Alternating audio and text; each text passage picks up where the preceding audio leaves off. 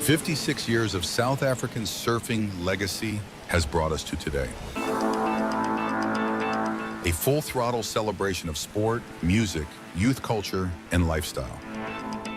A place where challengers come to play, set against the vibrant coastline of KwaZulu-Natal, deep in the heart of KwaDukuza, the longest-running professional surfing event in the world and a cornerstone of global surf culture. Get ready for an unforgettable festival of sea, sound, and waves. This is where champions are made.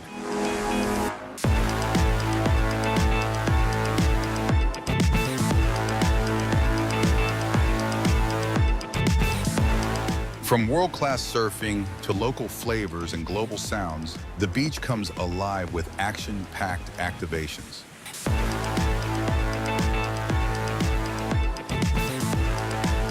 This is not just a surf contest. It's the biggest beach festival in Southern Africa. A festival like no other. A melting pot of lifestyle, culture, and endless entertainment.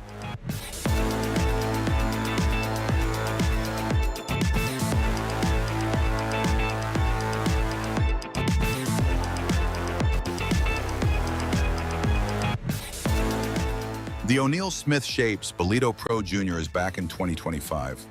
The fiercest young talent from across the globe take on the iconic waves of Willard Beach in a high-stakes battle for JQS glory.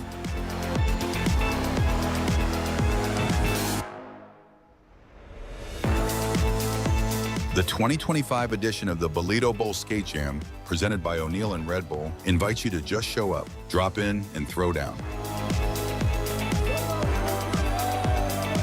With 30,000 Rand in prize money on the line across the Groms and Open divisions, a sea of South Africa's top skate talent is set to make waves, all to the rhythm of the best beats, energy, and skate culture the event has to offer.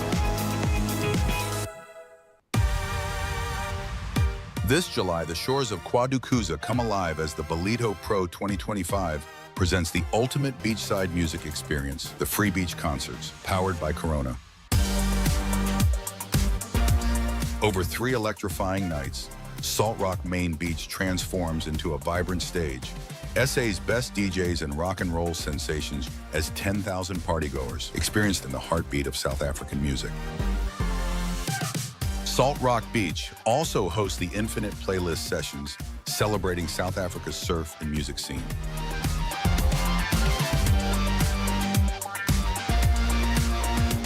The action continues with the Ballito Open, presented by Flojos, WSL QS 2000. Ballito becomes the battlefield as the world's rising surf stars fight for points, pride, and the path to the championship tour, right here on the iconic KwaZulu-Natal coastline.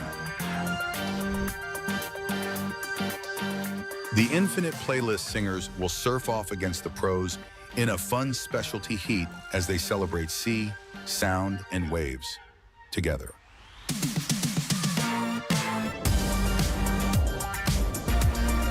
The climax to the event sees the world's elite rise to the challenge with the Ballito Pro, presented by O'Neill, the crown jewel of the African surf scene and a pivotal stop on the WSL Challenger Series World Tour. This is where the ocean's rhythm meets the pulse of the music, where cultures converge and the energy of the coast comes alive. This is the soul of the KwaDukuza coastline, where sea, sound, and waves unite each and every one of us.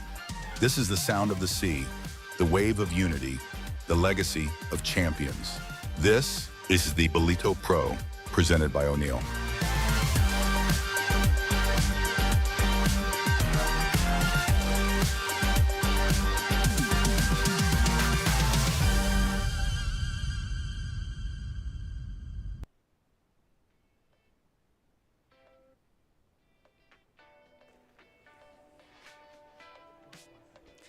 And welcome, guys. Good morning in Ballito on the north coast of KwaZulu-Natal in the KwaDukuza region. And we are welcoming you this morning. And we have got some great conditions on hand for competition here. This is the Ballito Open presented by Flojos. And I'm sitting here in the commentary booth with my co-commentator, Greg Emsley. It's lovely to be with you here, Greg, and we are very excited to get heats underway. This is a QS 2000 event. And of course, this is the precursor to the big one, the Ballito Pro. So we're going to be here for the next couple days, and we are going to take you guys through these heats of the QS 2000 of the Ballito Open presented by Flojos. So good morning, Greg. Stoked to be here with you. And we're already underway with our first heat of the day, the round of 72, heat number 1. Yep, and what a stacked round of 72 it is. You see a lot of unseeded surfers in this round because the ratings work on the Africa QS ratings. So a lot of the internationals have no rating on that event. Of course, many of them here for the Challenger Series, which comes up next week. So this is a bit of a warm-up for them. Of course, ratings points is a big deal for our Africa region because that will count towards the 25, 26 ratings points and will determine our surfers for the 26 Challenger Series. So it's a good mix of surfers. Looking at the round of 72, the opening round, the names in this round, it's a heavy round. It's going to be exciting 4 heats. We've got the names like Ryan Huckabee in this first heat. Of course, coming up, Stephen Sawyer. He's a former world longboarding champion. He can ride any type of board. He could probably take an ironing board out there, to be honest, and surf it well. Dylan Moffat. We've got Jackson Baker, huge names. Rafael Teixeira, Carlos Muniz, Joan Duru. They're all coming up in the next 4 heats. So some stacked heats coming up in this opening round of 72. Yeah, 100%, Greg. It's got to be the most stacked QS 2000 in the world, that's for sure. Obviously, as you were saying, to get points from that regional Africa competition on the rankings for 2026 next year to qualify for that Challenger Series. So it's a very important event for our local African regional athletes. As far as what we know, this is the second event that's on the schedule. We had the eThekwini Pro just about 10 days ago in Durban. So this one, the second event on the schedule for the rankings of the QS on the Africa region. But of course, as you were saying, many international surfers in the field, big names, even ex-tour surfers that are here in Ballito to compete at that Ballito Pro next week and just wanted to get their feet stuck in the wax and get a couple of heats under their belt. So this first heat out in the water is an all-international heat.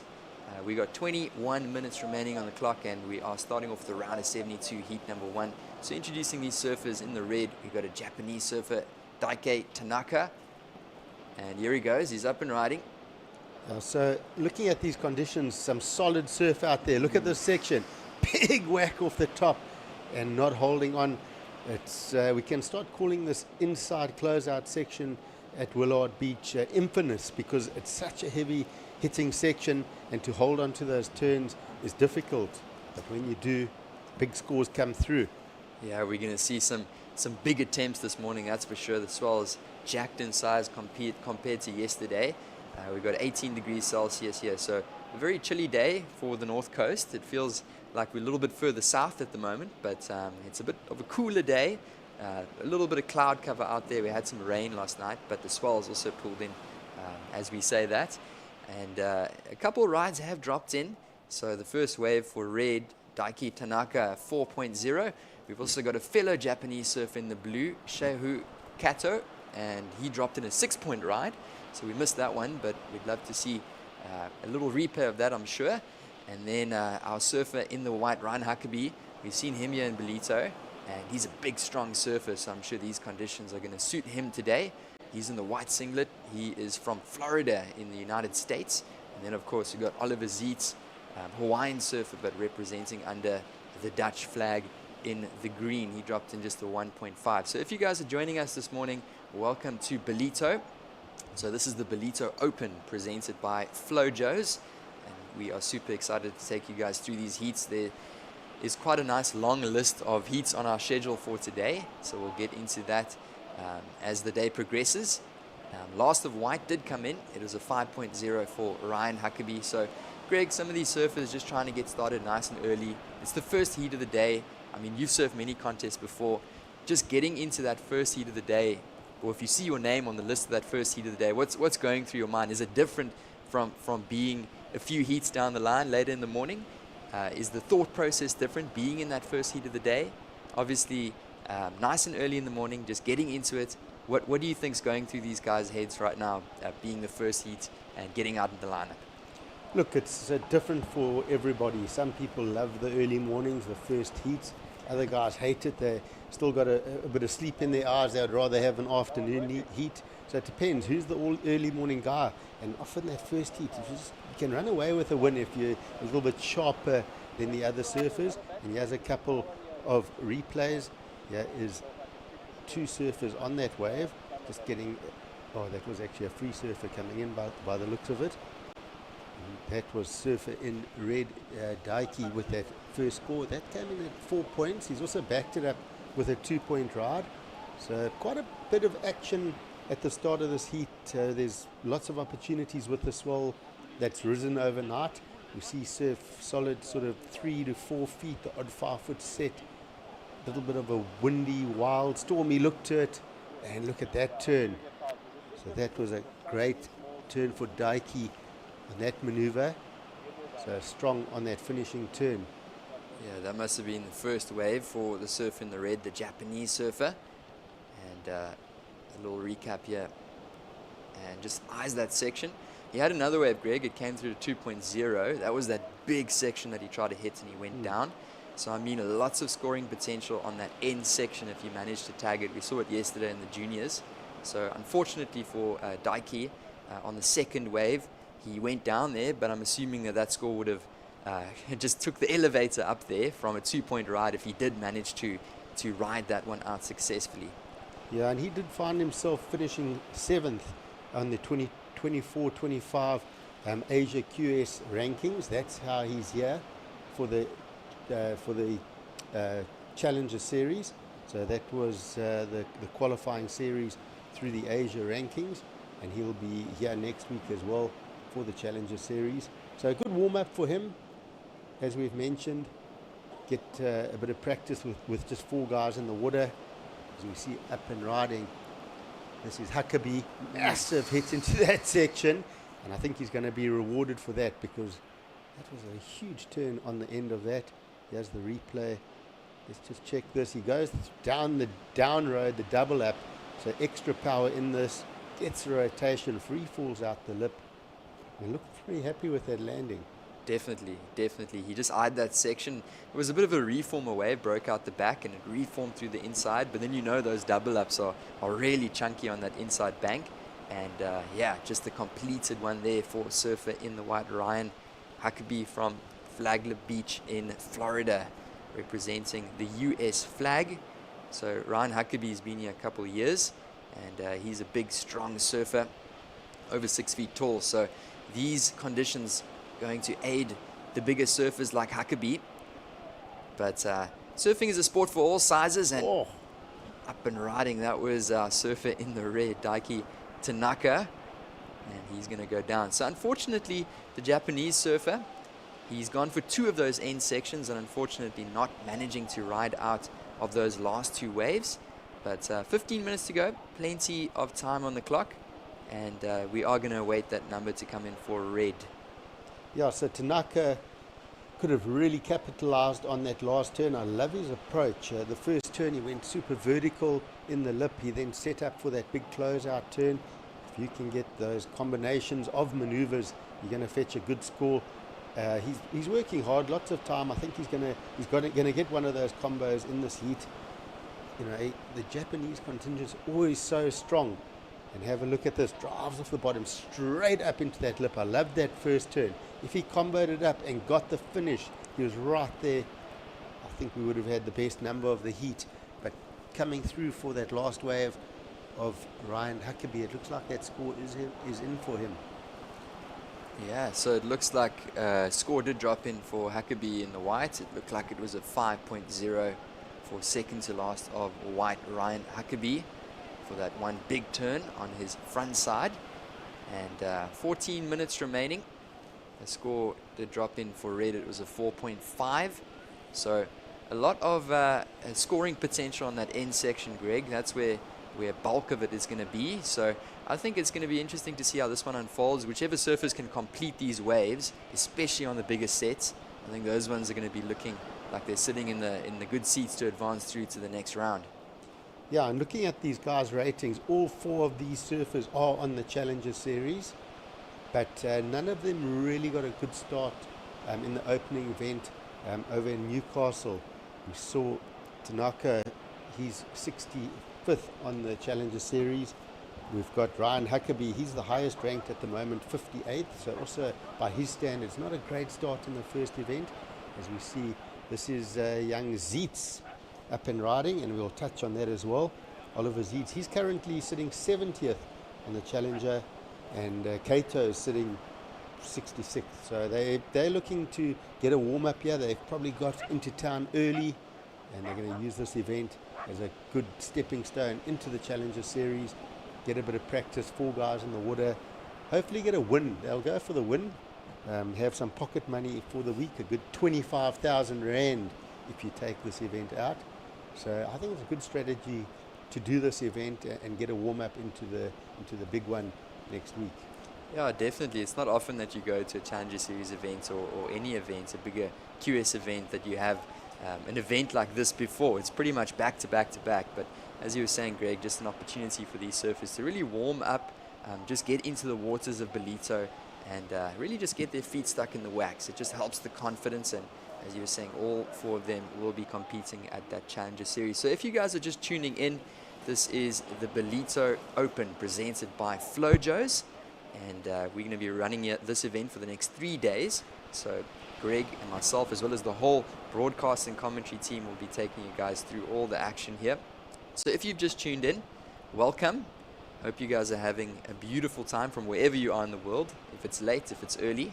We're here in Ballito. It looks like the sun is out, and it was a bit of a cloudy, gloomy morning, but lots of swell in the bay.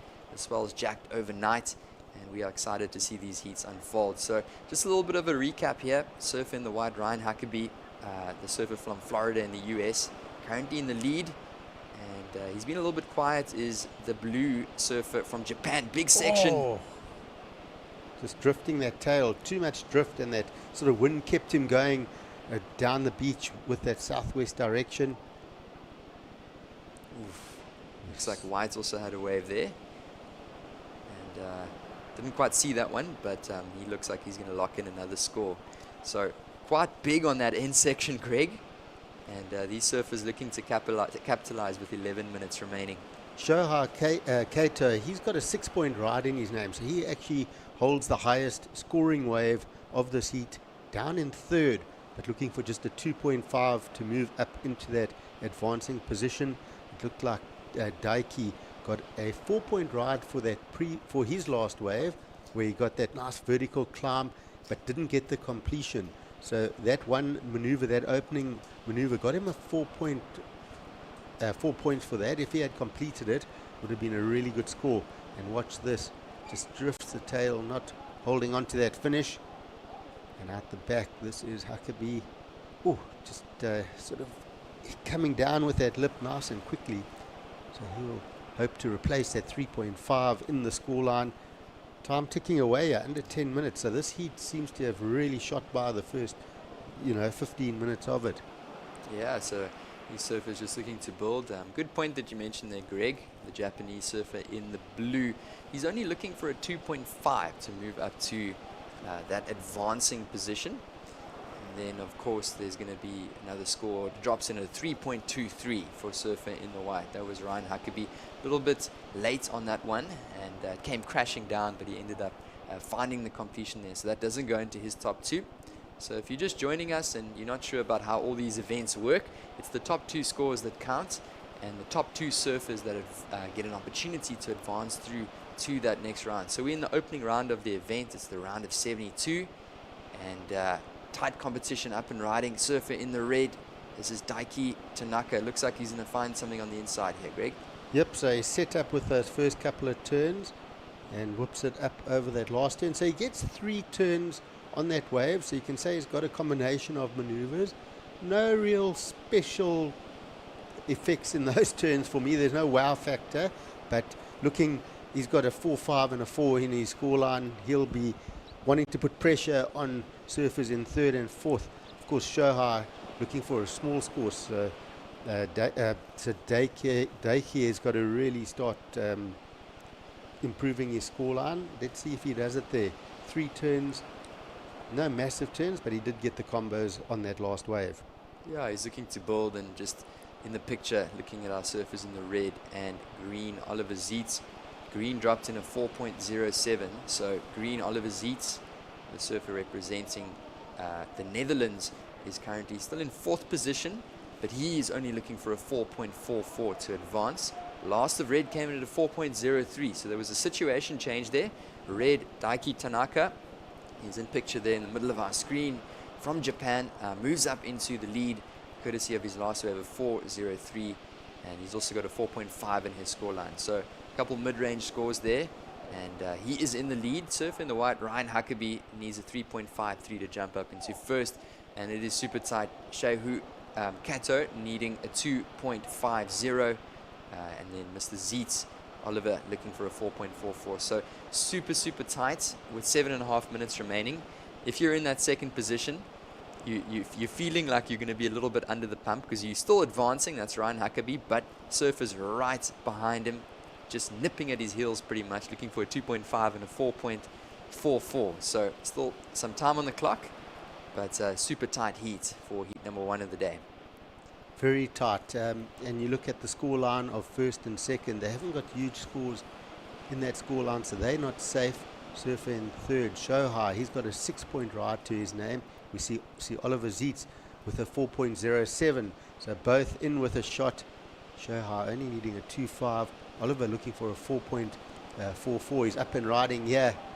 Oliver Zietz, yes, and you might know that name, nephew of Sebastian Zietz. If he gets a finish here, he's looking good. Can he get around? Can he get into this section? This is like a point break wave. How's that hack off the top? So not finishing that final maneuver, but a couple of good turns down the line for Oliver. And we mentioned his uncle, Sebastian Zietz, former World Championship Tour surfer, owner of arguably the best 10-point ride in the history of surfing. Who will forget North Point, Gracetown, weaving through section after section, disappearing Sebastian Zietz. I mean, that was a wave no one will forget. And I believe he does do a bit of coaching with Oliver as well, which is a cool story. But let's check that. That was a lovely strong snap. He cracks it up and over. I just wish he had got another turn earlier on that section. If he had made that last maneuver, I think we would have been going for the best wave of the heat. But still, there was points on offer. There was spray coming off those turns. Yep. Yeah, Oliver's attacking here. Good point to mention. Here he goes, replay. Oliver Zietz, it runs in the family, as you were saying, Greg, the nephew of Sebastian. And yeah, it was a pity that he couldn't ride out of that last turn. It was a big section. There's quite a big rocky outcrop to the far left-hand side of the beach, so he might have just come up in front of that. It might have been a bit sketchy to find the landing there. So if you guys haven't been down here to Ballito before, quite a few rocky outcrops, just with beach and sand in between.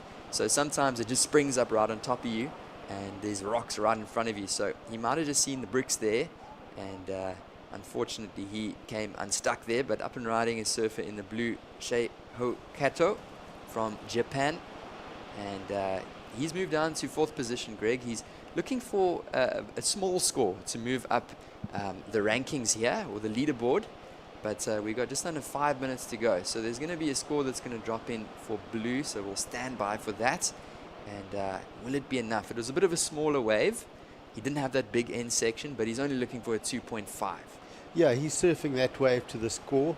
He would have heard his requirement and gone, okay, just keep it calm. Let's just make sure we get a few turns on this wave and get up into an advancing position. And then in the last 4 minutes, start getting a touch fancier possibly, and see if he can attack the 1st place, which possibly he can do, which he just has actually, a 3.33. So good enough to go to 1st. That's smart surfing from Sheho Kato. He's going to be happy with that news. And like I said, 4 minutes to go. He can still find something, get another big hit, and make sure he stamps this heat. Yeah, so as you were saying, just getting that requirement. He wasn't looking for a big one. Shoots up into the lead. So it's the 2 Japanese surfers now in the lead, Kato and Tanaka in the blue and in the red respectively.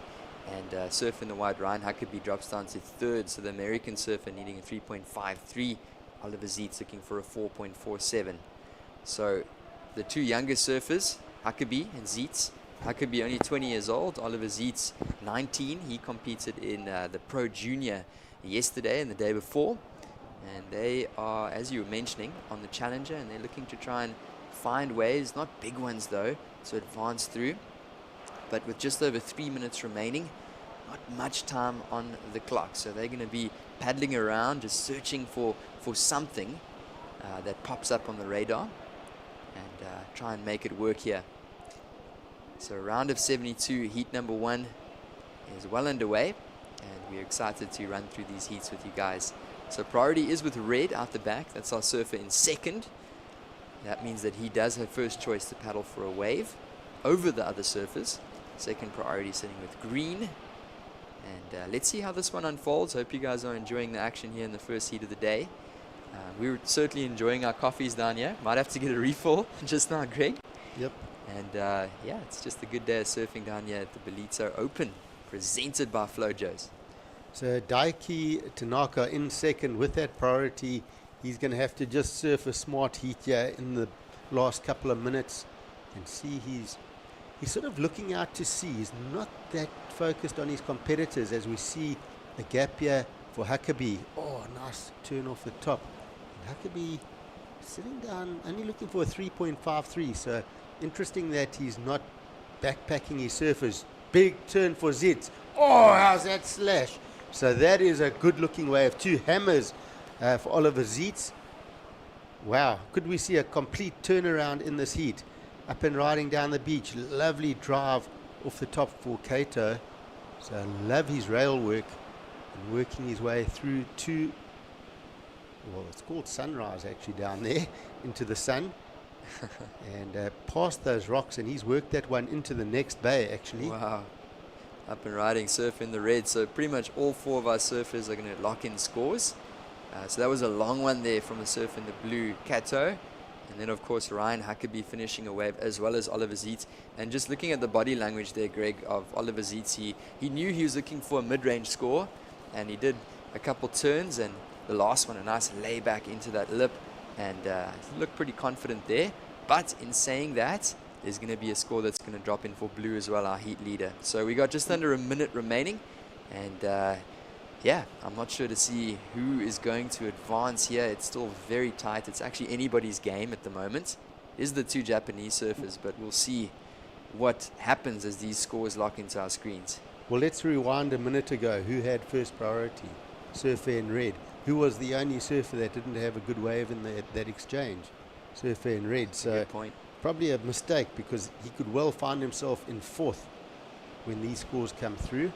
But definitely some of the better numbers I think we're going to see from the heat coming through. And Oliver Zietz, for me, those 2 turns, those combos, they were solid. Definitely, definitely. So just over 10 seconds remaining. This one's going to wind down. And if you are Daiki Tanaka, you're a little bit unsure of what this result is going to look like. He's currently sitting out the back watching Green. This is going to be a keeper for Green as well. Oliver Zietz. And he's going to complete it. Wow, I can see the similarities between him and Sebastian in that surfing. So, I mean, he could have surfed a 2-minute heat there, right there. Those last 2 waves were great, in my opinion. And let's see where those scores come. Lots for the judges to work on here. There's still 2 waves to come through for Oliver. And we saw last of Huckabee coming in at a 4.33, so he's already up into second. Yeah, good point. Huckabee into second, but we still do have a couple waves coming in. We've got a wave for blue, we've got a wave for green. Well, 2 waves for green.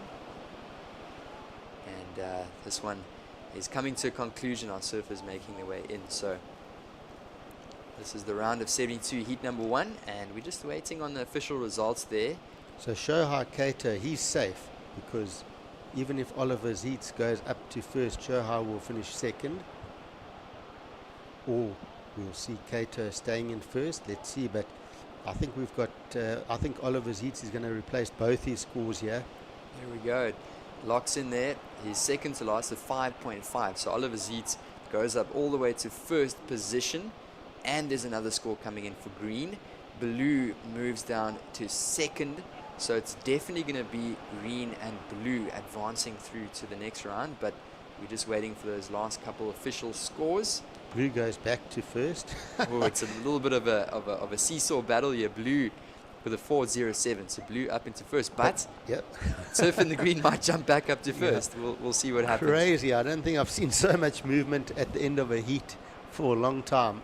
Surf is just moving up and down between first and fourth. But of course, it all depends where you are when this last score comes in for Zeets. Yeah, the screen is looking like a traffic light there, except we've got blue and not red. And it's going to lock in shortly. And it's going to be right there. Might just be the requirement. It comes through to 5.27. So situation change again, as you were saying. You anticipated it, Greg. Green is going to move into the next round as the winner. That's Oliver Zeets representing the Netherlands.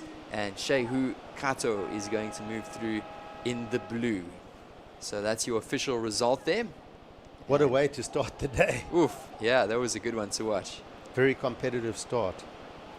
And guys, this is the Ballito Open presented by Flojos. Stick with us, we'll be right back.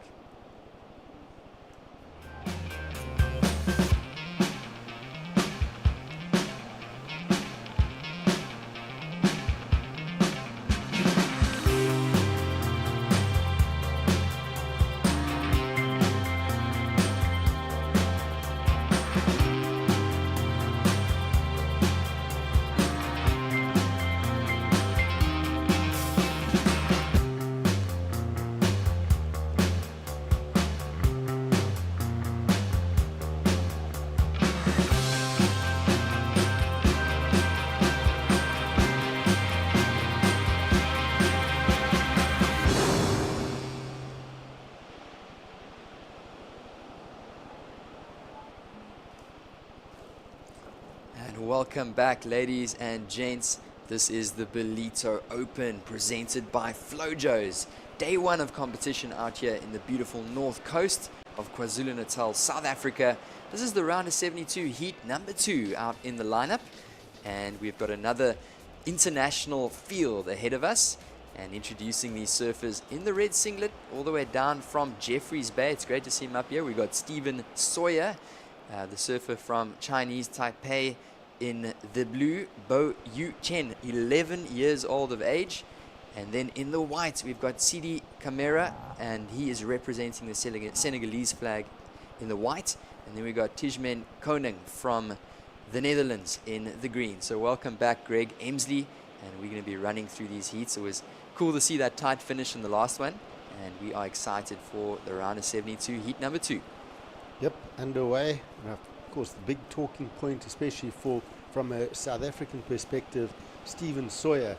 This guy is probably one of the better watermen that I know. He can literally take any surfboard out and rip it, and he doesn't need like 3 or 4 waves to rip it. He'll go from a longboard to a shortboard.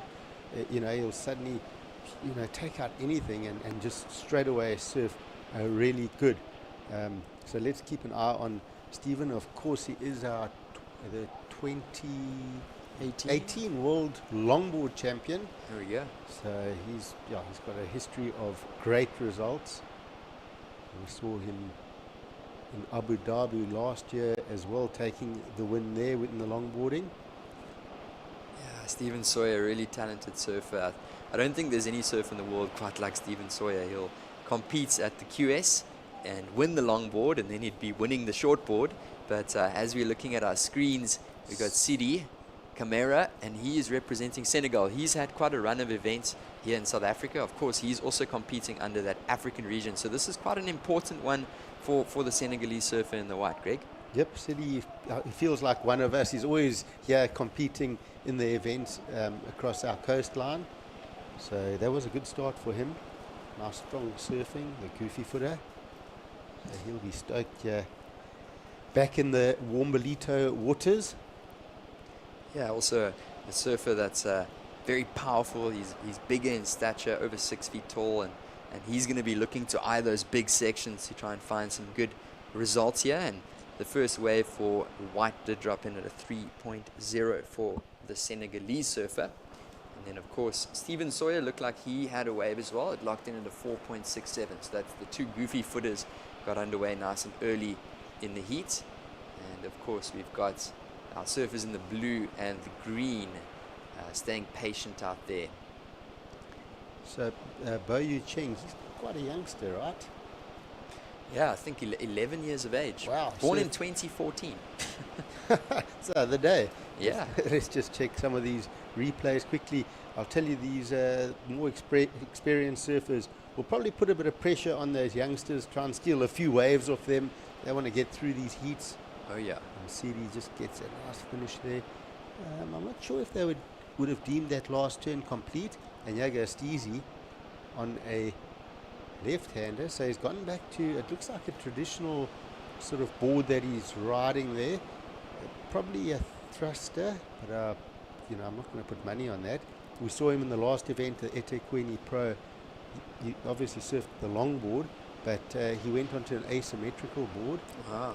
And he was absolutely ripping the small waves on that asymmetrical board. He was on the smallest day, he was a standout to me. He was the only guy that could get the projection of speed and cover distance.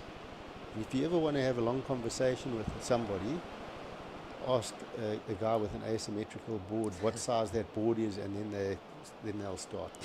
The one rail's 5.5 and the other rail's 5.3, and this it becomes a long conversation. But I love the concept as we see up and riding. This is green. It's a nice turn to start. So good control, good style on this wave. And that is Tishman. Oh, gets the finish. So coming in to possibly look at changing equipment here or do a run around. Of course, lots of water, lots of rip moving down this beach. So the surfers can have an option. If you sort of paddle straight out, you've got heavy sections to duck dive, a lot of rip that moves from right to left on your screen. So sometimes the surfers will opt to run around back to the little crop of rocks through the middle of the beach. There is a bit less waves breaking there and a bit of a rip that sucks out along those rocks, giving you a nice entry out into the break. Yeah, definitely not an easy spot to paddle out. Look at that big set, and the young 11-year-old in the blue, Bo Yu Chen, duck diving under that one. So sometimes tricky, so that might be a good decision to take the run around there from the surfer in the green. His opening score dropped in at a 3.50. And yeah, as you were saying, Stephen Sawyer, obviously in Jeffreys Bay, just down the road from me. And it's always interesting to see what boards he surfs. He must be sitting and having coffee with Josh Kerr every single morning on those asymmetricals and those twin fins. Yeah. But here's a little replay from green. Yeah, so some softer sections, but he got some nice turns. I like that finish and how quickly he got that board facing the beach. So Tishman definitely putting the pressure on some of these older competitors, and just checking these youngsters. Bo Yu Cheng, he had a heavy wave land on him there. I think as surfers, we somehow learn to breathe underwater, especially from a young age when we're getting caught inside by these waves. But he's looking quite calm and relaxed. He seems under control. He's just got to find his opener now. And know, he should be calm and relaxed because he's got no pressure. He would be looking at these older guys. Well, if I have a shot at beating some of these guys, that's going to be a cool story. Yeah, it's awesome to see the young lad in the blue, and they're getting started nice and early, nice and young. We're seeing new generations of surfers rise up at very young ages, and they are absolutely destroying it. Specifically the young ladies and the ladybirds that are throwing the airs, but also some young guys like Bo Yu. And oof, that is the Senegalese surfer, and he tried to go up there and get into the lip. It seemed like he was just a little late, and that one just came crashing down on him, Greg. Yeah, he's looking good though. That board of City looked really fast. He had nice projection over that lip. Of course, it's heavy hitting shore break sections, so difficult to make any strong maneuver out here this morning. But when the surfers do, they're getting rewarded the big points. So they're looking for, setting up and then the big heavy hitting closeout turn. It's been identified that that's where the judges are rewarding the points. So we'll be seeing that all competition long, and of course into the Challenger Series as well. Yeah, here we go with some action with our surfer in the blue from Chinese Taipei, Bo Yu Chen, the young 11-year-old surfer. He waited quite a while, duck dived some bigger sets, and he decided to get going there. So he's going to lock in a score on the board there. The surfer in the blue just comes in at a 1.17, so a smaller score, but he's got his feet stuck in the wax. He's got one under his belt, and he's going to get out to the back and try and find a few more, the young surfer. And if you look at how many youngsters are popping up from places in the world that don't have much surf and how good they are, you literally now could become a really good surfer just in a wave pool without even touching the ocean. And I think we'll see more of that for years to come. Yago City, a nice little turn there to start off the top. Big section again, whoops it up into that closeout. So that's going to improve his scoreline. I was just saying that board of his looks good, looks very responsive. So he's got some new equipment there that's looking alive. We'll see that first score coming in for Bo Yu Chen, a 1.17. You say a small score, but if this was an under 12 division surfing contest, that score would have been quite a lot higher because Definitely. he had good control on his backhand and working through those waves. So this is all ticking the box of experience for him. And sure, what an honor, surfing a QS 2000 with pro surfers much older than you, and you get a chance to surf with them. Yeah, there's some ex-tour surfers in the rankings here on the list coming up. Surfers like the caliber of Joan Duru and many more. So some of the best surfers in the world surfing in this QS 2000. So what an opportunity for the young man. Last of white, CD Camera drops in at a 3.13. So as we were mentioning, Greg, he's been competing on the Africa circuit. I'm pretty sure his best result was a 9th place finish at the Vic Bay Surf Pro. So we saw him competing at the QS level a couple months ago here in the regional circuit.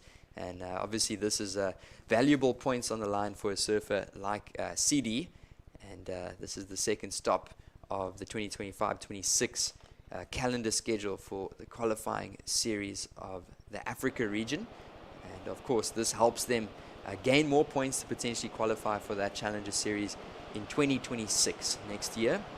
So he is currently in the lead, the surfer in the white, and Stephen Sawyer drops down to second. He's only looking for a small score, 146, to move up to first. So another small scoring affair, but I think we're just getting started here. We're getting warmed up. We need to maybe get another coffee in our systems. The surfers are warming up as well, and the heats are going to get better and better. It looks like there's a chunky wave here, Greg, up and riding. Look at that back knee bent in. Steve Sawyer whacks a beautiful turn up vertical into the pocket, but I loved it. You could see the setup.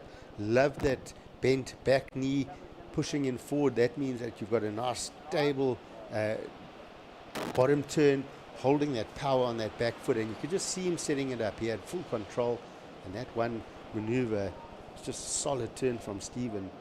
And that's exactly what's been getting the good scores over the last few days. And we see a very competitive African qualifying series contingent. It's, you've got so many surfers, and you throw someone like Stephen Sawyer in the mix.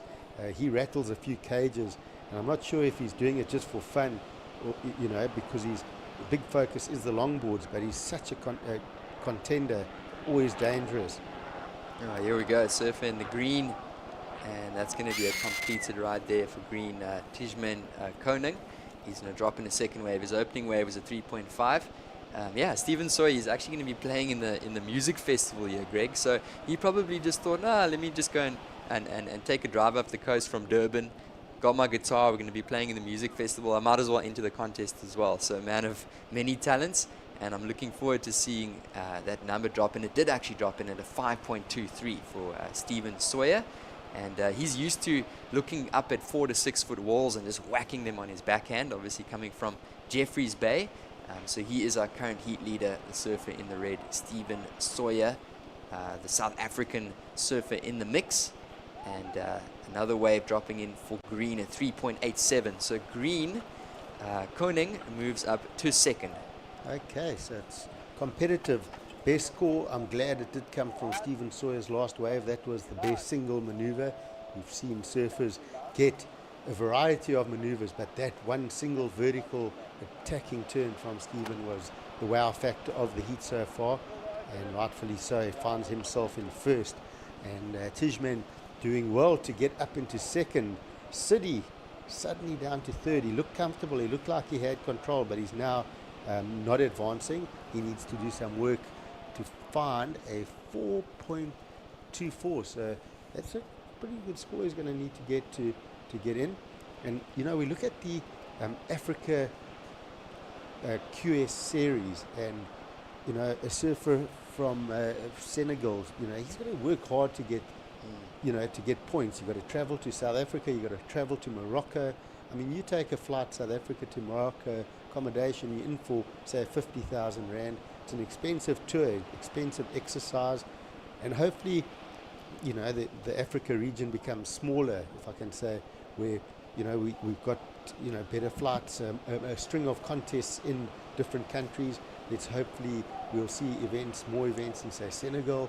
So give all our African surfers from, you know, the various countries many opportunities to qualify for that Challenger Series. I'm sure that's the bigger picture. But as we see up and riding, here he goes. Yeah, City up and riding. As we were saying, nice opportunity for the man from Senegal, and I think that's the plan, Greg, is to just expand the sports and give people an opportunity. And up and riding here, Green as well, the Dutch surfer. Yeah, really cool to see surfers from all over Africa actually coming down and competing here in South Africa. But to try and get out and to have events in different African countries, that's the long-term plan, and make it accessible to everybody. Yeah, and yeah, we see young Bo Yu working this one through. So I liked how he surfed this wave. Really nice and compact. 11 years old. Watch this kid. He's come for the experience. He's going to be a big name in surfing. Stoked to see that. And that was his best wave. He's definitely going to do the run around, because, you know, those couple of 5-foot closeouts for us are probably like 10-foot closeouts for him. Oh yeah. And the one advantage for a surfer that young is he can surf every division. He can surf under 12 all the way up to the pro juniors, all the way up into the qualifying series. Can surf every single event. Every event. So it's great to see him. He drops in another score. It's a 177 that he drops in. Right, so he's got points on the board. You know what? He'll write them down and then go, okay, well, this year I got a 177 and a 117. He'll come back next year. He'll try and get a 3 and maybe a 3.5. Following year, an 8 and a 9. Yeah, just exposing him to the level of surfing here on the qualifying series. The young surfer, and that's what it's all about. It's just about learning and growing, and I'm sure that him and I see his coach are going to be taking this as a cool learning opportunity for the young man, surfing with some of these much more experienced surfers. So down to just under 8 minutes to go. So still a bit of time. The fight is at this stage going to be for second and third. Wow, look at this wave. And a massive set rolling through here. Tijman Conan has got that second spot at the moment. Sidi Kamara really wants to advance through this heat. It's important points for him on the Africa QS series. As we mentioned, he's worked hard last year. Well, when I say last year, the 24-25 ratings, he ended up 18th, so he was in the top 20, right there knocking on the door. We saw the top 5 male surfers qualify from Africa for this year's Challenger Series.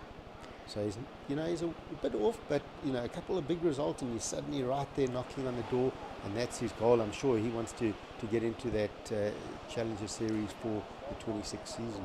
Yeah, and this is his the last season, the 24-25 season, was the first year he was giving it a proper go.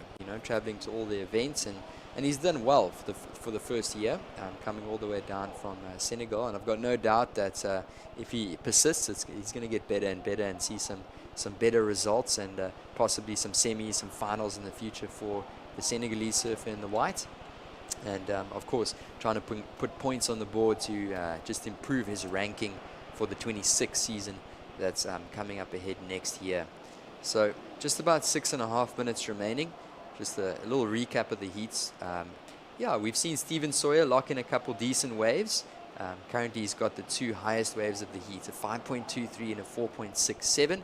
That's the surfer from Jeffreys Bay, just down the coast in the Eastern Cape of South Africa. And of course we were saying, talented surfer. He just won a QS event, a longboard event in Durban about a week ago, or just 10 days ago. He also took out the SA title in the longboards, and now he's surfing in the shortboards. So it's great to see Stephen in the jersey again and competing on a thruster. It's not often we get to see him out there on the thruster. It looks like his board is a trusty old Faithful. We've seen that one before. He's won a couple events on that one. It's still going. So he's our current heat leader, Stephen Sawyer. And then, of course, our surfer in the green is currently in second position, looking for a 6.03 to move up to first. White, CD Camera, looking for a 4.24 to advance through to second. And the young surfer in the blue looking for a 5.50. And Stephen Sawyer, he's so talented, he even shapes his own boards. But he does admit that his dad, Des Sawyer, is a better shaper than him. So he mostly rides his boards. And of course, Crystal Hewlett, his girlfriend, also rides Des's boards. And she says, oh, I love Stevie, but Des makes the better boards. Oh yeah, and he's trying to take over. He's taking over the reins from Des, and Stevie's been doing an excellent job of just shaping some amazing boards out of Jeffreys Bay under that Sawyer banner. Just taking a look at that one, but this is a big wave, Greg, up and riding. Under priority as well, so City finds a bit of open space, makes some distance between first and second priority. This one's just run a bit wide, so it's gone a bit sleepy. Is it going to stand up for him on the inside? It doesn't have that heavy hitting shore break, unfortunately, for him. So there's no big points on offer with that big closeout section. So I don't think it's going to be enough for him to go up into the top two. Still got 4 minutes to go. Yeah, he's going to have to reset and try and get into that advancing position. Yeah, it comes through to 2.47. Yeah, that wave just didn't give him much to work with, unfortunately, the surfer in the white. So he's going to reposition and try and find that requirement of a 4.24. We've got under 5 minutes on the clock, 3 minutes and 40 seconds remaining. And in picture there, surfer in the red, currently in the lead. Second place surfer off to the right-hand side of your screens, Tajmin Conan. And they are currently in those top two advancing positions. But just knocking at the door is the surfer in the whites. And CD will probably try and find a peak down the beach away from the two surfers in the green and the red, and try and just hope and pray that there's a good wave that comes his way and comes straight to him. You never know at the ocean. Sometimes it happens, but we'll have to see with 3 minutes remaining on the clock.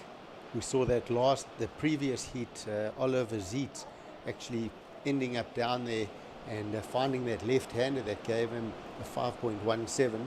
So there are those waves down there that come back in towards the contest tower. So he's probably paddling there, hoping to find one of those and getting that opportunity to get into an advancing position. But look at some of these waves rolling through the lineup, solid 5-foot sets, lots of power in the deep south here, the Indian Ocean, producing some strong swells off the couple of fronts that have rolled through. And this is a proper front. We've seen surf along the whole coast. J Bay, well, of course, starting Cape Town, getting absolutely smashed with the weather. Big swell. J Bay having great surf. East London really pushing through into the wild coast. All the points just lining up with big wild surf. And now, of course, hitting through here on the Dolphin Coast.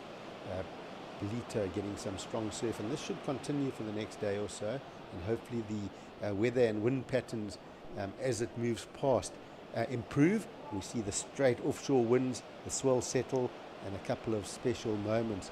What this could do as well is hopefully, crossing thumbs, keep pushing more sand into the lineup, creating better sandbars here at Willard Beach.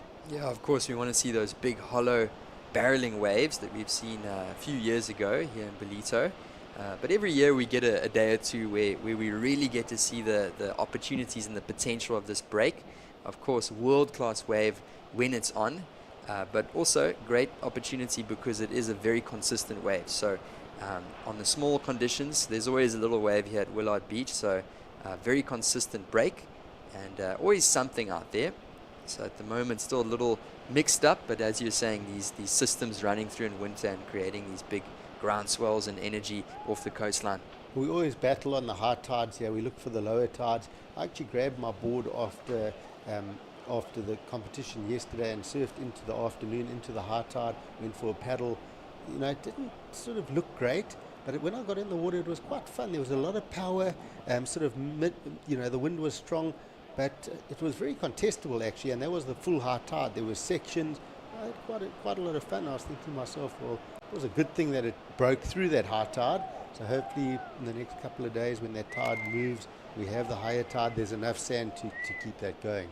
Oh yeah, definitely consistent here, but the tide is dropping out still. And just watching this one over here, this is our surfer in the red, Stephen Sawyer. Is he going to set up for a big turn? Maybe he should have waited a little bit and hit it off the top, but he got it turn in early there, but he is going to come in anyways. That's the surfer in the red, Stephen Sawyer. He is our current heat leader. He's looking confident as he comes in, Greg. And Yep. this one's slowly coming to an end. Yeah, so as you mentioned, he's on his Old Faithful. He's had that board for a while, and we'll get a vision of it now. It's a pretty basic thruster. And yeah, these waves, you just want a stock standard good board. You've got a mix of flatter sort of sections and some heavy hitting sections, so you want to know that your equipment's 100% solid. Definitely. So this is the Ballito Open presented by Flojos. We'll be right back.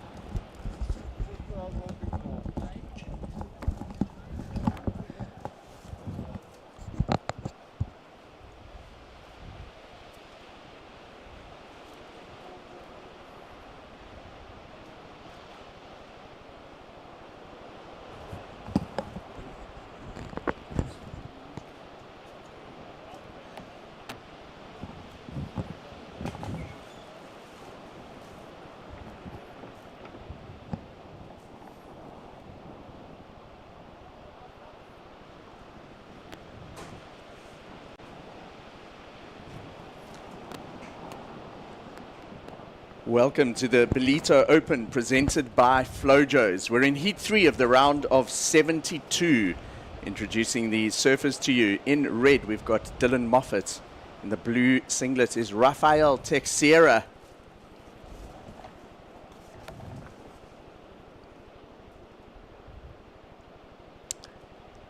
Then wearing the white singlet is Jackson Baker. And in the green singlet is Lucas Cassidy. So we are a couple of minutes into this 25-minute heat. I'm Mike Frew, and with me in the studio to call this heat is Tasha Mentesti. Tasha, it's great to see some swell out there this morning. We had wind, rain, we had gazebos flying away in the night, but the result of that is some nice punchy swell, importantly with the right direction for Willard Beach. Yeah, it's been really good. I mean, it's pretty chunky out there, and I've just been on the beach commentary, and there were some big sets coming through, but there's definitely scoring potential. There's definitely enough coming through. It just needs to clean up a little bit, you know. It's got a lot of power. So in the water right now, we've got Dylan Moffat, Rafael Teixeira, Jackson Baker, and Lucas Cassidy. Tash, these heats in the round of 72, the surfers have come and been seeded in this round as of their results on the Challenger Series. All of these surfers are Challenger Series seeds. And the highest seeds of this event, Tash, are taken off the Africa QS ratings. Is that correct? Yeah, so the Ballito Open presented by Flojos, it's a regional qualifying series event. The reason we're seeing so many international names is because it's an event leading up to the Challenger Series. So, you know, these guys need to get some time in the water, they need to get some time in the competition zone, and then it's a score if you can bring home some extra prize money. But the reality is they do not have a ranking on the Africa Series QS rankings. So it's the African members that are going to be seeded higher, and then they get placed in based on their CS rankings, really. So it's also late entries, etc., etc. So there's quite a bit that goes into it, but you wouldn't think that we'd see such big names in the round of 72.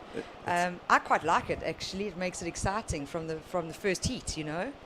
So the round of 72 has 4 heats. Then we then go, these surfers that progress through, the top 2 out of each of the 4 surfers, will progress through to the round of 64, then the round of 48, and then we've still got the top seeds into the round of 32, which will happen tomorrow. So we've got men's surfing throughout the day today.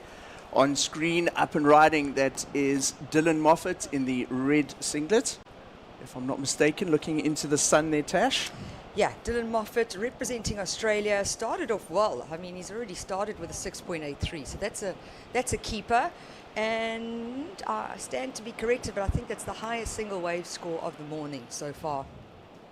Like I was saying, Mike, I mean, we're looking at this pulled back shot right now. You can see all those white horses. There's a big west wind.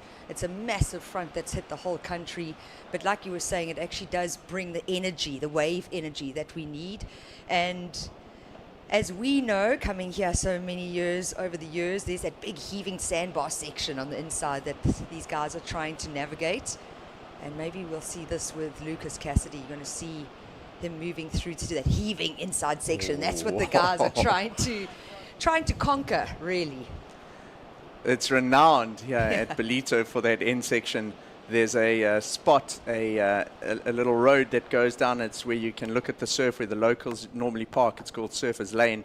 And that end section, that big heavy closeout, is at Surfers Lane. Another interesting stat from this heat, Tash, is we've got Rafael Teixeira, very experienced competitor, as we see Jackson Baker up and riding. Jackson previously on the WCT has been coming to Ballito for many years, surfing the Challenger Series event. And he, being in this round, he'll be using this as a warm-up for the Challenger Series next week. But what I was saying is, Rafael Teixeira in this heat, he is the surfer wearing the blue singlet. He's 32 years old. And then we've got young Lucas Cassidy. And Lucas is only 16 years old. Wow. So we've got a junior, 16 years old, surfing against much older, more experienced, with many, many years under their belts. So Rafael Teixeira is 32, is exactly double Lucas Cassidy's age. Yeah, and it's interesting because I actually saw Rafael paddle out to the north of the site, which for me didn't make sense this morning because we've got a current moving from right to left of our screen. Here's a nice replay of the youngster, Lucas Cassidy, representing Mexico. So he's definitely a new name for me, Mike. And just starting with some small scores, but you know, I just love being able to see this new talent, you know, the future of our sport. And it's also great to see representation from different countries, especially Mexico. It's kind of, there haven't been a lot of Mexicans on the radar until Alan Cleland. That's it, yes. So it's just great to see how he's inspiring this future generation, and we're starting to see some new names coming to Ballito. So Lucas Cassidy's scores starting to come in there. As we see on the outside, it's great to see some overhead waves for the start of the Ballito Open presented by Flojos. That's Rafael Teixeira. He negotiates that end section really nicely. 2 solid turns to open up his account here in the Heat 3 of the round of 72. just talking about young Lucas Cassidy, he has one good QS result so far this year. He won he was second at the Slow Cal Open in Pismo Beach. So the Wow. young 16-year-old from Mexico. Have you ever been to Pismo? I haven't, Tash. Yourself? It's not the best wave, I can say that much. It's a proper QS grind, it really is. But great to know that he's actually getting some results. It'll be interesting to see what he can do out here. But you know, Mike, we've just seen Rafael have his first wave, two-turn combo, but you could just see he knows this beach, he knows this wave, because he actually almost slowed it down to make sure that he fitted in those two really strong backhand turns, and I think he's going to be rewarded exceptionally well. Yeah, Rafael has made a lot of rounds here in the past. He's definitely a name that everyone's very familiar with. Yes. Been coming to South Africa for many years. So none of these heats obviously are easy, even in the first rounds, because of the nature of the seeding, Yes. like you were saying, Yeah. Tash. In an event where you would only have your localized country represented, you would start with the lower seeds and then it would go through to the top seeds. But because of the very unique nature of the events leading up to the Challenger Series, we get international surfers very purposefully using these as a warm-up event. Aidan Masonkamp actually was telling me that when they went to Australia this year, they you fly halfway across the world.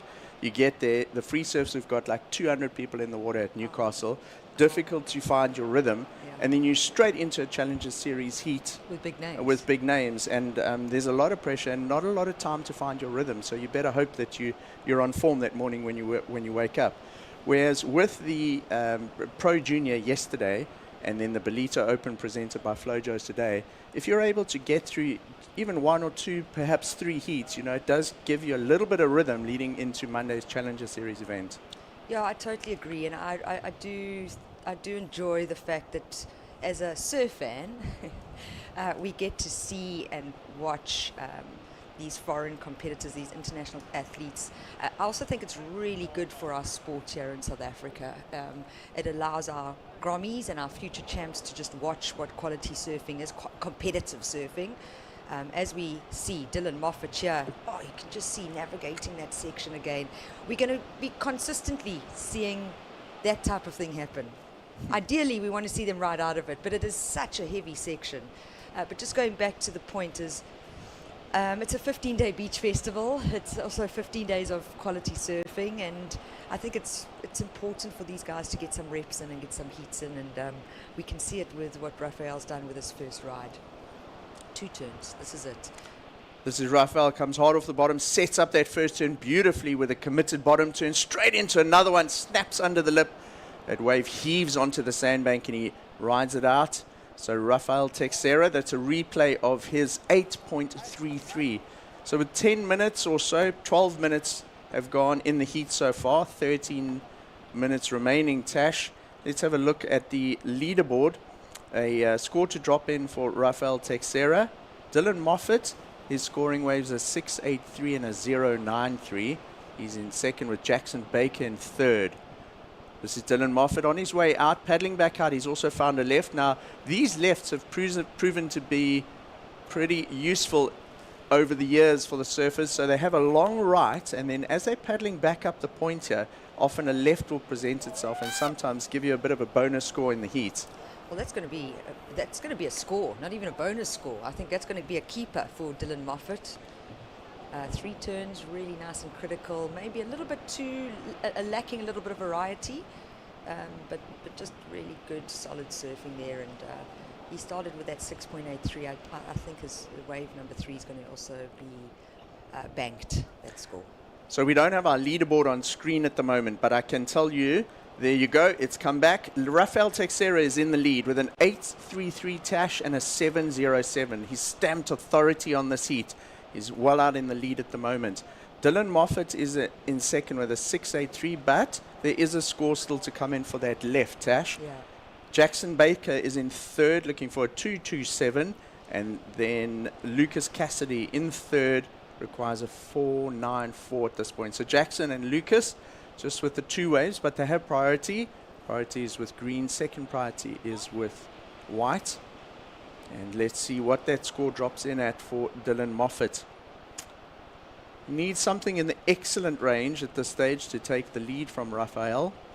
And he's just asking, that's Raphael just asking for some time from the beach announcer. Tash, Raphael, using all of his experience, I reckon if he's 36 now, and say he's been coming here since he was 18, that's a solid 15 years that he's been coming to South Africa. I mean, he's just always so, his surfing is on point, and I always remember Raphael. Every year he definitely has a couple of heats that he really, really shines. It would be great to see him get a quality result in the Challenger this year. And with surfing, I mean, he scored an excellent ride for 2 turns, and for me, he wasn't like chasing that wave. He wasn't trying too hard. He was actually just really calm, reading it and fitting into quality major maneuvers, and that's what the judges are looking for. We unfortunately didn't see his second scoring ride. It would have been nice to be able to compare that, but just stock standard quality bottom to top surfing, and I think in conditions like that today, this is what's going to count. Tash, I was thinking about what you said to me in one of the heats yesterday when we were calling the heats, and then when I was watching on the beach this morning during that first heat, which when you were on beach commentary, one thing really stood out for me. And yesterday you were talking about lateral surfing versus vertical surfing, and that wave, that excellent score of Raphael is a great example of that vertical surfing. A lot of the juniors, you know, they're still learning, and you got to go vertical in these heats in order to get the big scores. Sometimes a wave looks fantastic, but as you pointed out, the board's moving quite laterally in the turns. You've got to use your rails. That's the reality. And I think sometimes, especially, and I could be wrong, and I'm definitely showing my age, but I think sometimes that the Groms are too focused on getting their board above the lip instead of focusing on the core fundamental basics of surfing. And what is that? Big bottom turn means a big top turn. We can throw a bit of variety in that. We can push a little bit more off the top, but the reality is that fundamental surfing is never going to disappear. So we're down to 9 minutes remaining in Heat 3, round of 72. No second chances here in these 4-man heats. Top 2 surfers go through to the round of 64. At this stage, it's Raphael Teixeira and Dylan Moffat, with Jackson Baker chasing down as second position. He needs a 7.16, and the youngster Lucas Cassidy requiring a 9.83. So Tash, you're talking about aerials, you know, and the youngsters perhaps focusing on that too much. We saw some airs yesterday, but they didn't really have the amplitude, the height. So there was rotation, and they landed in the foam section of the wave and kind of rode it out. They should re-watch what Italo did in Brazil last night. I don't know if you saw that wave. That's an example of how you're going to get into the excellent range with an aerial. He blew me away during that heat. I couldn't believe it. So excited. He ran on the beach, high-fived everybody, and then paddled out again in the same heat. Man, it was entertaining. It was so cool to see. But it's true, you know. Like it isn't easy to get your board above the lip. I'm not saying it is. I just think sometimes that's too much of a focus, and if you're going to do it, you've got to land it. That's the key. Make a huge statement. Make a proper statement. So yeah. Right, so we're down to 8 minutes remaining. Pressure on Jackson Baker and Lucas Cassidy, both looking for a score. The requirements edging up. Dylan Moffat's second wave comes in at a 5.83, and in the lineup on your screen, there was just a quick in and out for Lucas Cassidy, the young 16-year-old, finding himself here in Heat 3 up against some very experienced campaigners. 7.5 minutes remaining. Lots of waves out there. You can see a lot of waves coming through, but surfers looking for the bigger kind of set waves to give them the opportunity to do those big moves. And Raphael Teixeira sort of setting the bar in this heat with that solid wave, came through to the inside and the 2 big turns on his backhand. Yeah, I would have loved to have seen where exactly he was sitting for that wave, because I do think he might have been a bit wide, actually. So not actually right in front of the contest tower, but just sitting a little bit wide to get that 8.33. That was a lovely layback hack from Dylan Moffat in the red. sitting in second and pretty comfortable. I mean, Jackson Baker in third position, needing a 7.16 to move up to second. And Lucas Cassidy's keeping busy. Wow. That's what could you're have been looking a for right talking there. point. Yeah, absolutely. No, that was that. So Lucas opting to go on that left. It's a southwesterly wind. It's quite a brisk wind that's blowing at the moment, blowing around 15 knots, maybe with sort of 20 knot gusts. And Lucas taking that left right into the wind holding the board under his feet, just not able to hang on to it. And that certainly would have brought him into contention, because looking at his scores, he's got a 2.83 and a 0.97. So the youngster really bringing out a big, digging deep into the bag of tricks. Have a look at this Tash. Yeah, he's preps for it. I mean, it's a big section to go for, big oncoming section, and he almost landed that. That wasn't easy at all, and maybe that's, like I said, Lucas is new on my radar. I've never heard of him, but maybe he is an aerial specialist, because he looked very comfortable there. He really looked solid. And if he had landed that was going into the good range for sure. It would have changed the whole heat pretty much. So a bit of work still to be done by Lucas Cassidy and Jackson Baker. 5.5 minutes remaining. With the conditions in mind, you could at a push get 2 waves here still.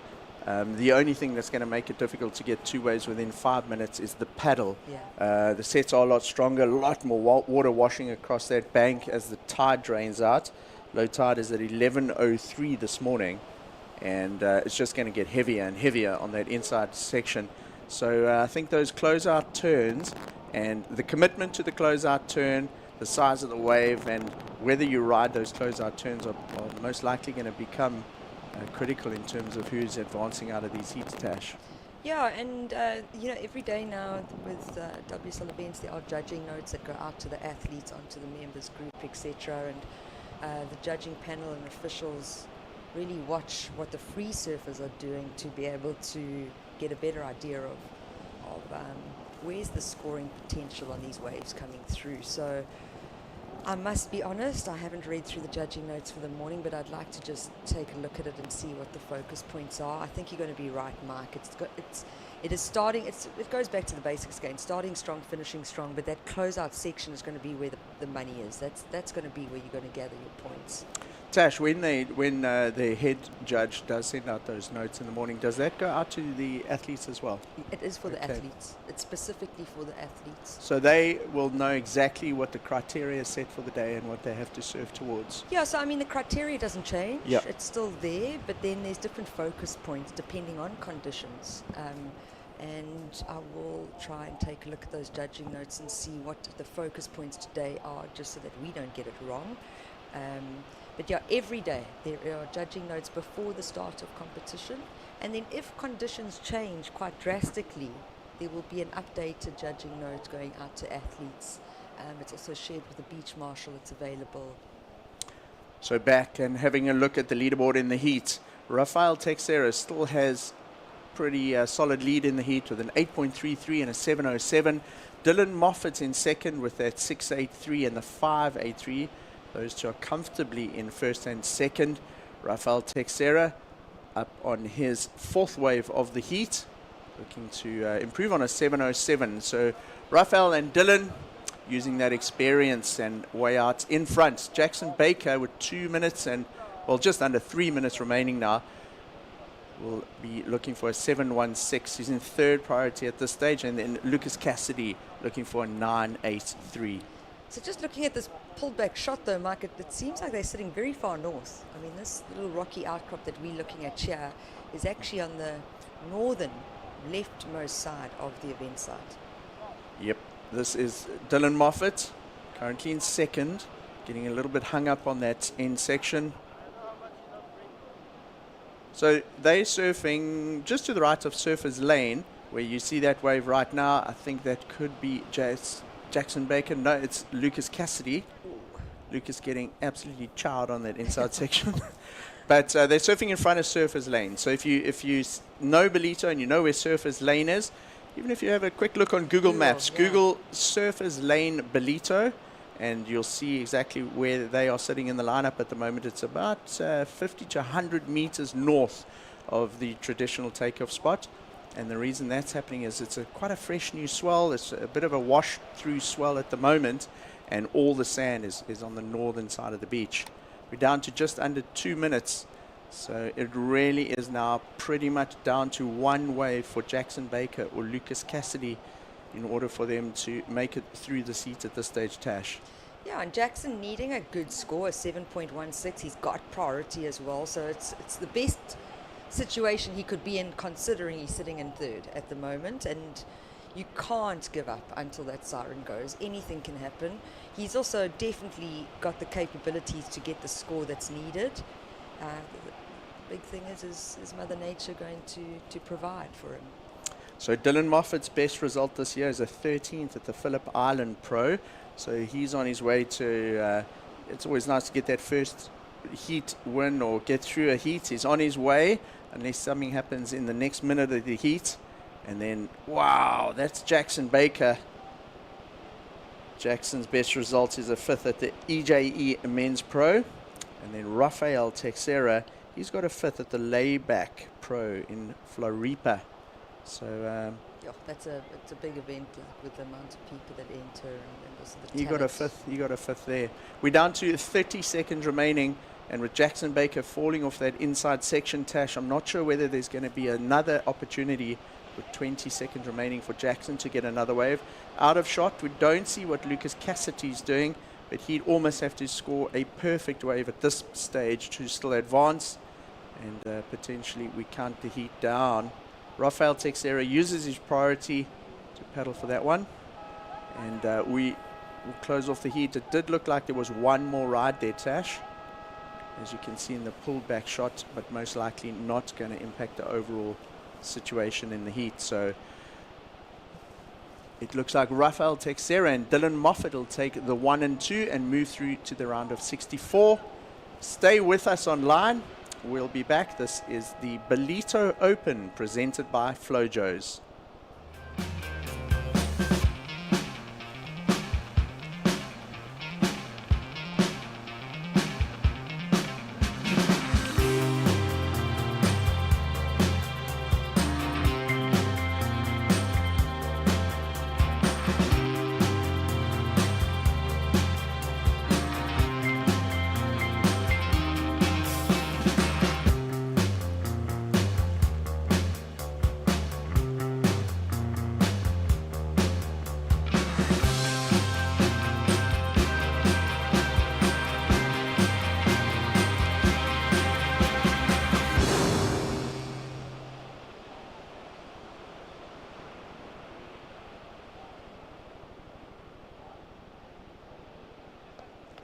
And we are back. Welcome. It's Heat 4 of the Ballito Open presented by Flojos.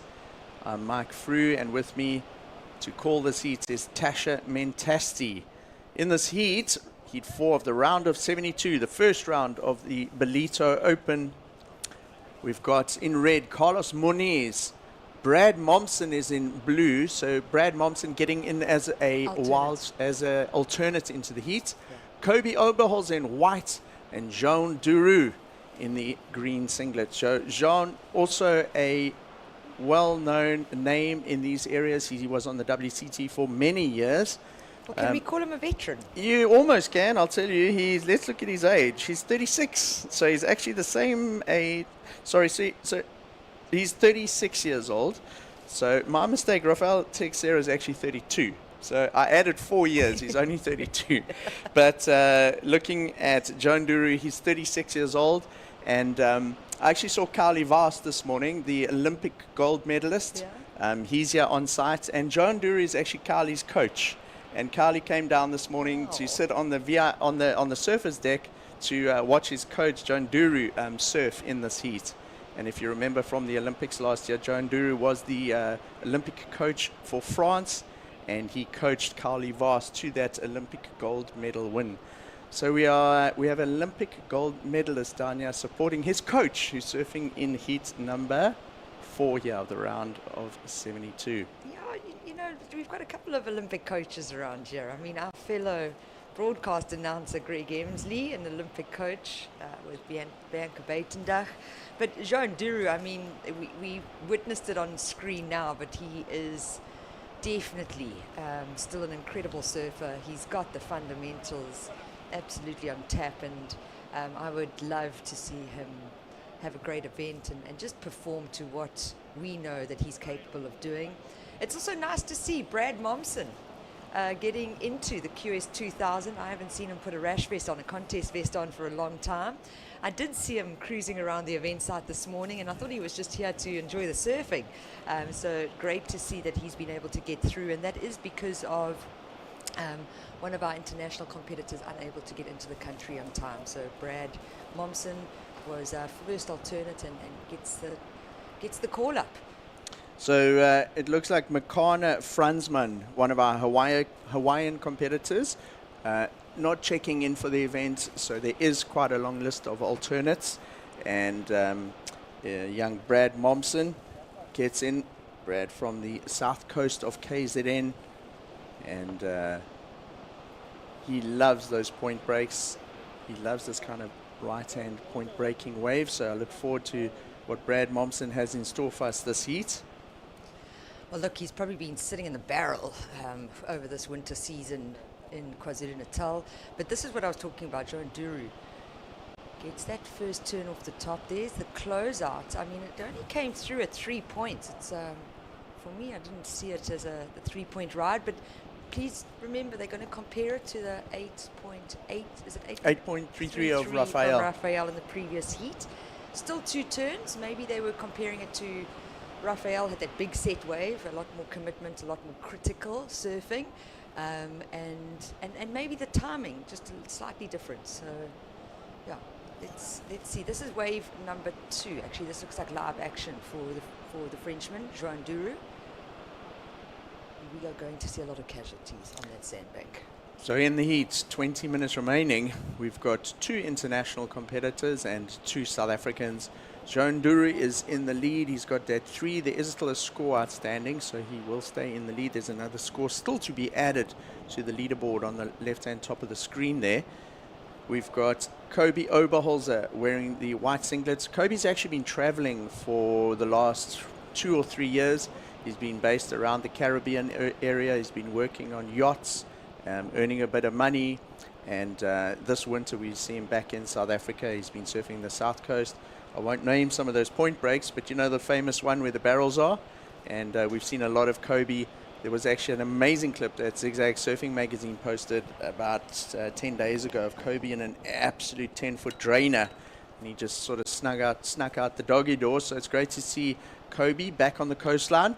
And then up and riding, that was a replay of our surfer in the blue singlet, Brad Momsen.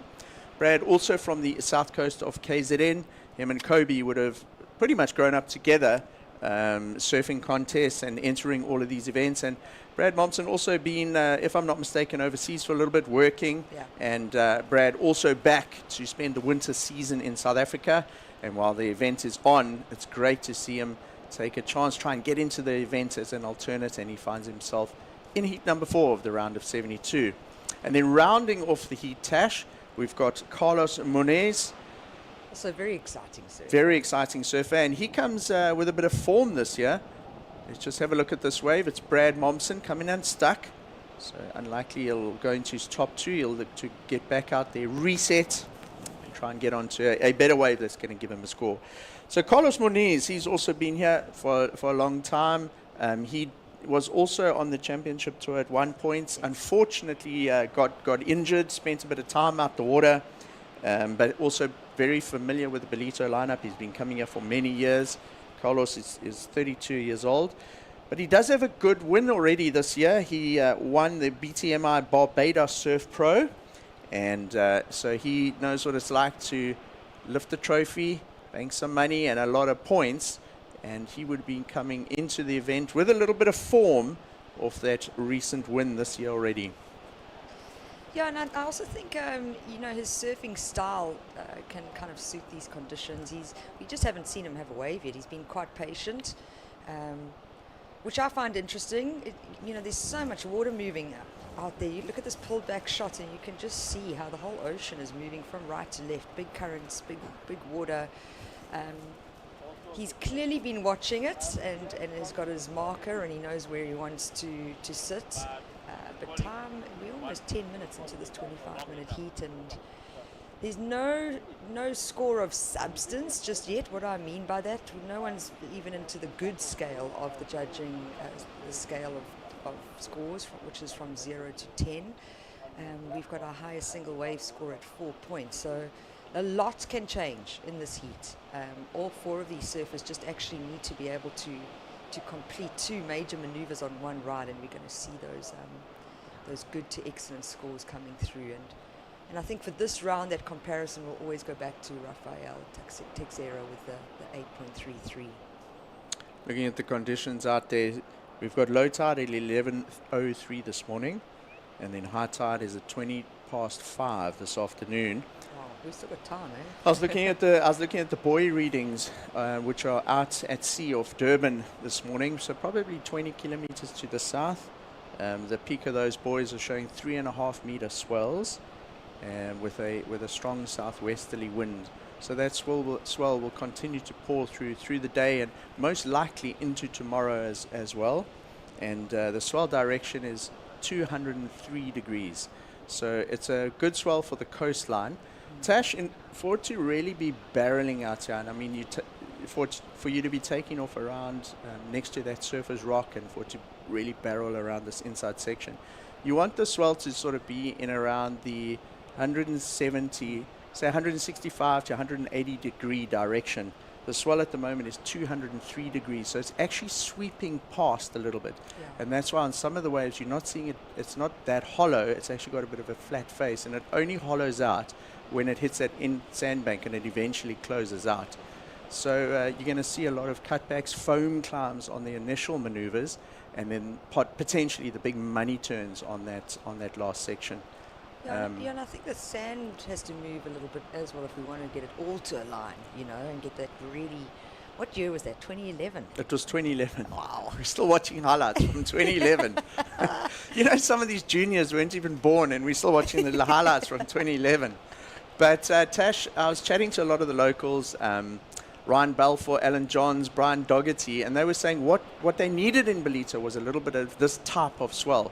So nothing gigantic. You don't want the sand to get completely scooped out of the bay, but you do need a bit of side shore drift, and that's potentially going to set up better conditions for the Challenger Series next week in terms of sand. Okay, good. On screen, we saw an opening ride there for Carlos Muniz. He waited almost 10 minutes for that opening ride, and he will now have a score on the board. Tash looked like he got some first turns in, some good work initially on that wave, but coming unstuck on that very, very unpredictable end section. Oh, let's see what happens there. So green did have a higher priority than blue. I think what the judges are going to look at is, was there a hindrance in scoring potential? Wow. But Joan Duru survived the end section. He did. He survived. Where is he though? So he did ride out of it. He did. He's in that blown out glare, and I think he rode out of it and then flicked his water, or at least we think we rode out of it. Obviously, the judges' scores will reflect that, but that type of very committed turn with speed, power, flow, and transitioning between turns is what the judges are looking for. Nice wave there for Kobe Oberholzer. He's been very quiet this heat as well. He's just got a 2.83, and that closeout turn there will certainly bring him back into contention in the heat, Tash. So we got a score outstanding for green, a score outstanding for white, and a score outstanding for blue. Well, blue will just be, remember, blue dropped in almost, so he had to just quickly kick out. So that's not going to be anything to talk about unless he gets the interference. And then, unfortunately, Brad Momsen is going to be on the back foot in that regard. What I liked about Kobe Oberholzer was that he slowed himself down. He didn't try and race to attack that section. He really watched it and timed it well. And I think he's going to be rewarded for that commitment to the big closeout section, but also because there was flow, there was speed, and then there was power. So just starting to tick off those boxes as part of the judging criteria. But yeah, definitely a slower heat than the previous one. And our highest single wave score was to Carlos Muniz with a 4.5. So he, like you said, he waited 10 minutes. This is him, wave number 2, gets that tight re-entry in the pocket. A little bit more variety there for turn number 2 and able to fit in 3 turns. His first wave, which came out at a 4.5, was incomplete. Let's see, I think the score is going to come around the same range, really. A smaller wave, just doing what he needs to do to get a second scoring ride and then start to kind of put pressure on his competitors. But the judges are definitely deliberating. It might be that blue and green scenario they're deliberating if there was a hindrance in scoring potential. So if you have a look, there's just under 12 minutes remaining in the heat. We're going to get a couple of replays of the last 3 rides. This is Kobe Oberholzer, the one where you said you liked the way he set this up. It was a big, thick lip. He did the job. He got done what was required there to get a score and get something. He didn't push it too much. I really liked that first turn out. Flared up there for Carlos Muniz, backed it up with a second one, and then just made sure that he finished. You got to finish the wave in order to try and get the maximum score from the judges. So a couple scores still to drop in. Kobe Oberholzer comes in at a 4.73. So 4.73 so far, the highest of the heat, just from that one turn, Tash. Yeah, and I mean, we watched that wave now. He missed the first section, but I thought very clever, smart surfing, because if he had gone for a first section, he might not have been able to make it to that end section in time. So great, clever surfing. So this is what I was talking about. You see, blue took off first. He had third priority, actually. Green had second priority. So did blue be mindful and kick out? Yes. But what is going to be questioned is, was there a hindrance in scoring potential from the start? And if we look back at that, you could see Jean Duru had to do a little flick almost to try and reset. So Tash, the score comes in. John Duru did ride that wave out. He gives a 6.27. We weren't sure because he went into the glare, but he clearly did. He sets the new high water mark in terms of a score in the heat. It's a 6.27 for our surfer in the green singlet. John Duru, a 6.27 and a 4. He's out in front now. Carlos Muniz, that wave with the 3 turns, gets a 5.67. So if we look at the overall heat situation with all scores in now, just once.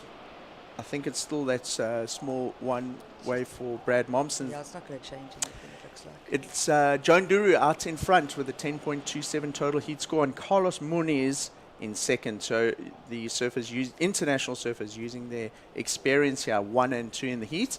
Kobe Oberholzer is in third, needing a 5.45, and then Brad Momsen looking for a score edging into the excellent range. He's looking for an 8.87. So there on screen, you can see the requirements for the surfers. John Duru in green in the lead with Carlos Muniz looking for 4.61. So Carlos could quite easily get that lead. Then a little bit more work to be done by Kobe Oberholzer if he wants to go into the rounds of 64. He'll need a 5.45 or better. And then the most work to be done in the heat is by surfer Brad Momsen, looking for a score in the excellent range. He does have priority. Now, I don't know, we can't see what the judges, if they're still deliberating or not, but... No, they're not. So what we would see on our normal screen is a star up against their name. So there clearly hasn't been an interference called. That was just the 0.43. But I want to say, Mike, we've got the 2 South Africans in third and fourth at the moment. We don't want to count them out. Kobe Oberholzer got that 4.73 with 1 turn at the end, you know. He needs to just find a better quality wave where he can fit in 2 or 3 turns, and the game's going to change. Brad Momsen, yes, needing a big score, an 8.87. However, if we look at it and break it down, 2 6s, and you're back in the game. 8 minutes on the clock, though. That's what's going to start being the factor. But we can see this pan shot. You can see Boggs further down. So a lot of change in our playing field from what we saw yesterday with the Pro Junior Finals Day.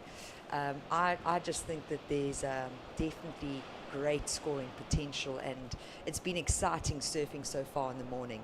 It's going to clean up. It definitely needs to settle.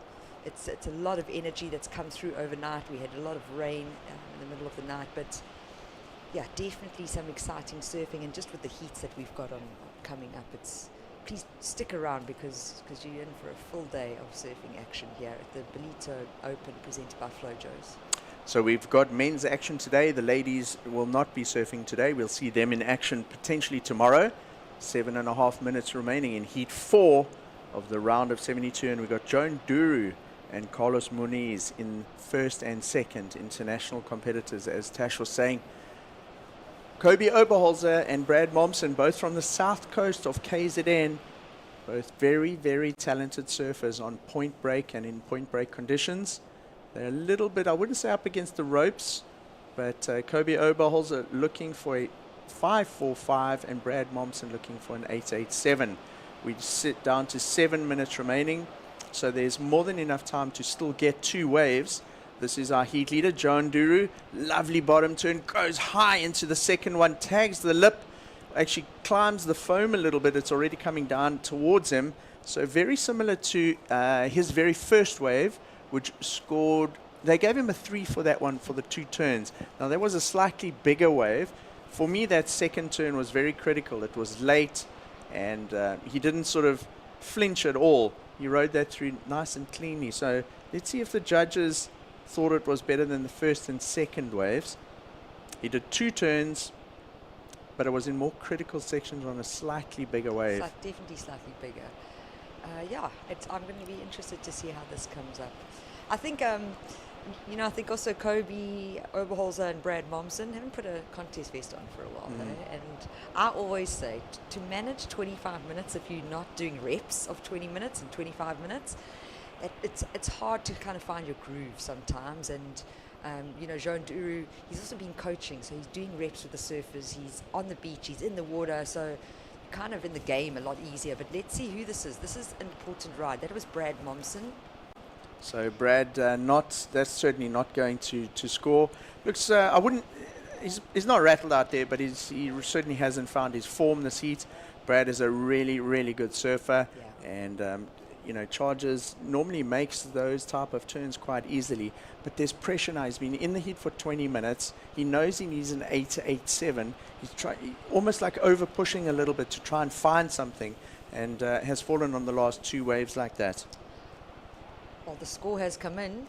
Thank goodness I'm not a judge. So Joan Duru's score comes in. It's a 6.67. Oh. So for the 2 turns on his backhand, he's now really stamped authority on the heat. He distances himself from surfer in second, Carlos Muniz. Carlos needs a 7.27 now to take the lead away from him. And it's becoming, in the last 4.5 minutes, a fight between second, third, and fourth. Yeah. So Joan Duru, he would have, just if you go back to his mindset as a coach and how much time he spends looking at heats and scores and that sort of thing, probably the same as us. He would have considered those first 2 turns on the wave that he had as his first wave of the heats, heard that the guys gave him a 3, the judges gave him a 3, and probably would have analyzed that and felt like, okay, I've got to get a bigger one, get more vert, and I'll get a better score. And he would have seen Rafael Teixeira's 8.33 as well. What I found, well, let's just watch this live action. This is an important way for Kobe Oberholzer. Ooh, so Kobe getting creative at the end of that wave. He gets a left. So this is quite important, Tash, because it would have positioned him on the inside sort of section of the beach for his next wave where he paddles out. With just under 4 minutes remaining, that could potentially be a scoring wave for Kobe. It was just the 2 turns there. But if he can improve on that 4.73, get back out there and get 1 more, then he could certainly look at taking that second place away from Carlos Muniz. Judges' scores coming in for Kobe. 2.9. 2.9. Okay, so they felt it wasn't committed enough. Soft turns needed perhaps to get a little bit more vertical and a wave with a bit more power. That's Kobe paddling back out now. Yeah, you got to remember with the judging, we are constantly comparing and evaluating, and I think sometimes with us being in studio, we don't always see that full pullback view and able to witness exactly what was going on. So does it count towards Kobe's heat total? Yes, but he's still sitting in the same position, needing that 5.45. He's just also in that horrible zone right now. You can see on the middle left of your screen, you're literally paddling, but you're not going anywhere. And that's going to just eat up at his time. And he doesn't have a lot of that left, unfortunately. And and then we start seeing the bumps coming, you know. Tash, sometimes we do some beach commentary as well as commenting on waves and calling it from the booth like we are at the moment. This is another wave. Wow! Gets beyond vertical, drifts the tail there from our heat leader, Joan Duru. But you almost want to shout to Kobe, hey, you need a 545 in white. And I almost found myself wanting to shout to Kobe, you need a 545, and then realize I'm sitting here, not on the beach. But they would be hearing those scores, so the surfers out there know exactly what's required. The beach announcers will be telling them, and up and riding. So he paddled sort of halfway out. Kobe Oberholzer flicks his board off the top of that lift in frustration because he knows he just needs a 545. He's more than capable of getting that score. Tash, we're down to the last 90 seconds. What are we going to see in the last minute and a half? Anything potentially for the South Africans to try and have one last shot at unseating Carlos Muniz from that second spot. Yeah, we are kind of due a set. You know, we haven't seen a big set for a while, and there seems to be 2 big sets coming through in a 25-minute heat for what I've seen so far for the morning. Importantly, Carlos Muniz has priority. Very experienced competitor. He will use that priority to good effect at the end of this heat, Tash. He knows he needs to keep the 2 South Africans off a set wave, and if he's able to do that, he'll hold on to second and manage to make it through to the round of 64. So it looks like Brad Momsen's coming in. Hasn't been the greatest heat for him. It was great to see him in a contest vest again after a long time. Yeah. And we see at this stage Jean Duru and Carlos Muniz will potentially advance through the heat unless Kobe Oberholz in the last 30 seconds here can get a 5.45 or better. But I think we can't see now. There's no way but that Carlos Muniz is going to let him do that. Carlos is sitting just outside of where Kobe is. Right, let's see this. Goes for the aerial, and that's not going to get the job done. The heat counts down. And there you go. It looks like Carlos Muniz took off on a set right at the very end of the heat, Tash, just to stamp an exclamation mark on his position in the heat. And Joan Duru will be very stoked with the result there. They would have entered this heat as a warm-up, and it sure is working out for them at this stage. So stay tuned. The Ballito Open, presented by Flojos, will be right back.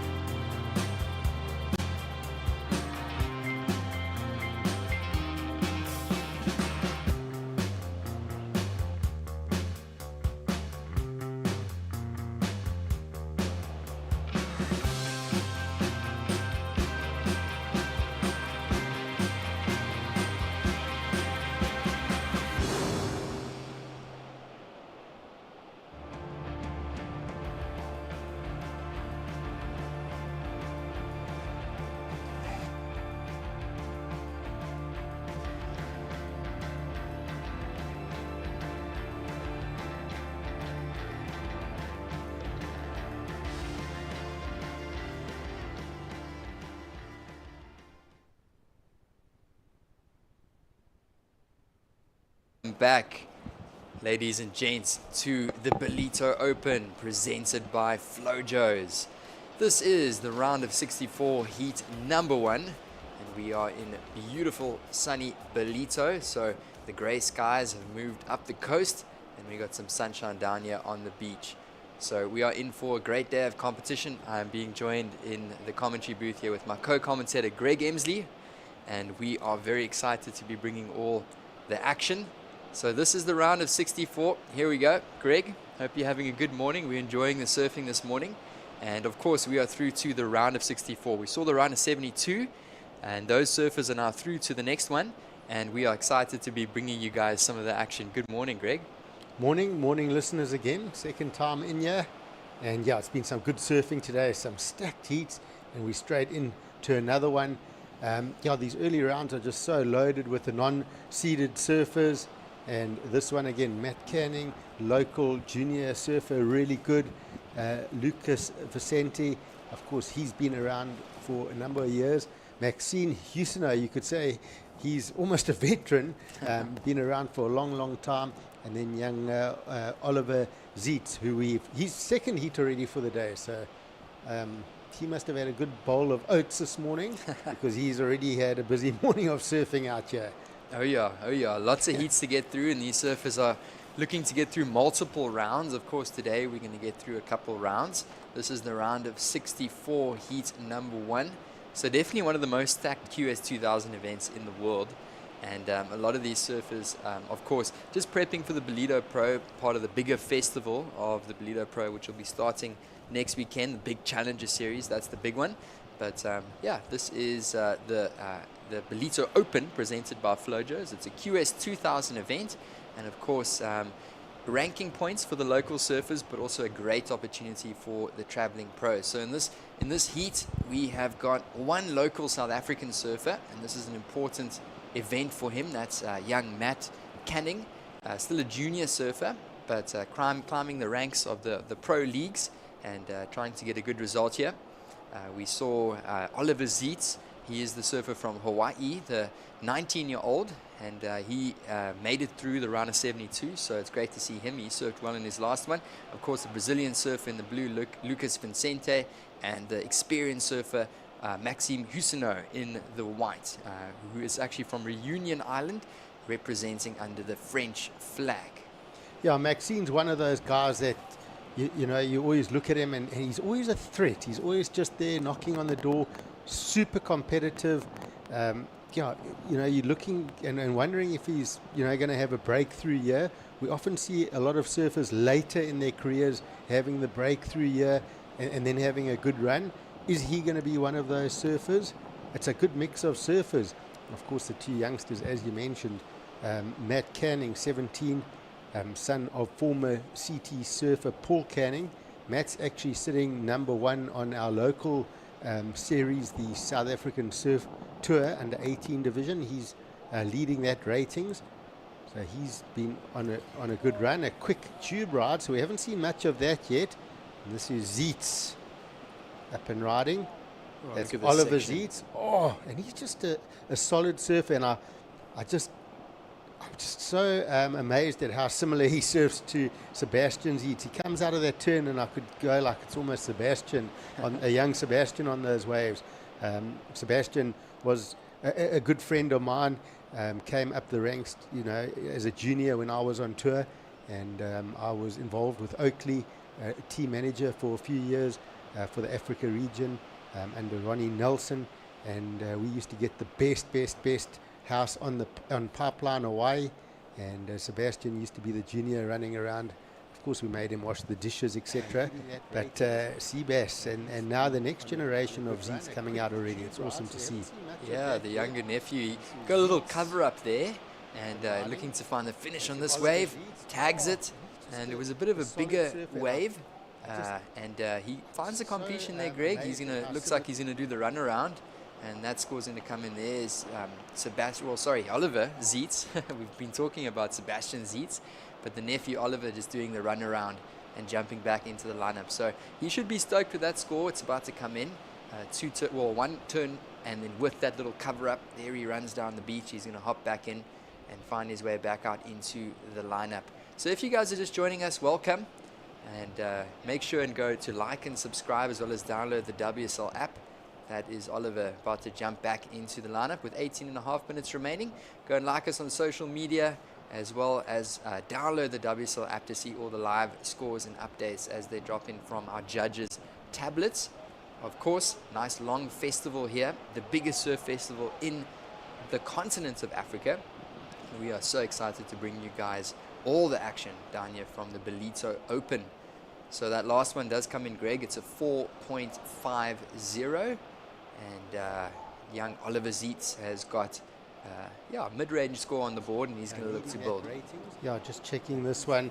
So it's definitely had that scoop out look to it. I like what I see, and why I say that is because The sand seems to be building up here with this new swell that's rolling through. I've been taking a look out at the break in our break, watching the waves roll in from the far right, the bog, what they call bogs, into the bathing area, and there's a lot of movement. It's got that brown look to it where the sand's churning up, and hopefully that sand does churn up and move and sweep down the point here and really fill in over the next couple of days. That's what can happen with these bigger swells, and just basically really groom that bank, get it set so that in coming days we get some, hopefully 1 or 2 magic days close to perfection with a few tube rides. That's what basically surfers is famous for here at Willard Beach, is the tube ride. Winter with the northwesterly winds, the low tide, you get those special moments, and we've seen it over the years, of course, and we're looking to hold thumbs, get a few days like that this year. Yeah, definitely. And as you were saying, tide dropping out, Greg, 10:56 a.m. low tide. So we got about another almost just under 2 hours for the tide to still drop out. And we saw that little cover up there from Oliver Zeet. So it's definitely getting a little bit more shallow on that inside bank, and it's going to provide some really good sections for those big turns, specifically maybe even a little tube ride, or as we saw from the surfer in the green, potentially 1 or 2 shallow ones on the inside section. So we're excited to see how this one unfolds. And 16 minutes remaining. It looks like we got action from blue. Yo, hold on, just couldn't hold on to that. So Lucas Vicente just going for a massive turn, but he's definitely been checking out these waves, looking at what the judges are scoring, and he was going for that one big hit. He pretty much had it. The hard work was done, but so much power sort of exploding behind him, just putting him slightly off balance for that finish. He sort of lost his balance, his head. If we look at it, his head just tilted over a bit much, not staying over the board, but the work all done.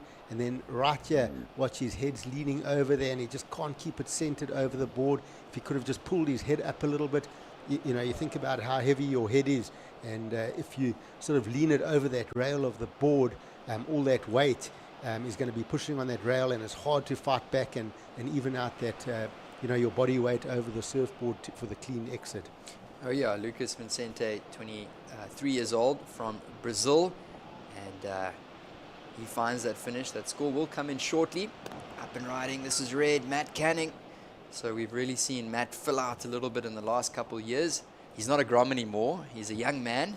He's Matt Canning, the local Durban surfer, as you were saying. The son of pro tour surfer Paul Canning, and he's going to find a finish. And up and riding here is blue Lucas Vicente once again. So blue and red scores to come in. Yeah, we'll get those replays. So those 2 waves, a lot of talking point.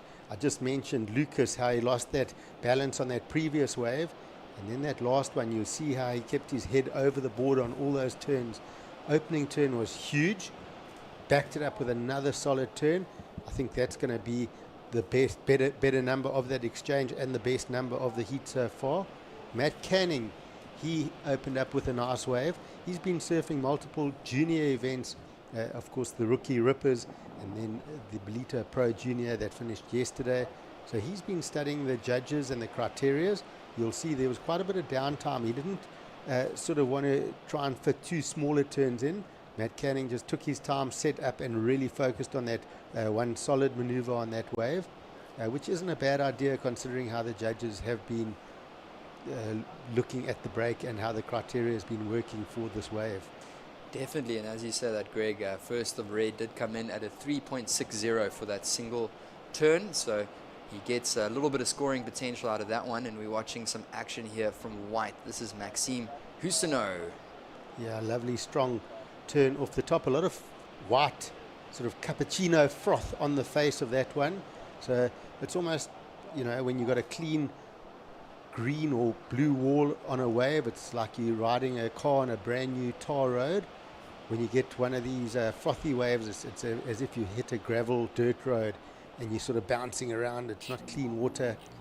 But here's a replay of that last wave of Blue. That first turn was just epic how he drove through, as well as I love his rotation off the top. Just very strong from Lucas. He sort of doesn't just rotate the board, he rotates, and then on that rotation he pushes extra hard to really grind through that turn and make big spray off the top. So yeah, that rotation is definitely a talking point from Lucas. Oh yeah. So with the time unfolding, 12.5 minutes remaining, it looks like that could potentially be Surfer in Red just ejecting there. And we are waiting for a couple more scores to drop in. We're waiting for scores to actually drop in for all four of our surfers. And yeah, we saw one from White, Maxime Housineau as well. A little bit more info on him. 33 years old from Reunion Island, and we've seen him here probably for the last 10 years or so, if not longer, here at the Ballito Pro. He's always one of the most friendly guys around on the contact sites, Maxime. And his best finish is a third place at the QS level at the 3000 at the Pro Tagazo Bay in Morocco. So great to see Maxime Housineau here in the whites. So there's a score dropping in for him, score dropping in for Blue. But here we go with Blue once again. This is Lucas Vincente. Loading up, you can see what he's eyeing.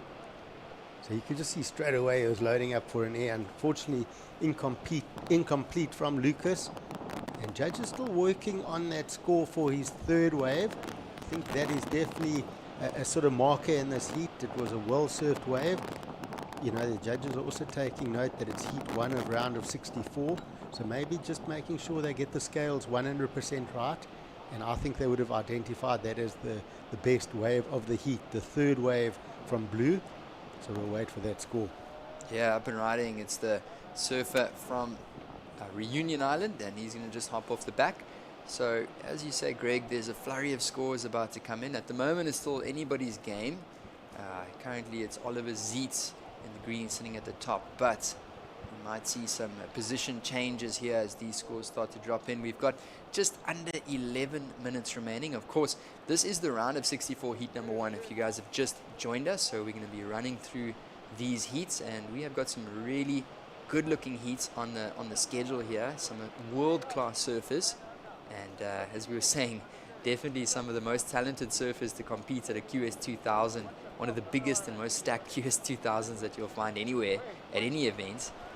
And slowly but surely these scores will start to drop in. We're waiting for scores for Blue, White and for Green. And it looks like that score for Blue, the second to last of Blue, might be a decent one. Watching a replay here, Greg, for White. Yeah, so White and Blue sitting in third and fourth at the moment, but the scores to come. You can see Maxine, just has to exit there. And the two surfers, the juniors, Oliver and Matt, sort of taking it to them early on. But can they hold on? I think these scores, when they drop, will be solid numbers, especially from Lucas's third wave. I'd much rather be sitting here and reading the scores than working these scores out right now. Definitely a very strong team of judges down here at WSL Africa that have been working hard behind the scenes, and they are locking these numbers in. Second to last of Blue, Lucas Vincente, the Brazilian, comes in at a 5.67. So decent number there for Blue, a 5.67 for second to last of Blue. And let's just take a look at that last wave from surfer Oliver Zeitz. Let's check this one out. Right up on the point. Sets up. There's a good section approaching. Whips it up over that first section. Reads that well. Gets around. Check this inside.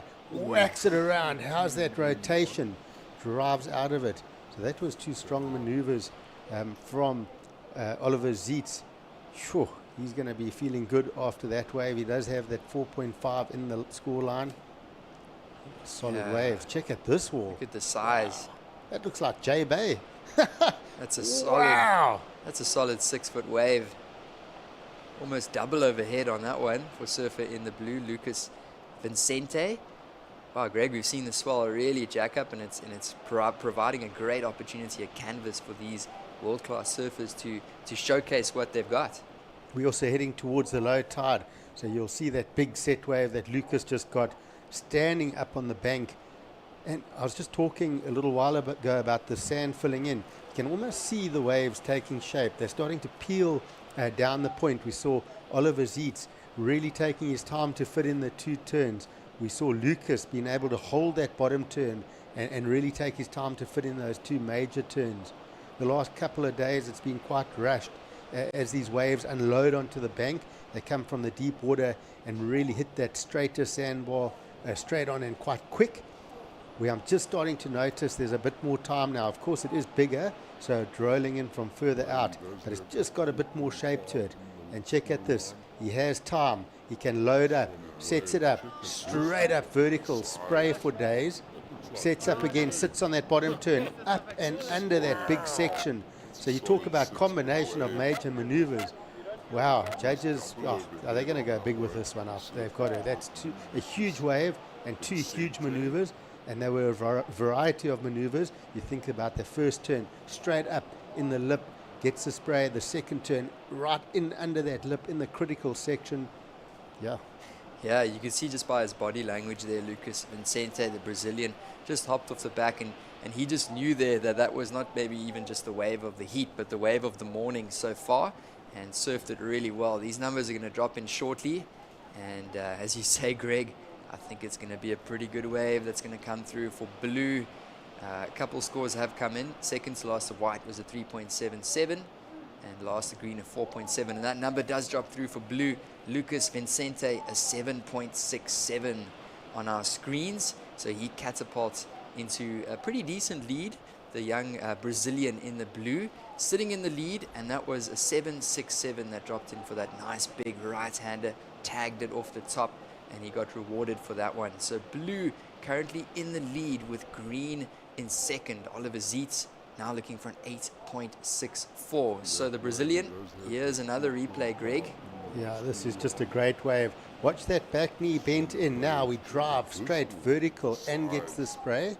So that's up in the lip, and watch this one. He hits the lip and then just drives underneath the lip. It's a solid 6-foot wave. And that is it's just a solid. I mean, that wave's, it's got to be a 6-footer hitting the bank. Probably one of the biggest waves we've seen all morning. He gets a 7.67. Well deserved. There were 2 scores that went excellent in that score line. So judges rewarding it well. Yeah, and that's the difference, Greg. When you see that big section, being able to have the confidence to go right up, to hit it, to make sure that you complete it cleanly, and to just really throw your whole body weight into the turn. I'm remembering last year, Nolan Raposo, who had that one big turn on his backhand, and I was just reminded of those similar conditions on that day last year, and Lucas Vicente just throwing all of his weight into that turn, and ended up scoring a nice one there. So I'm excited. I think there's going to be many more opportunities just like that. And this heat has only got 5 minutes remaining. So the surfer in the blue looking quite confident. That's the Brazilian.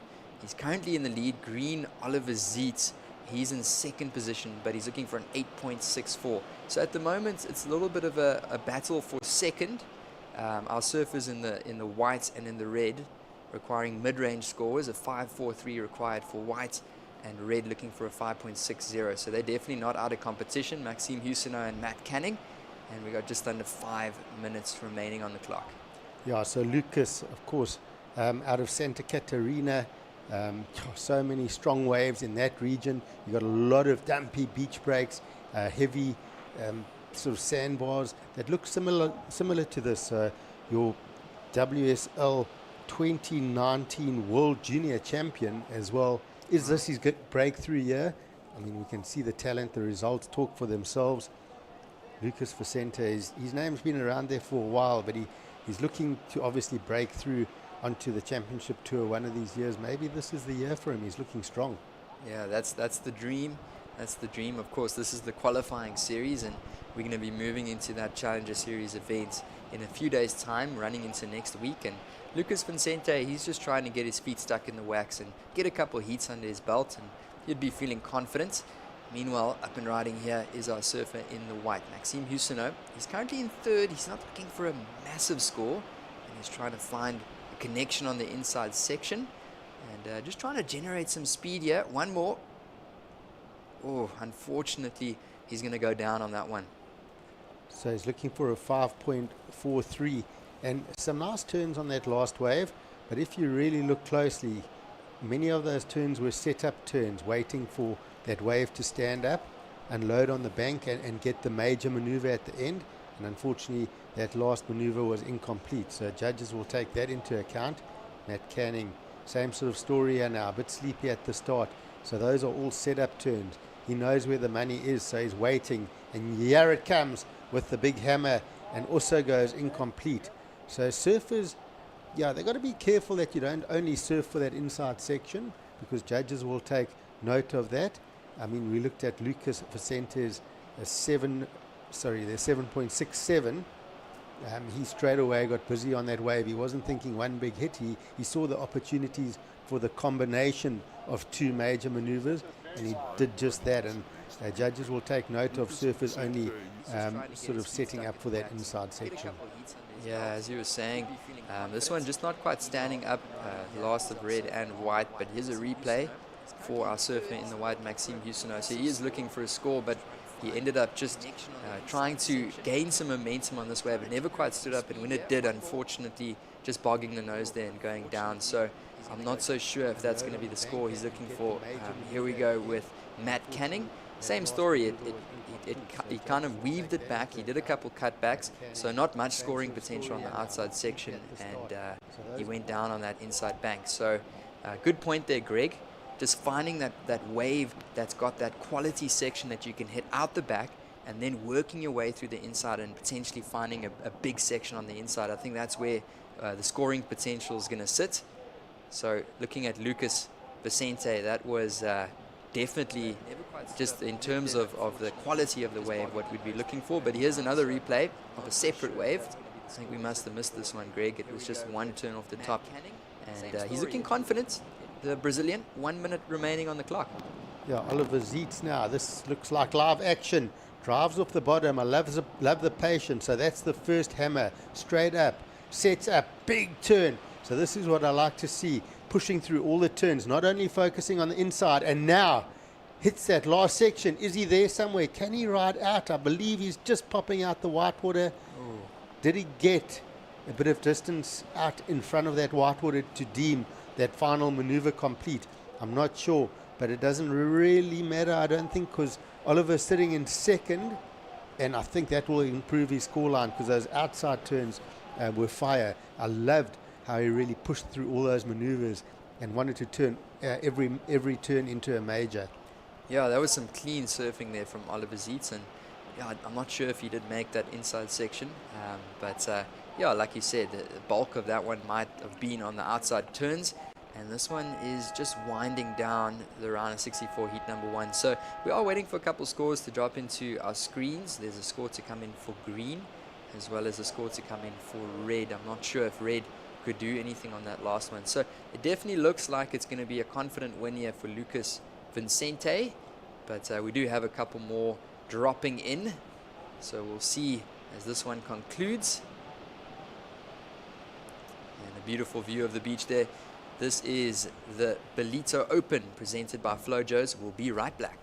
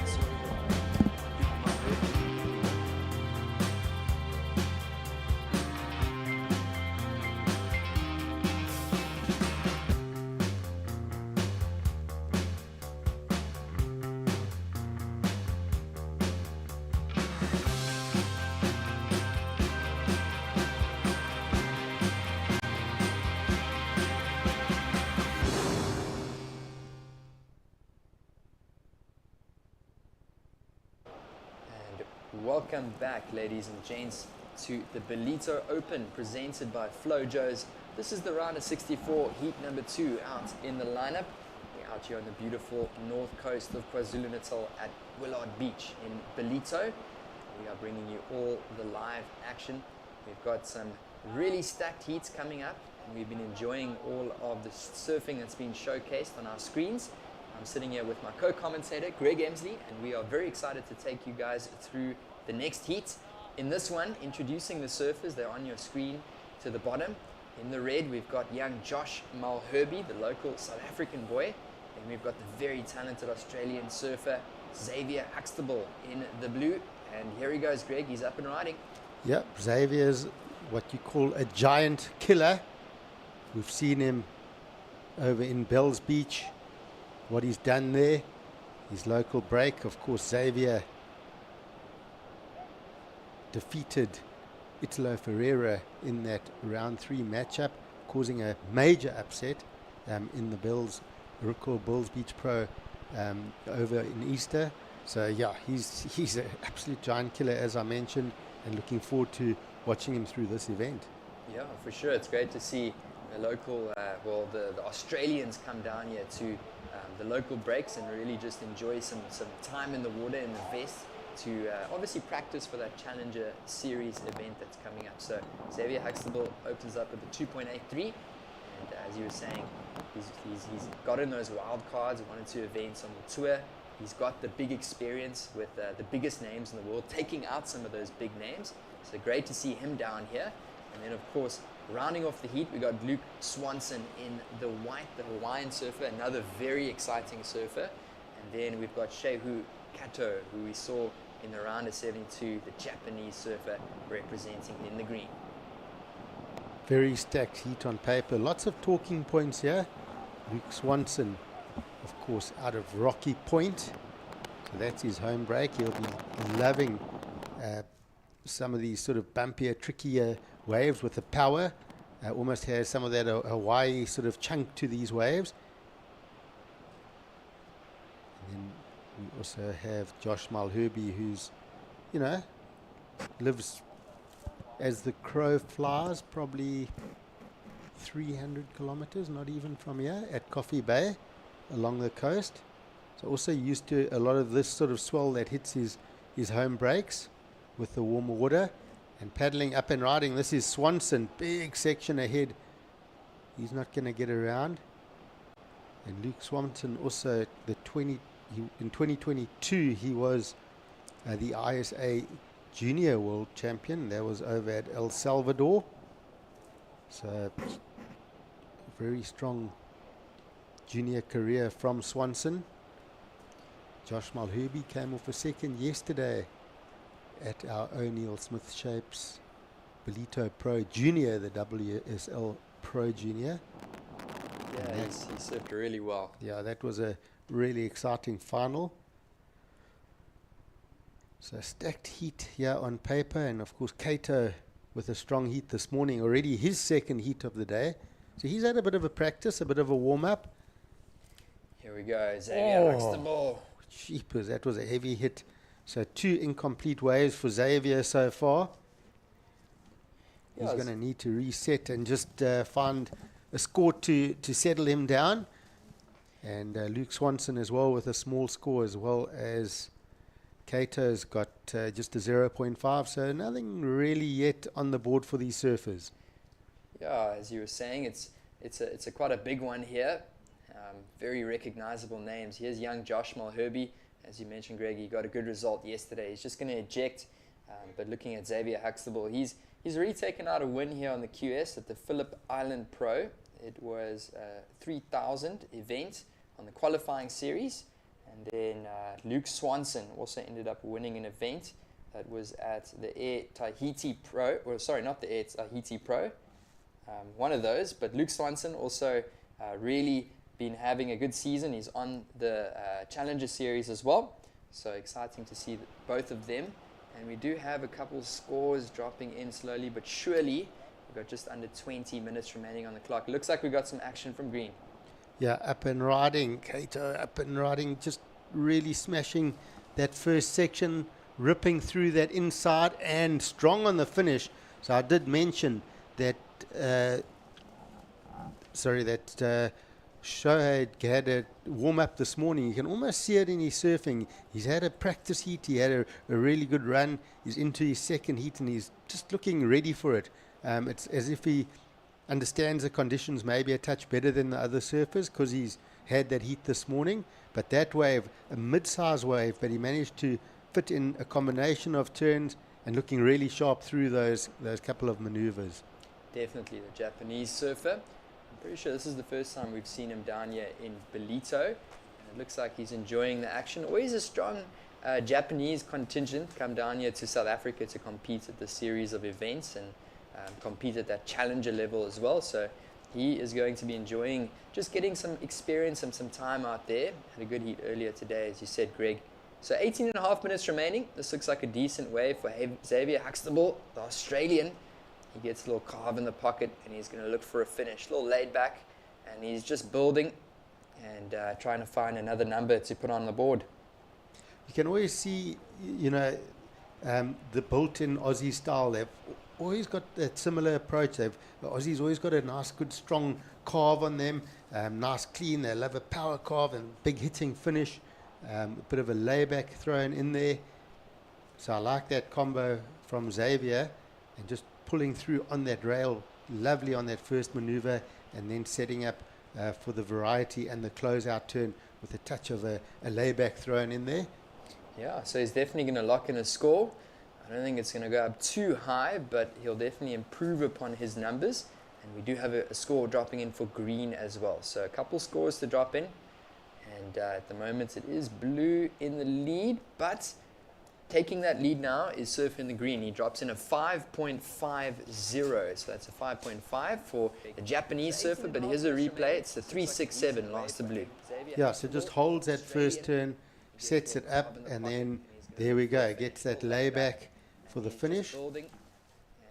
So that wave was the 3.67. So yeah, score was sitting a little bit lower. I think that last heat blew the scale a little bit. We saw that wave in the previous heat with it was Lucas Vicente getting that really big wave with those big turns. That sort of set the new scale for the day. But you're only going to get so many of those set waves offering those big opportunities. Yeah, that's the benchmark. And on a decent looking one here, Luke Swanson, the Hawaiian, and he's going to just tag that one off the top, and he is going to lock in his first significant score. He's opened up with a very small 0.7, but he's going to lock something of substance onto the board there, Greg. Yeah, very critical on those turns. If anything, that last turn maybe a touch too critical. He went straight up into that lip, but degree of difficulty obviously thrown in with that critical surfing. So judges will take note of that. Really steep up into that lip. Did well to hold on, because those lips, when they hit you like that, can throw you off your board. So Luke Swanson will be happy that he completed that wave and got a good sort of wave to hold on to and get a score to really open his account here and have something to build on through the rest of the heat. Yeah, so we'll just anticipate that score to drop in for White. Just watching this replay, here it is, Greg. He goes up into the lip, throws a bit of spray here, and you can see him eyeing this next section, and he hits it. So that was quite a nice finish there. I like that, nice and smooth. Good timing there, fitting in 2 turns, and he's got a combination that's going to lock in. And I think a good talking point, just looking at the last wave for Xavier Huxtable, I think the judges will be comparing those 2 rides, and very similar there. Luke Swanson just edging last of blue. It comes in at a 3.83. So as you were saying, we saw the last heat of Lucas Vicente. He had a wave, and he ended up getting a score in the high 7s. But these scores, the judges haven't gone up too high just yet. It might just be how critical those turns are, or potentially the size of the wave that might be making a difference. But 3.67, 3.83, the last 2 for blue and white. I definitely think, looking at the last heat, it's difficult when you're comparing it to the wave of Lucas Vicente, much bigger, more critical. So the judges having to try and see where about these waves just fall into their scale. So up and riding, going left. This is Josh Malherbe. So not too many left-handers on offer. So he's just got too much downtime. Interesting decision there to go left. I'm sure he was looking right, But Shohei Kato has the best number of the heat so far, that 5-5, and ripping through another turn.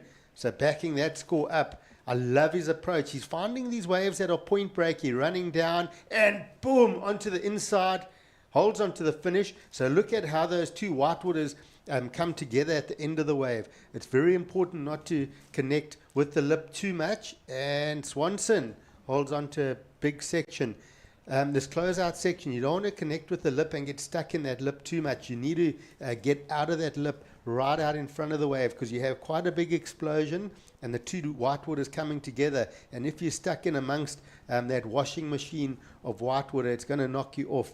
Almost nobody can hold on to that. So you've got to get your timing right, get out in front of the wave, get super low on your board, have it facing the beach, and then sort of tuck in under for a while and then pop up standing straight up to show the judges, I've just completed a massive turn. Yeah, and that's what he did. Luke Swanson, he ended up riding out of that one. It was also a bigger wave, one of the bigger waves of the heat so far. It was also nice to see surfer in the green, Shehu Kato, and he had a pretty decent wave. That end section just went square, and he hit it, and he managed to have enough speed to just ride out of that one. So with 13 minutes remaining, we do have a couple scores to lock in. Last of Green does lock in at a 5-point ride, so that's a 5-point ride. So the Japanese surfer in the green, Sheho Kato, has got a 5.5 and a 5.0. But the talking point is that last one for white. Is that going to throw a spanner in the work yet? It was one big turn on the backhand. So we'll see what that comes in as, Greg. If you guys are just joining us, welcome to the Ballito Open presented by Flojos. We're into a couple heats for the day, and this is the round of 64 heat number 2 currently being surfed. So we'll be here for the next 3 days commenting on these heats of the QS 2000. So obviously a local opportunity for the regional surfers to earn some points in the Africa region, but also a great opportunity for the traveling pros to just get their feet stuck in and prepare for that Challenger Series. So waiting for that last score from Swanson. You mentioned the one maneuver. That's what we saw, though, on the screen. Of course, we see the same as our listeners. I think it was just the one turn, but I'm not sure if he got anything before that. Did he maybe have a setup turn? It was a huge maneuver. If he got anything before, we could see a massive score. And just check what's coming through on the screens, on our screens at the moment. Some seriously big numbers coming through for Swanson. So we know he got at least that one huge major maneuver. I've got a feeling he did something before that as well. Yeah, Greg, I'm really looking forward to seeing a replay of that. That does come in. It's an 8.0 for Luke Swanson, the Hawaiian surfer from the island of Oahu in Hawaii. And that's an 8-point ride, an excellent ride given to the surfer in the white. I'm looking forward to talking about that and possibly seeing a replay. But up and riding, this is surfer in the blue, Xavier Huxtable. Yep, and again, gets those two-turn combos. You can definitely see he has that Bells Beach style, that ripping turn on the rail off the top. That's straight out of Bells Beach.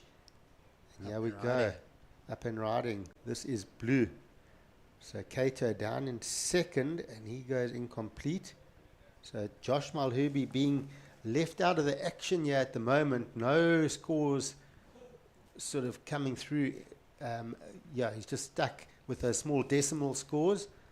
Sheho sitting with, two solid scores, a 5 and a 5.5, which, considering the waves he's had are quite low scores because, as an older surfer, recreational surfer, you've seen him have these two lovely running waves with multiple turns, and you go, well, that's what I want to do.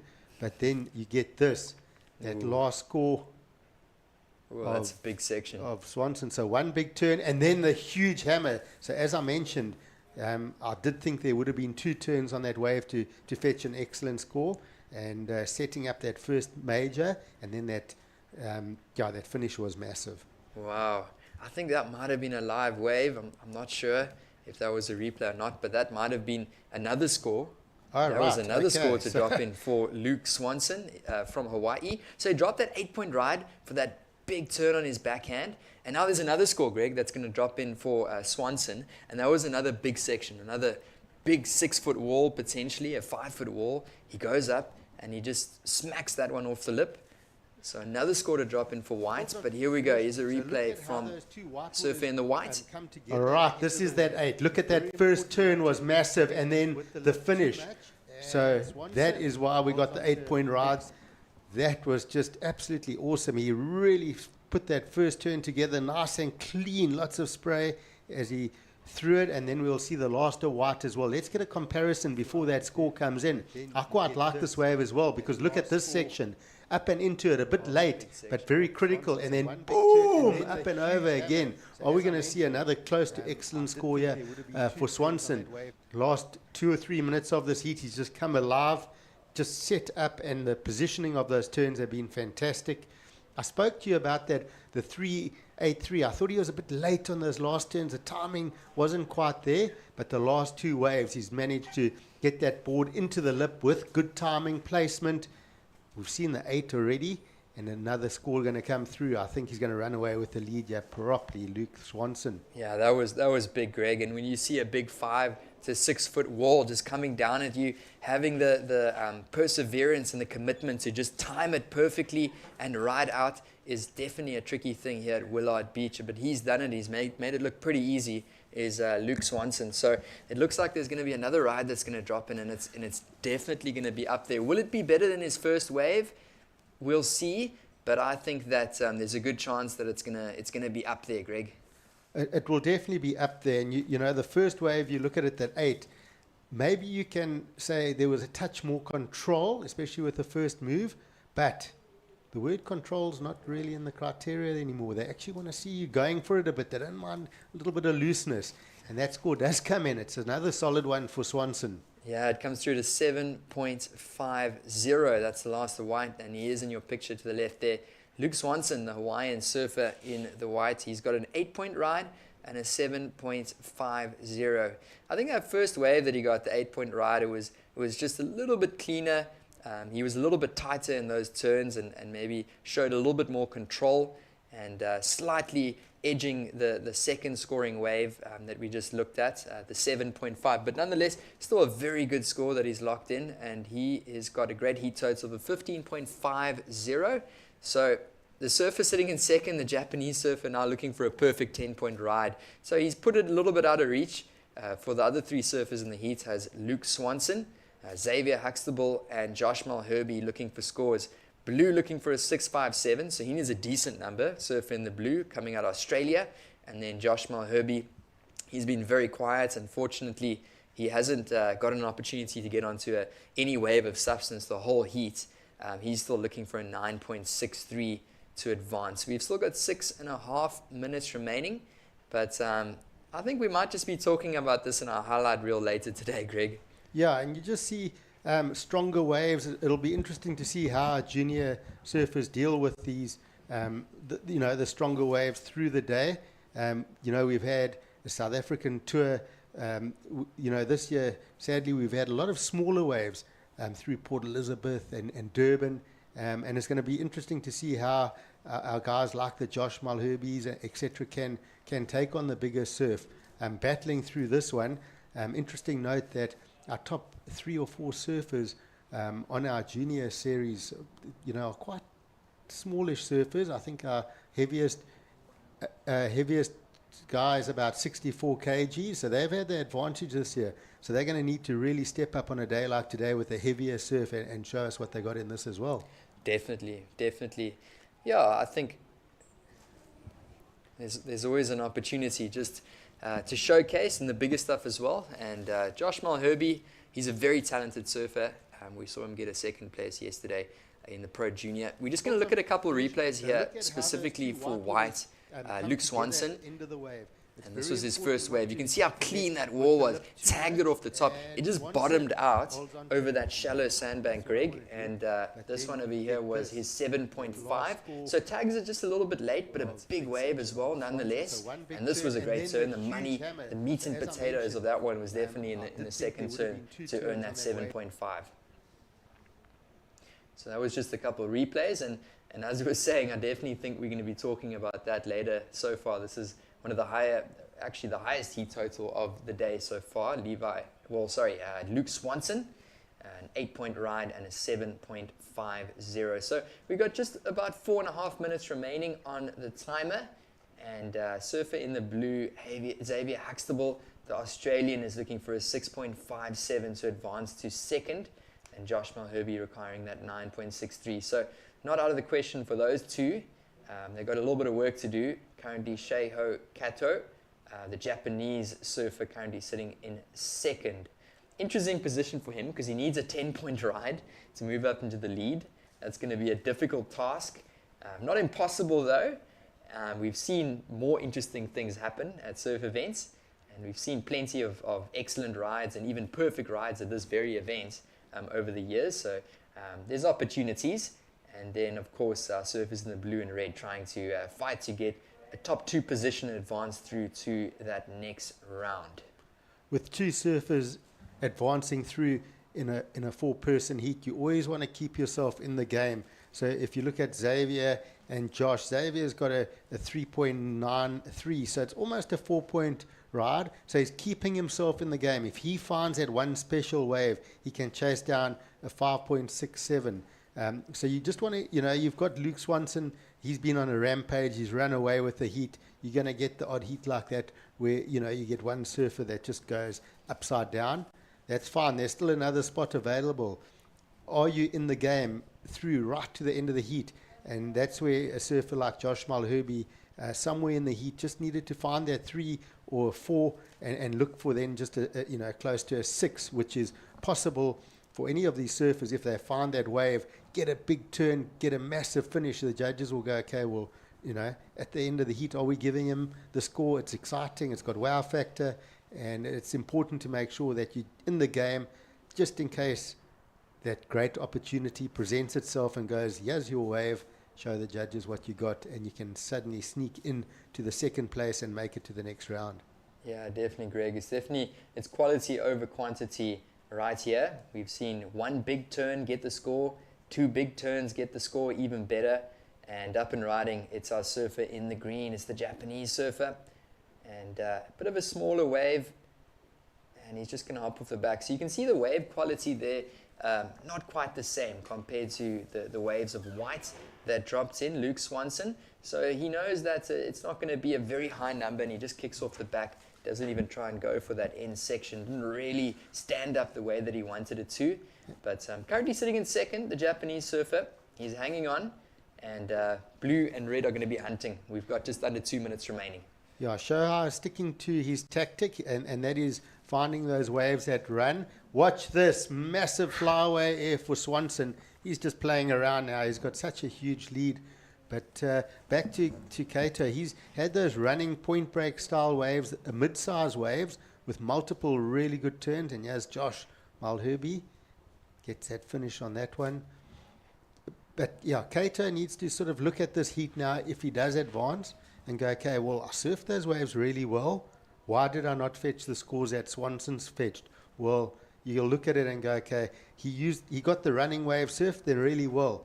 You got a 5 and a 5.5. You've got to be happy with those scores. But if you want the numbers like Swanson, you need those big set waves. They're almost looking like a closeout. You're going to take off. You're going to hammer straight up in the lip. You're going to have no downtime, and you're going to hammer again.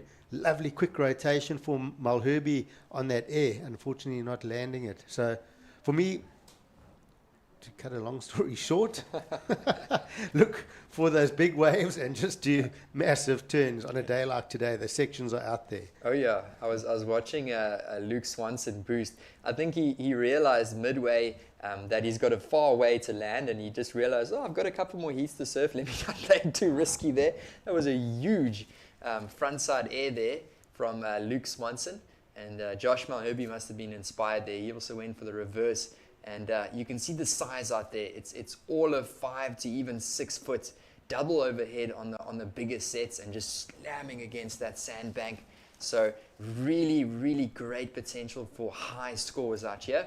And that's going to be a conclusion for the round of 64, heat number 3. And this is the Ballito Open presented by Flojos. We'll be back with you guys shortly.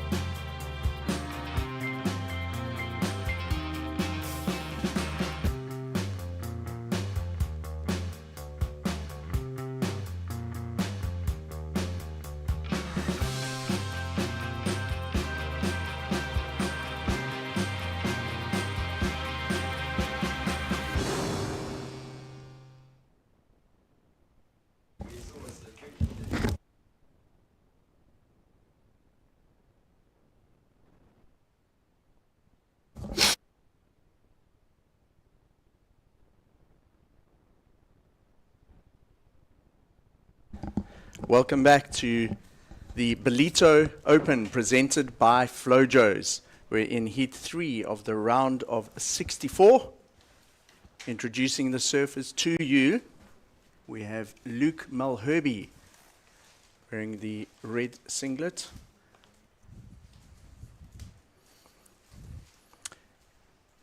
In the blue singlet, we got Lucas Silveira. In white is Franco Radzunas, and in the green is Stephen Sawyer. We got a replay of one of the waves that's come through already from a surfer in the green singlet. That's Stephen Sawyer. His wave comes in at a 4, so getting very busy in the heat quite quickly right off the buzzer. This is Stephen Sawyer from Jeffreys Bay. Stephen opening up his account here in heat number 3. Manages to change direction and finish off the wave to have a solid start to this heat. I'm Mike Frew. In the booth with me is Tasha Mentasti. Tasha, you've just come off the beach. I saw you down there having a look at conditions and assessing how everything's going. Tash, give us a report from the sand. Oh, well, it's all happening down here at Willard Beach for the Ballito Open. And we've got some more swell. We've got a new swell that's come in. It is quite chilly on the beach this morning, but it is going to heat up. And that previous heat, I mean, we saw the big scores. We can see what opportunity there is out in the water. And it's going to be a great day of surfing. So I must say, it's a bit of a paddle fest at times. We've got a lot of water moving from the south to the north. And we've seen some of the guys doing the runarounds. But I'm just really grateful to see that there's some swell and there's something to work with for these athletes. That last heat, Luke Swanson, wow, that was a high-scoring heat. It's very entertaining. A lot of cheers from the beach on that one, Tash, and everyone really enjoyed that heat, heat number 2 of this round. Yeah, and you know, just watching that, I mean, I think the big difference was that he was aggressively attacking that closeout section and making those final maneuvers, those major maneuvers. So it's wonderful to be able to see some good international talent coming through to South African shores. But we focus now on heat number 3. We've moved into the round of 64, so we've got through a round of 72. We're now into the round of 64, and Stephen Sawyer has actually come through that round of 72. He's the South African in the green singlet. What I like about Stevie, both heats now, he started on the buzzer, so building house from the beginning. And I loved the flair and kind of the creativeness of that 4-point ride for wave number 1 for Stephen Sawyer. We have to go back to the comparisons, you know, and that Luke Swanson in that previous heat taking the win, that's where the comparison is going to come through to evaluate now in this round of 64. And we see up and riding the Brazilian, Lucas Silveira, also no stranger to the shores of Ballito and the Dolphin Coast. And just some solid, basic, foundational surfing coming through, which is fantastic to watch. So Stephen Sawyer opening up the account and getting a score on the board, a 4 for our surfer in green. Lucas Silveira getting his opening wave that left, and that was a 4.5. This is a replay of our surfer in the blue singlet. Snaps under the lip to set up the second turn, and that's where most of the money came from for him in terms of the scoring. He got a 4.5 to open up his account. He's in second at the moment. Long way to go in the heat still with just 5 minutes on the clock. 25-minute heats. We've got Stephen Sawyer in the lead. His score, a combination of 2 waves, a 5 and a 183, and then Lucas Silveira, a 4.5 on his opening wave. Looking at the surfers in the heat, we'll get back to that because up and riding, it's Luke Malherbe up and riding now. Luke is from South Africa and would have been watching those last couple of heats and seeing how important it is to stick that last turn. So almost felt like he approached that a little conservatively just to make sure that he rode it out and got his first score on the board, Luke Malherbe in the red singlet. And then we also have a ride dropping in from the judges, just a short in and out for our surfer in white, Franco Radzunas, our surfer from Argentina in this heat. So Stephen Sawyer leading the heat, Lucas Silveira in second, but we do have a score still to come in for Luke Malherbe. It drops in there, Tash. It's a 2.5. Yeah, so I'd like to just go back on what you said with that Luke Mulherby, knowing that he had to complete that maneuver to be able to get a score. I mean, it didn't come out as much at 2.5, but for now it's counting. I think he's also witnessed a lot of surfers that didn't make that closeout maneuver. So definitely athletes being awarded to complete their waves. And for me, the 4.5 from Lucas Silveira, just stock standard surfing, two-turn combo, but two turns in very quick succession. If you compare it to Recha, you could see very lateral, kind of not even a check turn, and then just wanting to make sure he gets his board up and into that closeout section. So slightly, Red had a messier wave, pretty much. He didn't have a lot to work with. Also, that first turn wasn't really a turn. It was just yeah. to reposition himself on the wave for that second turn, and then went into the second one with about 80% of the commitment and flair that we've seen. It kind of reminded me of Joan Duru's start in the previous heat that we were calling together in the earlier round, where Joan Duru got a 3 for the 2 turns, and then he built on that and eventually actually won the heat. Yeah, I actually spoke to Joan after the heat, and I just said, it's really nice to see him in a rash vest in Ballito, and just some solid surfing from him. And he said, yeah, thanks, Tash, but I'm actually tired. So I said, well, you've got 2 more rounds for the day, because that's the reality. 3 rounds. It's 3 rounds being surfed today. We started with the round of 72, we move into the round of 64, and then we finish the day off with the round of 48. So if you're advancing, you could surf 3 times. So his coach, Carly, asked him that would have been happy with the results. Yeah. Looking at the sort of pedigree of the surfers in this heat, Tash, we've got Luke Mulherby out there. He's 26 years old. His best results at the moment this year is a 25th at the eThekwini Surf Pro, which was held a week or so ago in Durban. So he hasn't got accounting results. He'll be looking to advance out of this heat. Lucas Silveira, he's 29 years old, and he actually got a second this year at the Senoritas Open Pro, and that is a solid result for him. So he has got a counting result this year.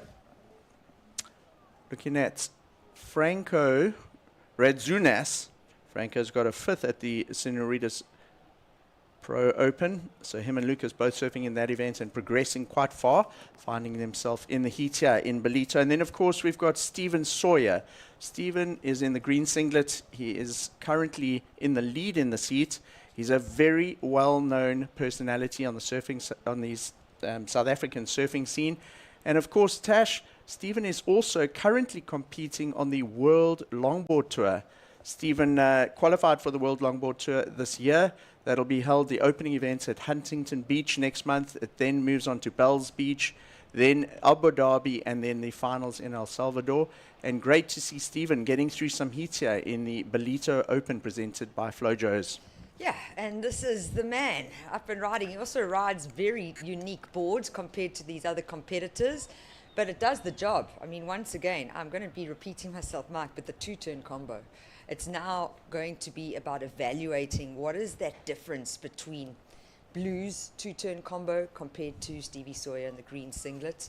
I just like the fact that he's keeping busy, he's finding those open faces, and there is power off his top turns, which I'm really enjoying.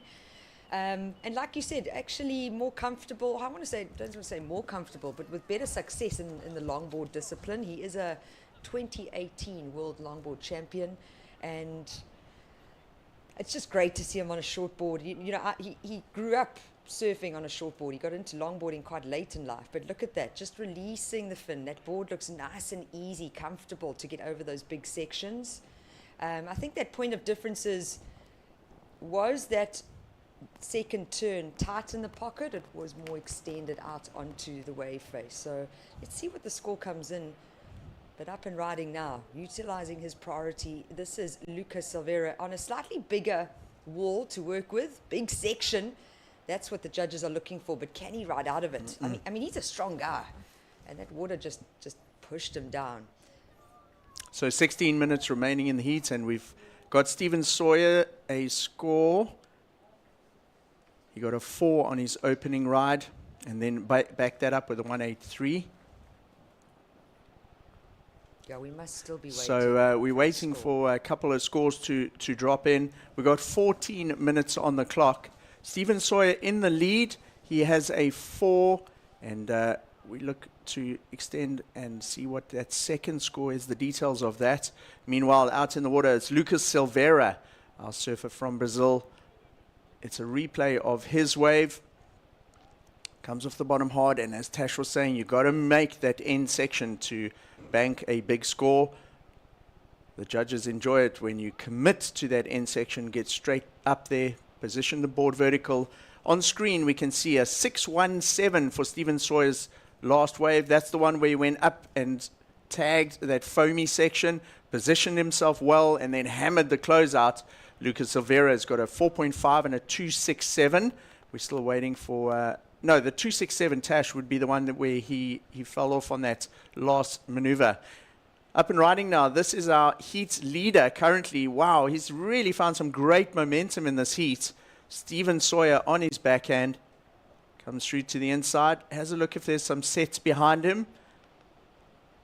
And carving through to that inside section. What we've seen now, it looks like Stephen Sawyer might come in. The paddle, as you said, is very difficult. Tash, Steve's going to come in right in front of Surfer's Lane there, most likely come onto the beach, run from there right towards Surfer's Point and paddle out next to the rocks. It makes it a little bit easier. There's a rip that you can actually paddle out in there. And on the lower tide now, about an hour or so away from low tide, and the guys are doing the run around to make the paddle easier. If you get caught by sets, there where Stephen finished his closeout, you can probably spend up to 5-6 minutes just getting hammered by whitewater there. So save a little bit of energy, run around, and here we go. So if you look at that run, it's probably a couple of 100 meters. The other thing that's a bit of a bonus when you're running like that is that the beach commentator can update you with the situation. Often if you have a coach on the beach, the coaches will tell the surfers how to adjust their heat, Tash, and give them some advice on their next couple of waves. And Stephen Sawyer just absorbing everything as he's running along the beach. And he'll be straight back out there in the rip. Let's see if we can see what board he's riding there, Tash. If it's a twin fin or a thruster, he does ride a 2+1 or sometimes just a twin fin. Thruster for sure. And nope, that's a thruster. So he's really pivoting that board nicely, almost like a 20 on some of those backhand turns. And there we go. It's quite the wide. That board's quite wide. It's a Des Sawyer.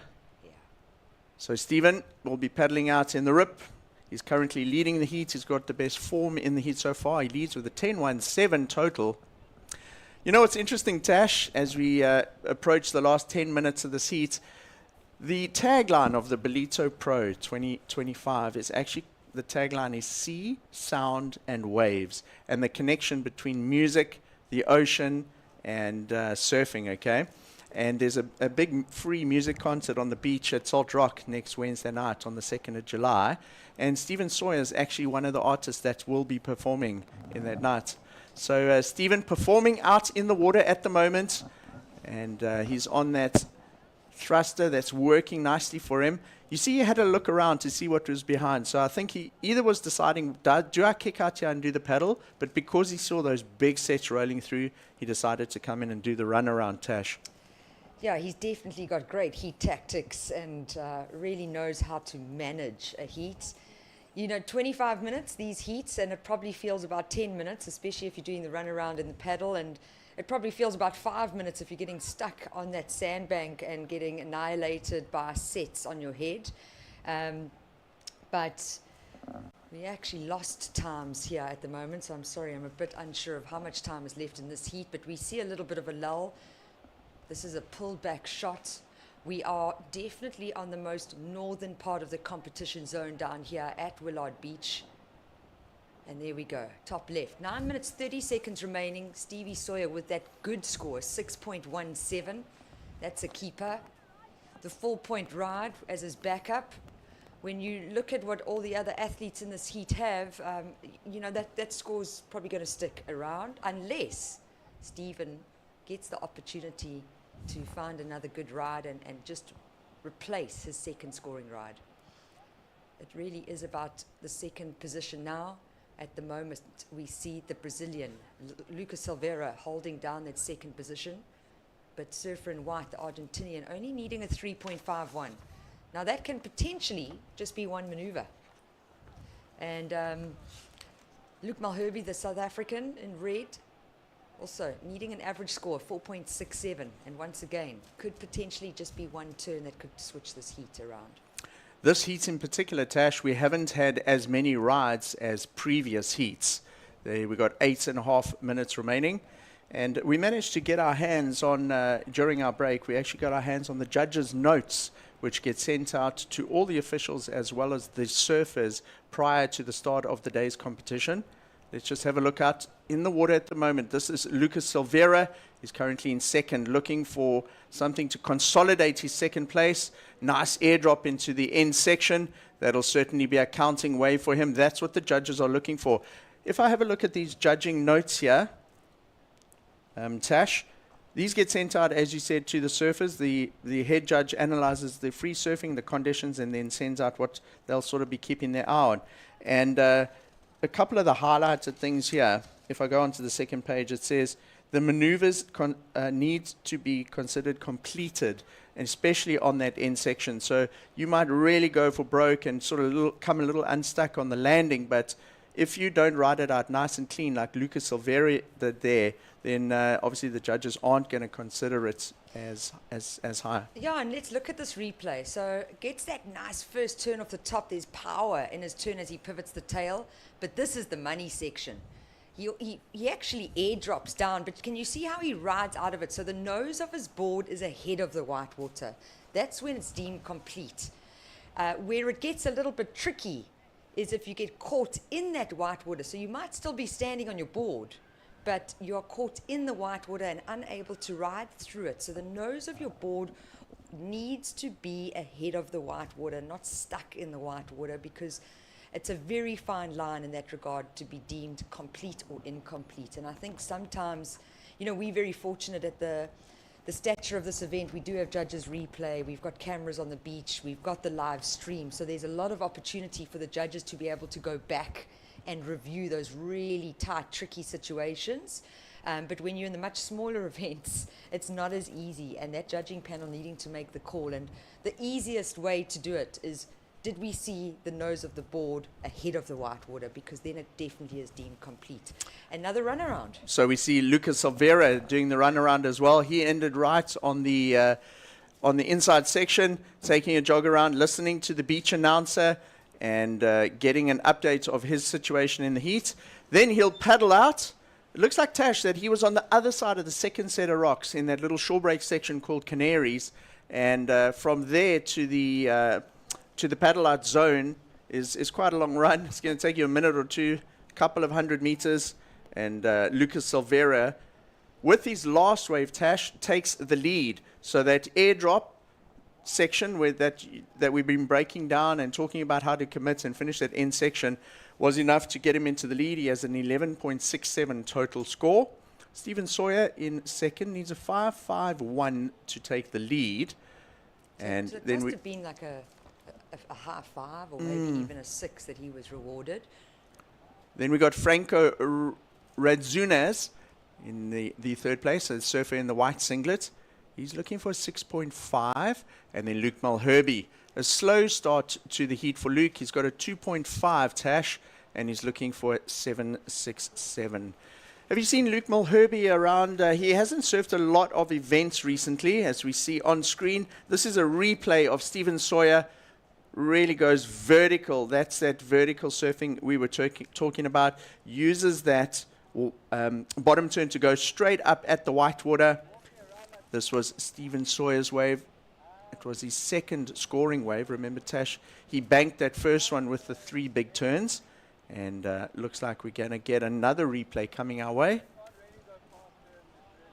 This is Lucas Silveira. So this was the wave that he finished with the big closeout turn. Lovely slash to start. The wave presents a great opportunity to get a big turn in. He manages to carry that speed through the second section, tags the lip, and ends nice and clean in the flats. And did you see how the board had nothing underneath it? So he airdropped about 3 or 4 foot there. Great committed surfing. and Yeah, he manages was to get the score rewarded. to go into the lead, Tash. Yeah, I mean, I thought it was coming out at a half 5 or a 6, and it was a 7.17 that he was awarded. What I also liked, did you see how low and compressed he got after landing that maneuver? It's really important. You've got to stay as low as possible in order to be able to ride out of it. So Lucas Silveira's 2 scoring waves at the moment are a 7.17 and a 4.5 for our surfer in the blue singlet. Him and Steven Sawyer have established a bit of distance between themselves and 3rd and 4th at this place. 3rd place, which is Franco Radzunez, the surfer in white, is looking for a 6.5, and then Luke Mulherby, a 7.67. We saw Luke Mulherby at the eThekwini Surf Pro as well. Didn't get a result there, Tash, at just a 25th, but great to see him in the jersey competing here at the Ballito Open presented by Flojos. And this is Luke up and riding. Unfortunately, that wave running away from him. He takes off on one of those set waves. Yeah, Steven's such a pity. got priority there, so Luke kind of had to take that under priority. No, Luke had priority. Did he have priority? So unfortunately, that's what I was saying. Such a pity. Okay. He utilizes priority for what? A 0.37, which is a big bummer, especially with the time that's on the clock at the moment. But you know, Luke hasn't been competing. He's been overseas. He's been working and doing other things. He's now come home and opened a surf shop in his hometown in East London. So yeah, it's lovely to see him in a rash vest. He was a successful junior surfer in South African surfing back in the day. I say back in the day, it's been like 2 or 3 years. He's 26. But no, great to see him competing here again, and great to have him back in South Africa and making a difference in the surf scene. That's East London is one of the hotbeds of talent in surfing in South Africa. It's bred some of our biggest surfing names. And this is Luke Mulherby, just as we were talking about him, up and riding. He finds a better looking wave there. Tash, the time may just be a challenge now in order to get another wave for Luke, though. Yeah, there's no way. I mean, he needs a 7.67. He needs to replace both his scores, and he's got 90 seconds on the clock. So, unfortunately, getting started a little bit too late. So you can see on the screen there, our current heat leader, just looking at his fins. He did fall quite weirdly, and maybe just checking, he might have fallen on his board as well. But just checking his fins, checking his setup. We just actually saw Lucas Silveira on the beach. So he paddled out and must have caught a wave right as he got out to the back. Yeah, keeping really busy, very busy. It also shows how much that water's moving as well. I mean, he did the run round and he ended up by red. This is Stevie. Yeah. So Steven Sawyer surfing a well-paced heat. He's had a number of waves. This is his 5th wave of the heat. He hasn't really fallen on any of them, Tash, and consistently building his total heat score through the heat. He's currently on a 10.17. There's just under 1 minute remaining. So at this stage, Luke Mulherby, I think, is on the beach already. So Franco Radzunez is the only surfer likely to snatch that 2nd place away from Steven Sawyer. Let's see what happens with our surfer in white in the last 30 seconds. He has priority and will need to position himself on a wave, something solid. He needs a 7.17. This is a replay of Steven Sawyer's last wave. Almost comes unstuck on the takeoff. I love how he takes off, goes straight into the bottom turn and up at the lip almost immediately on the takeoff every time. He's got such a smooth style, Tash.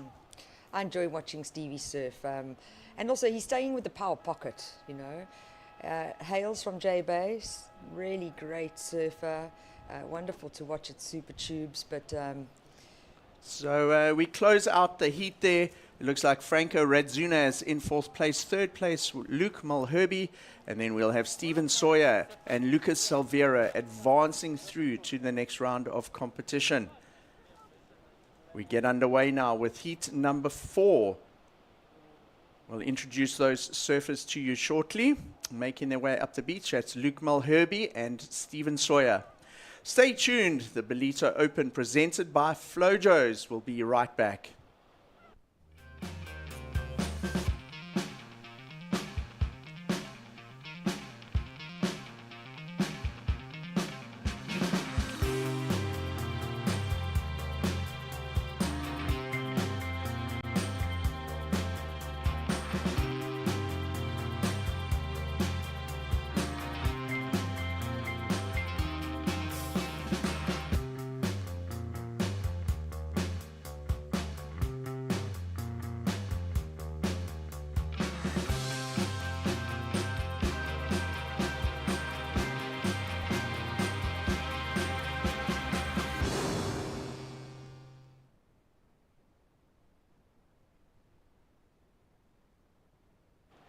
Welcome back. This is the Ballito Open presented by Flojos. In the water at the moment, we have heat number 4, the round of 64. I'm Mike Frew, calling this heat with Tasha Mentasti and introducing the surfers to you who will be competing for 2 advancing positions in this heat in the round of 64. In the red singlet is Nathan Taylor, a 16-year-old youngster from this beach in Ballito. It's his home break. He'll be wearing the red singlet. Then in blue, a big name from international surfing. He was the previous world junior champion, Jarvis Earl, wearing blue from Australia. Then another Australian, Tully Wiley, is in white. And then we got Tijman Koning from the Netherlands. Tijman is actually being coached by Beric de Vries, Tash. It's been great to see Beric on the scene again. Beric has been competing, but he is also helping a lot of the young junior surfings from the European scene. Beric has been competing on the European circuit for a while, but it's great to see him back as part of the Africa series, yes. Yeah, you've got to go back to your roots, you know, and it's great to have Beric back under the African banner. And yeah, I actually got to catch up with him in February this year in Morocco when we had the Pro Tagazut Bay event, and he had a big crew of Dutch surfers, and it's, you know, we've got to pass it on. We've got to share our knowledge, and I think it's great that he's putting some time in and offering that coaching. I also feel, personally as a coach as well, sometimes your surfing gets better when you do actively coach, especially with the caliber of surfers that you're dealing with. So it's fantastic to also see a lot more Dutch, Netherlands people from the Netherlands coming and competing. About 5 years ago, we would never see that representation. So it really is great. We saw a quick in and out there from one of the surfers. Let's look at the pedigree, or not the pedigree, but the results so far of the surfers in this heat and how they've performed this year. Out in the water, we got a paddle, so let's rather have a quick look at this, and we'll get back to that. Nathan Taylor up and riding now. It's his second wave of the heat. It's quite a flat one, Tash, in terms of the wave. It stands up on that inside bank, and important to ride it out, but we see that bright yellow board popping out the foam, and unfortunately Nate not making that end section. So Nate, one of the rising young junior stars in South Africa, he got a 9th this week in the Ballito Pro Junior. He also competed in the eThekwini Surf Pro, which was held a week or so ago. In the seat, of course, the big name is Jarvis Earl. I know Nate was saying, "Oh, can't believe I've got Jarvis in my heat," and he was looking forward to surfing against him. Let's look at some of the early replays from Tully Wiley. And this is Tijman Koning. This was his first wave. It's the 2.5. So a very flat wave, Tash. Yeah. A lot of work to do to try and almost manufacture a score out of that wave. Yeah, and you know, this is his second heat of the day already. So he was in that first round of 72.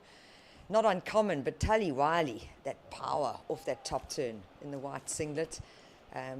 He was rewarded a 5-point ride, it looks like, for Tully Wiley for wave number 1. But like I was saying, Tijman Koning, second heat already of the day. So he's done some reps out there. I'm sure that with, we got a low tide still coming up in a couple, we've got another 30 minutes or so. Low tide is at 3 minutes past 11. So it'll be kind of minutes. In the next 2 heats. Yeah. And it does get quite heavy out there. The 5, which is the highest score of the heat so far from that backhand wave, on his backhand there from Tully Wiley. Tully has also got a great result this year so far. He got a second at the Phillip Island Pro. Wow, and that's a big result as well. Second place, so he made the final. Didn't manage to get the win, but a second place would have been some great points, and that would have given him some great confidence. A win or getting through a couple of heats, you get on a nice roll and you feel confident, and what happens is the rest of the competitors start seeing that, and it can sometimes be a little intimidating. And just looking at Nathan Taylor in this heat, he's got a 0.83 and a 2.07. He would have seen the big name of Jarvis Earl, a world junior champion, alongside him in the heat, and it's actually just amazing experience for young Nate. He's only 16 years old to be surfing against Jarvis, and This is what it's all about. Putting in the time, getting the experience, and if it's at your home break, giving it all to try and make a name for yourself and get through these type of heats. Stacked international mixed heats here. It's great to see as part of the Ballito Open presented by Flojos. Yeah, and you got to remember, once upon a time, Jarvis Earl was surfing heats with the people that he looked up to back home in Australia, and he would have been sitting in exactly the same situation as Nate Taylor. So it's all part of the process as a competitive surfer and as an aspiring professional surfer. I just think big ups to Nate Taylor to wanting to compete at a QS. I mean, the Pro Junior is his age division. He didn't need to go into the QS, but he's clearly showing that this is what he wants to do. He's going to put the time and effort into it, and it's all about the reps. And I was saying yesterday, there's more losses in competitive surfing than there are wins. But when you do win, it really means a lot, and you don't often forget those wins. But it's because of our playing field, Mike. I mean, it's forever changing. Even from 2 hours ago when our first heat started, or 3 hours ago when our first heat started, to now, conditions have changed slightly. Surfers are actually surfing and marking themselves on a different bank, to more north. In the morning, we were seeing a couple of lefts coming through that they were looking at. Right now, it's been just only the rights. So our playing field constantly changing, which doesn't make it easy. And sometimes you can be the best surfer with the best equipment, with the best mindset, and then you're out of rhythm of the ocean. So I believe that this is a very technical sport, and I think it's a very difficult sport compared to others. So you're not just surfing against a clock. No. You're actually surfing against the ocean and 4 other surfers in the heat as well. Young Nate Taylor, at the moment, a bit of work to do. He's got a 207 and a 0.83. It's a very low scoring heat up until this point as we approach sort of the first 10 minutes of the heat. We've got 2 surfers in this heat. Right, here we go. Tali Wiley. Finding the left. Oh, lovely turn there. Big section ahead of him. He gets around, no problem. And importantly, finishes the wave. Yes. Clean. So Tali Wiley opens with a 5 on a right, and he backs that up with a big left. So Tali Wiley, he got a second at the Phillip Island Pro. And then also in the seat, we've got Jarvis Earl, who's also made a big final this year. And he got a second at the Karui Pro. So Oh, wow, that's also, it's a massive field of surfers, those events. But let's just watch this and break it down. So that's kind of a check turn, okay, to keep his speed.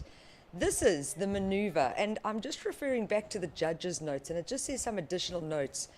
Athletes need to come out in front of the sections, and the surfers must show full control but forward momentum. So that closeout turn that we saw for Tali Wiley there was a lot of forward momentum as he projected out of that closeout floater, and quite possibly going to be rewarded for that. I'm not going to call it a 2-turn combo. It was a check turn into one major maneuver, but still well surfed, clever surfing, and building house, quite honestly. You know, young Nate Taylor, actually the Taylor family went across to England earlier this year, and they did enter a few events over there just to get a bit of extra experience, and as you like to say, get a bit of reps and heat experience. Unfortunately, one of the events was called off because there was no surf. It was flat, so I did hear about that. that was a little unfortunate. But Nate's certainly looking to make a name on the international stage, and he has that opportunity here in the seat. So that was the opening ride there for our surfer in blue, Jarvis Earl. As we said, he's got a second at the Karui Pro this year so far. He has got a vast amount of international experience behind him. Just a short in and out there. I think that was a surfer in the green singlet, Tejman Koning. Behind him in red, it's Nate Taylor. Wow, solid looking wave for the young 16-year-old from Ballito. There's a big crew on the beach supporting Nate. And Kun's unstuck. It's almost like he went up for the lip there, Tash, and disconnected with his board before it even hit the lip. That would have been a significant impact on that inside section for young Nate. Yeah, you can't hesitate. You just can't hesitate. You've got to go in there committed and really aggressively attack that section. There was a moment, 1 second of doubt there, and that's what changed. But that's part of the learning process. I mean, this is all just learnings that are coming into this, and you know, I know he's going to want to perform better, and he's definitely, I mean, that wave choice was not bad at all. But I think also not being in that first round, this is going to be his first heat, and kind of almost still finding his feet out there and getting used to the conditions, because very different from yesterday, very different from the day before. Just a totally different swell angle, swell size, and then wind direction as well. It's great to see these international competitors in the opening rounds here of the Ballito Pro presented by Flojos. It's a QS 2000 event that is the second event on the Africa series. So this is to determine the series, the Africa series, is to determine the qualifiers on the Challenger series for next year. Yeah, for 2026. Oh, massive, massive frontside air from Jarvis Earl in the blue singlet. We saw the pulled back shot there. It would be nice to see if the cameraman did manage to get a close-up shot of that. Huge air. In our previous heats, you and I were talking a little bit about aerials, and Tash, you were breaking down the technicalities of it. One of the key components, of course, for an aerial is height, and that was a big one. That was a high air. He landed nice and clean with projection out, with forward momentum, as you said from the judges' notes. And let's see, I'm excited to see what drops in here for Jarvis Earl. So last of blue. Looks like we may have a replay of it. So have a look at the screen here, Tash. There may be a replay coming as we wait for the score to drop in for Jarvis Earl. Okay, so he found the left. And you can see he's just setting up exactly for that section. So firstly, going into that with lots of speed, but did you also see how high his tail was? That's a big key factor that the judges look at. So Jarvis Earls drops in at a 617 for that aerial maneuver. This is live action. It's Tijman Koning, our Dutch competitor, out in the water. And he's in heat 4 of the round of 64, getting busy. He's only got a 2.5 as his highest score so far. He was looking to drop a 0.7. He should do that with a few turns. But, wow, the 617 of Jarvis Earl has now set the new highest single wave score in the heat. And that's what the judges will be comparing the rest of the waves to. A 617. Well, because we're in this new round of 64, that comparison is going to go to the single highest wave score so far surfed between heat 1 to, what are we into, heat 4 now? So, we're in heat 4. I do believe there was a big excellent score, either heat 1 or heat 2. Of Luke Swanson. Yes, of round of 64. So that's what they're going to compare. It's not going to be just in this heat. That comparison's going to go in the round. What is our highest single wave score, and then we compare and evaluate from that.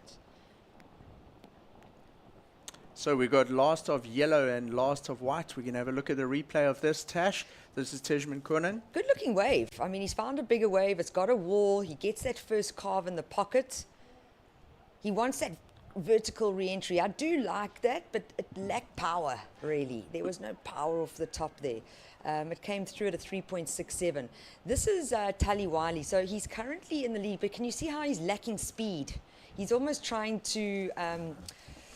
He's trying to manufacture a score on there. He was almost just behind the 8 ball the whole time, you know. So does it go and factor into his top 2? Not at all. It came out at a 3.5 for last of Tali Wiley. He still holds down the lead. But Tijman Koning, that previous ride of green that we saw, coming in at 3.67. So it went into his top 2, but he's still hunting. He needs a good wave. A 6.01 is what Tijman Koning needs. Let's keep our eye on the youngster, Nathan Taylor, here, because he's now got priority, Tash. He's in the middle of the screen. That's young Nathan Taylor, 16 years old, from right here in Ballito, surfing at his home beach on the big stage, the QS 2000, against very experienced international competitors here. You're making me nervous for him. Building the hype. No, but he must be nervous. And you're right, it is the big stage. It it's is his the big stage. hometown. He knows this place. He wants to perform. So let's hope he gets the opportunity, So- especially with priority. You know, if you could look back, the cameras are all facing the beach, but if you could look back up Surfers Lane, it's packed. There's a lot of folks that have come down to support Nathan Taylor. Him and his dad Simon and their family do a heck of a lot for the local surfing organization, Ilembe, the local district. Yeah. And him and his brother have been surfing here. Feels like for a long, long time. They've been surfing since they were like 8 or 9, competing in these events, and they compete on the South African series. Tash, it's going to be important at this stage with 8.5 minutes remaining. Quite a big chunk of the heat has already progressed. So important how Nate manages and uses this priority. Yeah, he's got to be clever here, especially with 8 minutes on the clock. So can he move from 4th to 2nd with one wave? Absolutely. He's looking for a 7.6. However, if we take a look at how many 7s and 8s we're getting, we're not quite seeing it just yet. And those 7s and 8s are coming from a slightly bigger wave with very strong, powerful, critical, major maneuvers being done. So, yeah, he's either got to pretty much surf the best that he's surfed Or get 2 5s. or get 2 5s, yeah, get 2 average scores. So Nathan Taylor in the red singlet, the local Ballito young surfer, with a lot of support on the beach. We also got a lot of people on the beach that have come down to see the surfer in blue. Jarvis Earl is a big name.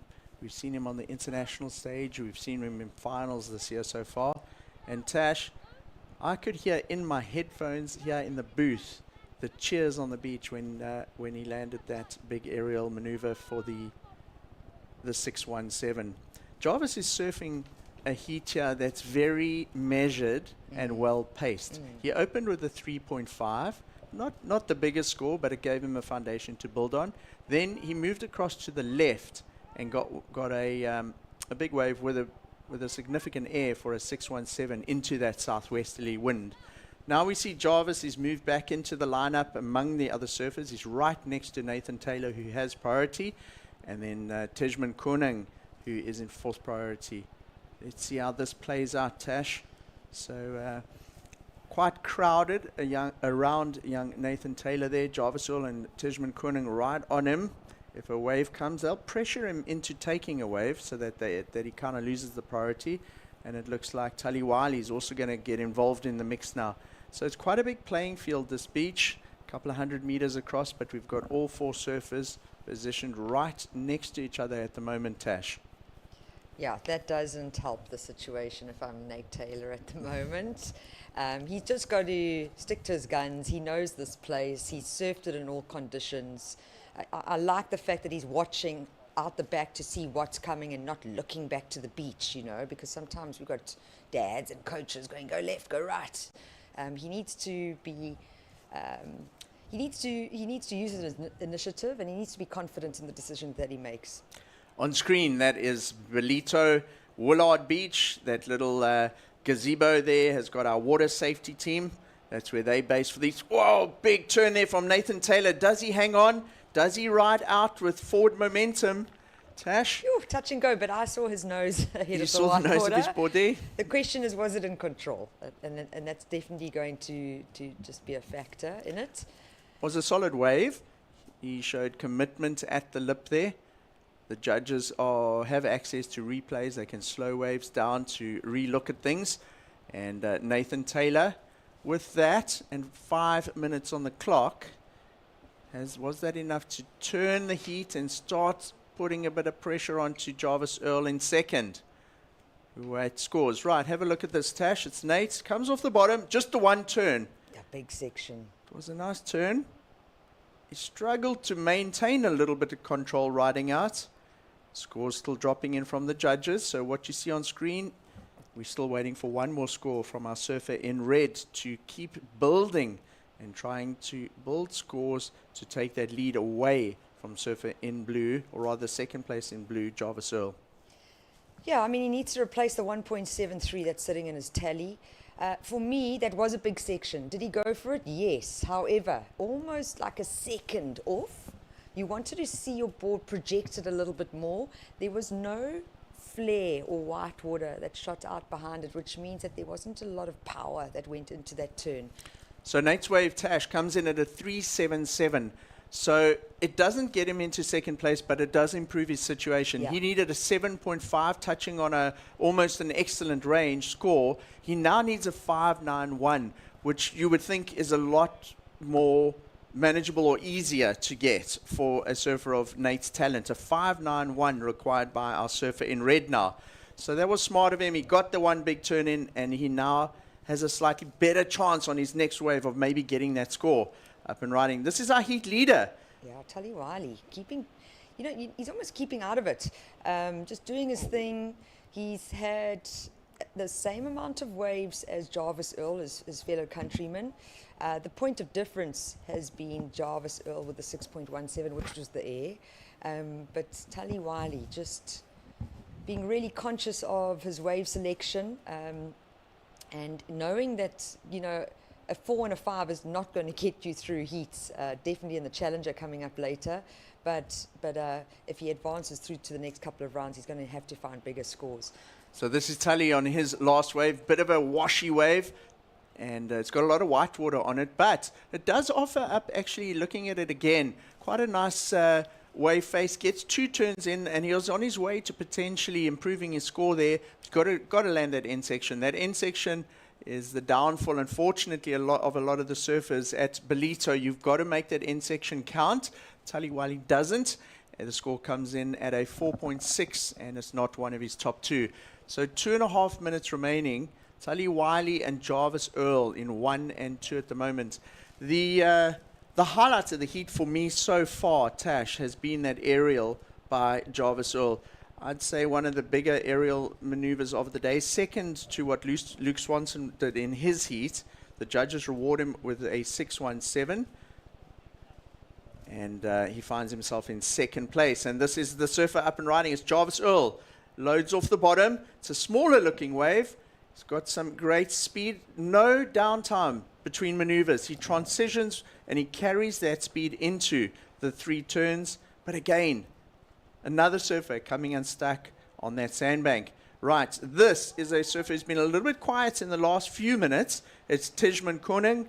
Tejman looking to try and get out of that 3rd place. And also getting a wave, it's Nathan Taylor. I like the flare on that first turn. Not a big wave. And Tash, you'd have to think the maneuver on that end section was maybe he needed to go up and really hit the lip as opposed to doing a snap under the lip to make things count there.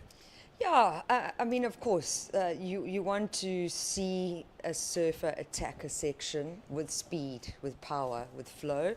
I thought it was quite clever of Nathan. He is like, I need to complete this maneuver. I need to ride out of it. I think it's going to help his situation. He's going to get rid of his second scoring ride at 2.07, replace it with the score of wave number 5. I just don't know if it's going to be the 5.91 that he requires, unfortunately. Tejman Koning's last wave, he didn't finish the wave, but it comes in at a 2.9. It is one of his top 2. We're just waiting for last of Jarvis Earl now to come in, as well as Nathan Taylor. So will Jarvis hang on to that second place? There's 30 seconds remaining. Don't take your eyes off the screen, because you could still see away from Nathan Taylor and Tejman Koning in 3rd and 4th here. We've got some replays coming of the last couple of waves. This is Tully Wiley. Oh, I like that first turn. It wasn't a setup turn at all. He really used it to get through into the next section and bangs the end section. That's what you want on the end there, even if it's a small wave, Tash. You've got to finish the wave off nice and clean. Tully Wiley opts to come in. So that was his last wave. Yeah, it came through at a 4.6. It didn't factor into his heat total, but still just quality surfing. It was actually Jarvis Earl who replaced his 3.5 with his last ride, a 3.67. So we saw a change of situation there in the last couple of seconds.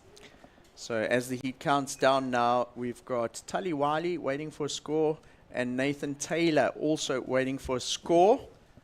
Don't go anywhere. We will give you the official results of that heat shortly. Stay tuned. This is the Ballito Open presented by Flojos.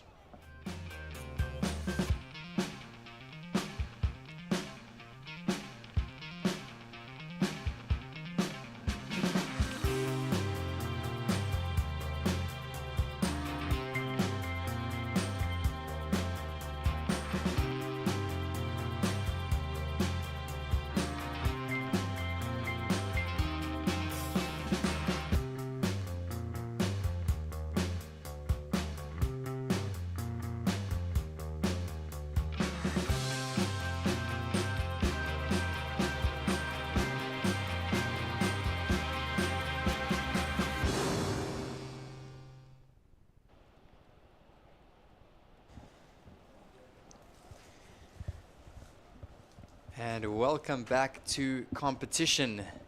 This is the Ballito Open presented by Flojos, and we are through to the round of 64, heat number 5.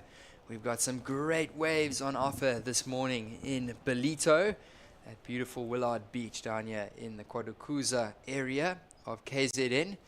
I am being joined by my co-commentator, Mr. Greg Emsley, and we are super excited to be taking you guys through another heat. We've seen some really good ones so far this morning, some big scores, a couple of excellent rides, many scores into the good category, and of course we're seeing these heaving 5-6 foot waves on the set just unload on the sandbank. So round of 64, heat 5 underway, introducing these surfers.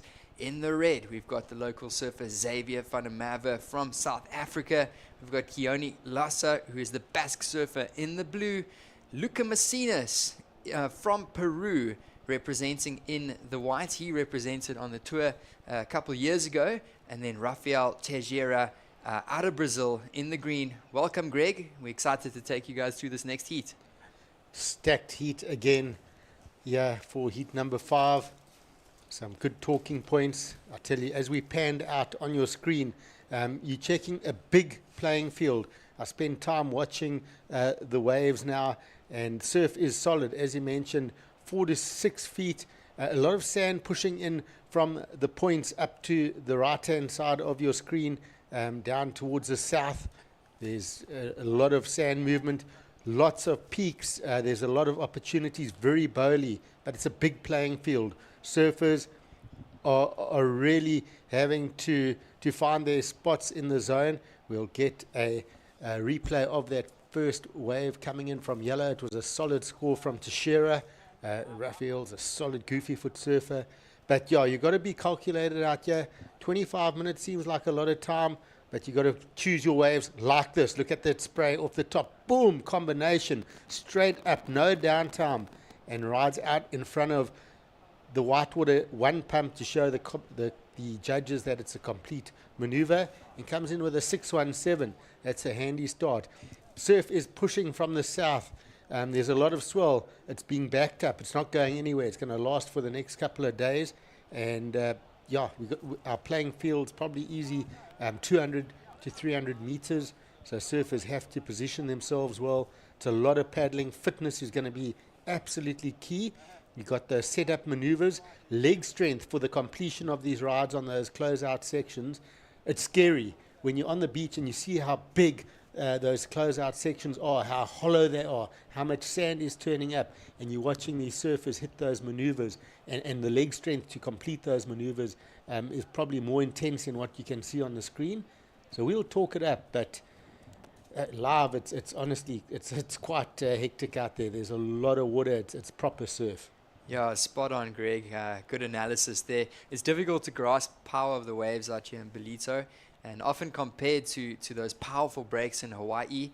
Ballito, of course, a rocky outcrop, as you can see, with sand in between. So that sand hopefully pushing down and settling in place. And as the tide has dropped out, it's provided a great canvas and opportunity to go for those big turns.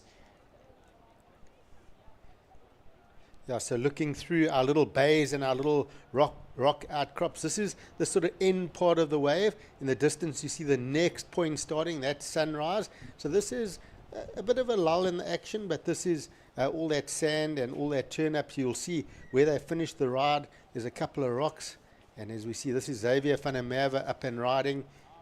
So he's going to have to get through that bit of warp, and now there is that section there. Boom!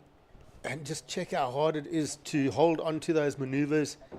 Heavy landings, it's super shallow there. And then a dumping section that follows behind you that it either hits you or there's a lot of turbulence and you've got to get super compact to ride out of those maneuvers. Yeah, it's super tricky to ride out of those ones. And that's going to be the difference, Greg, between those high scores and the ones that just aren't quite cutting it. So unfortunately, he goes down there, Xavier van der Merwe, 17-year-old surfer, so still super young. The youngest surfer, I'd say, in the mix here, from Cape Town, South Africa, local surfer. And of course, he's trying to get valuable points onto that qualifying series for the Africa Regional.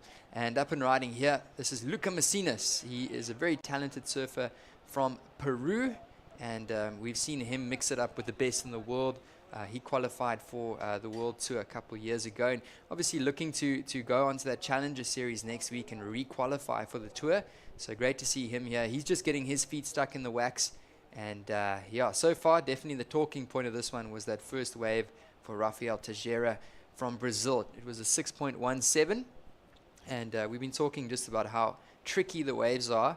I think for the average surfer, just to fit in one turn on that wave that Rafael had would have been difficult, but he fit in 2 turns, and that's the difference. These guys are professionals.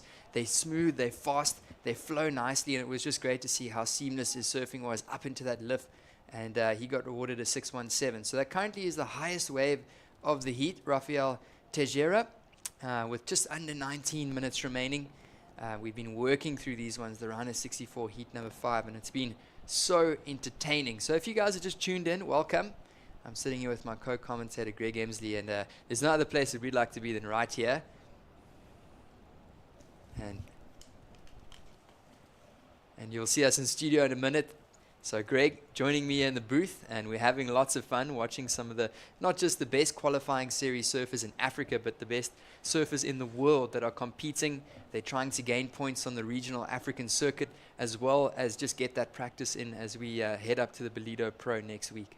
Yep, and a good mix of surfers, the best local surfers, and they're trying to get points. They're fighting off some of the international contingents that have entered from the early rounds just to get a warm-up for the Challenger Series coming up. So it's a great mix of surfing. I tell you, it's been some heavy hitting maneuvers, and that's going to continue through the day.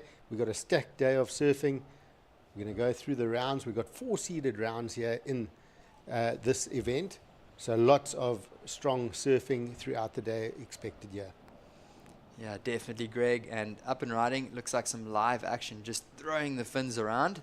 This is Luca Macinas in the white, and just a bit of a smaller wave. So those surfers are going to wait for those big chunky ones and hopefully pull off with those big turns. So he'll just get back out into the lineup. That one, 267 for last of white. So most likely not going to go into his top 2, his scoreline.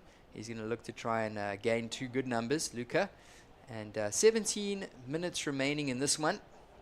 Just a 107 for last of red. So a small score.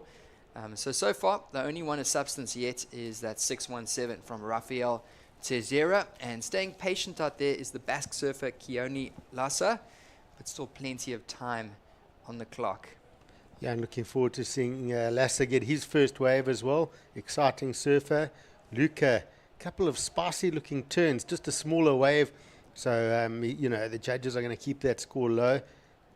But just looking for those opportunities. Of course, Luca, very experienced, as you mentioned, Johan, 29 years of age. He's also a 2-time Olympian. He represented in both Tokyo and Paris. So he knows his way around competition. And Luca is also quite a fearless surfer when it comes to attacking heavy sections. He's going to look for some of these bigger waves when those sets roll through. And plenty of movement in this Indian Ocean here today. Yeah, Luca's looking for his second win on the QS this season. He took out a win at the Vans Jack Surfboard Pro. It was a QS 4000. So he's already won a QS so far this year in the season, and obviously looking to gain a second win here in Ballito.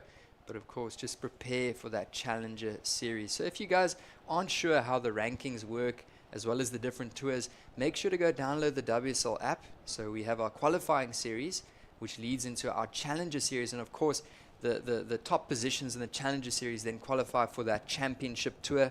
Of course, Jeffreys Bay coming up in a couple of weeks, and that's the championship tour. So if you guys aren't really aware of how these events work and all the schedules and systems, make sure to go and download that WSL app. Go and take a look at us on social media to get some cool information just on some of the local events and events upcoming all around the globe. But yeah, it's awesome to bring surfers together from all around the world here in South Africa, culminating. And yeah, we're seeing a great display here. And that's the goal. It's to get onto that Challenger. Most of these guys have come for the Challenger and then eventually get onto that championship tour. And you've got the two trains of thought here. You've got, internationals coming into these events, which is an Africa Series rating QS event, a 2000, and the internationals can't qualify through this region. They need to qualify through their region, but they are allowed to surf the events for experience, for prize money. So they're mixing it up and kind of can be, destroy one or two surfers that are looking for points. And we see Macinus with a nice finish there. So that's, that train of thought where they do have the opportunity. And also what's great for our local surfers is they get to compete against these top international surfers, which is a good experience for them. It pushes them, makes them better surfers. The other train of thought is, well, they are going to mess around with some of the ratings and points. They could knock out a top surfer that's, looking to qualify for the 2026 Challenger Series. But that being said, there are a number of events on the Africa QS Series, so hopefully it won't have too much of an effect. And this is Teixeira up and riding again. He's looking solid.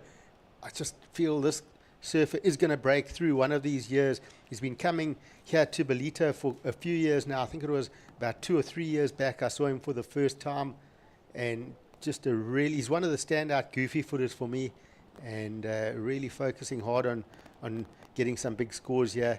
And Xavier van der Merwe, just a bit of downtime on those waves. He needs to get a little bit more energetic. As you see these top surfers like Raphael, there's no downtime. They go from one big maneuver, bottom turn, attack into the next, and it's a constant, power from one turn to the next, and there's no hesitation at all.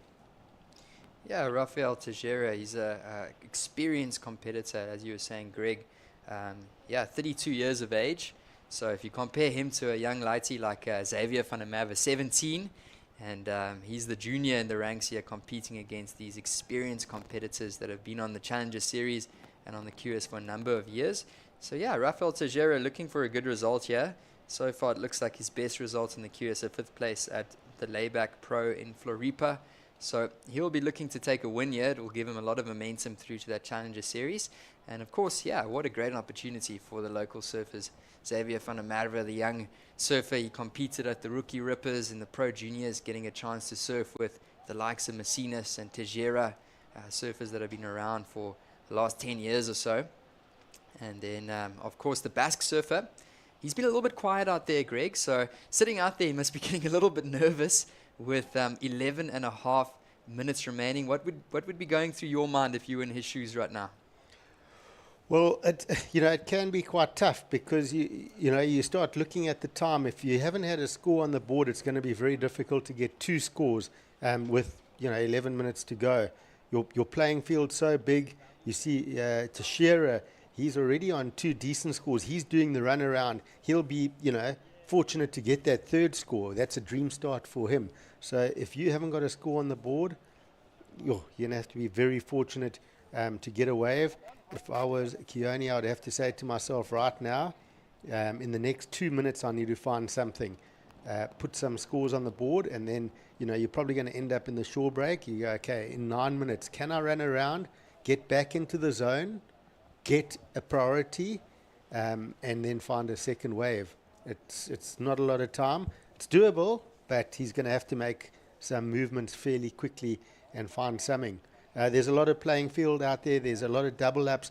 Waves can just double up under you or just shoot a bit wide from you. So positioning is quite tricky out there.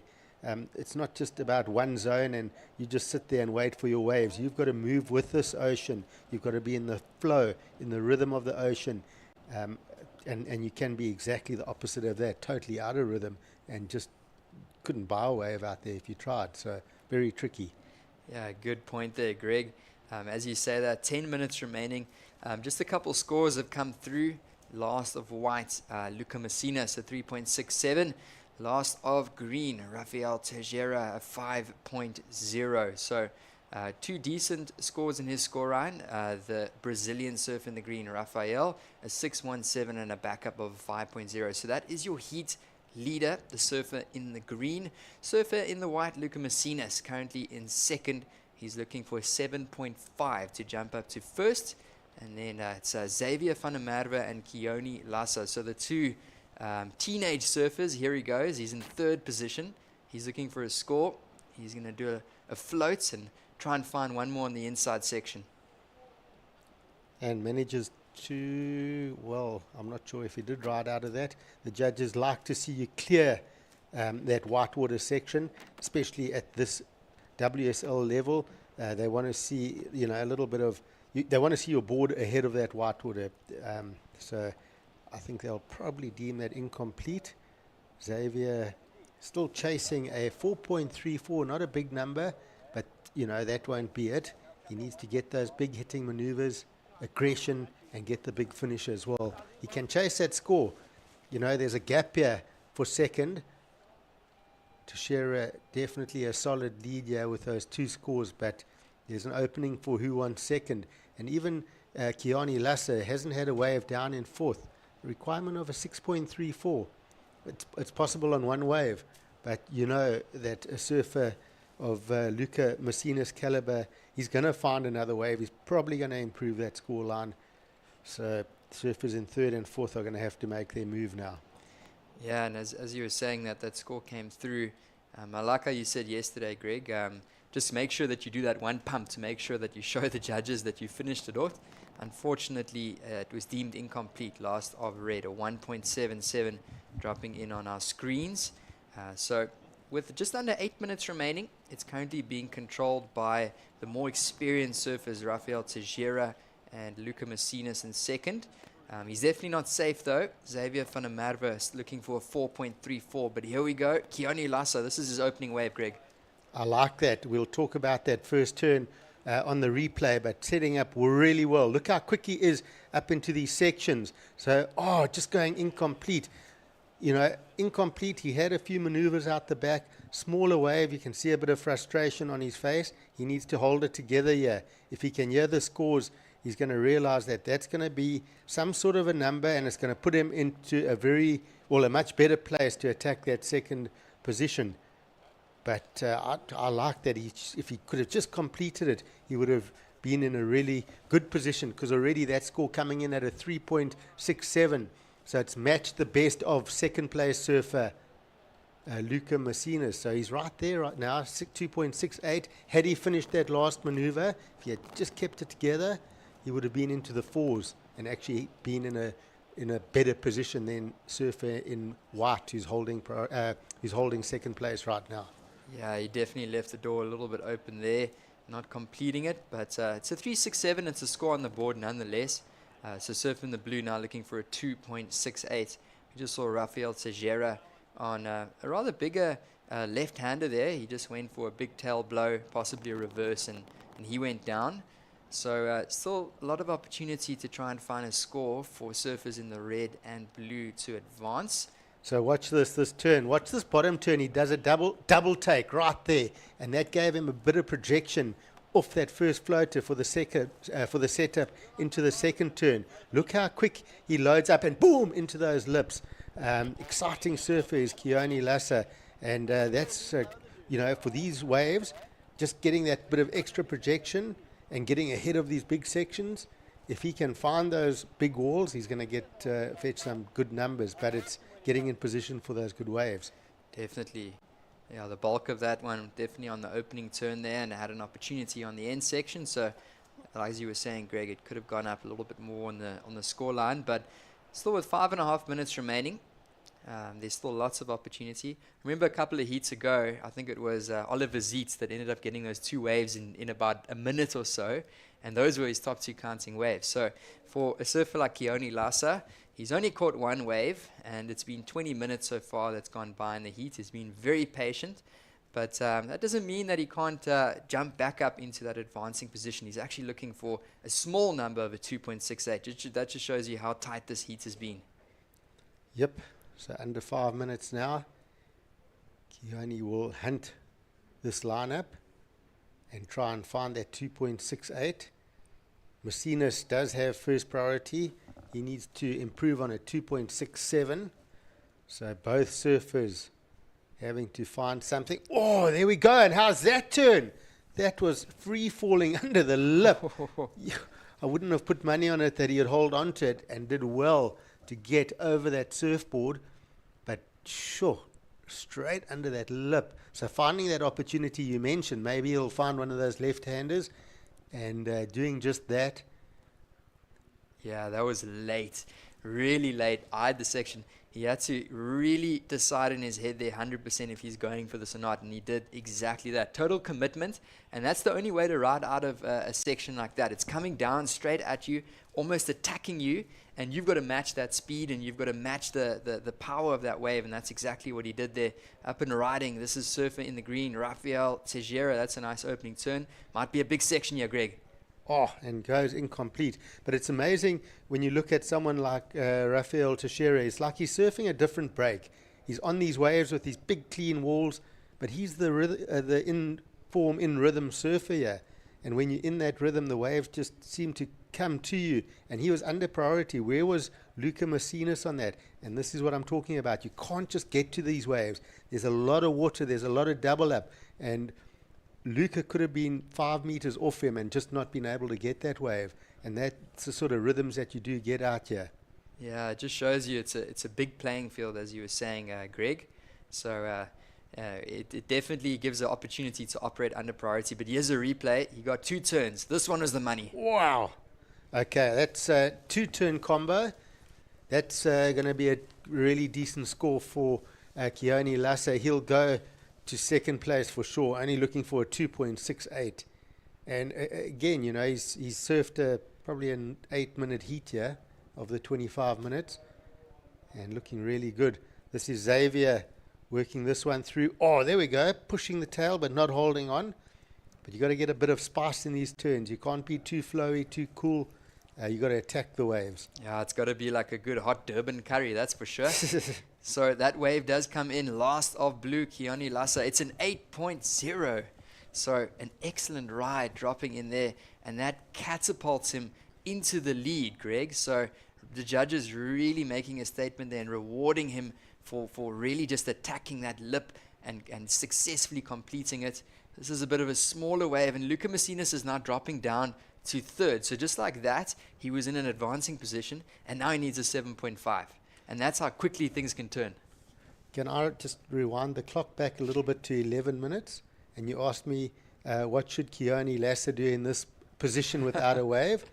He should take a right, get a couple of turns, put some sort of a score on the board, maybe a 3.67, paddle out under priority and look for one of those left-handers and hammer a massive turn, freaking go for everything on the close out and try and get an 8-point ride and take the lead. You would have laughed at me, right? Yo, Greg, you were spot on there. That's exactly what would have happened for Keone Lassa. And he's up again. So this is creating rhythm, taking pressure off. Yeah, and there's definitely a shift. He would be feeling very confident now with just over a minute to go in the lead. Luca Macinas dropped in a 3.47, but he needs a 7.5, which is a significant number now. Xavier van der Merwe needing a 9.17. So with a minute to go, Rafael Teixeira's up, and he's just trying to solidify his spots into the next round. But yeah, great analysis there, Greg. Keone Lassa, he was absolutely nowhere for the first 20 minutes of the heat, and all of a sudden, just like that, he is up into the lead. Yep, the heat basically just did a headstand. Here we go. Oh, so crazy turnaround. So Lassa with a wave to come to Shero, a score to come to Shero with a score to come.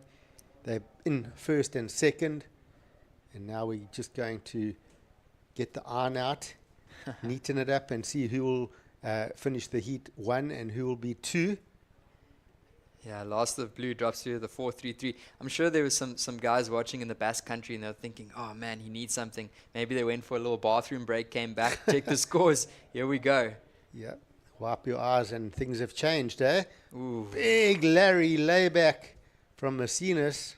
That's right on the buzzer. I'm not sure if that was in time or not. You can see he just checked his watch. He is looking for a pretty decent score, Luca Macinas.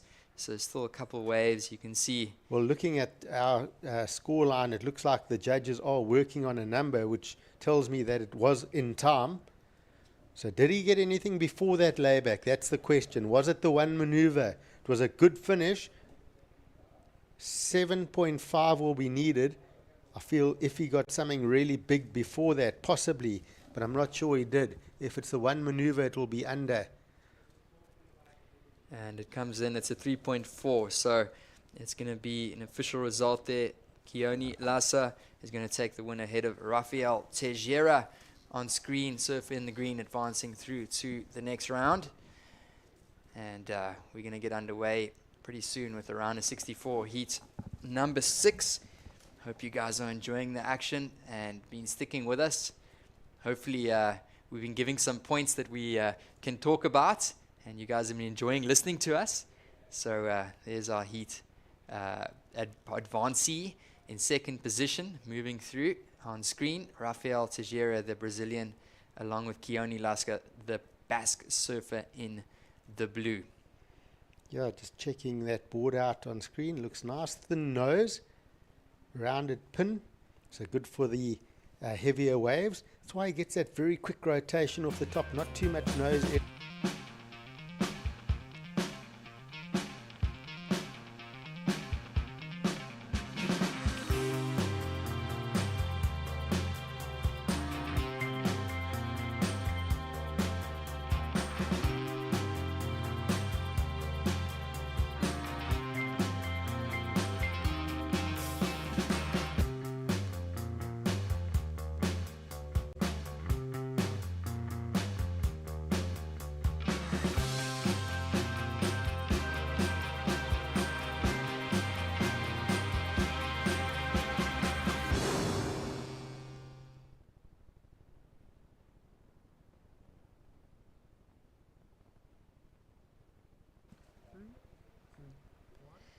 And welcome back, ladies and gents. We are watching the Ballito Open presented by Flojos. This is the round of 64, heat number 6 out in the lineup. We've been flying through these heats and we've been enjoying the action. Your big, bumpy, lumpy wave. It's our surfer in the green, huge section. Whew, Greg.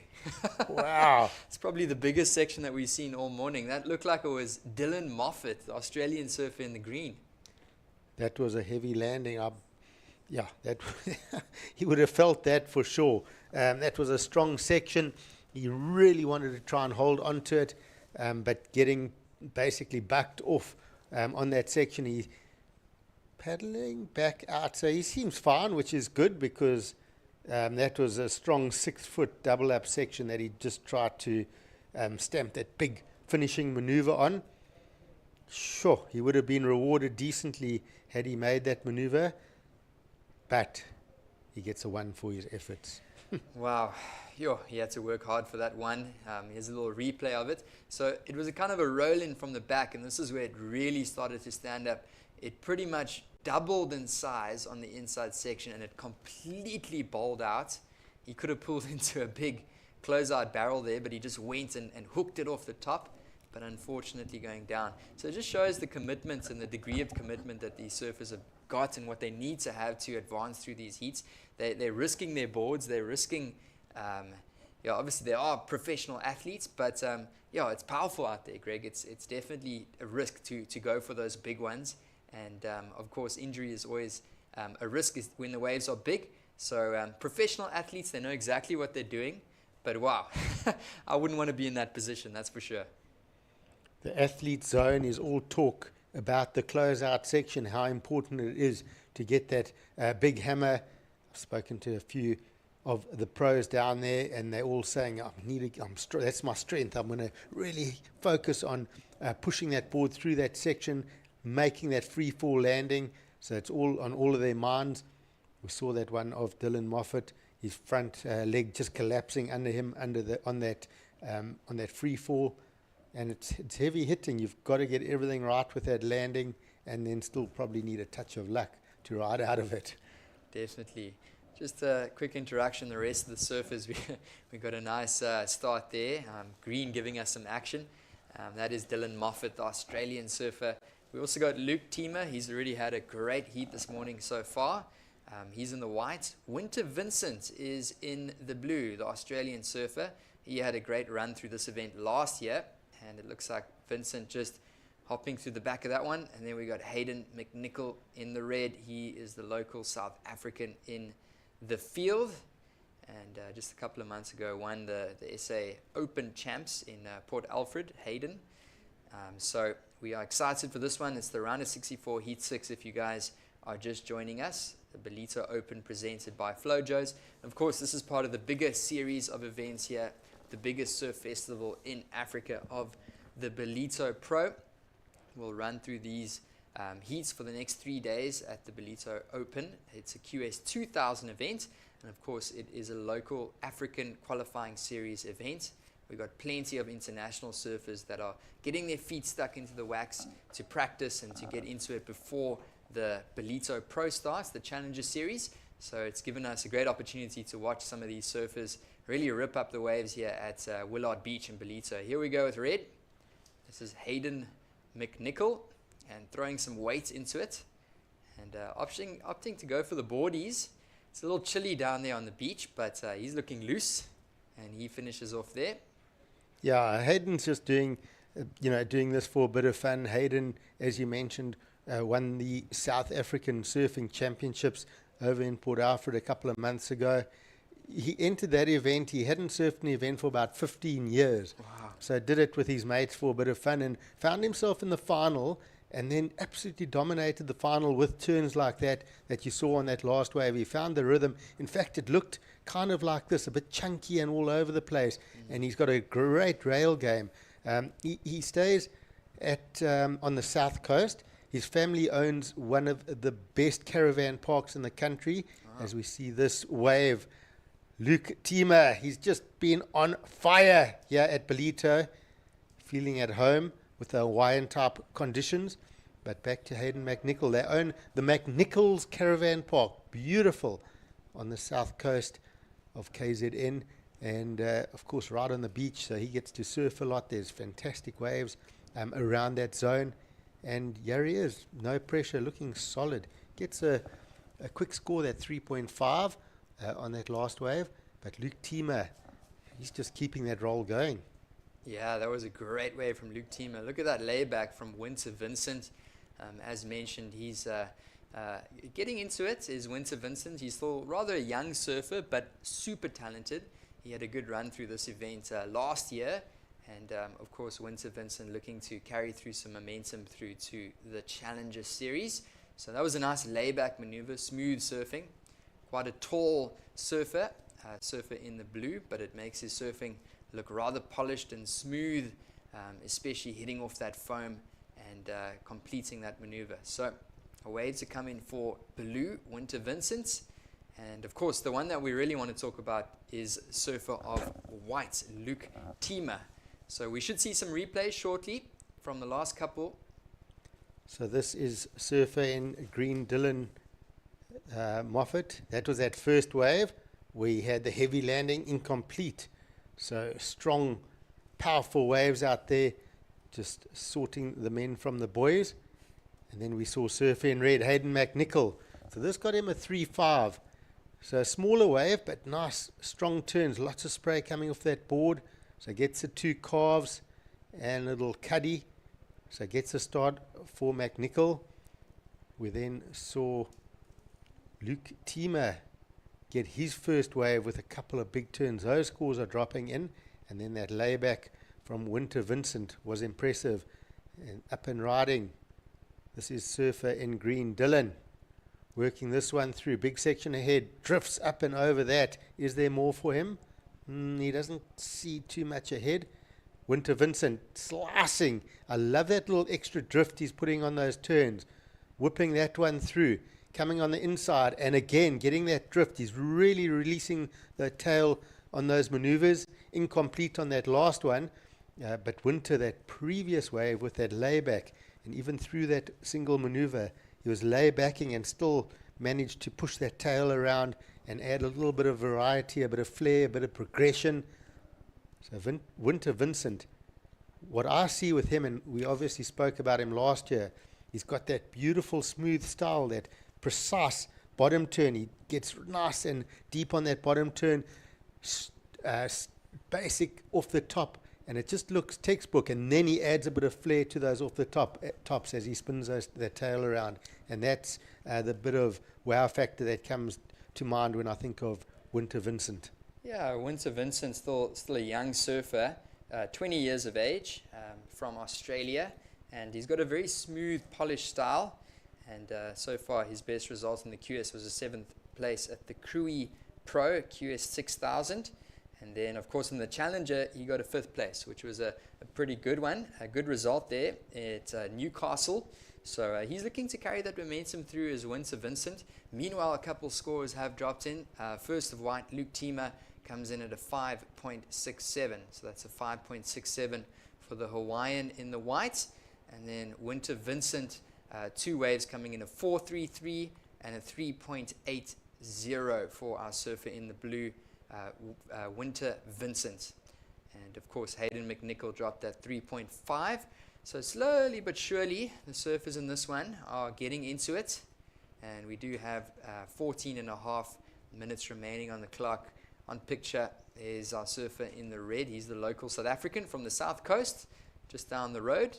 And yeah, he gets to surf conditions like this most likely all the time. The south coast is always powerful. It's always double the size of any other place in the country, it seems. I went for a little trip down there about a month and a half ago, Greg, and I took my fish with, and I took a couple boards, and it was massive every single day. I actually didn't really get a chance to surf, so the conditions resembling probably a lot what Hayden McNichol is used to down on the south coast. Of course, a beautiful area of the country, and when it's on, it's one of the best waves in the world and one of the best areas in the world to surf. But lots of days just like this on the south coast. So let's see what red can do. But it's still rather tight. We've got 13 and a half minutes remaining. Hayden McNichol, big paddle. He's found a good-looking wave here. So he's a strong lad. He's got some power behind him. Sets up, big section ahead. Ha! Slams it off that turn. So he's one of the old boy surfers here from South Africa. He is our current SA champ. He's a masters surfer. But I tell you, he's about 35 years of age, but showing absolutely no fear with these young hotshots in this heat. He's surfing his own heat. He's going for it. No pressure, nothing to lose, and it looks like he's having a good time out there. Oh, definitely. Look at this wave. He cuts it back into the foam, and this is the money section. He eyes it up, and you can see that spray, just a waft of spray into the air, and good timing. That's going to be a pretty decent score. It should definitely go into his top 2, most likely his top wave. Surfer in the red, Hayden McNichol. So there's going to be a wave that's going to drop in for red. And so far pretty tight. Here's another replay. I think this is the first one. This is the big section, Craig. Yep.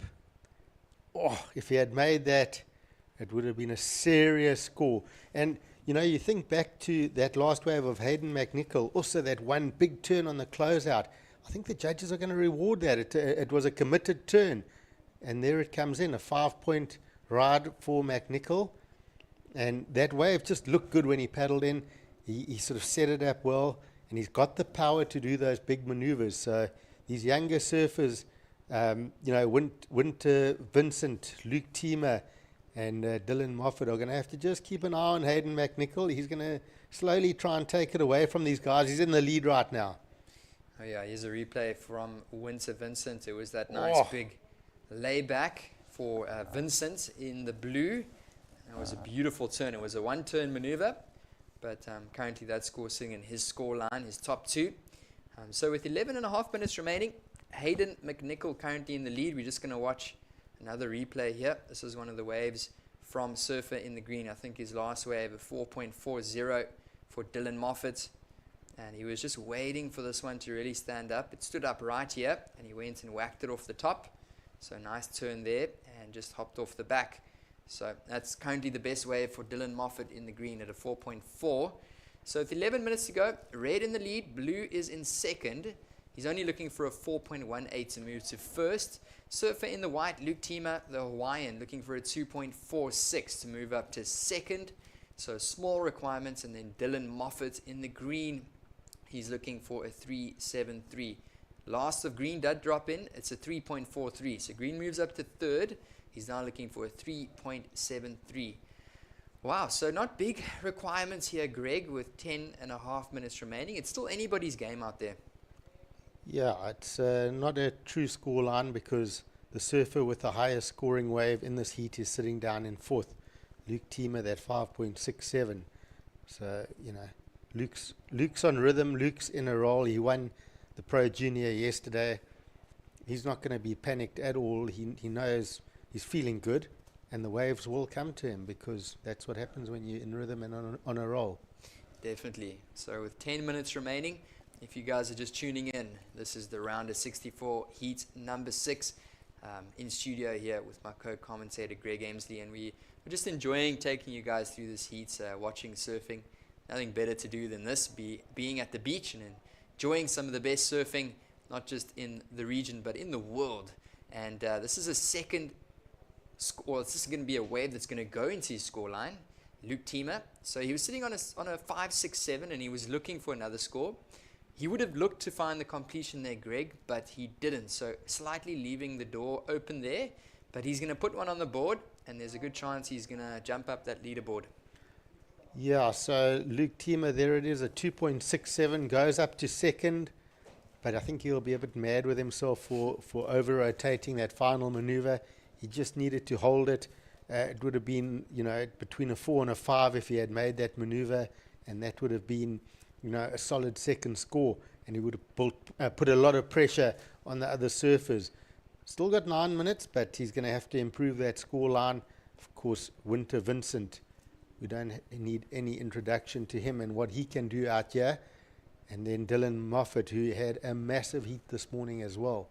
So, yeah, those two surfers just need to get the catalyst, and that is a nice 6-foot wall, and they will perform some heavy maneuvers. Yeah, I don't give them a chance because they are going to easily get that requirement. So a blue looking for a 4.02 and then green looking for a 3.94. And with the caliber of surfing that they do, that's almost a score that they can do with their eyes closed. So if they get the right wave, they're definitely going to be dangerous. So still very open here with 8 minutes remaining on the clock. And we're watching our surfer in the green paddle out the back along with white Luke Teemer. So priority sitting out the back with blue.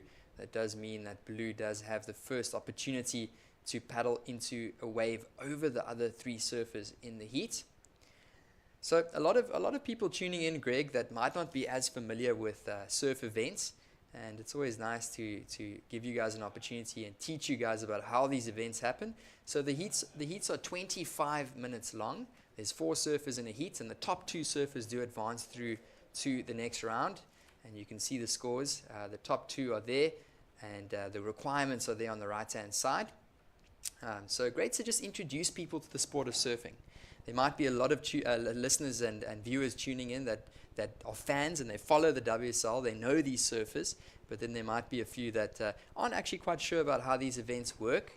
And this is a qualifying series event, so the surfers in the Africa region get an opportunity to qualify for that Challenger Series for next year. And of course, this event is going to lead on to that Challenger Series, which is happening here in Ballito at the Ballito Pro, coming from next week.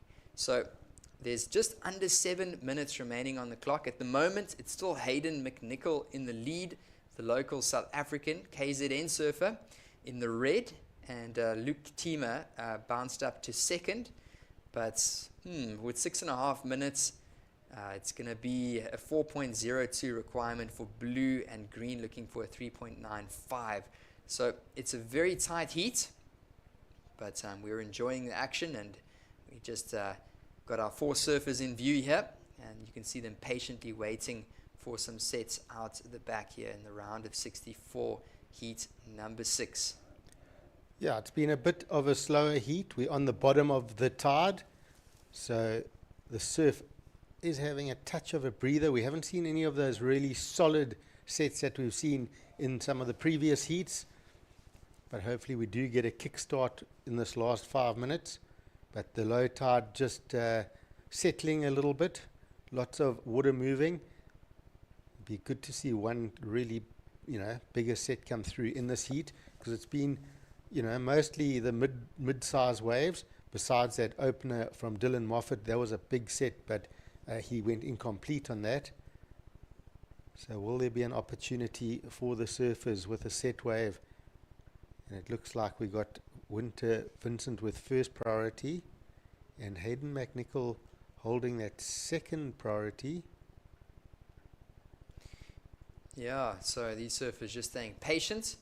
Of course, this part of the bigger festival of the Ballito Pro. So there's plenty happening down here in Ballito. If you are blessed enough to be here with us, come down to the beach. We've got lots of other things happening at Ballito Pro Skate Jam. We've got the free music concerts happening from the 2nd to the 4th of July, the Corona Sunset Sessions. So we've got plenty of festivities and things happening down here. Of course, it's winter time here in South Africa on the north coast, but normally quite nice and balmy. It's a bit of a colder day today, but still plenty of beach goers just enjoying the day. And we're just having fun, just watching some of the world's best qualifying series surfers battle it out. But plenty happening. And if you can't happen to be down here at the beach, go and download the WSL app or go and watch us on YouTube, the World Surf League YouTube channel. And you can listen to us talk about this for the whole day, pretty much. So it's been a pleasure taking you guys through these heats, and we've been enjoying the action. It definitely seems like that wave that came through in the beginning from Dylan Moffat was the biggest one of the heats, and we haven't seen something quite like that since that one came through about 20 minutes ago, Greg. So as you were saying, a little bit of a slower one. Our surfers just trying to stay in position. You can see in picture red, white, and green. And blue still looking for that requirement of a 4.02. Green looking for a 3.95. So the ocean's got to dish them up something so it gives them a chance. And it looks like they might be eyeing something out the back. So let's see what happens here. I'm just looking at that priority. We've got blue with first priority, red with second priority. I had a feeling that red had first priority a moment ago, but I might be wrong. But anyway, blue Winter Vincent has that first priority in third, so he'll have an opportunity at finding that scoring wave of 4.02. Luke Tima is going to have to watch his back here because he's in fourth priority now. And he doesn't have a strong second place position. In saying that, Hayden McNichol in red, he also sits with an 8.5 heat total. It's not a huge heat total. So Winter Vincent and Dylan Moffat will be desperate to find something that they can put their boards to the test on and get those requirements needed. Yeah, definitely. I think with 2.5 minutes remaining, Vincent and Moffat are going to have to really try and narrow down their search in terms of waves. They can't be as picky with just over 2 minutes to go. And obviously they are looking to find that advancing spot. There might be an opportunity here for someone, and they're just going to let it go. Meanwhile, up and riding, he seems to have lucked into this one. This is Dylan Moffat. Yeah, well, 2 minutes to go, and he doesn't find the section. Not looking for a very big score, 3.43. But you can't, go on any wave and get a 3.43. We've seen some really well-ridden waves that only get a 3.43. You think about that first wave of Hayden McNichol, the 3.5. He had two good calves and even a little cutback, and that only got him a 3.5. So, you're looking at a couple of decent turns to get that number. So you can't force it. You need the wave, and patience is the only thing that will give you that. Yeah, we're just going to run into a couple of replays recapping this heat. That was that 3.5. This is the 5, my bad. Yeah, that was that big finisher on that 5. So that was solid. Again, rewarding that big closeout maneuver. But not much time. We saw, there goes. Yeah, it looks like White had a wave. So he looked like he was happy with something. And watch this. Big carving turn off the top, straight off the bottom, up in the lip, spray still in the air for Winter Vincent. So Tima and Vincent both finding waves there. Wow, But Winter Vincent looked amazing on those 2 turns. Yeah, that was impressive. That was exactly what he needed with just under a minute remaining on the clock. So Winter Vincent is going to catapult up that leaderboard. That's what we predict. Beautiful turn to finish off there, throwing a big waft of spray up into the air. And really just like the aggression that he threw into that, but rather smooth at the same time. Oh, that was crisper than an iceberg. Saw Winter Vincent taking the win. Luke Thiemer second. Suddenly, Hayden McNichol went from first to third. So he is out of the picture in the last minute of that heat. Wow. Well, congratulations, Winter Vincent. So this is the Ballito Open presented by Flojos. We'll be back shortly.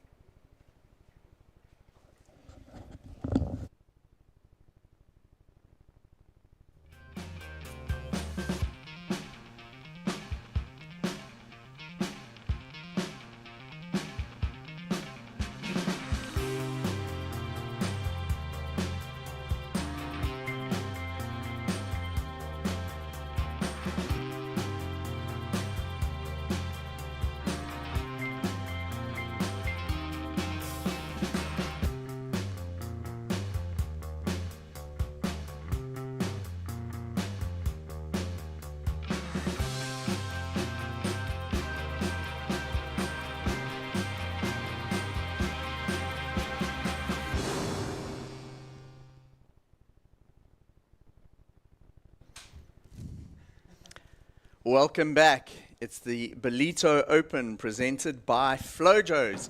We're into Heat 7 of the round of 64. Surfing in the seat in the red singlet, we got Rylan Jarvis. In blue, Kajiro Nishi. In white, we got Shion Crawford. And wearing the green singlet, we've got Joan Duru. Joan will be surfing his second heat of the day. So Rylan Jarvis, a youngster from South Africa. Kajiro Nishi from Japan. We've got Shion Crawford, who's come in from Hawaii, and Joan Duru from France. I'm Mike Frew, and joining me in the booth for the commentary in the seats is Tashim Tashti, fresh off the beach. A very close heat there for Hayden McNichol. I really thought he was going to sneak through in the end, but Winter Vincent, wow, got that wave in the end there, Tash. Yeah, and Winter Vincent had been waiting a long time. I mean, he didn't need a big score. He was only looking for a 4.02. And the patience paid off. It would have been nice to see a South African come through, Hayden McNichol, a current South African champion. But you know what? That's the way it goes in competitive surfing. And you can't be complacent. You've got to keep building score the whole time. It was actually quite a low-scoring heat if we had to compare it to heat number 5. But new scorecard, new competitors, different heat, and it's going to be really interesting to see what the outcome is in this one. So in the water right now, this is Heat 7 of the round of 64. It's Rylan Jarvis, the youngster, 16 years old from South Africa, wearing red. Kajiro Nishi will be in the blue singlet. We've got Shion Crawford in white. Shion actually had a wave already in the first few minutes of the heat, and then Joan Duru, he came through from the previous round, those first 4 heats of the morning, and he finds himself here in his second heat of the day. It's great to see such big names in the heats. I've been looking forward the whole morning to watching Joan Duru, Shion Crawford up and riding. He's already been out there, so he knows what waves he's looking for, and he looks at that, determines it's not what he's looking for. Joan Duru straight back out. Yeah, first wave in quickly, Tash. It's Shion Crawford. He gets a 4.83. A big drifting tail on the white water. I think this is Shion Crawford's first wave. Okay, great. So just that first turn, but you're right. He drifted that tail. He's so strong, Shion Crawford. He actually is still a junior. He's only 20 years old. Live action now. This is the Japanese surfer, Kajiro Nishi. Got the money done there. I mean, 2 turns in quick succession. There's a lot of comparison to do with that, but I think as a starting point, it's not bad. I was actually watching these 4 guys paddle out, and on the 5 minutes, they started paddling. By the 2.5-minute mark, they were still stuck in the rip, and by the time we ended the heat, they got that first set on their head. So, like 5 minutes. It took them 5 minutes to paddle out. It took them 5 minutes, and these guys are all strong. This is a South African, Ryland Jarvis, just a short ride for him to get started. Yeah, it took them 5 and a bit minutes to get out. And we've got that big rip. So what we're talking about is if you're looking at the screen now to your right, there's a big rocky outcrop which has a rip that's a lot easier to get through the sandbank. But with this new swell and quite a lot of grunt in the swell, it's not as easy as it usually is. And yeah, to see them, I was actually wondering if they'd make it up, because that set that landed, I mean, they must have dived really deep to get under there and get through. But Cheyenne Crawford actually was meant to surf the Pro Junior event and unfortunately didn't make it into South Africa on time. So it's great to be able to see him here in the QS 2000, the Ballito Open presented by Flojos. And this is probably, he got you late last night, so this is probably even his first surf, maybe. So Sean Crawford establishing an early lead in this heat with 20 minutes to go. Sean's actually chosen, a lot of the competitors do it. He's not sitting in the competitors area. I went and checked in to see if I could see him prior to the heat. I checked in there with Bernice from Groundswell, and she said he hadn't checked in yet. I had a look over the balcony there, and he's sitting down on the beach getting ready, and they're prepping. There's a whole lot of them sitting further down the beach towards Surfers Lane. So Shion getting ready there and then paddling out. In the seats as well, this is the second heat we commentating on John Duru, Tash.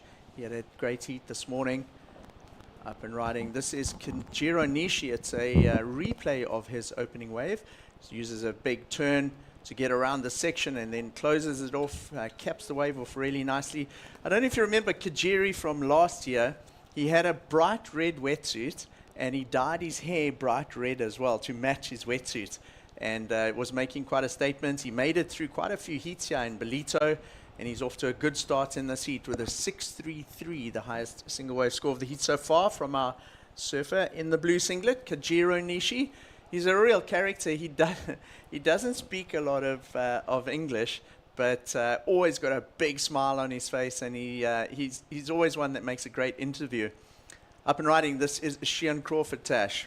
Yeah, just 3 solid turns. I mean, you can see the Hawaiian power in his surfing. And for me, to get those powerful turns off the top, it just looks so good. He kept his flow, he kept his speed. If I compare it to Kajiro, the 6.33, very different wave. Shion had a lot more space and time to work with putting maneuvers in, whereby Nishi had to quickly fit in that second maneuver, but was rewarded. So I'm interested to see what the score comes out at. There was variety in Shion's surfing there, those 3 turns, and he's already got the 4.83. So he's going to get rid of the 1-point ride that's currently sitting as his backup score, and then he'll be applying some pressure to the young South African Ryland Jarvis in red, and then the OG John Duru in the green singlet. He's holding priority though, Jean, and currently needing a 5.33. However, that is going to change as soon as the score drops in for Shion Crawford's 3rd ride. Shion Crawford, a powerful, big, tall, lanky surfer from the North Shore, and Shion has surfed as a wildcard in the pipe event before. Recently had quite a major sponsor change, and he's got a new sponsor backing him this year. We love to see him in Ballito. He's been here a couple of times, and we always know that there's going to be fireworks when Shion is in a heat. He actually attended the Ilembe fundraiser last year, the local surfing district, and he very graciously spent the evening with them, and it was so cool to see all the groms. This is a great looking wave out, live action from John Duru. 3 turns. Textbook. He used that very effectively in that first heat this morning to build scores in the heat and take a confident win in that heat. So John Duru doing the same in heat 7 of the round of 64 here. Out at the back, it's his Kajiro Nishi, Tash. It's his 2nd wave. He's already got a 6.33 and lovely fluid surfing. Looks like he's got some great form. He's in the zone. Great transition between turns. No downtime on that wave, just flowing from one turn into the next. lovely flows. So Kajira Nishi. Nice and light-footed as well, you know. He's just pivoting and adjusting as this wave is throwing something at him. The board looks really good. He looks nice and relaxed, and I feel like he's, you know, only in third gear, you know, and he's already produced a good score, a 6.33. That was only his second ride of this heat, so it's going to change. I mean, we've just seen Shion Crawford, that last ride coming in at a 5.77, but then we were talking about Joan Duru and his second ride. It was that 3-turn textbook wave, and it came through at a 6.67. So the youngster, Rylan Jarvis, now under a bit of pressure, and he has priority. So let's hope he gets an opportunity to showcase his skills out here in heat number 7. We saw Rylan recently at the eThekwini Surf Pro Junior in Durban. This is a replay of Joan Duru's wave, Tash. Yeah, this is the 6.67. So you see, he gets that first carve off the top. That's almost just a transition turn to keep his speed. But that's where the points were. That closeout, oncoming closeout section, attacked it, timed it well, with lots of flow. And then this is a replay of Kajiro Nishi's wave. Whew, speed through that second and third turn was incredible. Yeah, he really does gain a lot more speed through the turns, which is not often what we see with some of the surfers. And we are still waiting for that one score. So I'm pretty sure the judges, you know, we've got this replay system up and running, and I'm pretty sure they're just evaluating that. But that was a great ride from the surfer in the blue singlet, Kajiro Nishi. That was just a short wave there for Rylan Jarvis. Rylan lives at Seal Point, Beautiful near place. Jeffreys Bay. He hones his skills on Seal Point and is a very well-known character in that area. Of course, his dad, Craig Jarvis, one of the very well-known surf journalists in South Africa. Yeah, and his mom, Lauren Jarvis, I grew up surfing with her, so it is a surfing family. The young daughter, Bryn Jarvis, so it's a full-on surfing family. It's really rad. I saw Jarvie giving Rylan some tips there before paddling out. You know what I noticed on Joan Duru's last wave there, Tash, is Joan is actually wearing boardies. And you were telling me it was this heat that they had such a tough paddle out. And after, I remember you said after Joan Duru's last heat, he said to you it was cool out there, but I still might have 3 heats to go. I'm pretty tired already. Yeah. And he's opted for boardies as opposed to a wetsuit. Sometimes the constriction of a wetsuit, the water's not very cold out there, but having boardies just helps you paddle a little bit easier. You don't have that restriction, and especially being a little bit older, I think he's opted for that just to stay nice and loose out there. Yeah. And you know what, wetsuit technology nowadays is incredible. I mean, they're so much lighter and more comfortable. But even that, 500 grams extra of weight, when you're a bit tired and your muscles are a bit sore, and you just kind of start slowing down a little bit, you know. So he's been competing for 2 decades, you know. He knows what he needs to do, and he understands his body and what he needs. So yeah, just adjusting. And one of the talking points though is we've seen on the scoreboard how the placings have changed and shifted, and Kajiro Nishi now holding down the lead, and that was that 3-turn combo, scoring a 7.67. So the judges really liking how he accelerates out of his turns with that speed.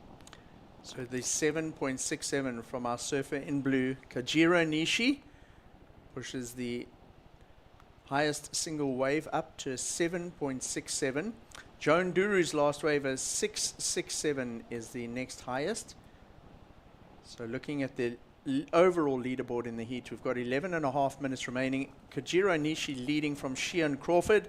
This is Shion Crawford up and riding, flaring the tail out. Oh, really like how he adds a bit of extra spice to those turns on the end. Looking to try and take the lead there from Kajiro and control the heat from the front. Joan Duru, he's got a 6.67, Tash, a solid score, but his backup at this stage is a 0.5. So we'll definitely look to drop that 0.5. If he does, there's a chance that we could have a 3-way fight for the lead here. Shion Crawford's last wave coming in, scores dropping in from the judges. They have access to replays of each of the waves. This is a replay of Shion Crawford, Tash. Yeah, just power. I mean, that wasn't even a full turn, you know. It was a transition turn for his first maneuver and then going straight into that re-entry to complete wave number 5 for the Hawaiian. So My apologies, is it wave number 4? it is wave number 4. So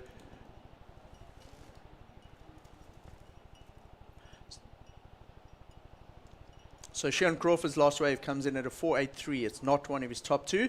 Let's have a look, Tash, at Kajiro Nishi's top 2 waves, a 6.13. This is the first wave. Yeah, so this is his first ride. Gets a little caught, has to adjust and change. But there is the committed turn off the top. This is the 7.67. Yeah, so slightly different. He had a bit more wall to work with. Powered through for the first turn. That second maneuver, a lot more power, and then just completing that ride. So critical section, went into it with speed, had a lot of flow, and was rewarded the 7.67. I think, you know, it's interesting. The judges' scale changes as conditions change, and they've been watching conditions and really rewarding the surfers that are able to fit in that third maneuver.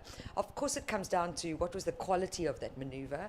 However, just to get that third turn in and complete and ride out of it with control, these athletes are definitely getting rewarded for that. 9 minutes on the clock in heat 7 of the round of 64, and we got Kajiro Nishi controlling the heat at the moment. The 6.33 and the 7.67. Second place is Sean Crawford. Sean looking for an 8.23 to take the lead. And then Joan Duru in third with a 6.67, and then importantly a 0.5 as part of his score. So we could see that certainly change in the last 9 minutes of the heat, or 9 minutes still to go. Bit of work to do for the youngster. We've got a lot of experience out there. Kajiro Nishi, Sean Crawford have been on the Challenger Series for a while. Joan Duru spent some time on the World Championship Tour. So we've got very senior, experienced competitors out there. And then the fourth surfer in this heat is young Rylan Jarvis. He's only 16 years old. He competes mainly on the Junior Series Tour in South Africa. So this will be a high-profile, very big event for young Rylan. And it's great to see him on the stage being broadcast globally alongside surfers like Kajiro, Shion, and Joan Duru. So Rylan looking for a score. He's just had 2 short waves at this stage, a 0.67 and a 0.73. He's in third priority. So the more experienced guys controlling that priority situation as well. Yeah, I think for Rylan, you know, to not put too much pressure on himself, really just learn from this experience. It's always nice to show how you can surf, but the reality is it is a big stage. It's a really big stage. Usually at any other current QS event in Africa, it's a lot smaller field. It's predominantly South Africans. You're not coming up against the caliber of surfers like you are now. So you got to be a little gentle with yourself and just go, cool, I'm here to learn. I'm here to surf against some of the world's best. I mean, this is only a QS. We've got the Challenger still coming in, but we've got Challenger Series athletes competing in this QS 2000. Tash, one of the questions I wanted to ask you, as with your involvement in the WSL, this is the second event on the QS Africa series, right? Yes. The first one was the eThekwini Surf Pro. This one has a much bigger field, simply due to the fact that it's before the Challenger, and then there's an enormous international entry. Where does the Africa QS go from here, and how do you determine the Challenger series spots for next year? Yeah, so it's a good question. The qualifying series globally actually is, we call it the 2025-26 season. So it rolls from 2025 into 2026. And we currently have 7 events with 5 counting. And what that means is your top 5 events count with the scores and the performance that you have during those events. But what it does is it determines which athletes are going to represent Africa on the 2026 Challenger Series. So yes, this is stop number 2 for us in Africa. I'm not going to share exactly what's going on for the future. There's a couple of changes. There's some exciting new events that are potentially going to be confirmed on the calendar. But yeah, we're looking good for the region, and yeah, small team behind the scenes working really hard to just help elevate the sport of surfing on the continent, but also really wanting to support and elevate our talent on the African continent. And I've been very fortunate to travel to other African countries. There's so much raw talent, Mike. Let's get back to that, Tash. Just an update in the water. We did see a short ride there for a Sheehan Crawford. It's a 0.5. That certainly won't count. While you were talking there, Tash, we also did see a ride from Ryland Jarvis. It was a 2.1. I think we're going to get a replay of this. So it's a smaller size wave. The youngster goes straight up at the lip, gets a little bit caught on that first turn. And if you compare that to the waves you've seen unloading on that sandbank with the big explosions and that, the reason he didn't get a bigger score on that wave, I think he didn't make the last turn, and of course it maybe wasn't as big and as significant a wave, but great effort there. I liked the way he committed to that first turn. He went vertical, not lateral, and putting in good effort there, Ryland Jarvis, with 5 minutes to go. Yeah, I think a few little errors. I mean, that first turn, I liked it. Committed, deep bottom turn, went vert. So got that nose almost at 12 o'clock. But you saw how he got stuck on the top a little bit, which from a criteria point of view, the flow disappeared. Then he had to try and generate a little bit more speed to get into the next maneuver. So all those tiny little things actually go against you, unfortunately, but that can be the lesson that comes out of this heat, He's still not giving up, he's still trying, and I think he just wanted to put a score on the board, so finding a slightly smaller inside wave. So having a look, with down to 4 minutes remaining of a 25-minute heat, 21 minutes have already gone. Kijera Nishi in a commanding lead at this stage with a 6.33 and a 7.67. Surfer in second, Sheehan Crawford, needs an 8.23. So Tash, he needs a score in the excellent range if he's going to take the lead in this heat. So Kijera will be feeling very comfortable. We've seen him many times here in Ballito. He knows this wave well and surfing a good heat so far. So it's going to come down at this stage of the heat unless Ryland gets something really radical. It's a battle between second and third because Joan Duru is still carrying a 6.67 and in his scores is a 0.5. Joan's got priority, Tash. He's being very patient. He's waiting for a very specific wave out there. Yeah, and Joan is holding the second highest single wave score of this heat, the highest being a 7.67. He's got the 6.67. And like you said, the throwaway, a 0.5. So he's in the best position to hold first priority. The time's winding down. There's 3 minutes left. He's clearly being slightly selective of what wave he wants to go for. But like we said earlier, this is his second heat of the day already. So it's not first heat. It's not nervous niggles. It's quite a calculated position that he's in.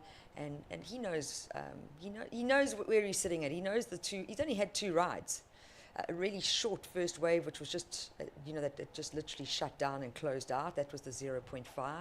The 6.67, that's where the juice was. He found 3 turns, and this is an important ride. So Joan Duru uses his priority, drops into wave, straight up at the lip, uses that section to generate a bit of speed, carves back into the pocket. Now we get to the end of the wave. We're going to need to see some good finish here.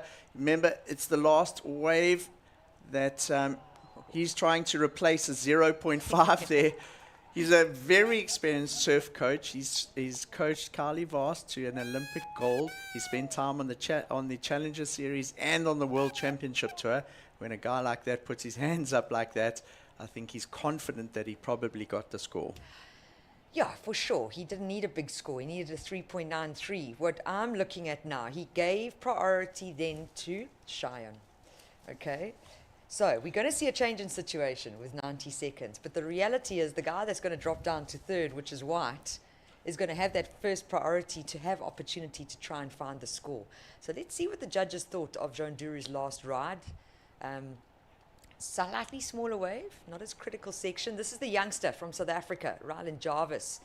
Wave number 4 for him. And some nice surfing. That was his best wave of the heat so far. Nice fluid surfing, no downtime. He didn't get caught up on any of those maneuvers. And that'll certainly be Ryland Jarvis's best wave of the heat so far. 1 minute to go. And it doesn't look like there's too much ahead of him there. So he should get out pretty quickly and possibly another quick opportunity if he can paddle hard to get one more wave in the heat. So Joan Duru, we still wait for his score to drop in. That last wave where he threw his hands up, and you could see he was pretty stoked with it. This is Joan Duru's wave, Tash. Yeah, so I must be honest, I thought maybe he had selected the wrong wave, but he saw something down the line. I like the variety, big wrapping roundhouse cutback, and then just doing the work, keeping his speed up, keeping his rails activated, fits in those quick backhand re-entries, and being rewarded with a 4.53. So we see a change of situation. It looks like Cheyenne Crawford also might have had a last ride. There's still 5 seconds left in this heat, but he was pushed down to third. You can see on your screen here, White just looking back at the judges. So they are waiting for scores. So Joan Duru got a 4.53. That knocked Cheyenne Crawford down to third. Cheyenne looking for a 5.44, Tash. We didn't see that wave. And then Ryland Jarvis getting a short wave at the end. So 4.53 for Joan Duru. A score still to drop in for Cheyenne Crawford. We got a replay of this, White. Let's have a look at it. No scores have come in yet. Tash comes off the bottom. Oh, he had priority. There's that stock standard top turn. Another strong closeout maneuver. So the 2-turn combo, we've got to reflect back on other 2-turn combos. Could he have got, look, he's looking for a 5.44. It's an average score needed.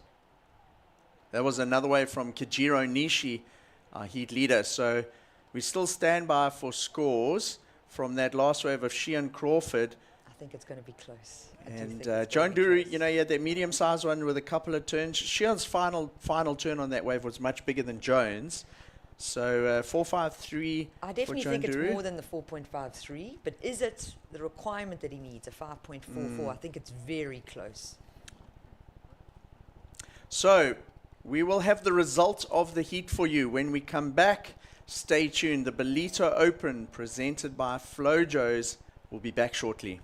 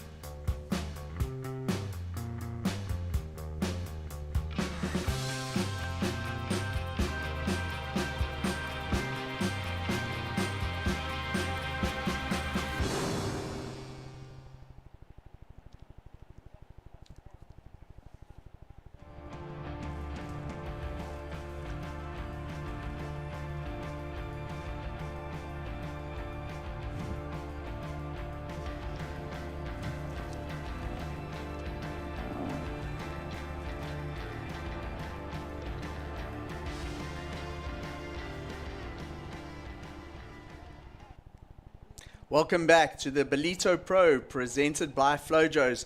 Tash, very close end in that last heat. Cheyenne Crawford was looking for a 5.44. We went to the ad break. The score came in. It was a 4.57, so not enough. So the results of that last heat, it looks like it was Kajiro Nishi going through with the experienced campaigner Joan Duru. He's got to another heat today. And then third place, Cheyenne Crawford. And in fourth was Ryland Jarvis. We're now into heat number 8 of the round of 64. I'm Mike Frew, and joining me to call this heat is Tasha Mentasti. Introducing the surfers to you, up and riding right now, that is Logan Tilsley from South Africa. Wow. Woo, just coming unstuck on that end section. Also in this heat in blue, we've got Dimitri Polis. Billy Stearman comes in as an alternate in white, and Carlos Muniz surfing his second heat of the day. He comes through also from that round earlier this morning. So another loaded heat. Interestingly, it's another heat with 3 internationals and 1 young South African junior. I think that's great. So Logan Tilsley, Logan, his best results this season is a 7th at the eThekwini Pro Junior event that was held a few weeks ago here in Durban. He's 15 years old, Tash, so one of the younger competitors in the Ballito Open presented by Flojos. In this heat, He's up against Dimitri Polis. He's actually got a 5th this year on the Challenger Series, as well as a 3rd at the Vans Jacks Pro. So he's had a couple good results, counting results this year so far. Yeah, and Dimitri actually got the wild card into Trestles, and he's sitting on the top of the North American QS rankings. That's how he got that wild card position. He actually wasn't on my radar at all until Trestles event, and then I started doing a bit of research. So a little bit of a underdog in regards to what we see online a lot of the time, but very well known in the US and a great competitor. So I think he's going to apply some pressure to the 3 other competitors in this heat. Billy Stearman, I mean, he's coming in as an alternate, but this kid's been surfing for a long time, competing for a long time. I actually remember first seeing him in 2014 at the ISA World Junior Champs. Wow! Massive turn, Dimitri Polis. He's got some big turns in his back pocket. But yeah, Billy Stearman, you know, it would be fantastic to see him be able to qualify. He's put a lot of time into his competitive career. We've been seeing him Ballito for many, many years, and it's great to see him here in the QS 2000. Yeah, Billy actually born in 1989, so he is one of the older competitors in the event. He does have one counting result so far on the QS this year. He came 3rd at the Phillip Island Pro, which is a big event, and he would have got all the way through there, made it through plenty of rounds. So this morning he would have arrived here in Ballito, all ready to go. A bit stressful when you're on the alternate list, just waiting for a slot, and you are at the mercy of an athlete not checking in, so you pretty much only know within 10 minutes to go or so. So Dimitri, or rather Billy, would have been hanging around the competitor's area, and he gets a slot in the event, and he has a score on the board. Now, this is the second time we have seen the surfer in the green singlet up and riding. This in the heats today, I mean, Tash. We saw Carlos Moniz get through his heat earlier this morning, and he has some great form. Nice vertical surfing. I love it how he goes right up in that pocket, and almost every top turn that he does in that snap, he always throws so much spray, Carlos Moniz.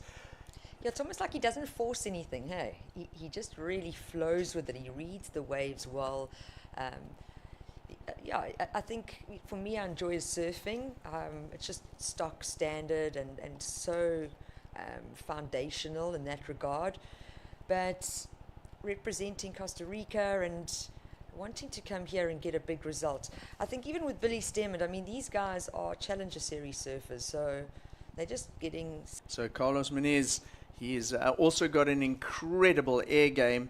If you have a look at his Instagram, he has videos there of him doing flips and tricks, and he's in the air with all sorts of super technical airs. I remember a couple of years ago that he was in a heat here in Ballito under an enormous amount of pressure. He had his back against the wall in a 2-man heat, and he boosted one of the biggest aerials of the day. The crowd went wild, and it was so rad. So great to see Carlos Muniz back here in Ballito. We're waiting for that score to drop in. We've also had a score for Dimitri Polis. And up and riding, this is Logan Tilsley. So the young junior, he's 15 years old, up against an incredibly experienced field in this heat. Tash, that was a lovely ride from Logan Tilsley in red. Yeah, nice, strong surfing. He's strong on his feet. He's got the power behind him. You know, unfortunately, he didn't complete his first ride. Otherwise, I thought it was going to come up into a good score. That was wave number 2 for Logan. And yeah, 2 good, solid turns. We're going to watch the replay here. This is the American. Dimitri Polis coming off the bottom. It looked like he cut that first snap short because there was a section down the line, and then it didn't really work out for him because he timed it slightly wrong on that explosive end section. Logan Tilsley gets 2 nice turns in. The wave gets a bit wonky at the end, but he does ride it to completion, and 2 good turns there from the juniors. If I compare that to a lot of the juniors we've had in the last few heats, the guys, I'm not sure if they were nervous because of the sort of big names in the heats and that sort of thing, but none of them were able to really find a set wave and, you know, crack the lip like that. I liked what I saw there from Logan Tilsley. It was vertical surfing, and we await his second score to drop through from the judges. Yeah, 15 years old. I mean, there's some power in his surfing.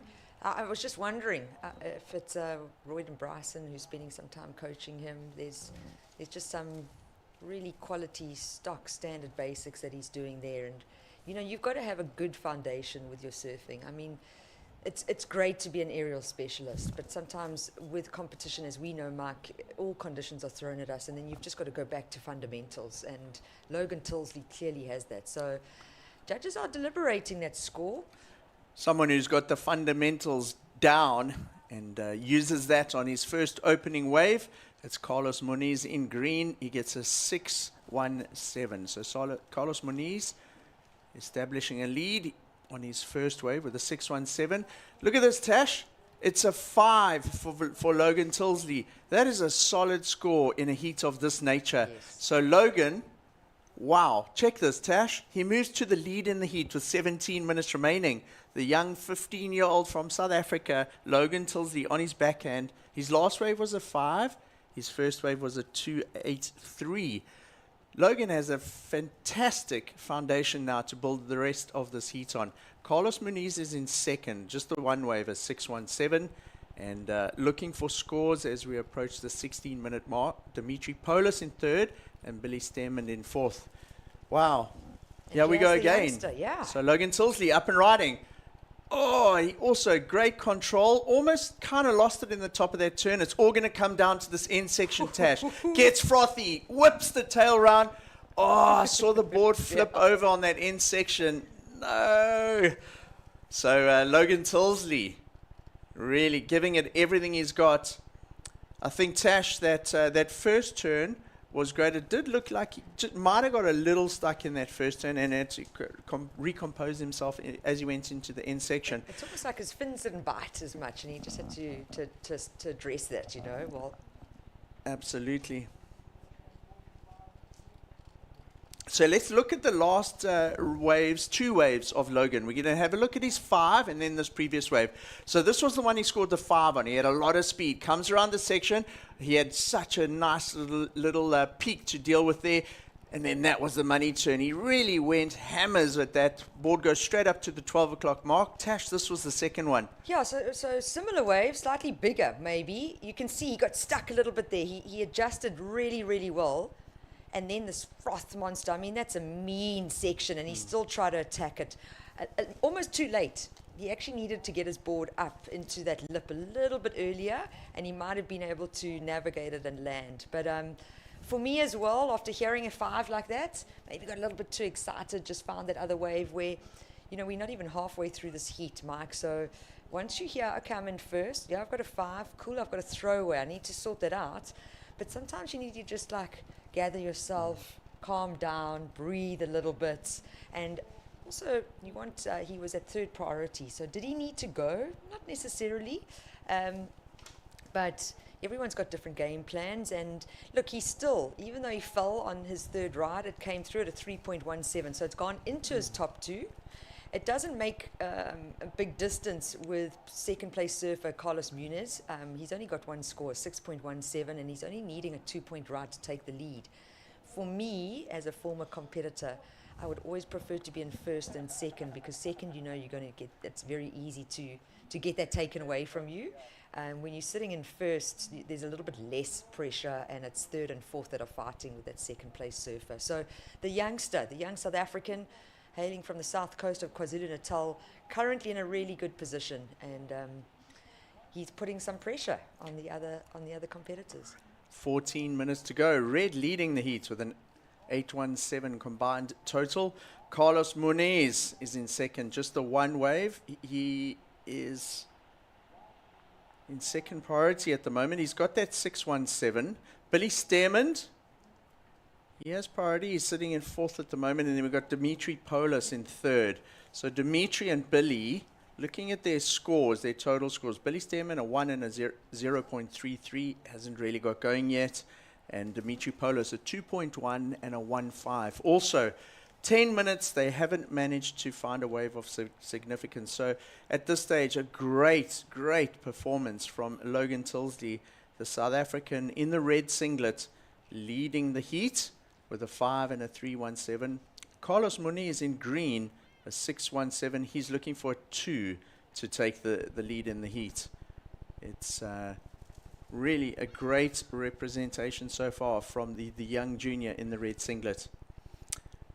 Tash, so Dimitri Polis has actually very recently surfed in a WCT heat as the wild card at Trestles, and Logan Tilsley would have known that when he saw that big name in the heat draw, but up to this point it certainly hasn't bothered him because Logan's looking in good form. He doesn't look nervous, he looks nice and settled on his board, just needs to make that end section.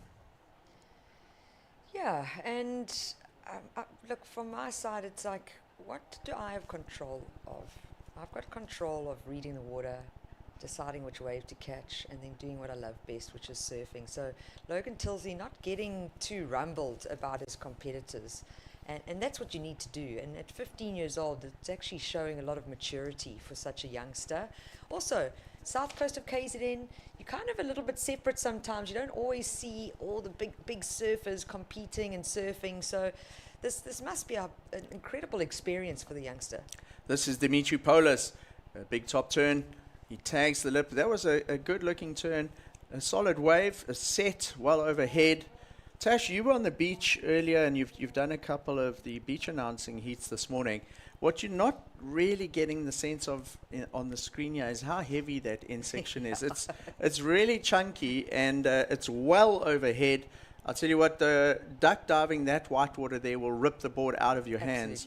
And here we go. So a biggish looking set. It's Carlos Muniz. Slashes and drifts the tail out on that first section. Now looking to just set up a second turn. There you go.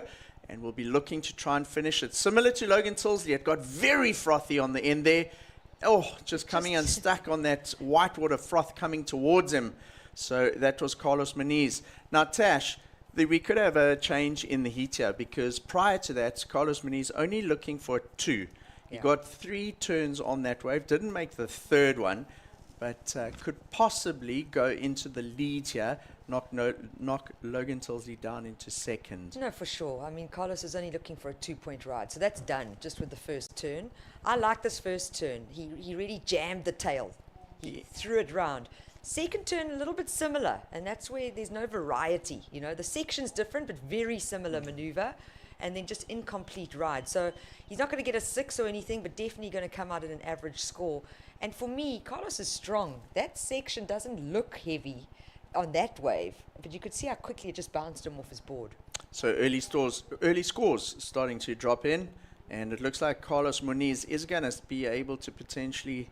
We've got 2 more judges' scores to drop in, Tash. It is looking good for Carlos, and they like those turns. Incredible how both those first 2 were just almost carbon copies of each other.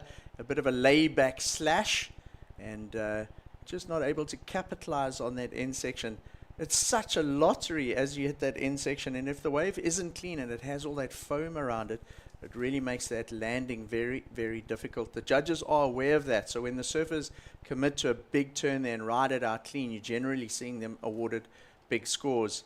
And that's what happened on Carlos's first wave. Scores still dropping in for his second wave. Yeah, and Mike, it's also like a lot of water pushing back at you, and that's where we get caught sometimes. So watching live action now, this is Dimitri Polis. He's sitting with a pair of 2s. It's not what he wants on his scoreboard, so he's really needing to find a better quality wave to showcase what he's got.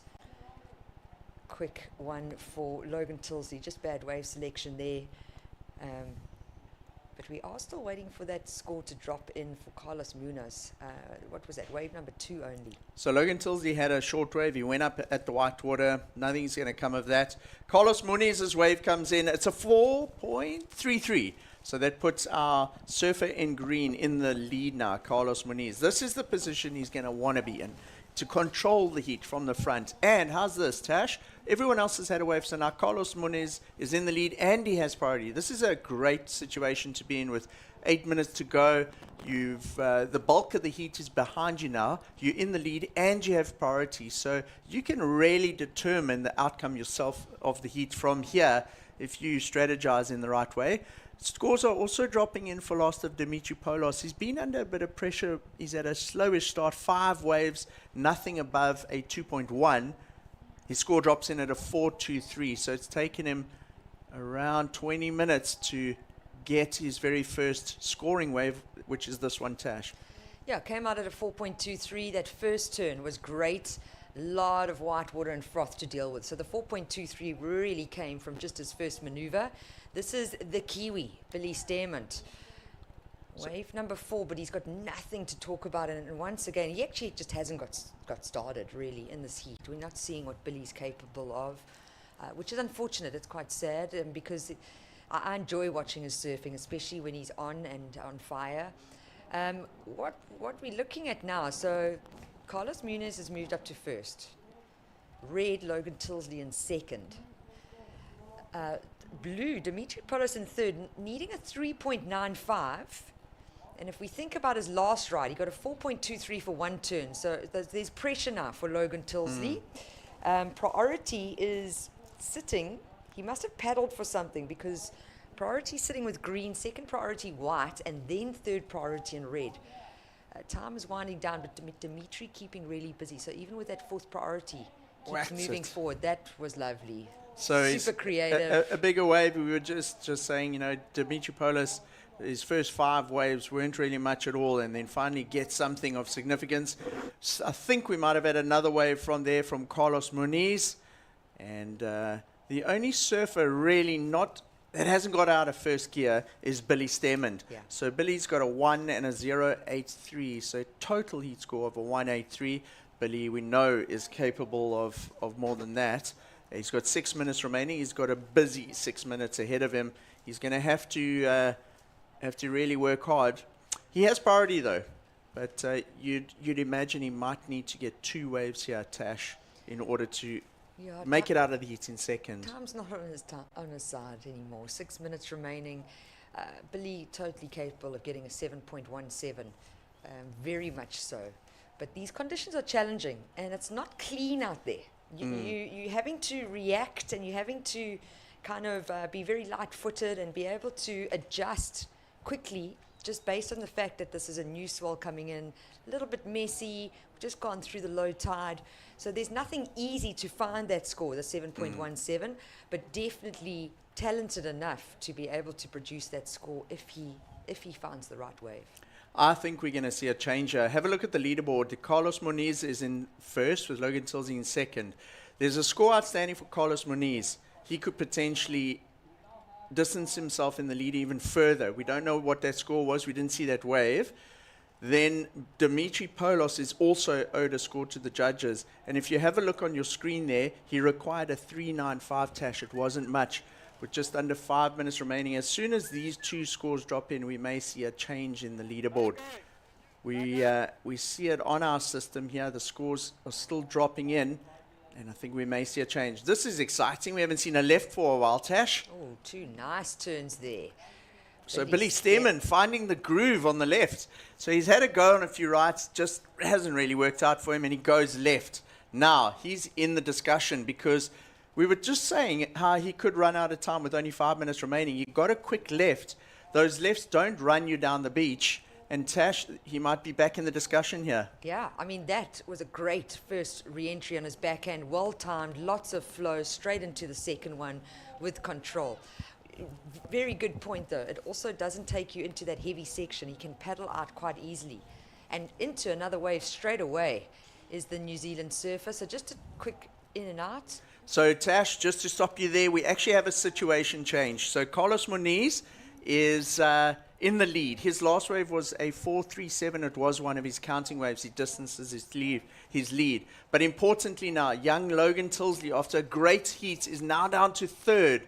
Logan looking for a 4.13. Billy Stearmont is in the game now. He needs a 4.81. Billy's last wave, or his counting wave, the left, was a 4.33, Tash. Not a lot separating second, third, and fourth here. So Dimitri Polos is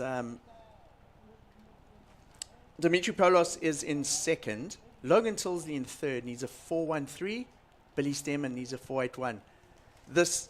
Anything could happen here. I wouldn't like to try and predict the outcome of this heat because Dimitri Polos, Logan Tilsley, and Billy Stearmont are very, very close, Tash. Carlos Muniz a little bit out in front. He's got the 6.17 and a 4.37. priority is with the South African, Logan Tilsley. Let's see what happens from here. Yeah, and if we look at it, he's looking for a 4.13. His highest scoring ride was a 5-point ride. So already confidence building, it's like, I can get this score. I know what I need to do. So he's got priority as well. There's 2 positive factors for him. It's not over yet. So it is about maintaining your composure, 2 minutes 30 on the clock, and just assessing the lineup and then making that decision on which wave to catch. Billy Stearman, also, he's in the game. It's taken him about 20 odd minutes, but he is in the game, and a 4.81 is totally achievable. This was Carlos Menezes' last wave, the 4.37, which extended his lead marginally. Now have a look at this. There's 2 minutes to go. All 4 surfers out at the back, very close to each other. Logan Tilsley has priority, Tash. Carlos Moniz has second priority. He's on the left-hand side there. Then we've got Dimitri Polos in blue in third priority and Billy Stearman in fourth. So have a look. They've now separated, right? Logan Tilsley goes across to the left. He's being followed by Billy Stearman. The other 2, Dimitri Polos and Carlos Moniz, have elected just to sit where they are. So let's see if Logan can play this. He needs a 4.13. Logan Tilsley scores. He's already scored a 5 in this heat. We know he's capable of it. Just needs that wave in the last 90 seconds, Tash. Yeah, you know, I'm proudly South African here, but I do enjoy both they're these coming surfers. back. So They're let's coming see. back. So he's paddled Billy Stearman across. Logan Tilsley comes back into frame. Has he seen something? Decides not to go for that one. So no one goes for that first wave of the set. It rolls under Dimitri Polos as well. We're down to 1 minute remaining. Carlos Moniz holding the lead. Dimitri Polos in second. Right, Logan Tilsley uses his priority. Tash, talk us through this one. Yeah, great re-entry to start. Straight into the second one, rides out of it. Very similar to his 5-point ride. Very similar. I really liked that first turn. I felt like the second turn was maybe a little soft. He went right up there, but the wave was kind of soft, didn't and he push went up through a it, hey? soft section. Yeah. That, for me, would be the only downside to that wave. He won't get another opportunity. There's 30 seconds remaining, but he fully committed to that first turn. He used his priority very well, so you can't take anything away from that. The only question mark on the whole wave would be, was that an exclamation mark to end, or was it a full stop? Yeah, so true. Either way, 15 years old, he played a clever heat.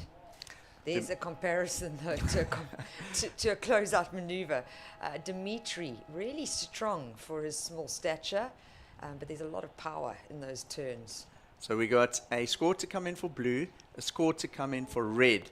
Billy Stearman's last wave is 0.5. So Billy just the one feature wave in that whole heat, the 4.33. We don't have a result yet, but we will have as soon as we come back. So stay tuned. The Ballito Open, presented by Flojos. We'll be right back.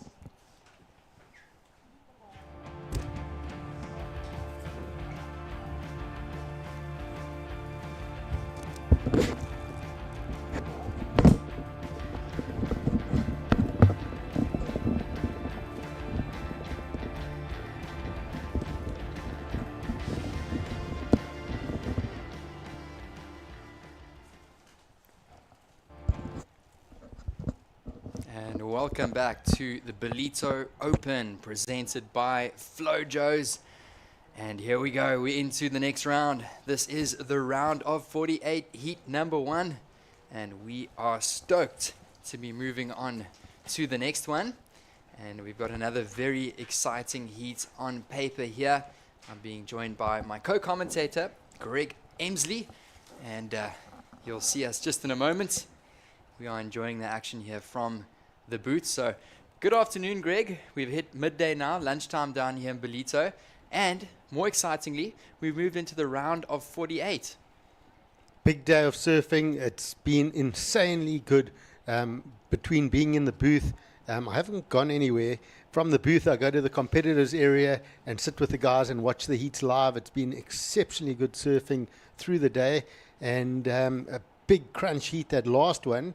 Looked like Tilsley got through there, and up and riding we got Surfer in Red. That's my nephew Dan Emsley with a start here as well, so working that one through. But Tilsley just holding on that last wave, getting a good ride. He was stoked with it, and the local surfer managing to advance.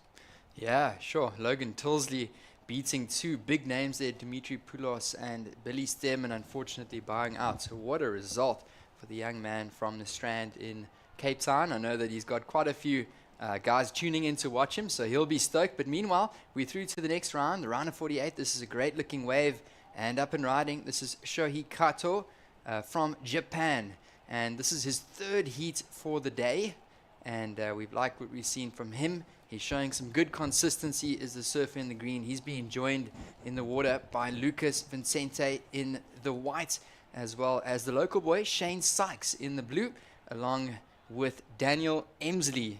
So we saw a wave from Dan Emsley, and it's great to see him back in competition. He had a bit of an injury for a while, was that, Greg? Yeah, Dan's actually had a couple of injuries. He's had knee surgery. He's had shoulder surgery in the last 2 years. So he's had quite a lot going on. He's actually got a bit of an intercostal rib injury at the moment as well. And this is Shane Sykes, the local surfer, working this one through. So a couple, I think, going to be some smaller scores at the start. But just looking at this heat on paper, you've got Kato and Vicente, who've had a couple of heats today already. They're on a roll. They've had some really good heats, some big scores. You then got Sykes, who's now more of a free surfer, nothing to lose, loves these big chunky open walls. He's going to be going for it with massive turns. And then Daniel Emsley, who's been obviously a competitive machine through his junior career. He knows how to put together scores. So I like this mix of surfers in this one. Yeah, definitely an exciting one on paper. We're watching our surfer in the white up and riding. This is Lucas Vincente, the Brazilian surfer. We saw him get probably one of the biggest waves of the day earlier in one of his other heats in the previous round, and he got quite a high 7-point ride. So he's been on good form as well as the young Brazilian Lucas, and he finishes off there in the frothy whitewater. So we have approached the midday, the tide starting to push now, and still some great conditions on hand.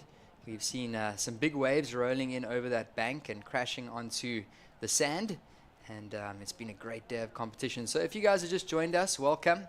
It's the Ballito Open presented by Flojos, and we are enjoying the action down here. A couple small numbers dropping in. It's a 2.07 for first of blue, Shane Sykes, and then the Japanese surfer in the green dropping in a 2.6, and then the best of those, a 3.5 for first of red, Daniel Emsley. So great to see Dan Emsley back in competition. Of course, a household name, the Emsley clan. I'm sitting next to one here in the booth, and it's great to see Dan Emsley back in the contest jersey. So currently sitting with that ride of a 3.50. And of course, this is the next round. It's the round of 48. So we've been flying through these heats, and I see that Surfer in the white also drops in a score of 5.0. So now all four of our surfers with points on the board, and definitely still some scoring potential out there, Greg. Yeah, absolutely. The waves are solid. There's big sections, and we're now onto that pushing tide, which is going to help it for a couple hours into the afternoon. Might start getting a touch higher into the later afternoon, but still the swell's more than big enough to break on the outside bank, so it will give plenty of scoring opportunities. We see that best of the opening exchange, Lucas Vicente with a 5-point ride, strong surfing and just keeping it nice and clean. And that does leave Daniel Emsley with first priority, so he's going to hold position and look to get the next best wave that comes through. So interesting setup, Shane Sykes, he'll hunt up and down. He has got those massive turns, as I mentioned. He's also a bit of a businessman, is Shane Sykes. As we see Shane up and riding here, he's got the Ma Asahi, which is fantastic here in Ballito. Beautiful, Asahi bowls, etc. So go check them out. And here goes Dan up and riding on his second wave. So possibly a priority error there because not too much sections on offer. But at the same time, hunting's not a bad idea. Look for those big sections. And we've spoken about Dan's sort of injuries and a bit of time. He's still a youngster. He's actually into his third year now of a BCom financial planning degree. He works it through the Mill Park University. So, yeah, a really good idea, in my opinion, for these surfers to focus on their surfing, but try and get a bit of a backing, get a degree behind you. You look at South Africa's only male world champion, Sean Thompson. He actually got a BCom degree before turning pro as a surfer. So you think about the pressure that's off you, the mental stress that you don't have, knowing that if something goes wrong on tour, you've got a good backing. So there's so many opportunities now, and you being a teacher would know that as well. With correspondence, etc., all the universities, the guys can do some work on the sidelines, and it's probably good. There's a lot of downtime in surfing. You can only spend so many hours in the water. Then keep your mind occupied in the free time and get something behind you. Yeah, 100%, Greg. These days with the online opportunities, it's a great opportunity. I did the same. I chose to have my university in Jeffreys Bay looking out at the waves. So it's not the decision to tend to go to university anymore and sit in classes. But there's an opportunity for these guys to be able to travel, to be able to live this type of surfing lifestyle, to try and make it as a professional, but at the same time have enough time to go and do some studies on the sideline. So really cool to hear that Dan Emsley has been pursuing that. But of course, really talented surfer. So we know that he's still got a lot to offer, and really excited to see what he's going to be able to do in his career. But up and riding right now, it's surfer in the white, Lucas Vincenti, and he's been impressive so far, Greg. And just as I say that, just goes straight up, and loved how he just put that board right in place, right up, almost vertically into that lip. A little bit of a smaller wave, but ends up getting the completion there. That's going to go into his scoreline for sure. Yeah, he opened up with that 5-point ride. That's going to go into his top two. He's obviously carrying just a 0.87. It's one of those smaller sort of running down the line point breaky ones where you get a combination of maneuvers. They haven't been the really big scoring waves. They look good, but it's not those big heavy sections that have been bringing those fantastic numbers. But it will be a backup score and enough to keep him in first and extend that lead, and of course build pressure on the rest of the field. Definitely. He's sitting with a 5-point ride. Our surfer in picture here, that is Lucas Vincente, the Brazilian surfer in the white singlet. So he is going to lock another score on the board. And 15 and a half minutes remaining. The first 10 minutes of this one have flown away. So all the heats throughout the course of day number 1 of competition are 25 minutes long. In this round of 48, heat number 1, we are through to lunchtime, and you can see just a beautiful view there of that rocky outcrop sticking out. So Ballito got these beautiful banks, these sand banks out the back that line up when the big swells arrive and when the wind turns, and it provides a nice opportunity and a canvas for our surfers to show us what they got. And nice little rocky outcrops. So not quite a point break, not quite a beach break, maybe a little bit of both. A very unique wave, packs a lot of punch and a lot of power, and it's definitely a very good testing opportunity just for these surfers out there in the lineup. So we're going to go to a quick replay now, and it might just be that last one for white. It came in at a 4.67, Greg. So check this wave, working it through. I think this is actually the first wave of white, that 5-point ride. Nice big clean turn. And he just kept it simple. Look at the spray. So there was no like major expression on that wave, no serious wow factor, but just two really well put together turns on the rail, clean surfing, lots of spray, speed, power, flow, and gets a mid-range score of 5-point ride, which, yeah, you know, as we've learned today, that's a good start in these conditions. You'll take it, and it gives you a lovely foundation to build the rest of your heat. And Lucas Vicente now also has that 4.67, so he's looking in a good position. Surfers, the rest of the field, not too much to talk about. The best score after that comes from Dan Emsley, the 3.5. So who's going to make the next move in this one? Under 14 minutes to go. And then we'll also just see this lead from Lucas. This is his second scoring wave, the 4.67. So a smaller wave. And running down the sandbar is this one. Gives him time just to set up these nice turns, gets a good finish, and acting really quickly to back up that opener and get 2 scores on the board in the first half of this heat. Yeah, I really like that last turn. That was the 4.67. So watching both of those top 2 scoring rides. And that is the surfer in the white. He's currently in the lead, Greg. 5.0 and a 4.67. And then we got red Dan Emsley in second. He's sitting on a wave of a 3.5, and he's looking for a 6.17. But here we go, some action. It's going to be the Japanese surfer. He's going to just jump out a picture there and hop off the back. So that's most likely not going to be a keeper. Just comes in at a 0.5. He's currently in third and only looking for a 1.34. So the surfers in second, third, and fourth, not really settling into the heat just yet. Some low scores on the board. Shane Sykes sitting with a 2.07, so he's only looking for a 1.87. So I'm pretty sure within the next 5 to 10 minutes that's going to change a lot.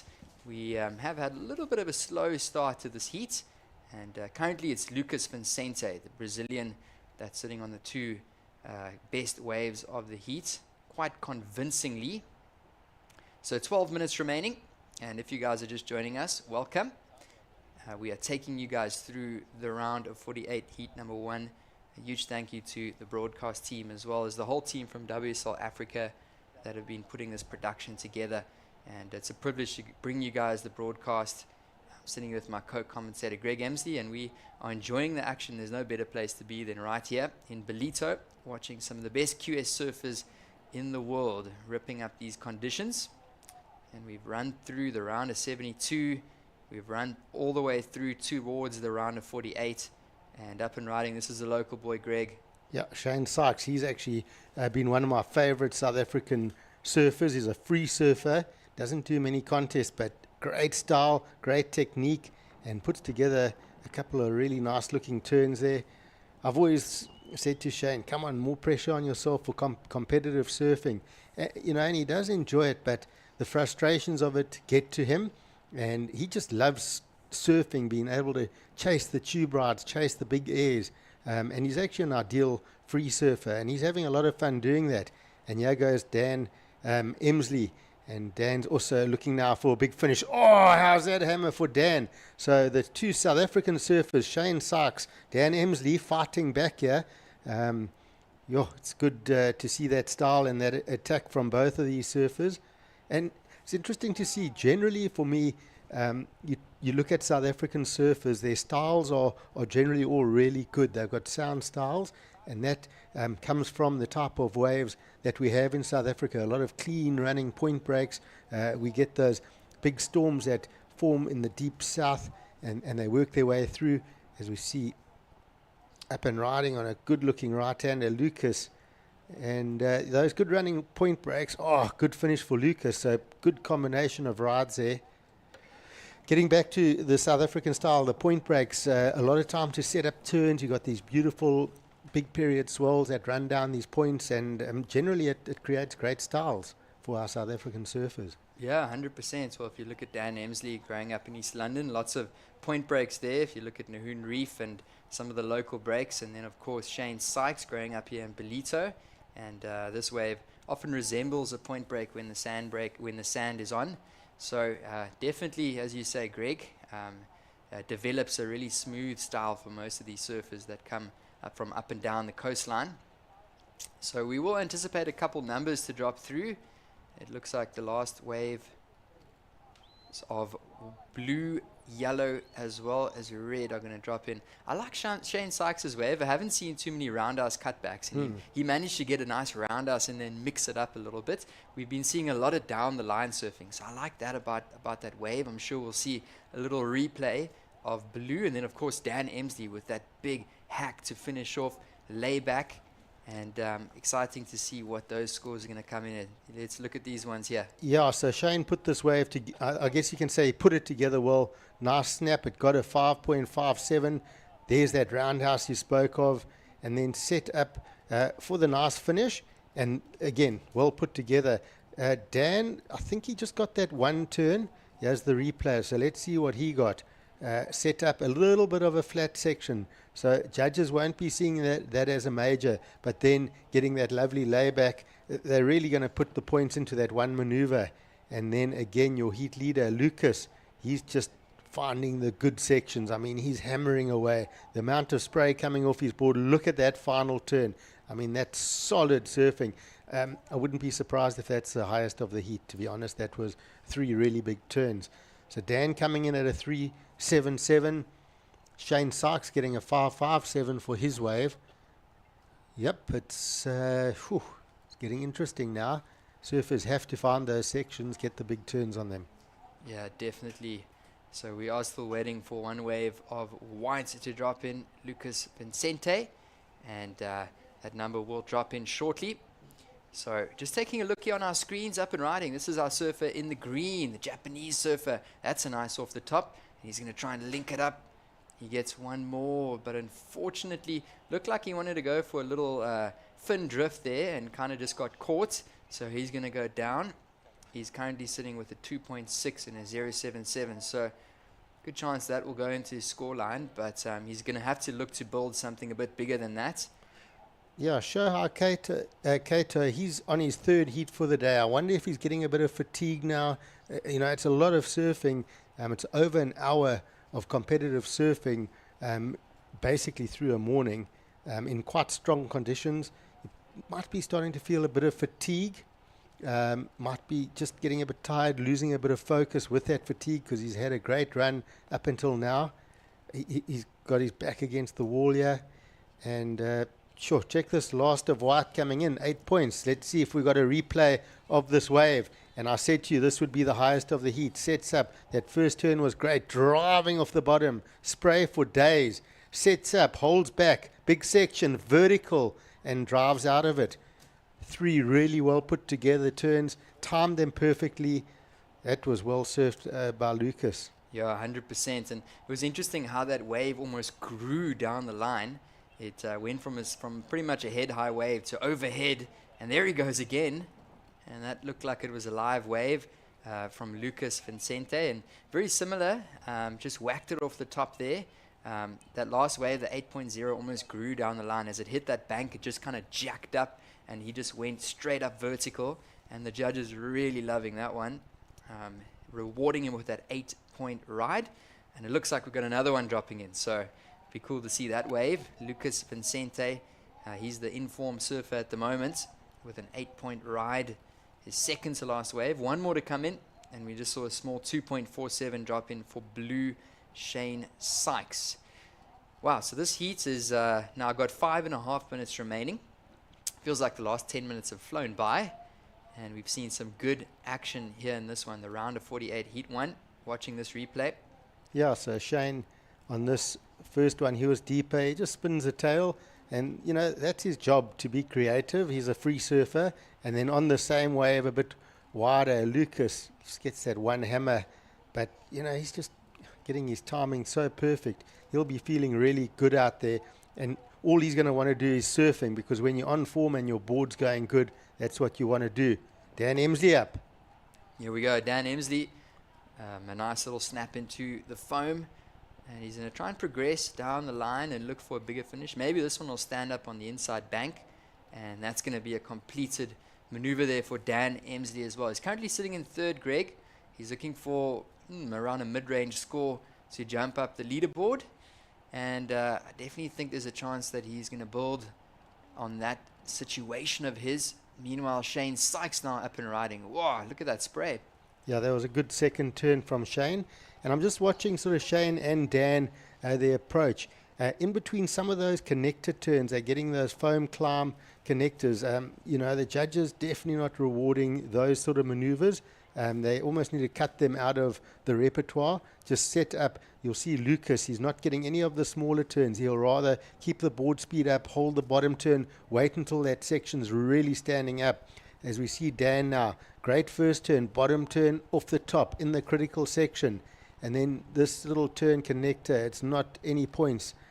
He needed to really focus on something, just one really big end section, possibly even just waited and loaded up for an air reverse, which he's got in his repertoire on that end section. And same for Shane, up and over. The finish was great, but that first turn, they're almost not even going to look at that as a maneuver. They're going to see it as a linking turn.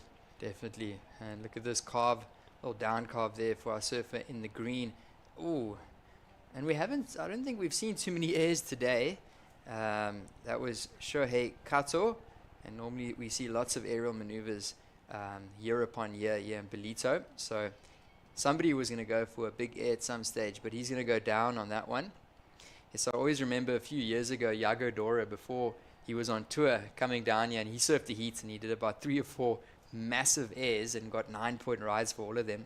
Always reminded of that. So it would be cool to see some aerial maneuvers go down, but of course the waves are a little bit bigger in size, so those turns have been quite the money for these surfers. And just ducking under that one was Dan Emsey. It looked like he scored a 4.10. That was a second to last of red, but we got a couple more numbers dropping in. Time's running a little bit thin here, Greg. We got 2.5 minutes remaining. Yeah, time's ticked really quickly. I think Shane will improve on his score. That he's going to throw that 2.47. Dan's got his best score as a 4.1, but he's going to be needing another score. We saw him with one big turn, a 3-point ride. If that was a good idea to go on that wave. He had that big turn. If it just opened up and he got another big finish, it could have been his best number. Here it goes. It just ran off. But this is what I'm talking about. Wait for those big sections. Check the spray off that. If he had got up into that end section, he would have probably been in second place. So just a bit unlucky there.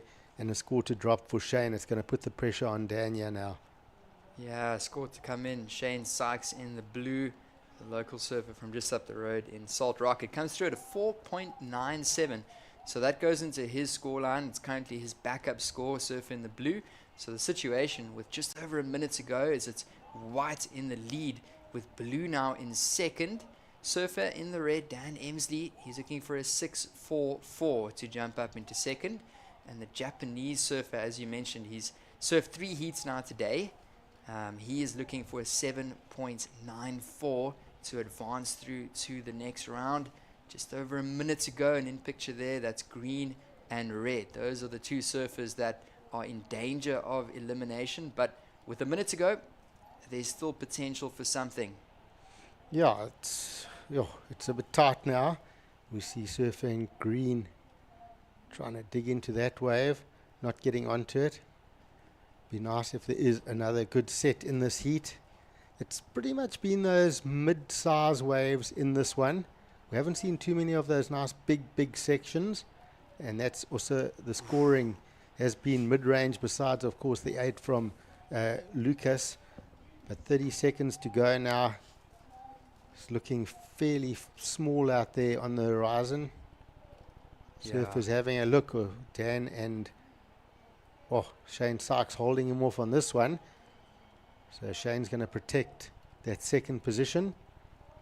Yeah, utilizes that priority. Meanwhile, green down the bank. He needs a decent score. And I don't think that's going to be it for green. Shohei Kato, a Japanese surfer. And the heat's going to come to a conclusion here. So it does look like it's going to be Lucas Vicente taking out the heat, the Brazilian. He's been on form over the last couple heats. And then advancing through in second position, it does look like it's going to be Shane Sykes, the local surfer. So lots of support for Shane Sykes in the blue. And this is the Ballito Open presented by Flojos. We'll be back shortly.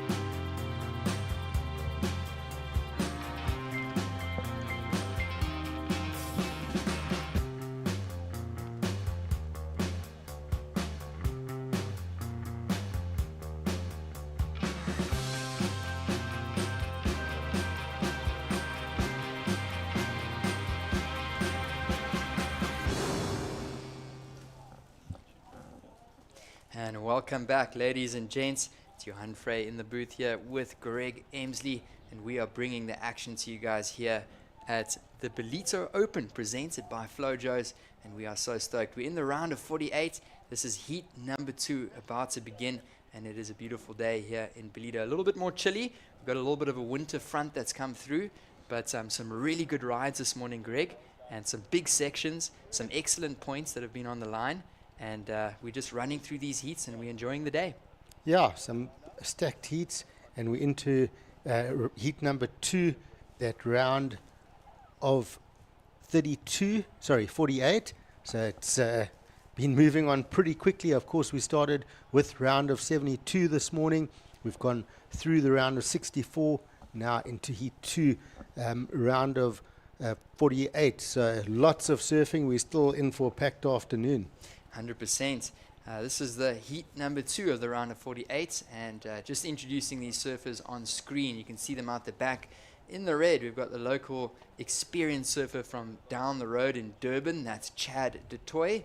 And then we've got the young Kai Hall, the Charger. He is in the blue singlet. And then we've got the very talented Luke Swanson, the Hawaiian surfer. Been loving what we've been seeing from him. And of course, Oliver Zietz, another Hawaiian surfer representing the Netherlands. So we are stoked to bring you guys the action here. If you've just tuned in, welcome, and make sure to go and follow and like us on the WSL Facebook and Instagram page, all of our social media platforms. Go and download the WSL app. You'll be able to see all the event details, as well as the upcoming rankings, all the events that we got on our schedules. And of course, we're part of a bigger surf festival. It is the Ballito Pro, and we are still here for another 9-10 days or so, and we'll be going into the Challenger Series. So this is the QS 2000 that's being surfed.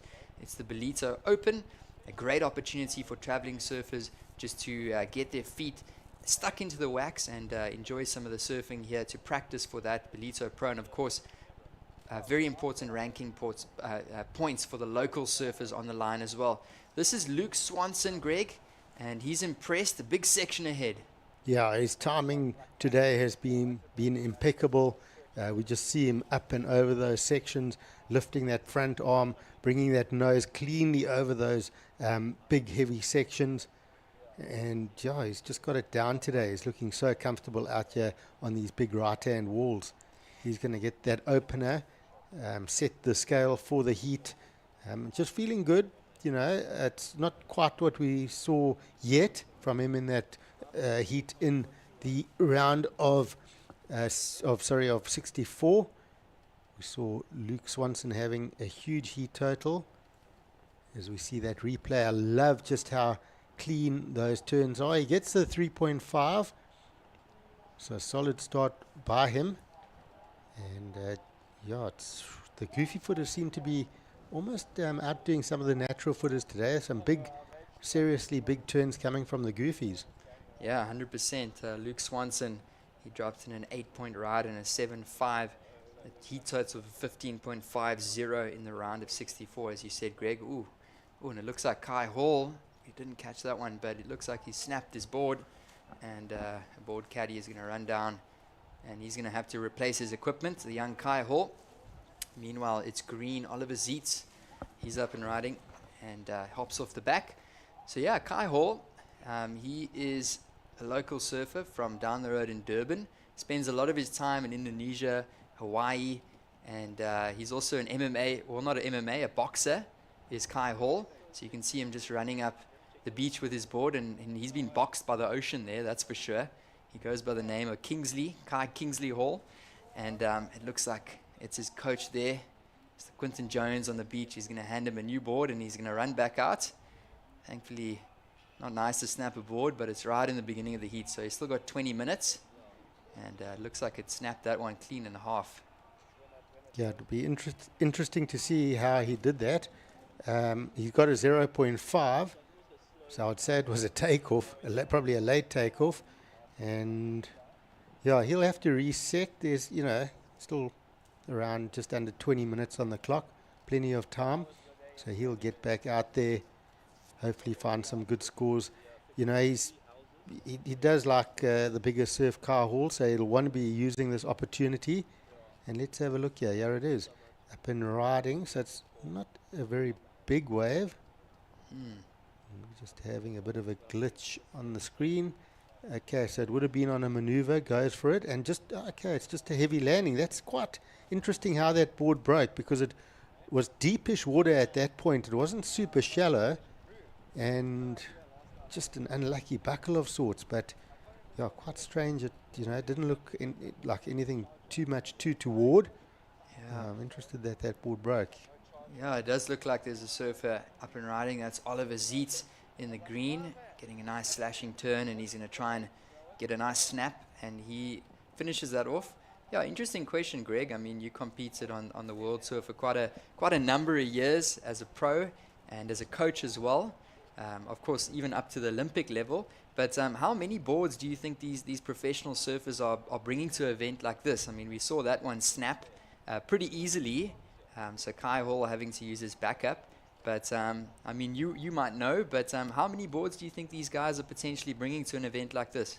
Probably about 6 boards, I would say. Mostly short boards, maybe a step up or so. As we see live action, Swanson again, just getting that rhythm. Yeah, I would say maybe 5 to 7 boards. Typical beach break, once-off event. But if you're going on to a tour of multiple events, you might need more, maybe 2 board bags. Then if you go to a bit of a heavier wave, you're going to need more than that, couple step-ups, etc. So it varies, and the guys will maybe take a handful of their own boards, possibly order some local boards wherever they go to. That's definitely the go-to. It's always nice to get 1 or 2 local boards from the local manufacturers who know the waves, where you're going. That's always a good trick for a lot of the top surfers. Yeah, it's definitely a wave that holds a lot of power, and we see snapped equipment and broken equipment every single year. Multiple boards get broken almost on a daily basis down the bank here in Ballito, and the board repair guys like Lucky, one of the guys that work here at the Groundswell Surf Shop, it keeps them very busy. Yeah, but having multiple boards is important.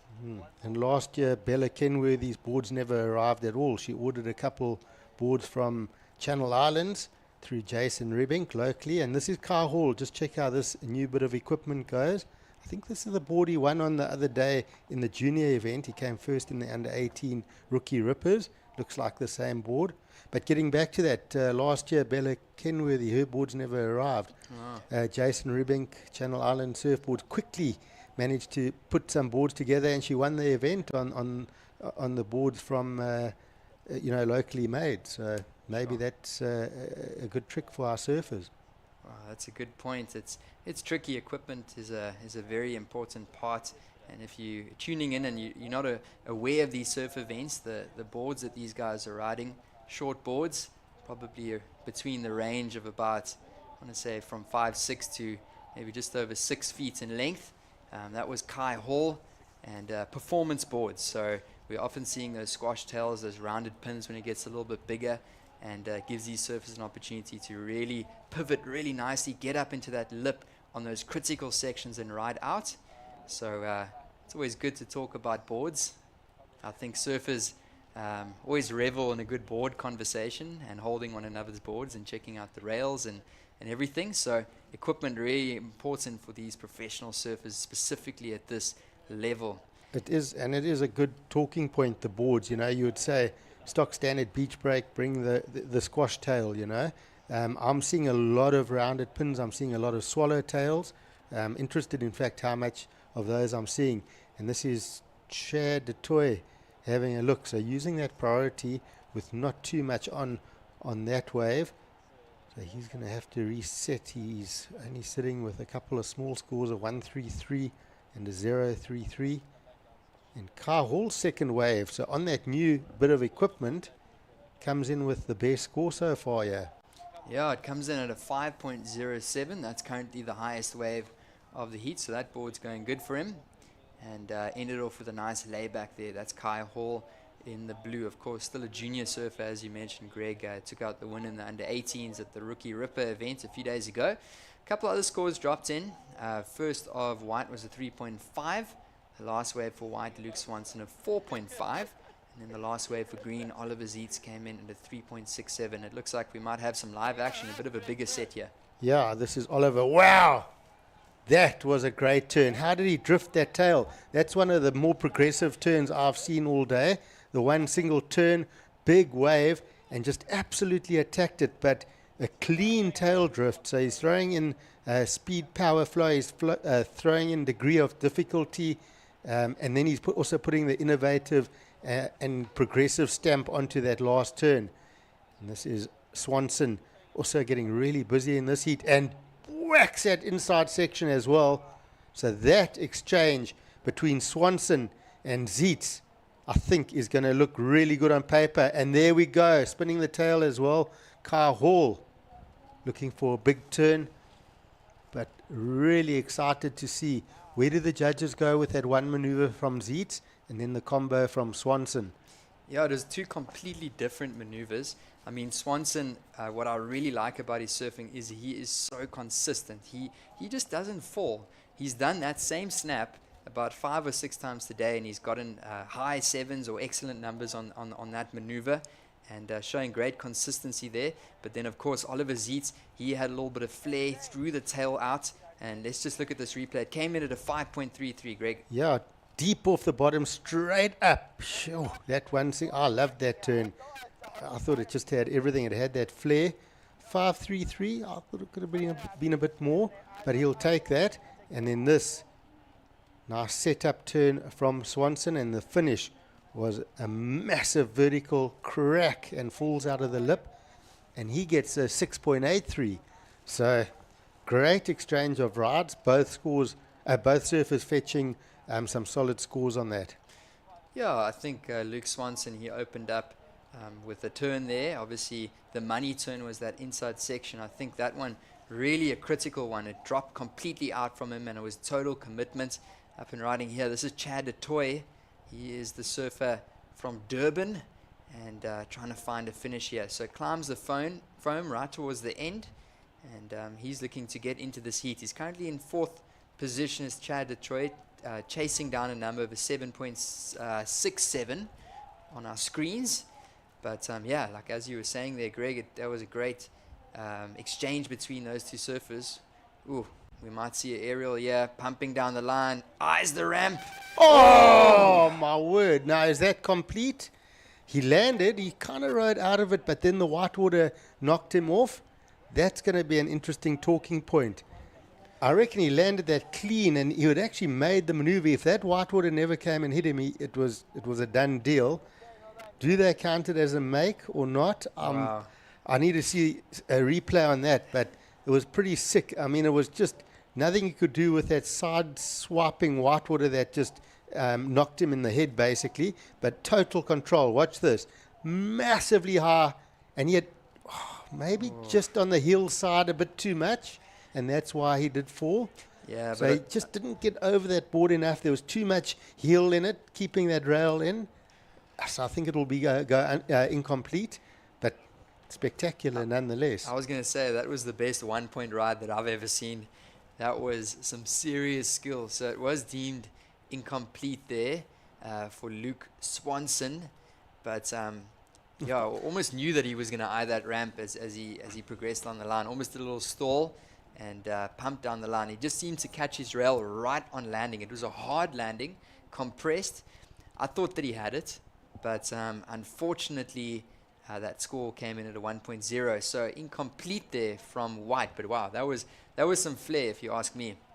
If I did that in a heat and got a 1 point ride, I would come in, put my board down, go to my room and cry for 2 days because it would have felt good. And he's asking the question. He's not sure if he's landed it or not. Yeah, he's asking the question, but it's incomplete. But I wouldn't want to be the beach commentator announcing that one right now. it was great to see though. Hopefully we see more of it because that progressive, innovated surfing is what we want to see in these type of waves. Let's watch this one. How high is it? No grab. Yeah, he just couldn't ride out clean. It was a hard landing, and he did really well. But, unfortunate there. Luke Swanson, definitely one of the most progressive aerial surfers in the world. And we were just saying, we're going to go into a quick replay here, but we were saying we're looking forward to some possible airs, and we got one there. We're waiting for a completed one. But here we go, Greg. This was last of red. It came in at a 6.10. Yeah, I was just checking this wave. It was like a point break wave. And, 2 good turns off the top, basic finish. Solid score, 6.1. Chad will be happy with that number. To put him in third position and only... The 2.90 to move up into that second advancing spot. And, of course, we've got Kai Hall down in third. Don't count him out. He's got a 5.07 in his scoreline. And he's looking for a 3.94 to jump up to that second advancing spot. So at the moment, it's Luke Swanson. Even though he didn't land that big aerial maneuver, he's sitting with a 6.83 and a 4.5. 2 pretty solid scores if we look at the heat results of the day so far. So people have been advancing with numbers like that. So he's still looking good at the top. But Oliver Zeitz, he is sitting in that second position, and he's definitely not safe. We've got just under 8 minutes remaining on the clock. Of course, if you've just tuned in, this is the round of 48 heat number 2. And we've had a great day of competition so far. We've been flying through these heats. Of course, this is the QS 2000, so it's an opportunity for the local surfers to get some ranking points, some vital ranking points. And we'll be seeing quite a few South Africans coming up. And this is towards the 2026 Challenger Series season. So make sure to go download the WSL app if you haven't done that. Go and take a look at all of our rankings, all of our events that are coming up. Of course, June, July, really stacked just in terms of the amount of events on the WSL calendar through all the different tours, the QS, as well as the Challenger, and of course the CT.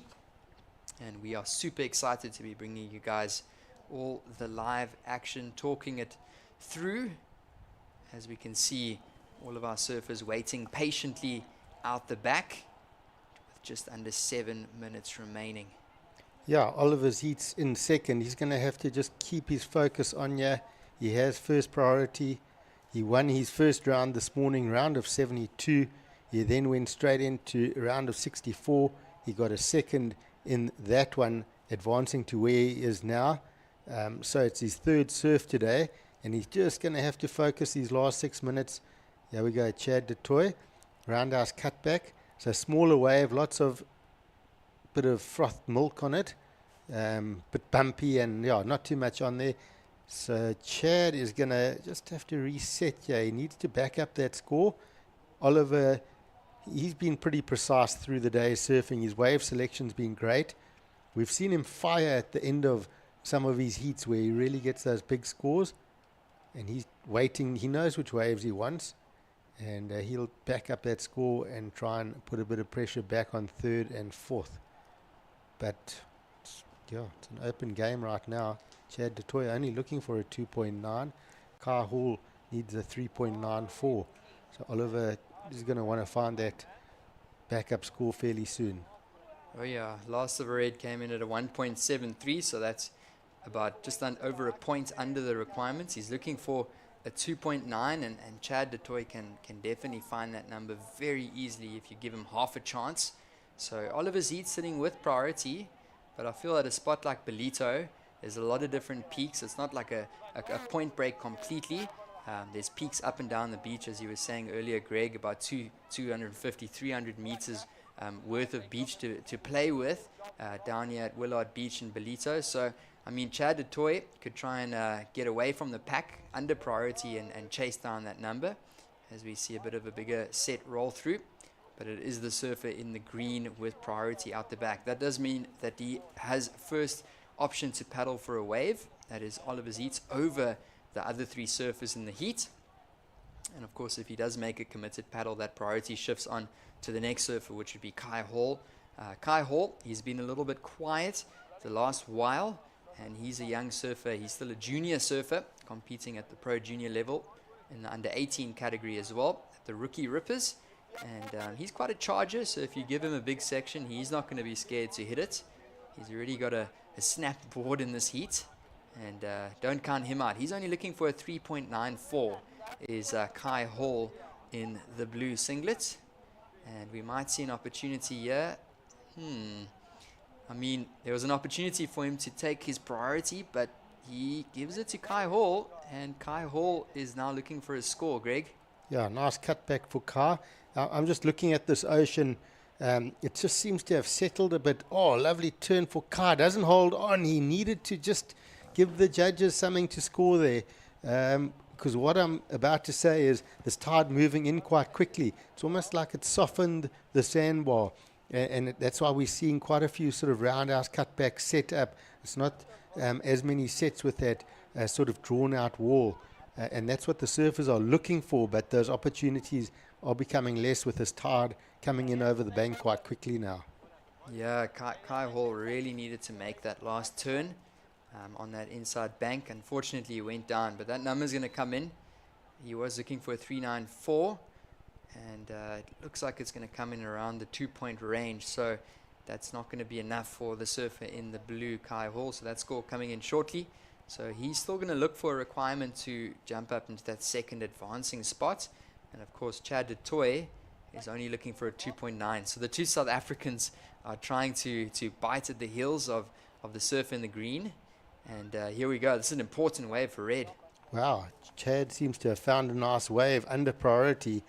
So where was Oliver Zeitz on all of that? I did say he's just got to watch his concentration. Don't give Chad that chance, because he'll take it. And just the end of that ride, those couple of combos looked like it's easily going to be that 2.9. So Chad will probably go into second year. Yeah, Oliver Zeitz has got to be stressing a little bit. He saw Chad take off there under priority.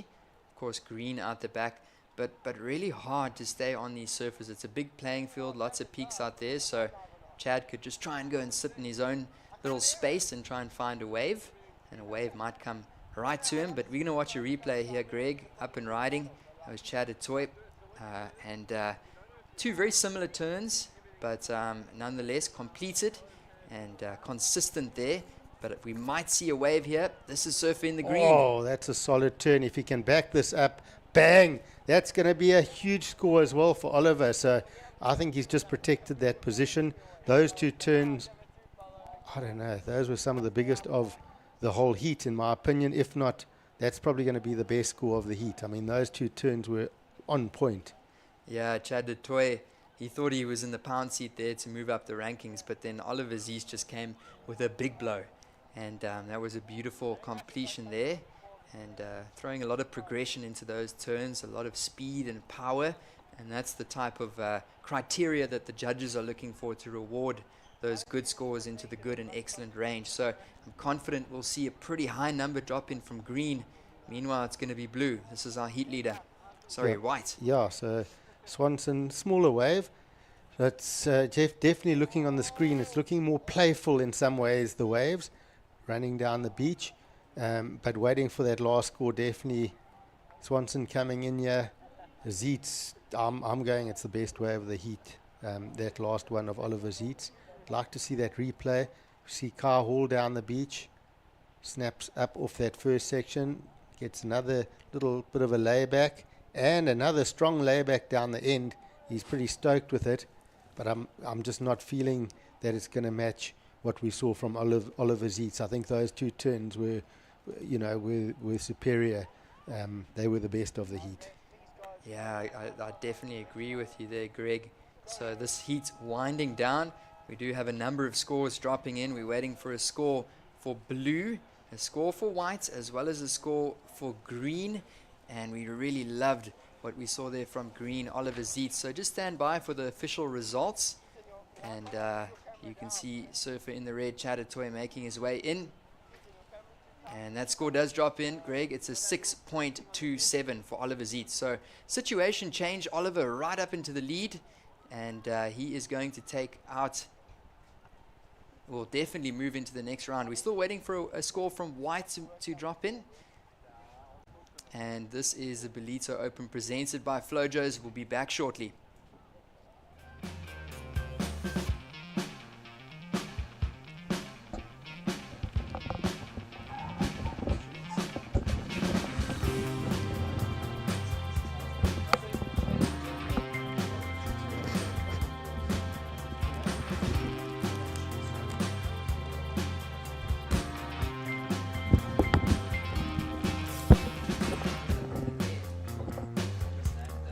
Oh no, I missed it.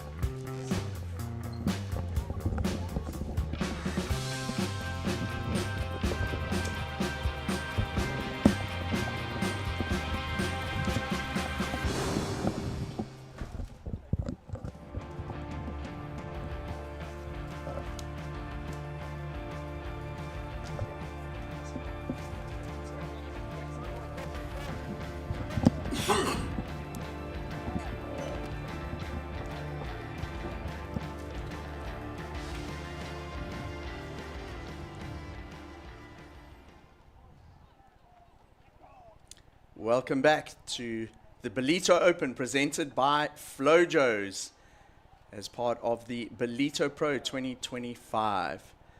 I'm Mike Frew and I'm in the booth with Tasha Mentasti to talk you through heat number 3 of the round of 48. We're really getting through the action today in this heat. We have Eli Bierkus wearing the red singlet. In blue will be Jake Anderson, Lucas Silveira in white, and Tully Wiley in the green singlet. Tash, these last couple of heats have been full of high action.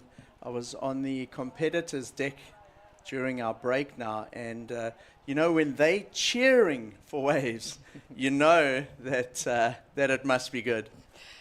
Yeah, I can't believe we're into round of 48 already today. It's been exciting. It's been a full day so far, and we've still got another 5 heats after this one. And what we're going to start seeing now is more of the South Africans coming into play, seeded on the Africa rankings for the QS. And we can see that just with the names on we could see that just with the names that were on the TV there. And yeah, it's going to be a really, really good heat. Tash, I'm very familiar with Eli Bierkus. I do some work with O'Neill, and he's one of their team riders. The other South African in the seats, I'm not as familiar with, Jake Anderson.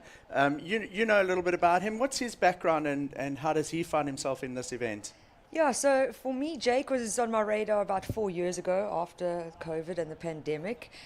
He actually was traveling on a Swiss passport for a while and represented the Europe region for WSL.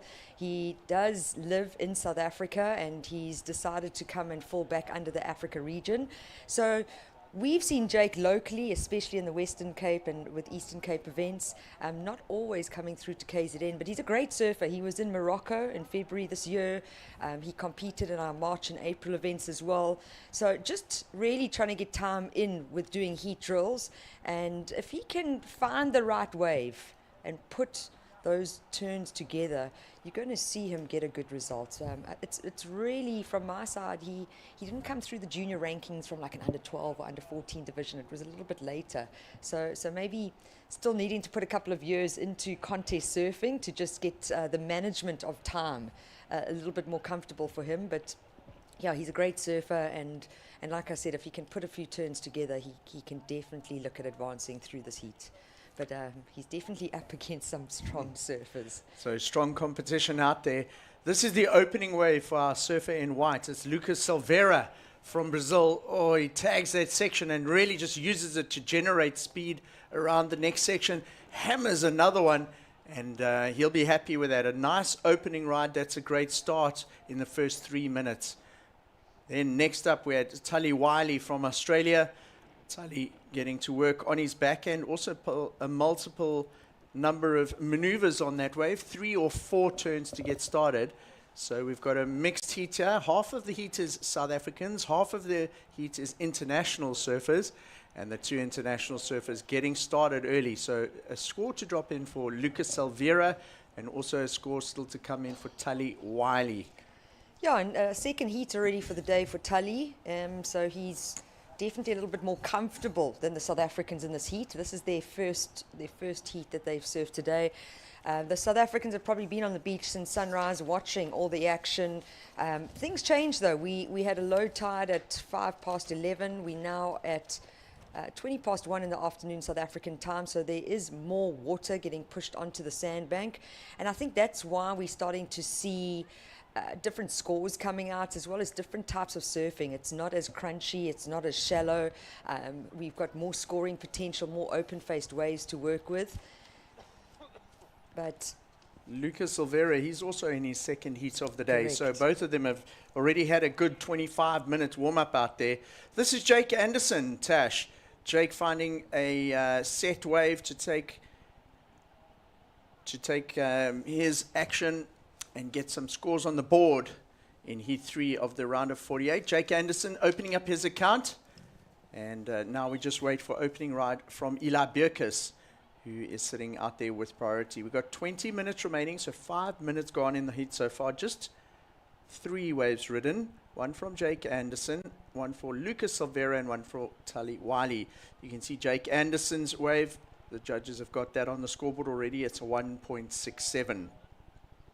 Tash, one thing I was thinking when I was out there on the beach just now is you're just not, I did say it in the last heat we were together as well, but you're not gauging the power of these waves that you're seeing on the screen here. It really is quite powerful, and the surfers are talking about how difficult the paddle is and how powerful that end section is.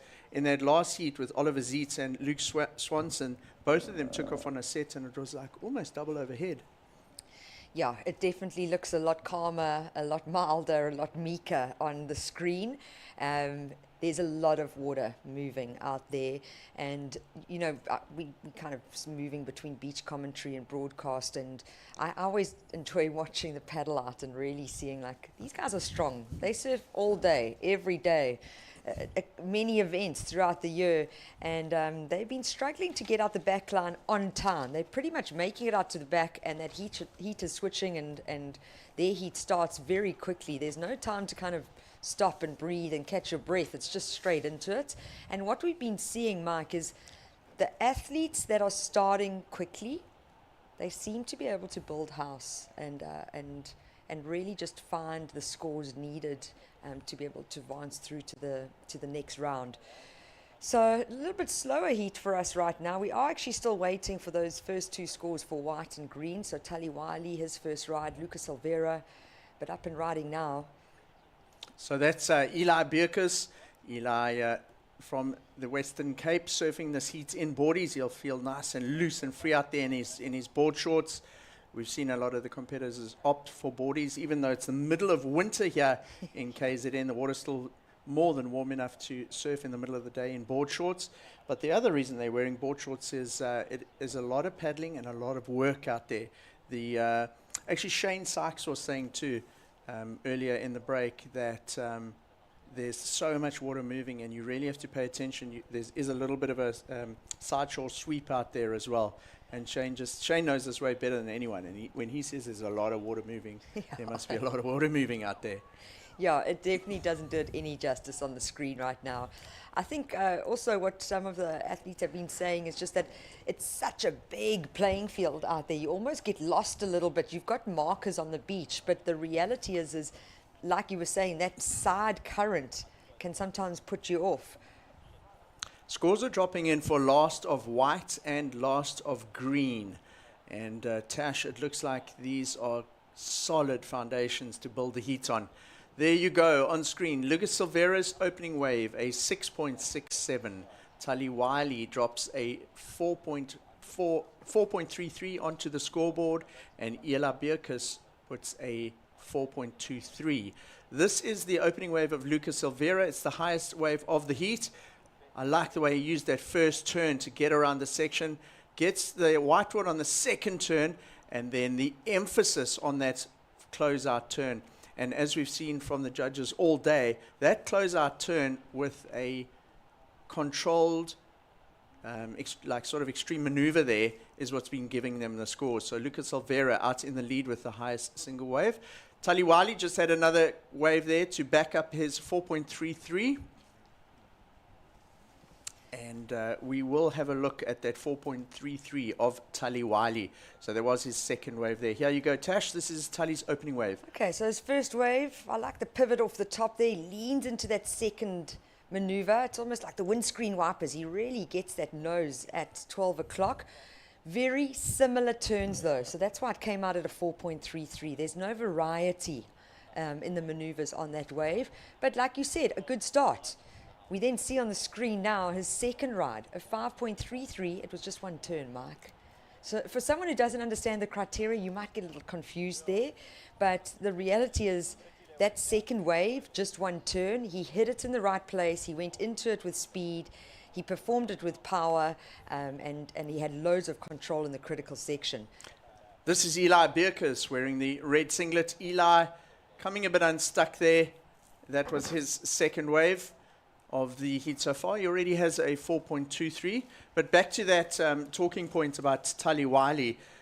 Even though he had the three maneuvers, the judges are looking for variety. Yeah. And Tash, in terms of variety, what would you say that means on today's type of conditions? Because it is easy to just do three turns, but what's going to differentiate the three turns out there? Oh, well, it's a slight point of difference, you know. So you can do a power carve off the top, but then push that tail just a little more than the first carve off the top. There has to be a point of difference to be able to talk about.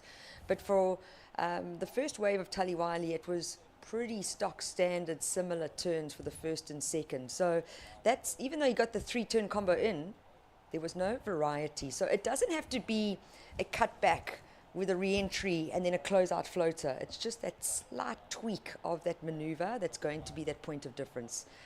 This is Jake Anderson. So he's done a bit of international travel and surf contests around the world. We had him at the Tagazout event in Morocco, and that is his second wave.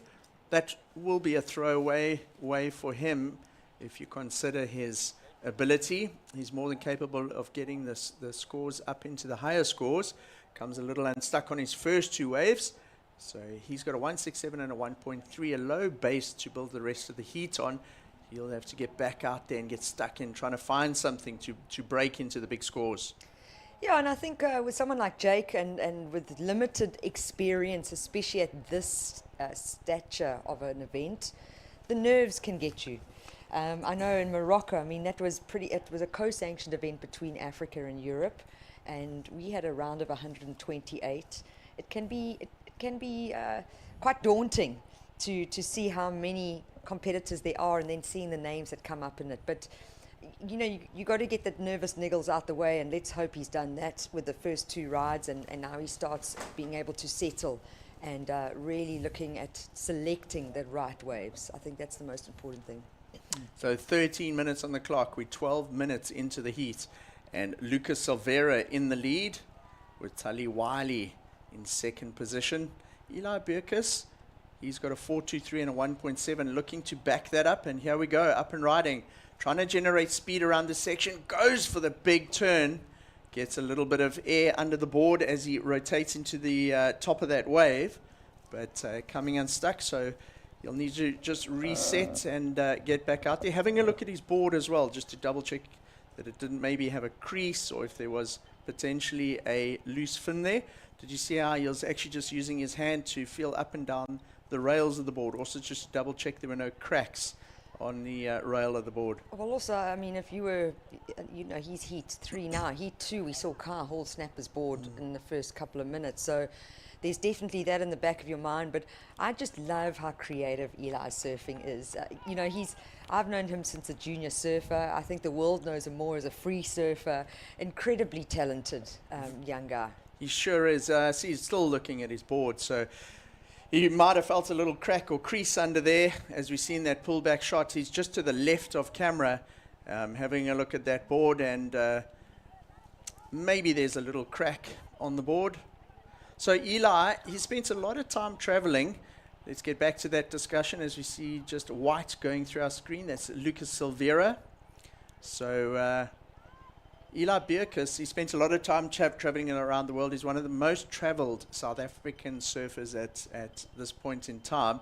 He travels for events around the world, but he's also, like you said, establishing a really international name for himself as a free surfer too.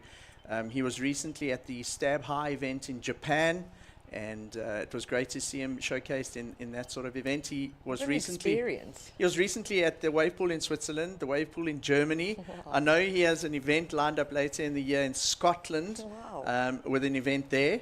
And then if you look at some of the free surfing videos that he puts out, it's always at those rad African countries with the long sand points. He's done time in Angola, Senegal, Morocco, Cape Verde, Namibia. And he's really developing into one of the most well-known South African free surfers. And he puts out these incredible edits, often with Will Bendix and Alan van Geysen, and really, really inspiring. He's such a humble, quiet, sort of spoken guy, very polite. And then he charges these crazy waves or does these massive punts. And he goes out there like a psycho. But so Eli Bierkus in the seat in red. He's got a bit of work to do.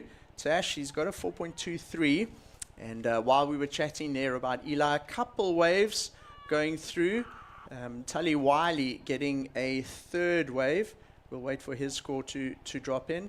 And then a few very short rides for the rest of the competitors.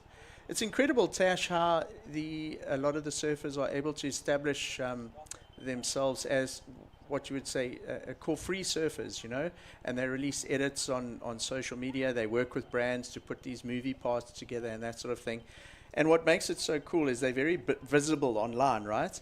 And when they arrive at an event like this, all the Groms, this is all the Groms have been watching online. So these acts become like superstars when they roll into Ballito. It's really cool. Yeah, and I just think how technology's changed, you know, how the access online and being able to share what you're doing has become so much easier. Our generation, definitely not being able to do something like that. I mean, we were still dealing with paper and print. But yeah, it's fantastic to see how surfing has evolved. And I think it's also, you know, Eli, like you're saying, he's this really humble, quiet guy. He actually doesn't have that aggressive nature in him, which is what you need when you're surfing competition, especially at this standard. He still competes though, so there must be something that he enjoys. But like I said, it's just this kid, I mean, west coast of South Africa, he can charge. He's charged some pretty heavy waves, and I know in other African countries. And the creativity, but also just like how he can stomp some massive airs. I mean, that takes a lot, you know. So this quiet, unassuming guy really turns on when he's in the water. Right, here we go. We've been talking about him. It's Eli Bierkus. Big section ahead of him. He doesn't feel that's got the potential, so he's out of there. Tasha, feels like the seat's gone super fast. There's 8 minutes remaining. And Lucas Silveira is in the lead, the surfer in white. Jake Anderson finds a wave now. The wind has definitely gone a bit more southeast. Maybe not a true southeast, but definitely more southerly. And although it's not onshore out there, it definitely is giving it more a little bit of a sideshore bump as opposed to, you know, the southwesterly wind, which is offshore here. So making it a little bit more tricky. And then I think, like you were saying at the beginning of the heat, the tide's filling in, and so the wave is changing quite a lot out there. Yeah, look, the wind has definitely dropped from this morning. We don't have those big white horses that we saw. The angle of the wind direction has changed. You've got now more water on the sandbank as well. So, you know, maybe what you were looking at 3 hours ago and where you wanted to sit, it's very different to where you potentially are sitting now. I don't see the pullback shot to be able to exactly see which rocky outcrop they are at there, but you know, there's nothing easy about competitive surfing because our playing field is always changing. And I think to maintain a positive mindset is sometimes the most important thing to do, because all these guys can surf, and we know it. it's now about being able to put it together to be able to produce the scores needed to advance. So at the moment we see the two internationals, Lucas Alvera looking really comfortable. I mean, he started with a 6.67. That's going to make you feel more confident. He backed it up, a second wave of 4.93. And he hasn't been able to capitalize on anything else since then, but really just holding down the lead for predominantly most of the heat. Yeah, the two international competitors, they've already surfed a heat this morning. Lucas Alfera got through his heat, so did Tali Wali. And they well warmed up, and they are in the groove in the first and second positions in the heat at the moment. And then we got the two South Africans, Eli Bierkus and Jake Anderson, chasing down. They are in third and fourth at the moment. Eli in red is looking for a 6.6, and Jake Anderson in blue is looking for a 9.16. So this is Jake Anderson. He's got a bit of work to do. That was a nice turn, nice fluid flow through that turn. He transitioned into the next one, but that's a small wave. And Tash, if you compare it to some of the waves we've seen, look at that previous heat with Oliver Zeet and Luke Swanson doing massive flaring turns on 6-foot waves. The judges have to use that as sort of the scale to determine where they're going to post a score now there for Jake Anderson. Yeah, I mean, it's a mid-sized wave. He just really wants to put a score on the board. He's got two really small scores. That turn is a lot better than the others. And like you were saying, though, the size of this wave is definitely going to count against him, unfortunately. I do think that's his best wave of the heat so far, but with 5 minutes remaining, he's really putting himself under pressure now and without priority and being on the inside. I mean, I've been saying it sometimes takes 5 minutes to paddle out. So Jake Anderson posted 2.17. He did require a high score. He improves marginally. He still needs an 8.66, so a score in the excellent range, but it's improved a little bit. So looking at the heat overall, we've got just under 5 minutes remaining. Lucas Alvera in the lead, Tali Wali in second. This is our heat leader. It's a replay of Lucas Alvera. Big section ahead of him. The section's kind of shutting down with a little bit of a southerly wind. And similar to that wave of Eli Bierkus earlier, they've got a very particular section they're looking for. It wasn't available there. It almost looks like there's like a step on that wave, you know, so they're looking down the line to see what potential there is, but then having to navigate what's happening under their feet very quickly. So Eli, I actually thought he was going to pull out of that wave when he first took off, because you saw that big section ahead of him. I think he was perhaps in two minds, but then decided to stick with it, and he gets around this section and does a turn. It's an important wave for him because he's carrying a 1.7 as part of his top two scores. So have a look here. He's just a little bit patient. He sees it open up, tags the section. By his books, it's a very conservative turn. It's a safe turn. And let's see what that comes in at. It's a 2.5, so it does improve his overall score, but not the situation in the heat. So Eli Bierkus is still in third, looking for a 6.6 with 3.5 minutes on the clock. So Lucas Silveira in the lead from Tali Wiley, the two surfers that came through from the previous round, meeting up with the seeded surfers, Eli Bierkus and Jake Anderson. The two seeds seeing themselves on the bottom end of the heat at the moment, under pressure in 3 minutes to try and deliver something and take first and second here. Tash, what do you reckon with 3 minutes to go? I reckon Eli's going to punt. You know, we spoke about Eli. He gets invited to all these big air events all over the show. But in a heat, you have to sometimes tone things down a little bit, you know. Surf, I wouldn't say safe, but you got to do things that you're very confident that you're going to land because you want the scores. Yeah, but he's sitting in third. He's got 2.5 minutes. He needs a 6.6, okay? Let's go back to what did he do for the 4.23? That was a couple turns on that wave. He drifted the tail a bit, but with 6 waves in the heat, we haven't seen any signs of what he's actually renowned for. Deep tube riding. Okay, that's not going to happen because of the onshore wind. But, yeah, I'd love to check him do a massive alley-oop or a rotation or something. But the other thing, Tash, and you're very good at spotting this, is look at where he is in priority. Now, what does Eli do? He's right on the left-hand side of the screen there, so he's away from everybody. Do you reckon he should maybe just hang down there, wait for a closeout, and just go for broke?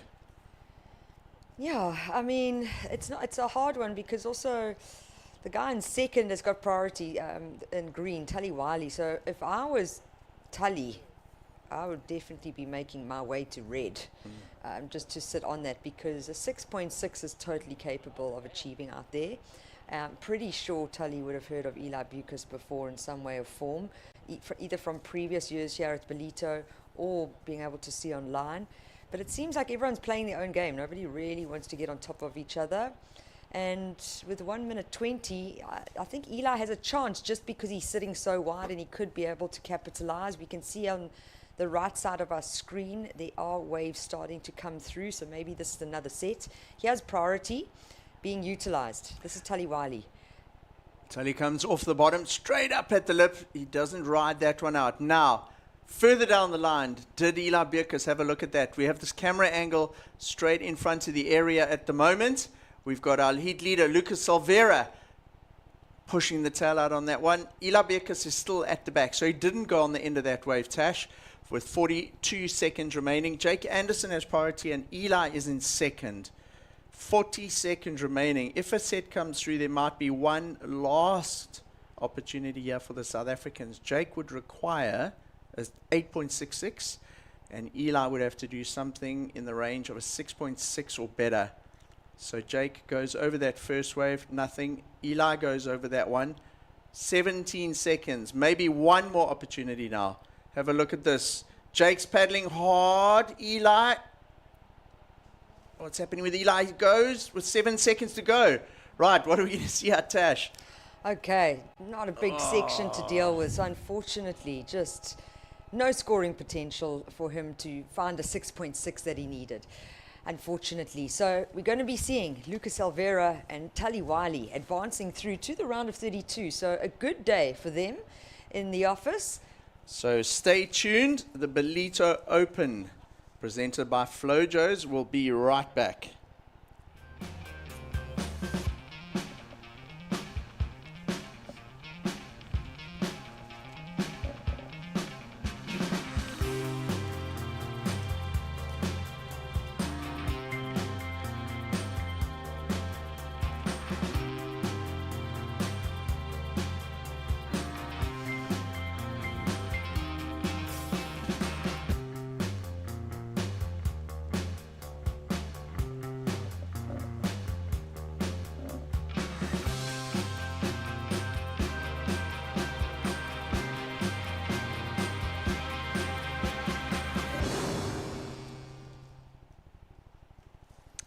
Welcome back to the Ballito Open, presented by Flojos, here on the Quadakuza region of the KZN coast in South Africa.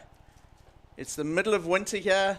Have a look at that. No clouds, warm water. Guys are surfing in board shorts. And in this heat 4 of the round of 48, we've got Suede Skulkvake in red, Ntokozo Surprise Mapamulo in blue. Jarvis Earl is wearing the white singlet, and Stephen Sawyer is in green. So 3 South Africans and 1 Australian in this heat. Ooh, exciting heat here. Yeah, I think it's a great heat. I'm loving seeing all these names. And up and riding, Jarvis Earl, getting straight into it. 12 o'clock, just one hit to get things started. So Jarvis Earl is a previous world junior champion. This year he has had a result. He came second at the Karoo Pro. He also came 9th at the first of the Challenger Series events in Australia. So he already has some counting results on the QS and the Challenger Series. Yeah, and I think, Mike, the Karoo Pro it's a big contest. It's a QS 6000. There's so many talented surfers, but live action here. This is one of the South Africans, Surprise, as we all call him. So Surprise Mapamulo, his name is Ntokozo Surprise Mapamulo. Surprise, a very experienced campaigner. He's been to the ISA World Surfing Games 2 or maybe 3 times now attached to represent South Africa. And he has also spent some time in Hawaii. He was there for a couple of weeks over the season. A really seasoned competitor. And he has also won a Pro Junior before. He won the Seal Point Pro Junior event. I think that was back in 2023. So Surprise, one of our star young junior surfers. He's now 19 years old. Also in this heat, if you look at the South Africans, we've got Swade Skalkwyk. Swade is from a place called Victoria Bay on the southern Cape coast. It's kind of halfway between Jeffreys Bay and Cape Town, a beautiful little area. Yeah, very special. He started surfing quite late though, Tash. He was, we didn't hear this name at all in the junior ranks, and then in the last 2 or 3 years, suddenly he's burst onto the scene. And then the third South African is well known in this heat. It's Stephen Sawyer from Jeffreys Bay. Stephen is actually a previous world longboarding champ. He's currently on the World Longboard Tour, and he can hold his own on a shortboard as well. He's already got through 2 heats this morning. This is his 3rd heat, so he's the first of the surfers, I think, that we're seeing surf 3 times already today. This is Jarvis Earl, and that's what Jarvis is renowned for, aerial surfing, casual as anything. And so we'll wait for those scores to drop in. I actually think he only got a 3 for that. I really do, because his first ride was that backhand re-entry. And then the second wave was the left that he just had now. And I wish I could do something like that, but only scoring a 3. It just shows the quality and the substance of talent that we have here, and also, you know, what the guys are doing. For me, maybe it came down as a low score because it wasn't a big air in a critical section. It was quite a flat section, but jeepers, he made it look really easy. Making it look easy, and he goes up into the lead with a 5 and a 3. So Tash, we will see a South African go through this heat because Jarvis Earl is our international competitor. He's in the lead. Then we got Stephen Sawyer, Surprise Mapamulo, and Swade Skalkwyk. So one of them will also go through. At this stage, Jarvis Earl is in the lead. We may have 2 South Africans go through, but they'll need to beat the man in the white singlet, which is Jarvis Earl. Yeah, and you were saying he placed 2nd at the Cruy Pro. That's a really solid result, and you've got to be in rhythm to be able to get through all those heats. So he's come to South Africa feeling confident, I'm sure. This is also Jarvis's 2nd heat already of the day, so definitely familiar with the conditions on offer.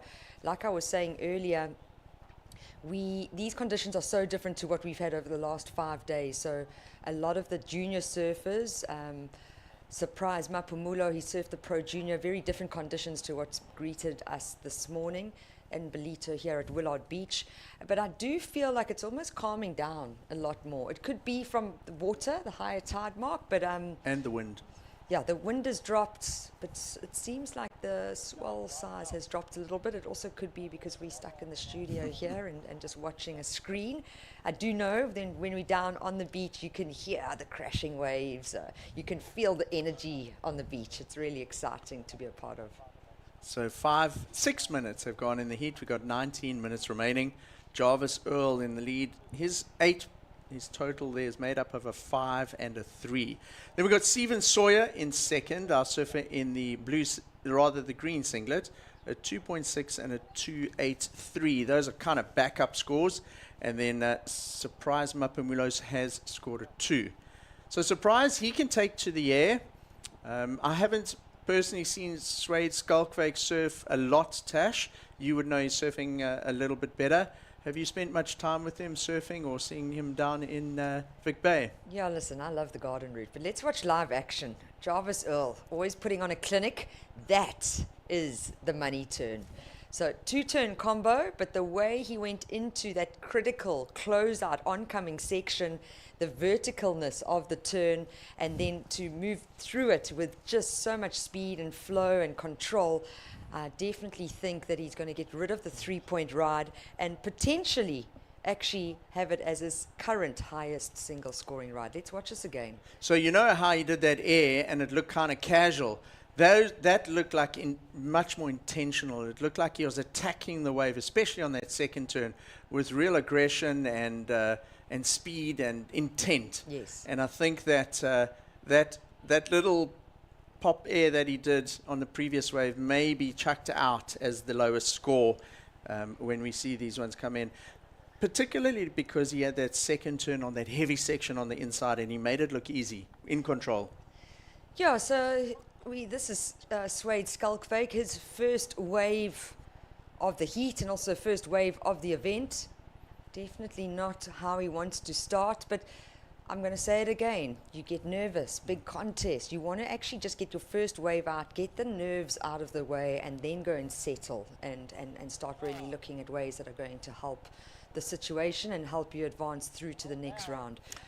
I saw Suede at the previous event, which was held in Durban, and he is coached by Shane Thorne. Yeah. Shane Thorne, ex-Durban professional surfer, very well known as well, and he's now got into coaching. And he holds Suede in high regard, and he's sort of taken him and his coaching wing. And Shane will be watching this closely and helping Suede with his strategy, where to sit. And I would imagine Suede looking back every now and again to see what Shane reckons in the heat. Yeah, well, Suede isn't young. He's over 20. He can't surf pro juniors. He also only started surfing really late, I think 16 years old. But then I know someone else who started surfing late, and it's Travis Logie. I mean, Travis started surfing really late in life, and look at the success that he had. What I can say about Suede Skalkwyk is he's put a lot of time and effort into honing his skills. He's very fortunate that he has someone like Shane Thorne to be able to bounce off. So come in. just going to interrupt you there to share the score there of Jarvis Earls, Tash. It's a 6-1-7. So he doubles the score of that air as we see Surprise Mapamulo up and riding. Surprise very, very busy in the water. He always is. You always see him do multiple turns on waves. So that's his second wave. But Jarvis Earl, he posted 6-1-7. You were saying that, that aerial wave might not have been his... it looked quite casual in that, and he scored a 3. He replaces it with a 6-1-7, which is his highest score.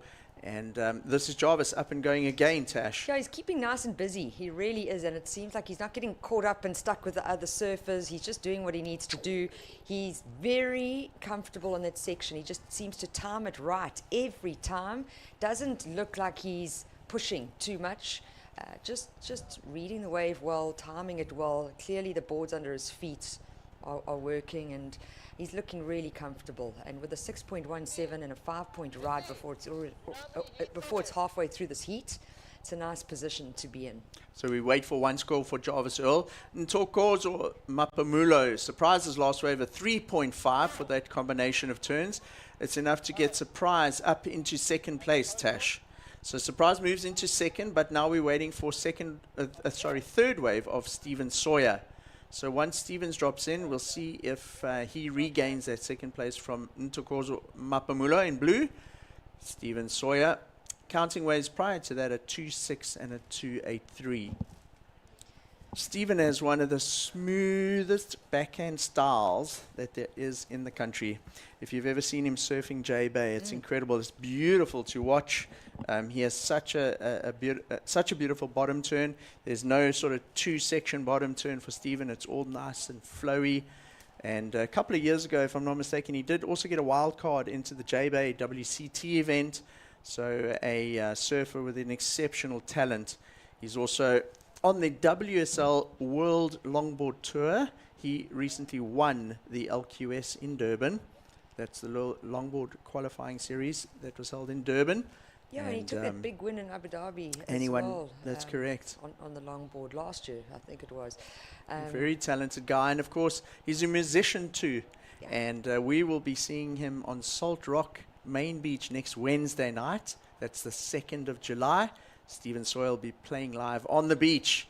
Meanwhile, out in the water, going left, is Suede Skalkwyk. Just a quick in and out there for him. I think I saw a surfer go right on that same wave as well, Tash. Yeah, we're waiting for a couple of scores to drop in. So we unfortunately were only able to focus on Suede Skalkwyk, and he's definitely going to replace his low score of a 1-point ride, but with time winding down, there's 13 minutes on the clock. I mean, he only was looking for a 4-point ride to move from 4th to 2nd. Last of green, though, is something that they're still looking at to put a score on the board. And Jarvis Earl, we saw him have another ride. It came through to 4.67, so it's not even factoring in, but that would be his 3 competitors' highest single wave score. So Jarvis definitely controlling this heat really well, and the fight is on for 2nd place to advance through to the round of 32. That's Suede Skulkfake's wave, just a 1.0. He didn't complete sort of riding out of the wave, just a small turn to start.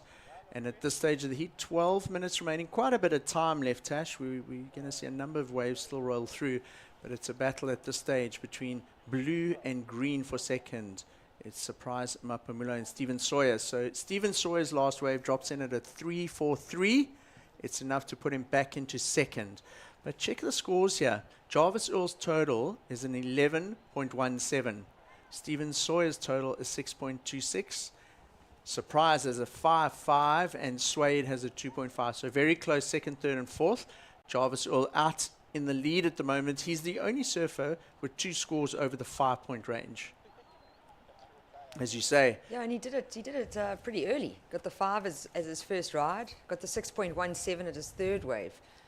So he's been sitting in that position for a while. And like I was saying, it doesn't seem like he's getting into the mix with the other surfers. He's really doing his own thing. This is Suede Skulkfake. Wow, how's that turn? I'll be amazed if he pulls this off, Tash. So much white water to get through. Goodness me. That's commitment. I reckon his back foot came right off the board there. I'm sure I saw his foot come right off the board in that turn.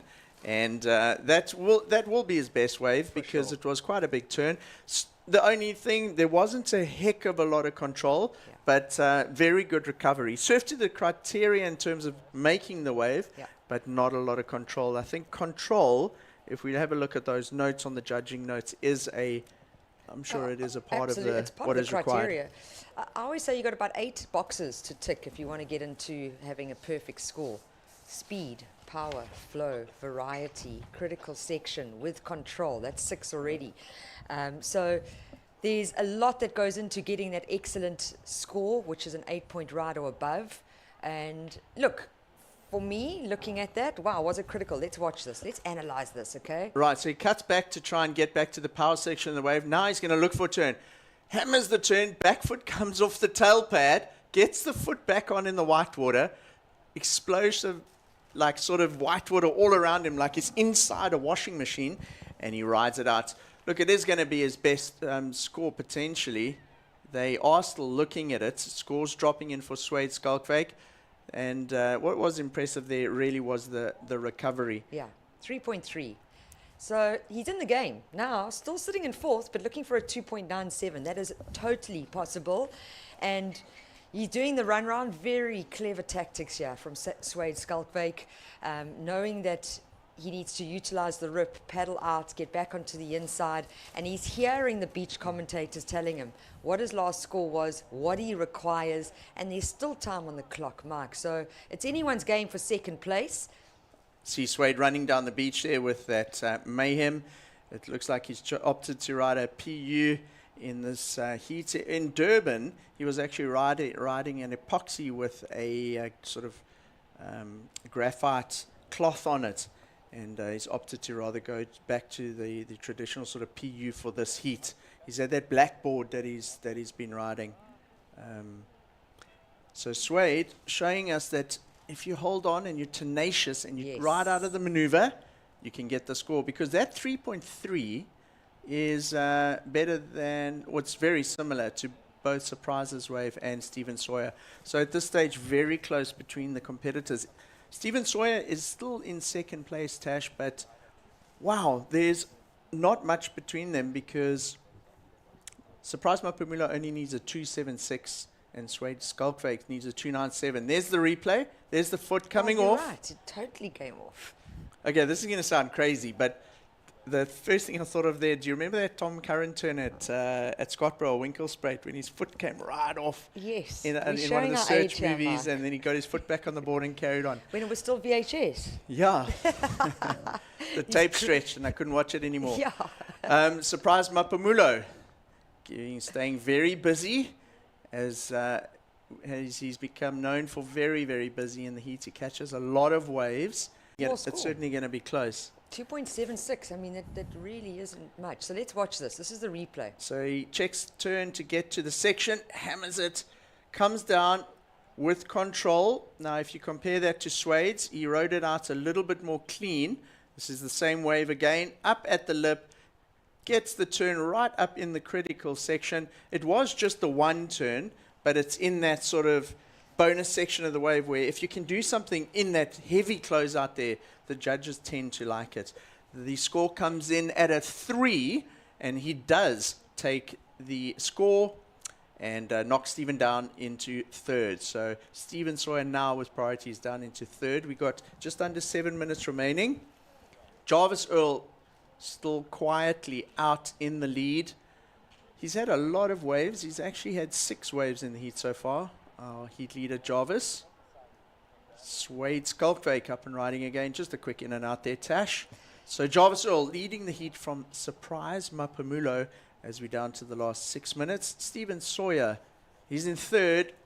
Tash, Steve's not looking for a big score here. 3:08. Suede Skulkvake looking for a 3:21. Really not much to separate all 3 South Africans at this point. No, and I don't feel that Stephen's got a wave that he can actually capitalize on getting a bigger score. The waves that he's had have had limited scoring potential, so he's just done what he's needed to do. But, you know, third heat of the day, maybe just a little bit tired, not as much gas left, but not out of this game. A 3.08 with priority, with 5.5 minutes on the clock. It's manageable. It's definitely, you don't need to give up just yet. Stephen can surf 6 hours in J-Bay straight, paddling from point to boneyards. He's certainly got the paddling power. And you remember, if you cast mind back to one of the very first heats this morning, he was in the third heat, the first one that we commentated. And remember those beautiful bottom turn to top turn combos that he was doing. And just needs a wave to try and showcase that. And if you cast mind back to that, it really shows how much the wave has changed through the day. Sure, yeah. It's when I think back to that now, I agree with you. It's definitely dropped a lot, Tash. Yeah.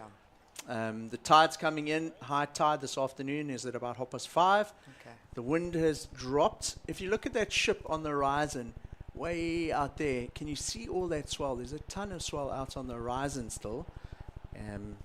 But this bodes well for tomorrow morning and for the rest of the day. The swell's going to stick around, and what generally happens after a day like this is we get the offshore breeze in the morning, rather in the night, and it cleans it up beautifully. So I think I'd be so amped to surf tomorrow because I think it's going to be cooking on the low tide.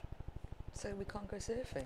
I think we're going to be watching heat and watching people surf much better than we can out there. True, 4 minutes and point. 30 seconds remaining. We got Jarvis Earl in the lead. Surprise Mapamulo in second. Stephen Sawyer in third with priority. If you look on the screen there, he needs a 3:08, and Suede Skulkvake a 3:21. Very, very close heat. Jarvis Earl came into this heat. He started very quickly, a 5 and a 6:17. He established a lead early, and he stuck to that lead. And it's kind of left the South Africans, the 3 of them, Surprise Mapamulo, Stephen Sawyer, and Suede Skulkvake, fighting for that second place. Suede Skulkvake, another quick in and out. That isn't going to help his situation. You remember his last wave, Suede Skulkvake, or his last scoring wave, that 3.3 was that just the one turn. Yes. So you got to kind of try and do something.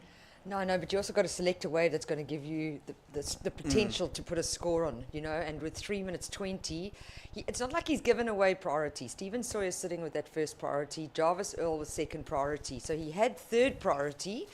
He's given that back to Surprise Mapamulo. With time winding down, though, 3 minutes, is he going to separate himself and go try and find something further away from his competitors and kind of just be able to focus on what he needs to do? Or is he going to get into the mix and be on that main peak? Well, this is the question, but this is an important ride for Stephen Sawyer. He uses his priority, goes into a deep bottom turn, and digs the nose, Tash. That's not what you want when you're lying in third, needing a 3.08. So now he's going to have to get back out there and try and stay away from the other competitors and try and get a wave under priority. Priority now shifts to surfer in white, Jarvis Earl. Surprise Mapamulo has second priority. We've got 2.5 minutes remaining. We've seen a couple of heats today where surfers have got a wave in the last 10 seconds and gone from fourth or third into first or second. So don't count the surfers out right until the end. Stephen Sawyer, look at this. He's got a little section. Hammers a turn, but I think he's come unstuck again, Tash. Yeah, there's definitely like a second step and a bump in the middle of the wave face. You saw it, you know, that bog that he did, that everything looked good, absolutely everything. And as he came down, cool, maybe just a slight bit of weight over his front foot, but there's also just a lot more water. So, yeah, it's just unfortunate, especially when you know you need a 3. So Surprise Mapamulo hangs on to second place. Jarvis Earl in the lead of this heat. Stephen Sawyer still looking for a 3:08, and Swade Skulkvake looking for a 3:21. We've got 90 seconds remaining, 1.5 minutes. This is a replay of Stephen Sawyer's last wave. Comes off the bottom as he tags the lip. You see right there, his nose just digs in. This one, I think it all started, he got a little bit hung up in the lip on the takeoff and didn't get to that flow into the wave, straight into the bottom turn that he's kind of renowned for. So 1 minute remaining. Man, this is close between the 3 South Africans. Stephen Sawyer, wow, he's got 3 waves in about 2 minutes here. Really getting busy. Oh, it's just showing he really wants this as well, you know. So just trying to find something to work with. I mean, 3 waves in less than 3 minutes. He's really tried, but we're down to 50 seconds, and you can see he's like, okay. So it looks like Stephen Sawyer is going to come in on that one. We'll wait for the score. Surprise, Mapamulo makes it. Wow. He stomps the landing on that one. So I think that may be all she wrote, yes, with 35 seconds remaining, unless Swade Skulkvake can find something. But I reckon with Surprise Mapamulo stomping a nice big air, that could distance himself further from Swade from Skulkvake. And really just on a victory lap now, this is going to be Jarvis Earl. Looks at his watch, 15 seconds remaining to close out the heat. Where is Swade Skulkvake out there? Surprises on the beach. Stevens on the beach. And we close out the heat. There's young Surprise Mapamulo. He's 19 years old. He's just spent a bit of time in Hawaii. Here we go. Goes to the air. I tell you what, he was watching that video of It's a Low last night. I'm no surprise. He would have watched it 100 times. For sure. And I'm stoked that he managed to land something like that in a heat, in an event like this. Jarvis Earl on what is pretty much a victory lap. So exciting into the heat there. Surprise Mapamulo. Here you go. Another look at it in slow-mo. A big frontside reverse. Yeah. Lands just about in the flats. Surprise Mapamulo. We see him doing that in free surfs all the time. And stoked for him. He landed one. So we're waiting for 2 scores to come in. Last for Surprise Mapamulo and Jarvis Earl. Surprise's wave comes in. No, Jarvis's comes in at a 4.93. It's not one of his top 2. We're just waiting for Surprise's last wave. In the meantime, stay tuned. The Ballito Open presented by Flojos will be back, and then we'll have the official result of this last heat.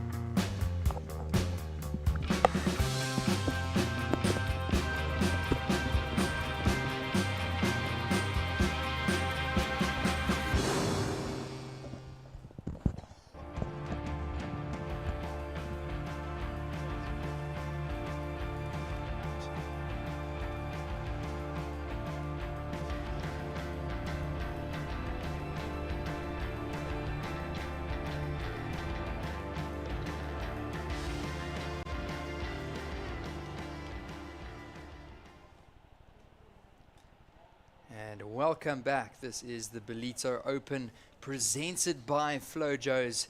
We are through to the round of 48, heat number 5. And we are into the latter stages of the afternoon.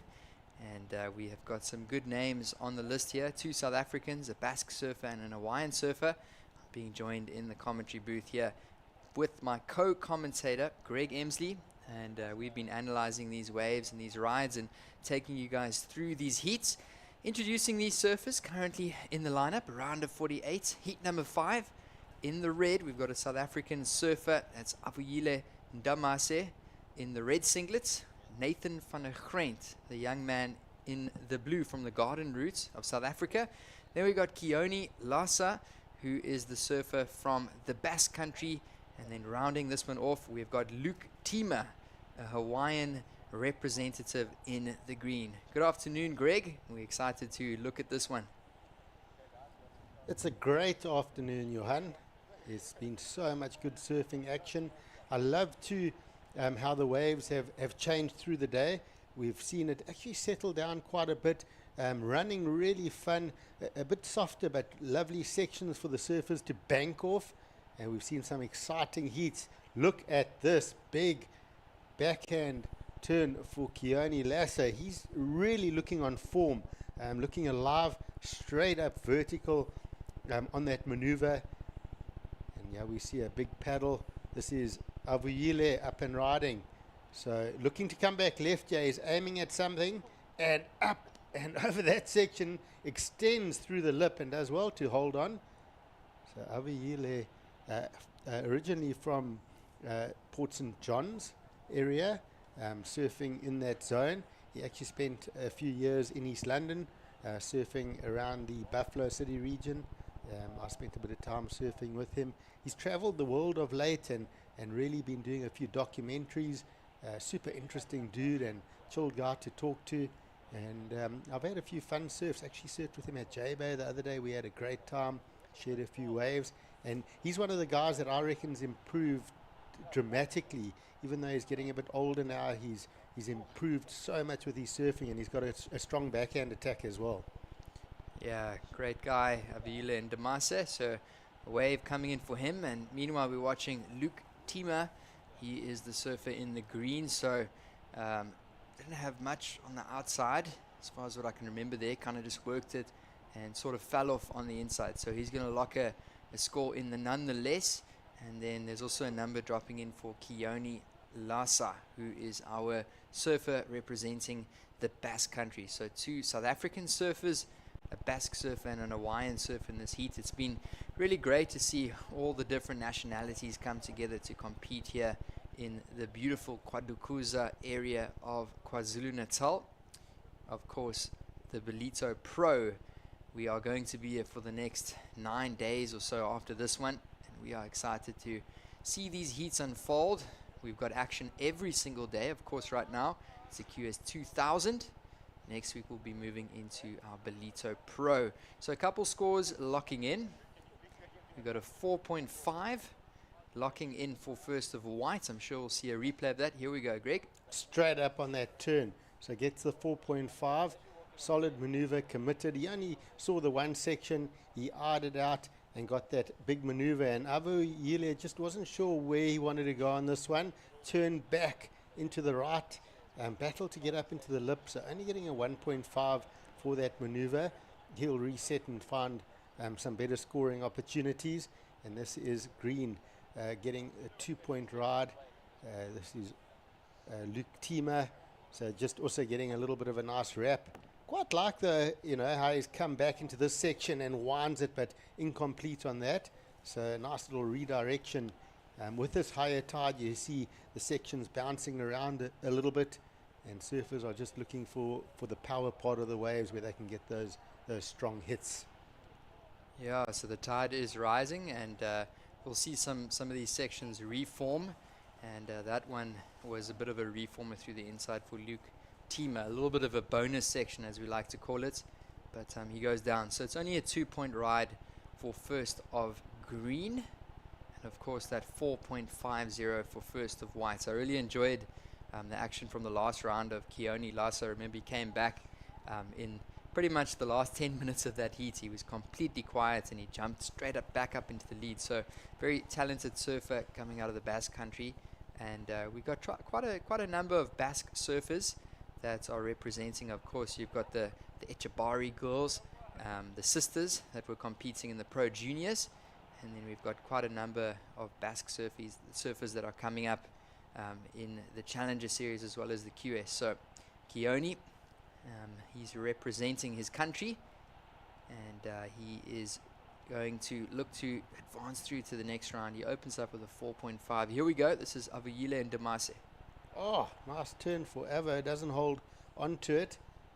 So, yeah, set that up quite well. He was eyeing that end section. Got the setup turn, and he kind of had to cut that sort of bottom turn short into that last section. So it did end up a bit rushed. That wave had broken itself in half. So he kept his speed up well, but it was a bit tricky. So goes incomplete on that one. Comes in quickly at a 2.1. So he, sitting in second for now, but not with a very big score line. He's going to need to look to finding those heavier pockets. Try and get that board up nice and vert into those sections. We saw Keone Lassa with that one turn, nice and strong, and he's back up and riding here. Drives through that first maneuver, sets up, goes straight up. But even Keone, you see how he came back into that whitewater, got himself nice and deep. He wants to surf critically. He's taken note that that's what's scoring today, and it didn't work out there, but he's sort of making space for himself to really get up vertical in that lip, and it's been working well for him today. Yeah, just trying to stay in that power pocket. Unfortunately, not carrying much speed. That wave just didn't really stand up for him the way that he wanted it to. Normally it hits that inside bank, but the tide is slowly starting to rise a bit higher, and on the high tide, just a little bit more tricky. It doesn't quite stand up like it does on the low tide. Up and riding here is our surfer in the blue. This is Nathan van der Grent, and he is from the Garden route. He's still a junior surfer, and Coach Shane Thorne will be watching intently, and unfortunately he's going to go down there, Nathan van der Grent, and it's going to come in at a 1.0. So he just wants to get his toes stuck into the wax. We've still got 17 minutes remaining, so currently the highest score in this one, a 4.50. I think we've got a lot more to come in this heat. Yeah, it's a bit of a slower start, but tide filling in. Oh, look at that big turn coming from Luke Tima. So big finish on that wave. So Luke he's done a lot of surfing in the last 2 or 3 days. The fitness of these athletes is just next level. Luke, he's also surfed through a couple heats today, but looking strong. He actually looks like he's on a slightly different board at the moment. Big up and over. It's not the same board he's been on yesterday. So he's probably opted for that slightly more point breaky type board with a rounded pintail. Yeah, that section was all about timing, and he timed it really well. Meanwhile, up and riding, this is Avo Ndamase. He's been busy. He's going to try and get up into the lip and straight into the next one, pumping that board and trying to find a finish. Oh, he does well to hold on. That board actually almost extended away from his body. I'm amazed he managed to bring it back underneath and get nice and centered. A bit of downtime, which will count against him, but he got the big first turn. He managed he did well to hold on and set up for that last turn. So that will be Ava's best wave for sure. Yeah, it's going to be good to see that replay. He kept that board speed up well considering, and yeah, we go. Keone on a big left-hander, massive section. So surf is taking a different shape now. Got a bit of a reform left starting back in towards the rocks. Yeah, we can see it hits that deeper water as we were talking about yesterday on the high tide. It kind of caves out next to those little rocky outcrops, and it looks like Avuyile and Damasa has done the runaround as well. He surfed that one far down the beach, and we get a good look at the area there and these big rocky outcrops distinctive to Ballito. So he's going to run up to the southern side of the beach, and he's going to jump back in. So taking that option may be a good, wise choice, as the swell is pretty big today. So that's Avuyile and Damase. And we do have 3 scores dropping in, But beautiful scenes, as you can see. If you aren't privileged enough to be with us here in Ballito, welcome. You can see today it's winter time, but there's still plenty of guys on the beach enjoying the action. And those girls getting out of the way. Avo says, I want to get back out in the water. And he's going to make his way back out. You can see there's a bit of a rip current that's formed, hollowed out next to that rocky outcrop on the far right-hand side of the screen. And he is going to lock in another number shortly with just about 13 and a half minutes to go. Score did come in for green, Luke Tima. It's a 5-1-7.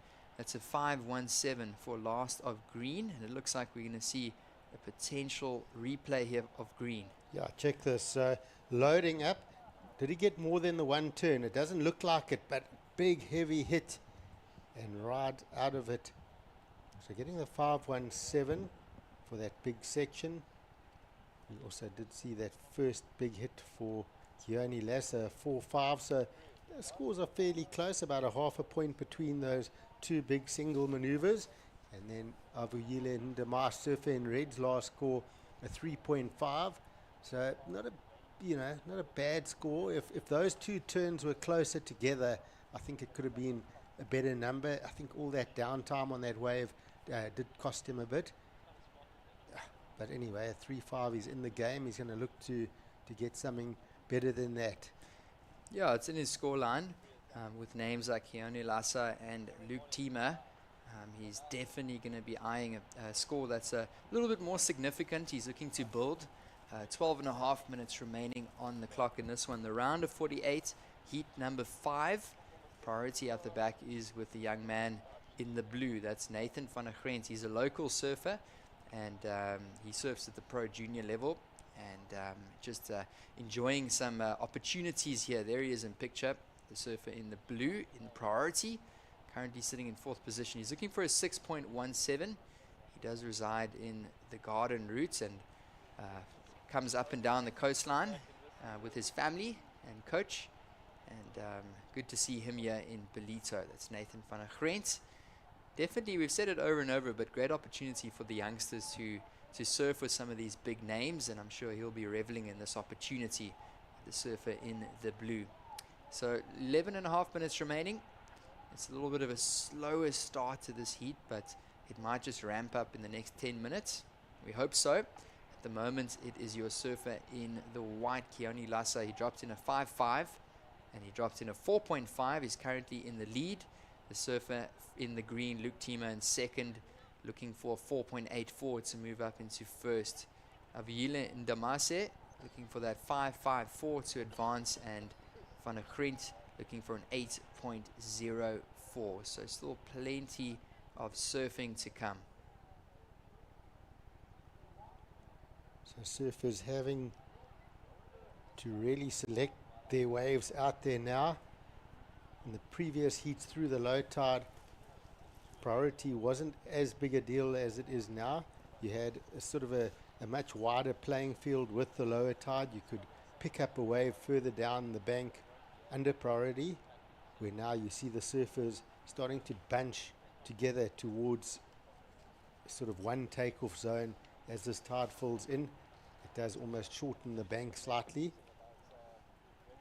So having a look here, couple of surfers showing interest, and it is your heat leader, Keone Lasser. Watch this, sets up, always staying critical, holding it. He's not rushing down the line, staying in the pocket, and straight up. How vertical does he get? Incomplete, but he really looks to sit on that board on the bottom turn, wait for that wave to stand up, and I love that lightning fast vertical attack that he has. Yeah, that was almost oververt. That was 12 o'clock midnight. That was the surfer in the white, Keone Lasser. And it's going to go incomplete. It's a 4.37 though. Here's a replay. Yep. If he had completed that last turn, it would have been a really nice number. Carves it to start. Another nice wrap. And then this. Oh, it was good. Really nice how vert he got.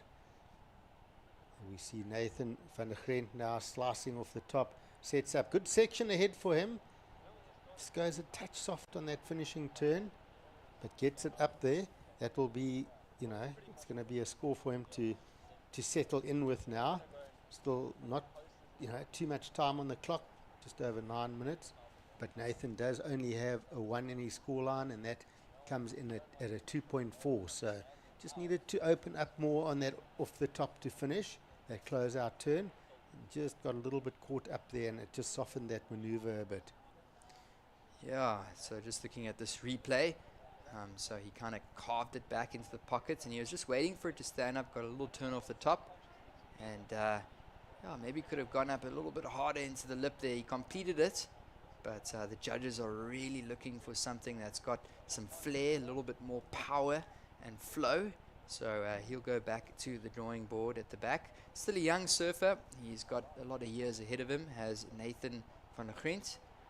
So up and riding. We've got a wave here. This looks like red. Looked like a nice little grab rail on the down, well, on the bottom turn. And then he went up, and that was quite a neat turn there, Greg. Yeah, that was interesting. You could say a little bit out of control, but heavy hitting turn, as you mentioned, grabbing that rail on the bottom turn. So he got super compact on that maneuver. Did well to get up into that lip. He free fell out of it. So let's see how the judges interpret this. So let's take a look. Getting himself nice and critical, eyeing out the one maneuver, grabs that rail, hits it right up there, and really heavy on that last little bit of free fall. From the beach angle, how much spray was thrown, how vertical did that board get if you're comparing it to Keone Lassa. That's all the notes the judges will look at before rewarding these scores. But I think it could be his best score coming in here for Overyule. Yeah, definitely. I think he's looking to improve upon his scores, and I think he's going to do just that, Greg. So he is looking for a 5.54, though. That's the number he's eyeing out to advance through to that second position through to the next round. So with 7 minutes remaining, he's still slowly building is the surfer in the red. I like the excitement there. I like the fact that he threw in something different with that little grab rail. Haven't seen that in a while. So we'll see what that score comes in as for Avo Ndamase.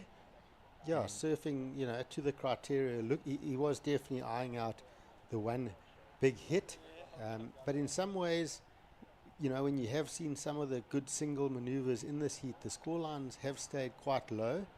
So to get over a 5, you're going to have to go quite big. It's going to be, close to there. And there we go. Nice strong turn for Luke, and gets a combination with a finish. So Luke Tima, probably well aware that Overyule had one good turn on that wave. He would have heard the beach cheering for Surfer in Red's last wave, and he used that priority, going, okay, I better act quickly because I could be in a bit of trouble here.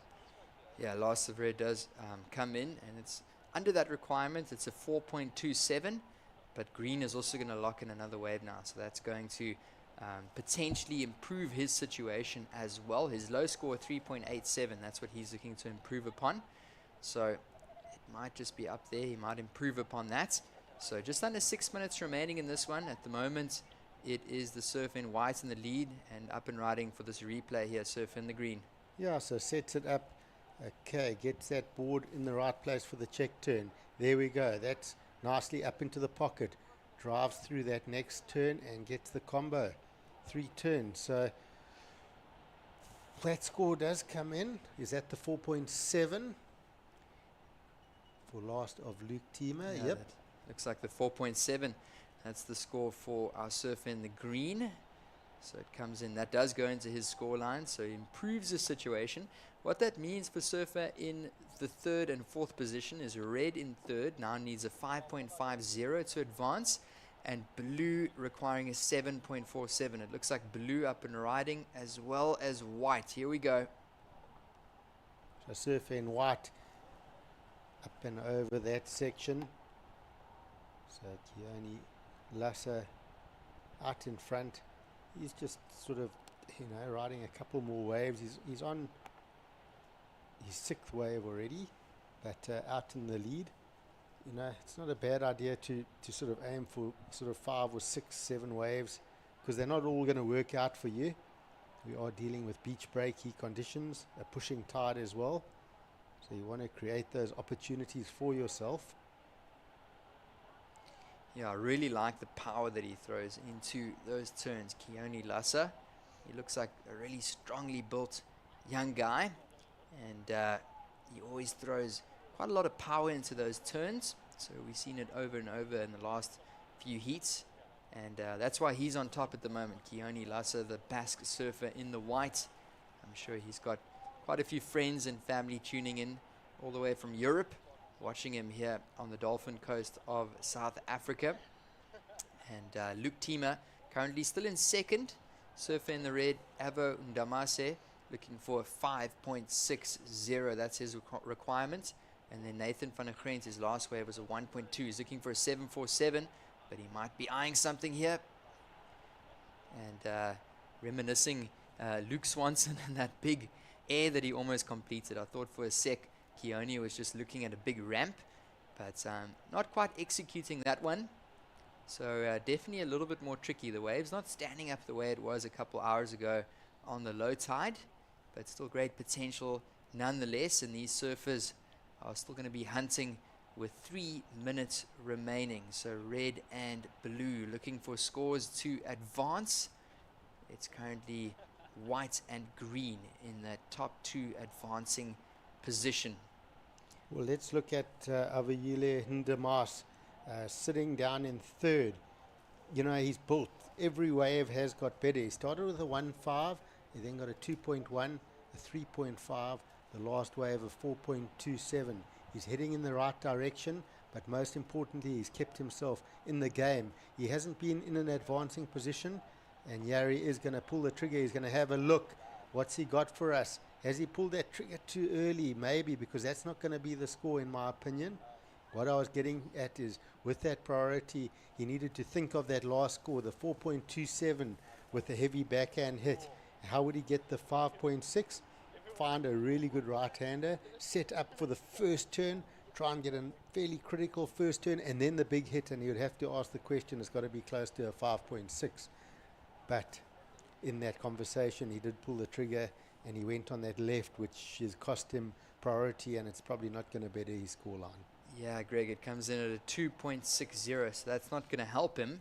So he's going to have to paddle back out and go to the drawing board to look for a 5.6. So it's a tricky one. You see that wave coming, you're in priority, you want to go for it. There's only 2 minutes remaining. What do? Do you wait a little bit longer and risk a wave not coming through? Or do you pull the trigger? So on that time, he decided to give it a go, but unfortunately came in short. You've got to wait. And if you wait and a wave doesn't come, well, it's better than going on a small wave that's not going to give you the score anyway. It's a game of smart competition surfing, and you've got to also realize it's not always going to work your way, but how do you put yourself in the best opportunity? And the only way of doing that is by catching good waves that give you the opportunity to get the score that's required. You know, at this level, you can't sort of make a miracle. Yeah, that's a good point, Greg. Some wise words there. And of course, Avayile Ndamase, he's locked in another couple small scores, so it's not looking great for him with 30 seconds remaining. But up and riding here is green. That is Luke Tima, and we also saw a wave from Keone Lassa as well. So this heat slowly winding down, and it does look like there's a strong chance it's going to be white and green advancing through to the next round. But we do have a couple scores dropping in. In picture there is our surf in the green, Luke Tima, and he's our Hawaiian representative, currently in second. And there is a score coming in for white and for green. So I do think that it is going to be those two men advancing through to the next round. And you see that last wave of Luke, you know, it might better his scoreline. He did get 2 turns on it, but that could have actually been Avayile's wave if he just waited with that priority. I'm not saying it's a big wave, but let's look. You know, it does offer the 2 turns. There we go, slicing through that first turn and whack up into the second. So committed surfing, and sometimes you've just got to have that patience and wait for those waves. That's a good point there, Greg. And just a pan there towards our beach. So this is the this is the Ballito Open presented by Flojos, and we'll be back shortly.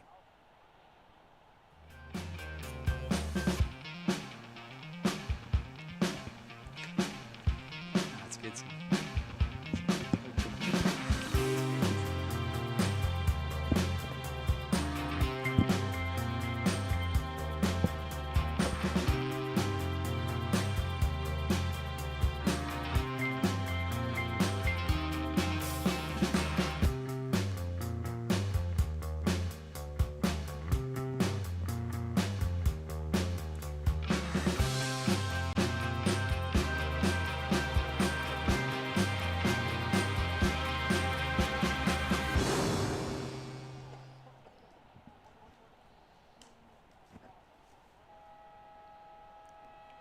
And welcome back, guys. This is the Ballito Open presented by Flojos, and we are straight into the next heat. This is the round of 48, heat number 6 underway. And just the official results there. From the previous heat, it was Luke Tima that jumped up into the lead, the Hawaiian over Keone Lassa. Those two surfers are going to be moving through to the next round. And meanwhile, we are straight into the next heat, the round of 48, heat number 6, introducing these surfers. In the red, we have got our South African from just down the road here in KZN. It's Beric de Vries. Great to see him here. We have got our surfer in the blue, another South African. That's Cooper Smith, the young man. We've got a very exciting Australian surfer in the white, Winter Vincent. And then a Brazilian in the green, Rafael Teixeira. So joining me in the booth, it's Greg Emsley. And we're going to be taking you guys through this one. So we've seen some great surfing throughout the course of day number 1 of this QS 2000 event. And we are excited to see this one unfold. So if you guys are just tuned in, welcome. Make sure to go and download our WSL app as well as follow us on social media to see all of the content as it comes in. And talking about some surfing, here we go with our surfer in the white, Greg. Yeah, Winter Vincent, honestly one of my favorite junior surfers. Love his cool approach, and that off the top where he releases the tail. I absolutely love that maneuver. He's just super loose. He's got that back foot right on the tail, almost like if you can picture yourself skateboarding and you get your foot right on that sort of kick, and it loosens it up. That's the type of surfing he does off the tail. And this is a bit of live action here. And that's Winter again. So just super fast. Look how loose that tail is. And watch here now. Just plays with that lip. And it just looks like he's having so much fun on that surfboard. That equipment's kind of listening to his body. It's doing what he wants to do. If he wants to hang that board up in the lip a little bit, it obeys his command. He's one of those surfers that really controls what's going on under his feet. 100%. You took the words straight out of my mouth, Greg. Super controlled. He looks very relaxed and making it look pretty easy there, Winter Vincent in the white. So the first scoring ride for Winter did come in at a 4.83. That was the first scoring wave for white. And he's going to drop in a second scoring wave. Meanwhile, we missed the first one. This looks like blue. Yeah, this is Cooper Smith up and riding, and a nice little slash there for Cooper. And here we go. That's that first ride coming through for Winter Vincent. Second ride of surfer in white. So that score still to come through. His first wave came in at a 4.83. So we still got that number to come through. And also, yeah, we got one score for red to come in. So we saw, it looked like maybe Beric de Vries also had a quick ride. So we've got an interesting matchup. 3 very quick natural footers in this heat in Vincent, Smith and de Vries. And then the lone goofy footer, Teixeira, lightning fast. We've seen what he's been capable of in the opening rounds. So on paper, we've got a very strong heat on our hands here. Yeah, Teixeira's got a lightning backhand, a lethal one. And then, of course, Beric de Vries. He's a name that we've seen for many years here on the South African circuit as well as on the Challenger Series. He took a bit of a break from competition, had an injury for a while, and he actually decided to come and compete this year at the Vic Bay Surf Pro. And after that event, I think he got a 9th place. He decided that he's going to give this another go, and he's back on the QS. And such a Awesome guy, Beric, really friendly, popular character around these parts, and it's great to see him in the jersey once again. So a couple scores to drop in, and we do have a couple more heats left for the day. So if you guys have been with us, we've been appreciating the support, and make sure if you're watching on YouTube to comment and like, as well as follow our YouTube channel. And we've been enjoying bringing you guys this action. So score to come in for white and a score to come in for blue and red as well. Just a look there from the surfer in the white, Winter Vincent. And these numbers should be dropping in shortly. There's your surfer in the white in the picture. That's Winter Vincent. He is a young Australian surfer, around 20 years of age, and super talented. He's got a lot in terms of his career ahead of him. And he does drop in a second scoring wave. That was the replay that we just watched. It was a 5.40. That's currently the highest wave of the heat. And it does look like Beric de Vries did drop in a score, Greg. It comes through to 4.83. Yeah, we just got a glimpse of him looking at a wave, but we didn't quite get to see that ride. So that's an interesting score, 4.83. That's a decent number to drop, considering the conditions and the start of the heat. So Beric de Vries will be quite happy with that start. We see Rafael Teixeira not without a wave at the moment, so he'll look to get going. The Brazilian surfers are normally very quick out the gates at the start of a heat. They like to build on their heats. So uncharacteristic for him to not have a wave yet, but still got 19 minutes, lots of time on the clock. So if you are watching, I hope you're enjoying the action. Check at this beautiful looking ocean. Little bit of bump on it, lovely right-handers running through the break here at Surfers Point, Willards Beach. We've got blue skies. It's a little bit cooler today with the front that's moved. And there we see Rafael up and riding on that one. Yeah, Rafael Teixeira, he's been around for quite a few years. 32 years of age is Rafael Teixeira from Brazil. And it's always great to see the Brazilian contingent. Wow, look at that. That was Winter Vincent showing us what he's got above the lip, Greg. Yeah, that was a really clean backhand air reverse. So held on to that one. Looked like he just loaded up, got that single maneuver. So we'll get that replay. That's going to be a little bit of a point of difference on where the judges go with the score. Of course, they've been focused on the heavy hitting right-handers through the day. The tide absolutely rushing in over those rocks. This is Rafael's first wave. Let's see what he did. Sets up the first turn and just doesn't see the section on offer that he's been getting throughout the morning. So that's just a basic maneuver for him. So he'll have to reset and find something better. And then this is Winter Vincent with the air reverse. Sets up. Oh, and he loads up and does well to land that one maneuver. I think, the judges have to be saying to themselves, all right, what's on offer out there now? Look at the tide coming in. So one single big maneuver, there's innovative and progressive surfing. I don't think a huge score, but a nice good mid-range score will come his way. And there we go. Teixeira getting two big turns there. So slowly finding his feet out here.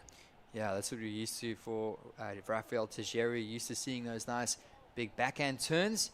And that was Winter Vincent just hopping off the back. Of course, Winter Vincent, another surfer that's going to be competing on the Challenger Series. So far, his best QS event the best is the 7th place, the Cruy Pro. And then, of course, he took home a 5th place at the Newcastle Challenger Series event. So he's looking to carry this momentum through to the Challengers. Winter Vincent, the third to last wave for Winter dropped in at a 5.40. And then we've got one more score dropping in for White. And then last of green also dropping in. So the two international surfers here keeping busy. That's their strategy. Two different strategy lines. The one keeping busy. The other one just staying put, waiting for that good wave, that good section. So both the surfers in green and white, they've been hunting a little bit. White is on 4 waves and green on 3 waves. Meanwhile, surfer in the blue, Cooper Smith, he's staying put. He's on one wave of 167. But a reminder that there's only 2 waves that you potentially need to get to advance through. Only 2 waves count. But here we go with our surfer in the green. Yeah, these 2 turns got him into the heat here, getting that 5.27. And this is Winter. This was just his last wave. Sets up, yeah, there wasn't much on there, so he got out of it. And looking at that air rotation from Winter, that got a decent score for him, a 6.83. So that's the best score of the heat. So judges sort of acknowledging it and also putting a note out to the surfers with the higher tide. Listen here, these sort of maneuvers are on offer. You do them, you're going to get a decent score. 100%, and they rewarded him a 683. That is a pretty solid number just in terms of today's heat. Most of the surfers have been getting through with numbers like that. So that's a bit of a keeper for Winter Vincent right now. So with just under 15 minutes remaining on the clock, it's currently the Australian in the white, Winter Vincent. He's in the lead. He's sitting with that 683 and a backup of a 5.40. So he's just going to look to improve, whereas Rafael Teixeira, he dropped in a 5.27 for that combo on his backhand. So that's a pretty decent number as well. So that is the 3rd highest scoring wave of the heat.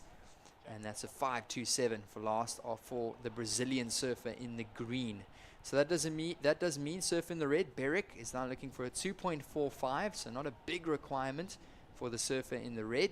And then Cooper Smith, he's been quite quiet. He's only sitting on a single wave. He's looking for a 5.50 to advance up to 2nd. The South Africans have been sitting quietly, actually, while Vincent and Teixeira have been getting to work. I hope they're going to use their priority wisely. Having a look here, Beric de Vries, he does have a good, solid-looking wave, climbs up into the one maneuver. He almost wants to make it look more dramatic than it is for the judges. You see, he almost got an extra bit of projection over that section, gave it a claim. He wanted the judges to feel what he feels. This is a heavy-hitting turn. So let's see how that would have looked to the judges, and the score will tell us exactly that. Yeah, I mean, these surfers have been watching all of these heats throughout the day, and they know what the judges are looking for. So Beric was eyeing out that section. He knew that he could potentially get a good score just with one big hit, and he looked happy with that. So I think that's definitely going to build the score line for surfer in the red, Beric de Vries. And that one would be coming in shortly. We also got a number dropping in for green, Rafael Teixeira. So just a beautiful view of the Dolphin Coast, our beach, a nice wide angle view. And this is what we're dealing with, no complaints. It's a beautiful day here on the Dolphin Coast of KwaZulu-Natal. A little paddle here, up and riding. Oh, how good does this wave look? Oh, maybe not. Oh, does he have to give way? No. Where is Cooper Smith? No, not there. There goes Teixeira again. Snaps up. So Rafael Teixeira seems to be picking up these waves wider on the bank, and that one's just hitting into that next little bay that gets that deeper water. That's very wide. It's right down into the next bay where we see our free surfers down the bottom, and I'm still trying to figure out where Cooper Smith is with priority amongst all of this, with just a 1.67 to his name. Cooper being very patient out there. Yeah, there he is in picture, sitting up the beach with Surf in the White, Winter Vincent. So with 12 minutes remaining, he's got to be thinking, not a bad thing to have priority, but it's better to be catching waves and getting scores. So he's going to try and look for a wave very soon, is Surfer in the blue. And still a couple scores coming in. That last one for green, Rafael Teixeira, that long one all the way down the bank. And then, of course, interesting to see what the judges are going to think for Surfer in the red, Beric de Vries. All right, let's look at some of these replays while we have some downtime. We'll pull up that last score, that 683. This was the backhand air rotation from Winter Vincent. You'll see how he kept that speed up through the mid-face of the wave. Rotates beautifully, and no grab, and just rides out super cleanly. He got the height, he got the rotation, he got the 6.83. So top score of the heat so far. Yeah, what makes that so difficult is he couldn't really eye his landing. He spun a full 540 degrees, and right as he spun around, he had to quickly eye his landing. And that's the important thing with those airs. You've got to know exactly where you're landing and compress. So he did exactly that, just spun around. He didn't really know, and completed that maneuver, 540 degrees around, and full air reverse. And the judges are rewarding that one, as we mentioned. So a couple scores are dropping in here, Greg. A 4.17 for last of red, Beric de Vries. That's 4.17. And then last of green, a 4.73. So the judges slightly preferring Rafael Teixeira with a 4.73. That was for that 2 or 3 turns on his backhand all the way down into the next little bay. And then Beric de Vries with that one big turn off the top. That was a 4.17. Yeah, So we look at that turn of Beric's, a 4.17. You know, it was a big hit, and he tried to, he tried to sell it to the judges a bit. You could see he gave it the claim, but the judges asked for a bit of discount. It is Durban. We work on some discount here. So he only got the 4.17. And, yeah, Beric's going to need to, he's got it. He's just going to need to, I think he must look for 2 turns. He's got those big hitting turns. yeah, maybe a Black Friday special. It is Friday down here. And here we go. Cooper Smith up and riding, surfer in the blue. He waited a long time. He's going to complete this one, the young man in the blue. So just under 10 minutes remaining, and a score is going to lock in for blue. But at the moment, it's really white that's been showing us what he's got. Winter Vincent with a heat total of a 12.23, and then the Brazilian surfer in second. So red, Beric de Vries is going to look for a 5.18, and Cooper needs a big score. He's looking for an 8.33, so he's just building. Yeah, Cooper that was his best ride. He did really well to hold on to that last turn. Of course, his family are related to Geordie Smith as well. His dad, Matt Smith, the pot and pan, the old man, will be watching for sure. And we see the smooth style up and riding here. Oh! That tail release, I could watch it all day. Winter Vincent and Teixeira behind. Yeah, things are heating up here. That was really good to watch, and that got us excited, Sure. that's for sure. A few R's coming out of the commentary booth, and there was some really smooth surfing for Winter Vincent, and just eyes that section, attacks it really hard, and some progressive surfing there as well from the surfer in the white. So that's what the judges are looking for. Going to be interesting to see what that number comes in as. We got 8 minutes remaining. I see so many great surfers in Winter Vincent surfing. I can't put my finger on any one of them. I see a bit of Joel Parkinson, 100%. I see that. You know who else I see? I see a little bit of the late Chris Davidson in that style. I see a bit of the South Africa's best free surfer ever, Frankie Olberholzer, with that looseness, that tail release. I see so many good surfers within his surfing. I really like it, the style of Winter Vincent. Oof, and that number does come in, Greg. It's looking like a good one. It's an 8.33 for Winter Vincent. So the judges just ate that one up. Oh, it was just fantastic surfing. Hopefully we get that replay shortly. I'd love to dissect that wave. It was just so well put together. And the other thing with Winter is you'll see these other surfers at times are catching a bit of a bump here, resetting. He finds no bumps on these waves. Look at that. Point break surfing, slices through that first turn, deep off the bottom, releases, nice and critical. And the final turn, watch this, slicing. Look at the spray and just total speed, power control, insanely good surfing. And how can you not give it an 8.33? It just looked too good.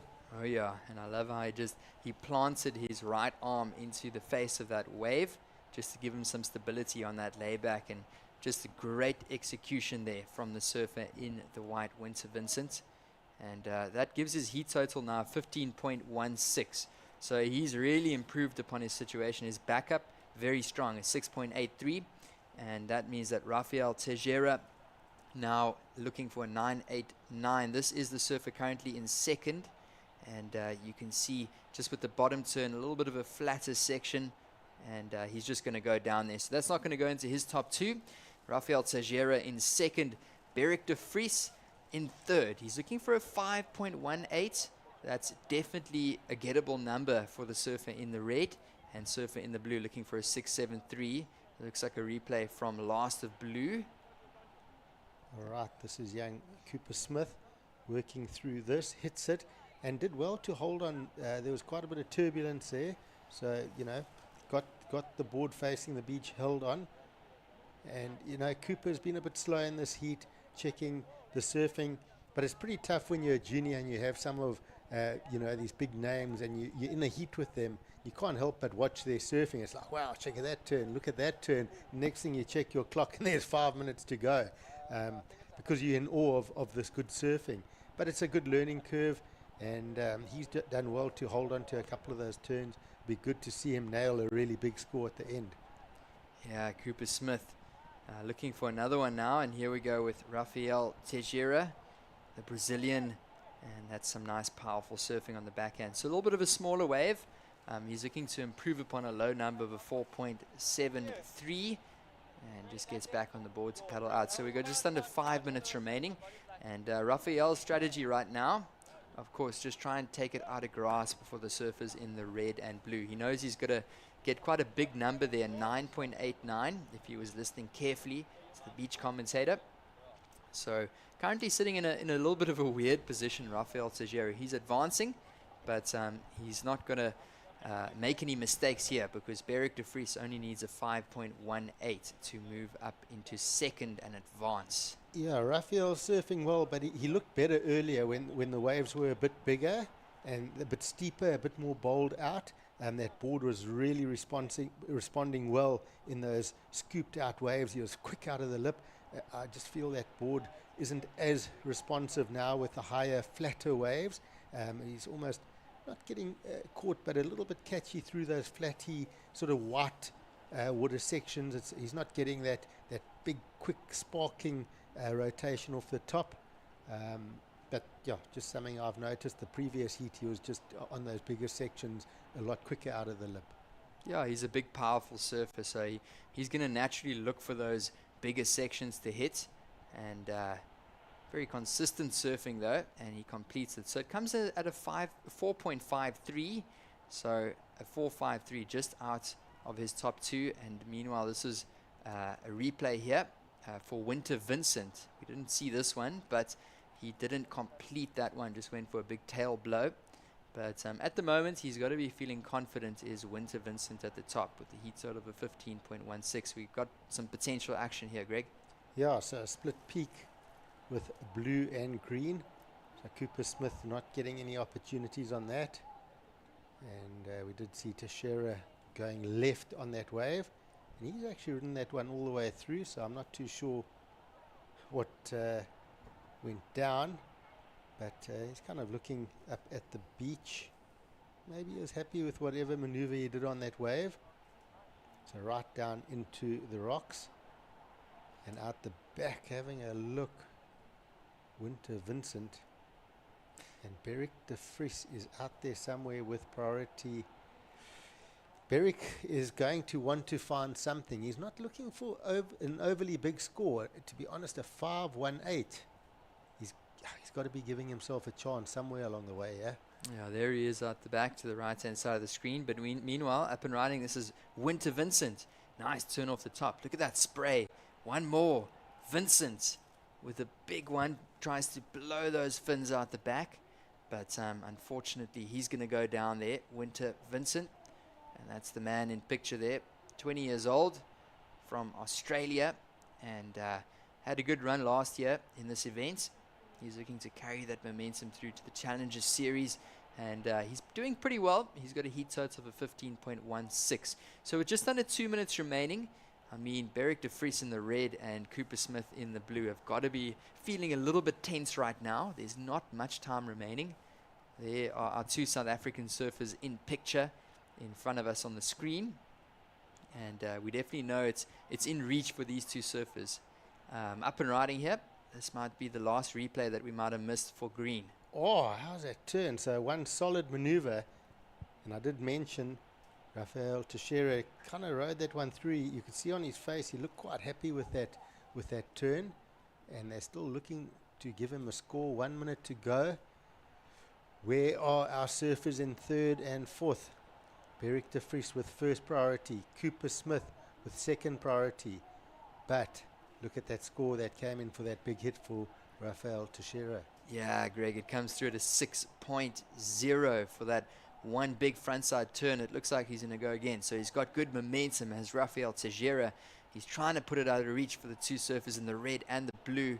And he just chucks the fins with 30 seconds to go. So now Beric de Vries is looking for a 6.44. Cooper Smith looking for an 8.0. And they've got to find something with just over 20 seconds. That was a really well surfed wave. Good executioning. And good choice there from Rafael Teixeira to hunt that left down. And a lot of the lefts have been running into the deeper water, but he seemed to find one that really stood up nicely over that inside bank, and it paid off. Yeah, and look here, Beric de Vries down the beach, loads up, vertical on the first turn. He's got to go big, massive spray off the top. How's that going to look to the judges? He is pumped. He is pumped, beyond pumped. He feels he's got it. He's chasing a 6.44. It's a big number that he needs. The heat is over. He hunted that wave down. You can see the distance he moved in that last 30 seconds to find that right-hander, and he wants it. He's asking the judges, give it to me. Yeah, I think we missed the first part of that wave as well. I'm not sure what he did, but that score is going to come in shortly. Here's the replay. Yeah, so check this out. Deep on the first bottom turn, right up into the pocket, gets spray off the top, loads up, and a seriously good, strong finish. He's pretty happy. It's, you know, he couldn't have asked for much more on that wave. He got the wave. He did two big turns. It's either the judges are going to give it to him or not. You know, the good thing for Beric, he doesn't need a 6.5. He needs a 6.44. So if you're a judge and you're thinking 6.5, he's going to get the score. If you're thinking a 6, he's not going to get the score. But it's not a 6.51 or something that might be just out of reach. And I think he could get lucky here. Yeah, so we'll just wait for this score to come in. And surfers in the next heat waiting patiently to get underway. There's the man in the red singlet. That's Beric de Vries. I love the passion, eh? So much passion. Take so it much if he passion. wants it. Give it to me. He's waiting. He's waiting. It's a tense one waiting for the score. And it's about to drop through shortly for Beric de Vries. Seems like he's got some support on the beach there. And the judges are just going to really analyze that one.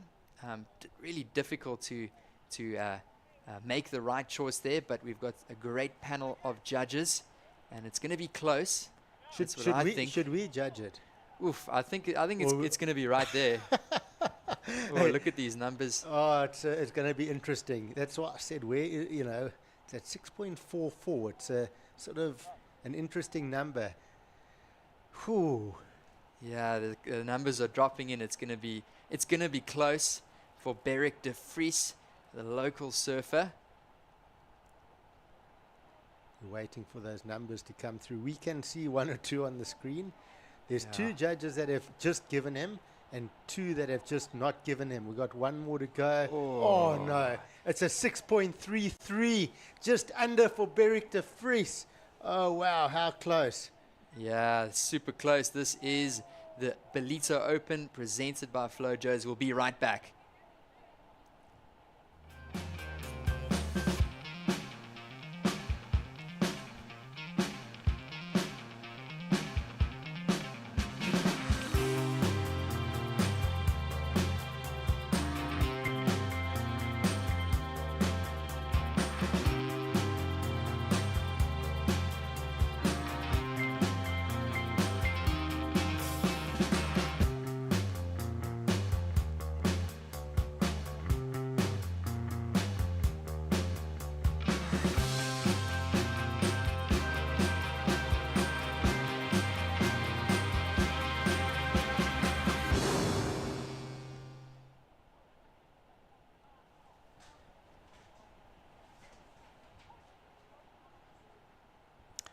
Welcome back. It's the Ballito Open presented by Flojos.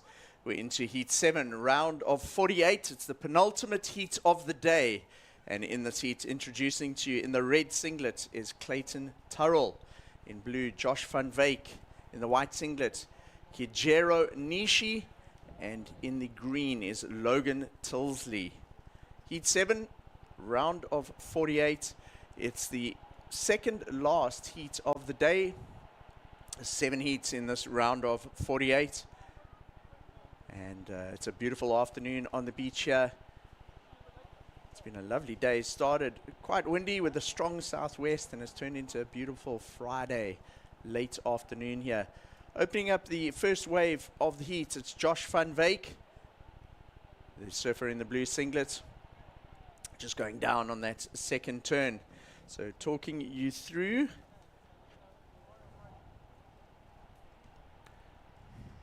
the seat, it's myself, Mike Frew, and I'm joined by Tasha Mentasti in the booth. Tash, 2 heats left of the day. It's been a lot of heats we've got through today, but some incredible surfing, and what's so good is the waves have played the game right through the day. We're still seeing high scores all the way into the afternoon, and if anything, it's actually got better and better through the day. Normally the onshore comes, but today the wind has started and it's got better through the day. This is the opening wave of surfer in white. It's Kajiro Nishi from Japan. He gets a 3.33 for that one. Just got stuck on the last turn. And then we also had away from Josh van Wyk. Scores still coming in for this one.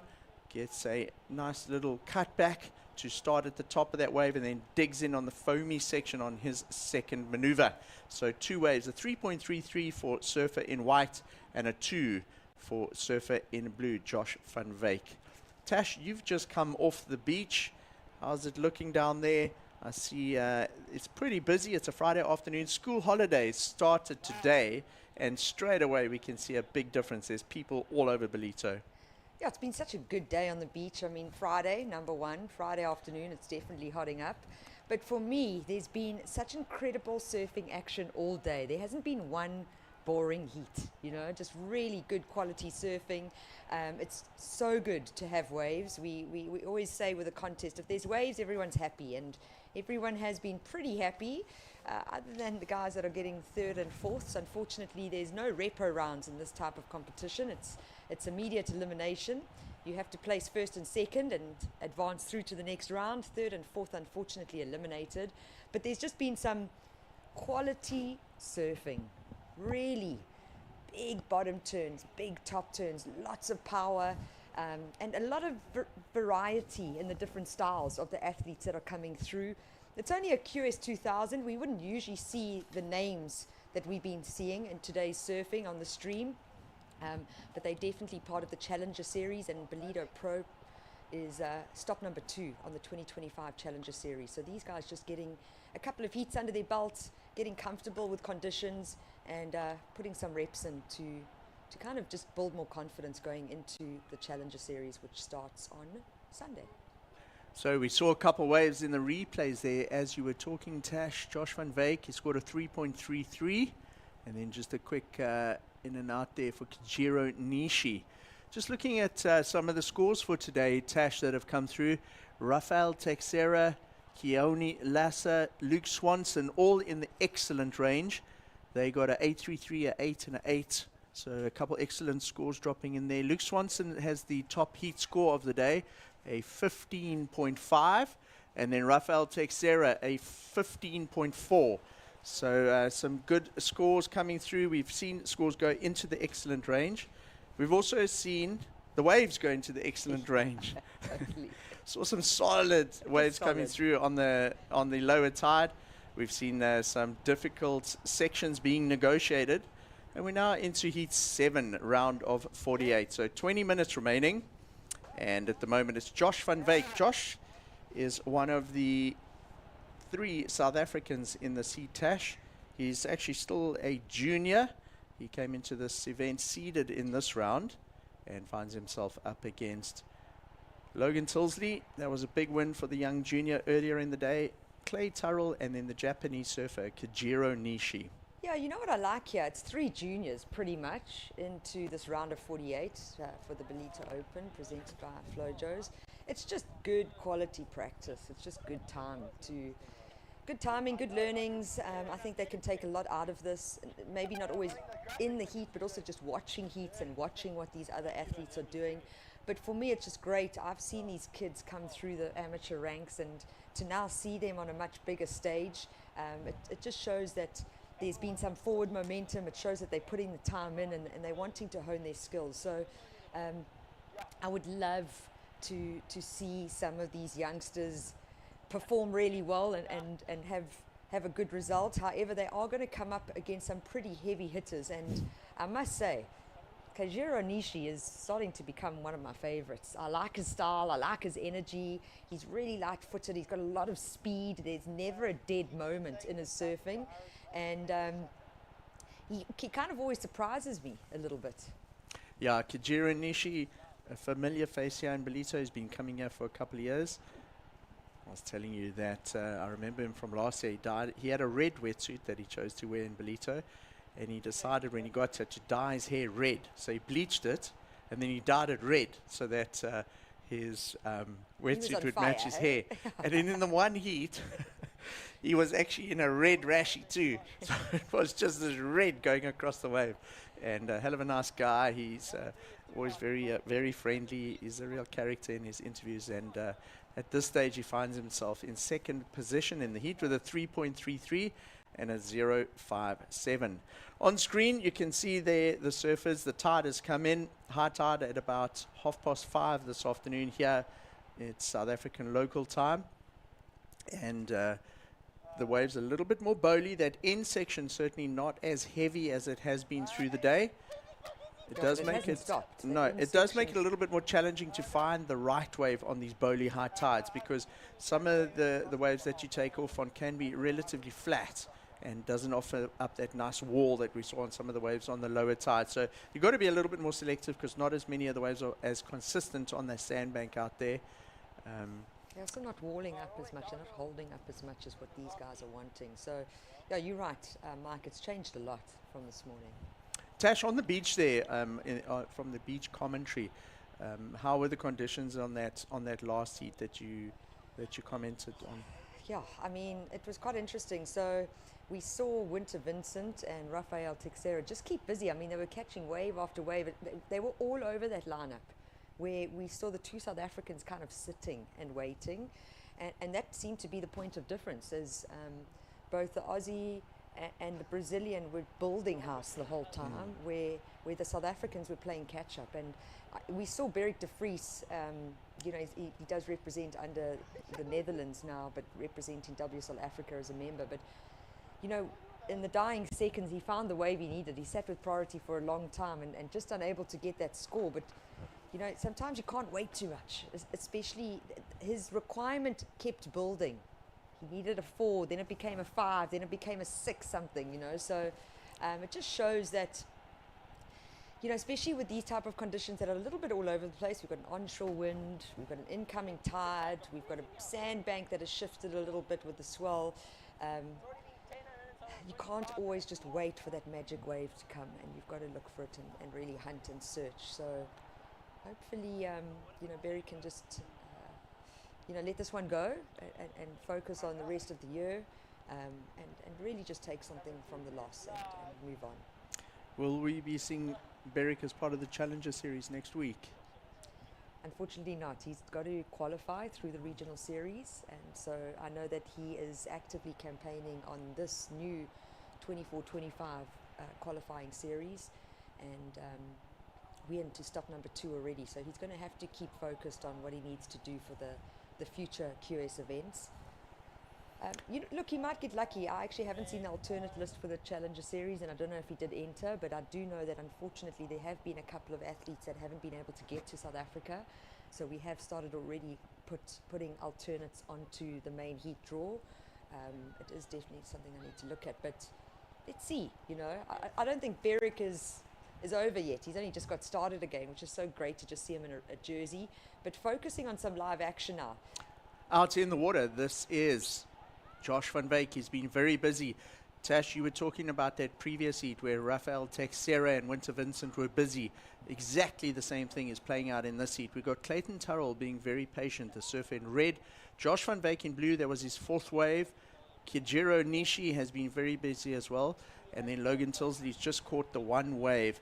Logan Tilsley, the junior in this heat, he's only 15 years old. He's surfing against Clayton Turrell and Josh van Wyk, who are a little bit older, and then a very seasoned Challenger Series competitor, Kajiro Nishi from Japan. Logan Tilsley had the one wave. We saw it on screen. It looked like a relatively good start for our youngster, so continuing his run in the start of this heat, Logan Tilsley, scores coming in for last of blue and last of green.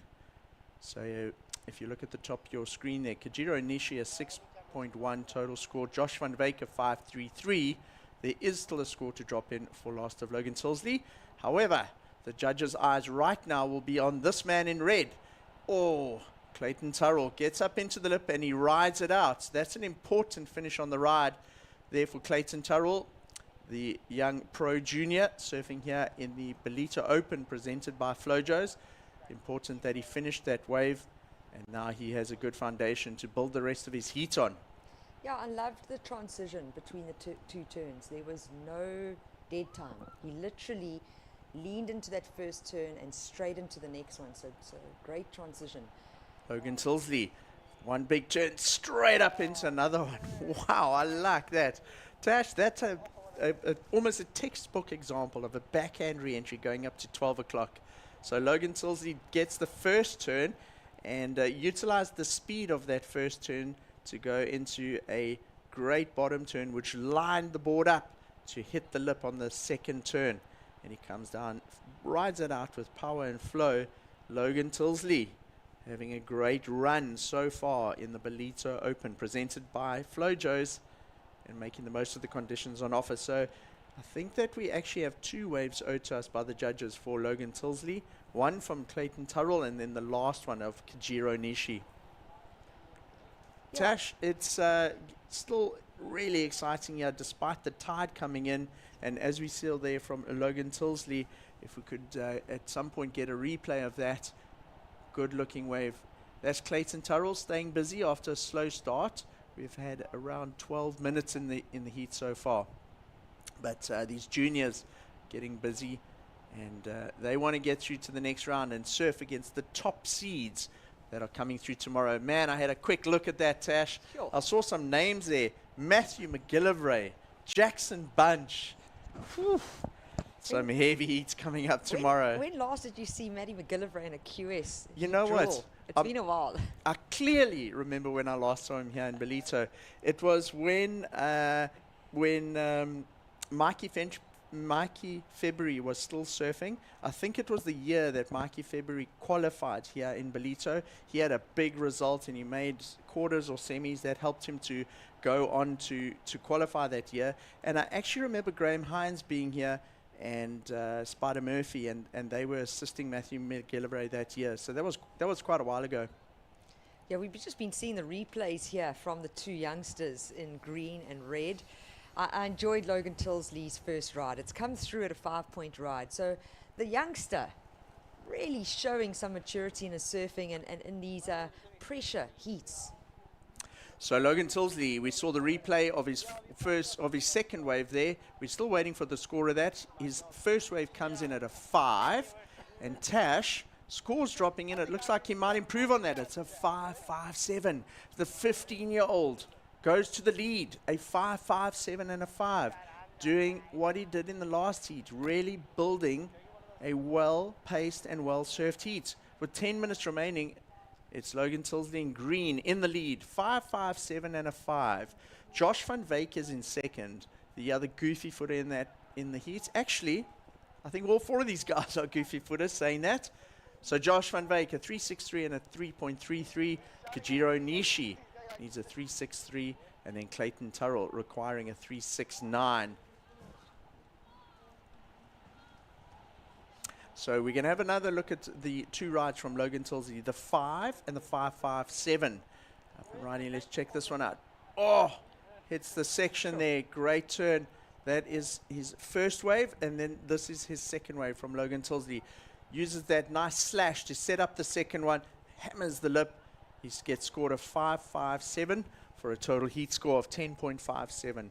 So Logan Tilsley, smart surfing there from the young pro junior. He certainly had a lot of heats leading up to this. You had the eThekwini Surf Pro, which was a QS 2000. You had a Pro Junior as part of that event as Correct, well. yeah. We've had the Rookie Rippers, which was a Surfing South Africa event leading up to earlier this week. And then we had the Pro Junior. So I reckon Logan Tilsley's probably surfed, must be close to 20 heats in the last Week. probably 2 weeks. Yeah, 2 weeks 20 max. heats or so, and he's used the momentum. He's obviously learned from all of those heats, and he's applying it at in the big leagues here. The QS 2000, where he's up against international competition, and he finds himself in the lead, Tash. I really like the momentum he's found, and he's definitely built on all those heats that he surfed. Yeah, absolutely, and it's textbook surfing that he's doing. I mean, the 5.57, that wave didn't have much on offer. It's almost like he produced that score just by doing quality, fundamental, bottom to top surfing. I'm enjoying it. I must be honest, I haven't been able to witness Logan surfing a lot, mainly just with my focus with WSL, but it's fantastic to be able to see this kid advancing through some of these heats and also just not getting frazzled, Mike. It's a big playing field. There's some big names in this QS, and he just doesn't seem to be too rattled. That last heat we saw Winter Vincent, Rafael Texeira. Those are big names, not just on the QS series, but on the Challenger series Correct. around the world. Winter Vincent was a wild card in Western Australia as part of the WCT event there earlier in the year. Rafael Texeira has also surfed in really high-profile events over the years. So big names in the draw. And here in heat number 7, we have a young 15-year-old that's making a name for himself on the Pro Junior Series. And he's leading in the QS 2000, the Ballito Open presented by Flojos. Josh van Wyk from South Africa is in second at this stage. He has a 3.63 and a 3.33. Looking for a wave in the region of a 7 to take the lead from Logan Tilsley. We got a paddle up and riding. This is Clayton Turrell, Tash, just an in and out. Yeah, just a quick one.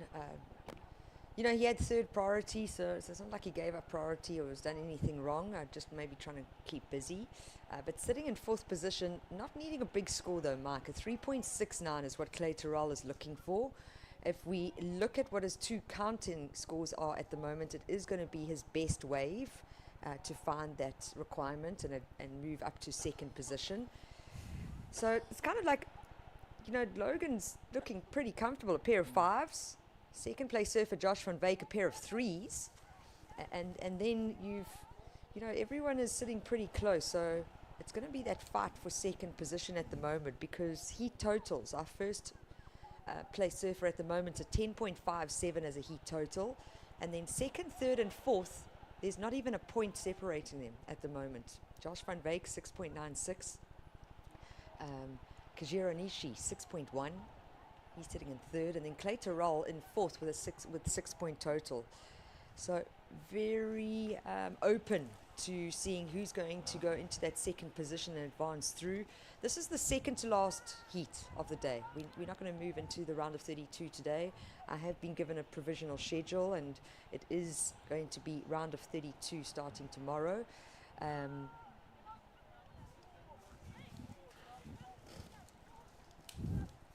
So Tash, I was having a little look there at the top waves of the day, the top heats of the day, and then the biggest heat win.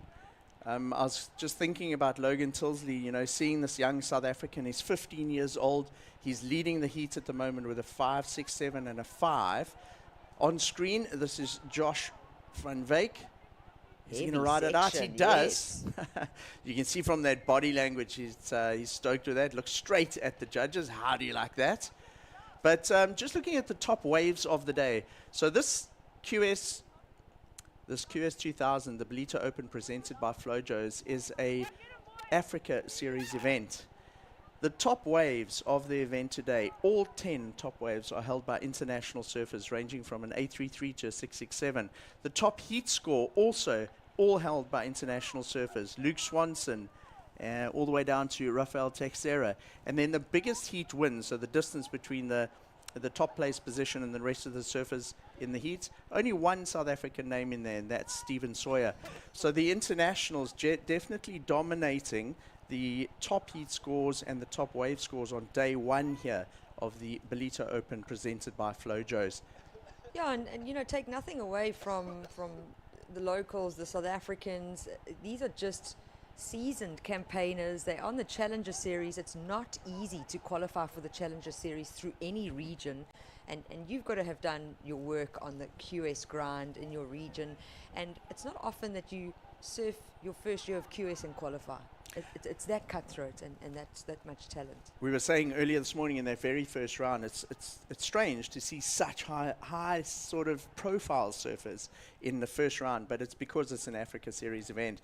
And looking at those scores, they have dominated day one, but we haven't seen the South African top seeds in the water yet. We've still got Luke Thompson and the likes to come tomorrow. And they will be in their men's round of 32 that's coming up tomorrow. Well, listen to some of these names. Luke Read Thompson, them out. Let's hear Luke them. Thompson, Aiden Mason-Camp, Slade Presswich, Geordie Marie, Maddie McGillivray, you know, Jose Faulkner, Luke Schleipen. I mean, there's some big South African names coming, which is going to be great to see tomorrow. So there's definitely more action here at the Ballito Open, yeah. The internationals may have found it a little, I wouldn't say easy, but they've sort of gone relatively unscathed through the field today. I think they're going to come up against a big wall of resistance tomorrow. Up and riding, this is Kajiro Nishi. He's had a good run. This is his third heat of the day. A lot of these surfers having surfed all the way through from round one, and that was a great finish. Those waves have still got some consequence on them. Man, look at this youngster. It's Logan Tilsley. He certainly is feeling it out there. He's got a great rhythm. That first turn was precision on that board.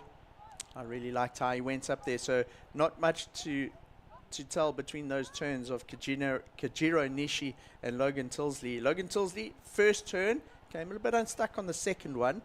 Kajiro Nishi, a softer first turn, but then he really finished off the wave well. And you've got to finish that wave off well. It's like ending a sentence with a full stop versus an exclamation mark. So true. Here we go. This is Clayton Turrell, straight up at the lip as well. We've got a great display of goofy foot surfing out there. Surfers with their right foot forward, surfing with their back to the wave. All four of these guys, goofy foot stance. And a couple scores to drop in there. Exciting end to the heater. We've got 90 seconds. This heat also felt like it's gone really quickly.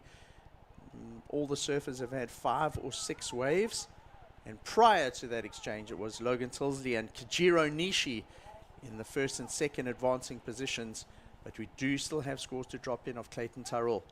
Well, we saw Josh van Wyk move up into that second position. He got a 4.5, but then Kajiro, this is the 6.33. So we had a setup turn there, and then hard off the bottom, hooks the lip, comes down pretty much with the chandeliers, and he rides that one out. Behind him, I really enjoyed this one. Look at that. 15-year-old Logan Tilsley. If he had been able to finish that, that might have gone into his top 2 scores, Tash. Actually, the judges do reward him for that first turn with a 5.13. All scores are in. So with 45 seconds remaining, Logan Tilsley actually improves his lead. So Kajiro Nishi is still in second. Josh van Wyk is in third, looking for a 5.17. And Clayton Turrell is in fourth, needing a 6. So the youngster, he carries the momentum through. 25 seconds to go. Logan Tilsley powers through another heat, Tash. I would say he's been the giant killer today. Yeah, for sure. He's taken down some big names, some senior names out of the pro juniors even, as we close down this heat. Goodness me. Logan Tilsley making a big name for himself and making a statement on day one of the Ballito Open presented by Flojos, Tash. Yeah, it's been so good to watch. I love it when the underdogs come through, you know. I'm just a surf fan, really, and enjoy everyone. But it's wonderful. You know, this type of moment, that's his day that he's had today, is going to be a defining moment for his career moving forward, you know. And I think he's learned a lot, and he survived day one, especially considering the field that they've started with. So for sure. Great to see. So day one of the Ballito Pro, we got the Ballito Open presented by Flojos, which is part of the Ballito Pro. We've got one more heat to go for the day. And on screen there, you see the giant killer of the day, the guy that's made a name for himself on day one so far, Logan Tilsley. Right, we are into the final heat of the day, Tash. Look at the shadows starting to cast across the beach. And it's been a fantastic day here. We'll be back with the final heat of the day. Stay tuned. It's the Ballito Open, presented by Flojos.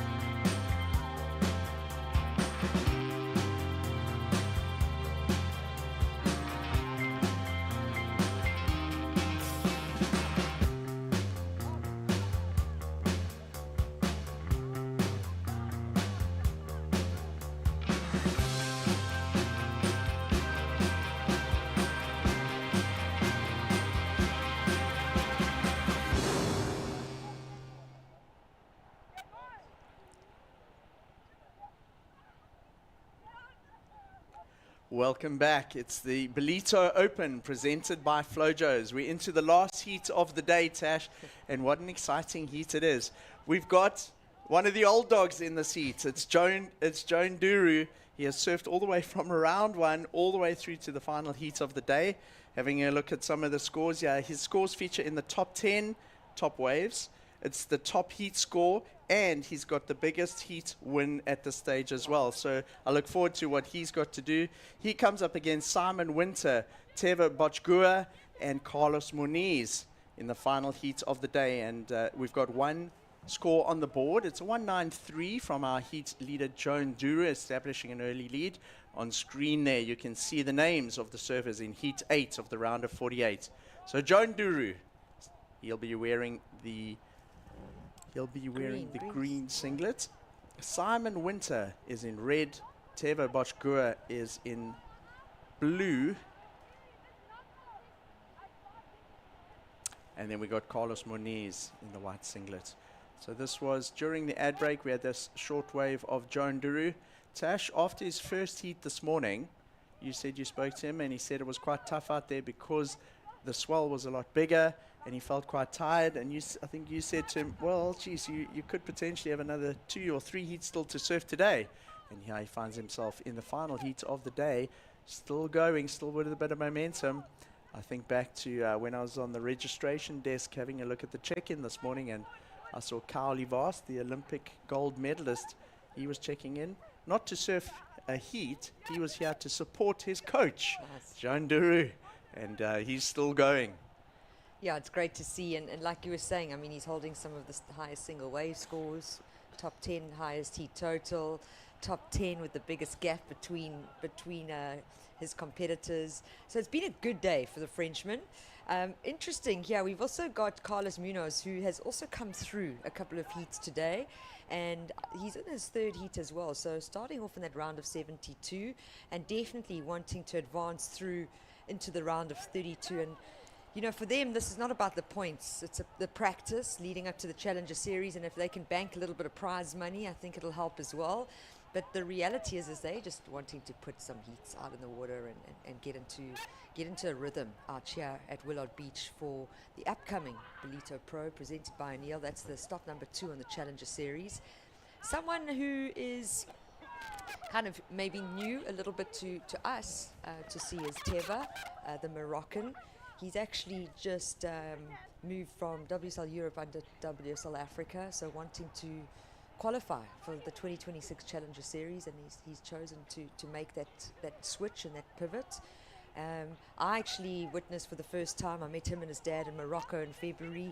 Really, really great family, very tight, a close-knit family, and they showcase that, you know, they want to see him rise and believe that he's a future world champion. So it's great to have Teva in South Africa for the first time, but live action now. This is Joan Duru, and talking about Joan, we're not friends. I just seem to be bumping into him the whole time. But he's also, we had Mikkel Varda walk through with 2 boards, and I was like, oh, they're for me, and he's like, No, but if you want one. But you know, there were 2 freshies for Jean Duru as well, so he's definitely taking this seriously and wanting to have a good result out here at the Ballito Open.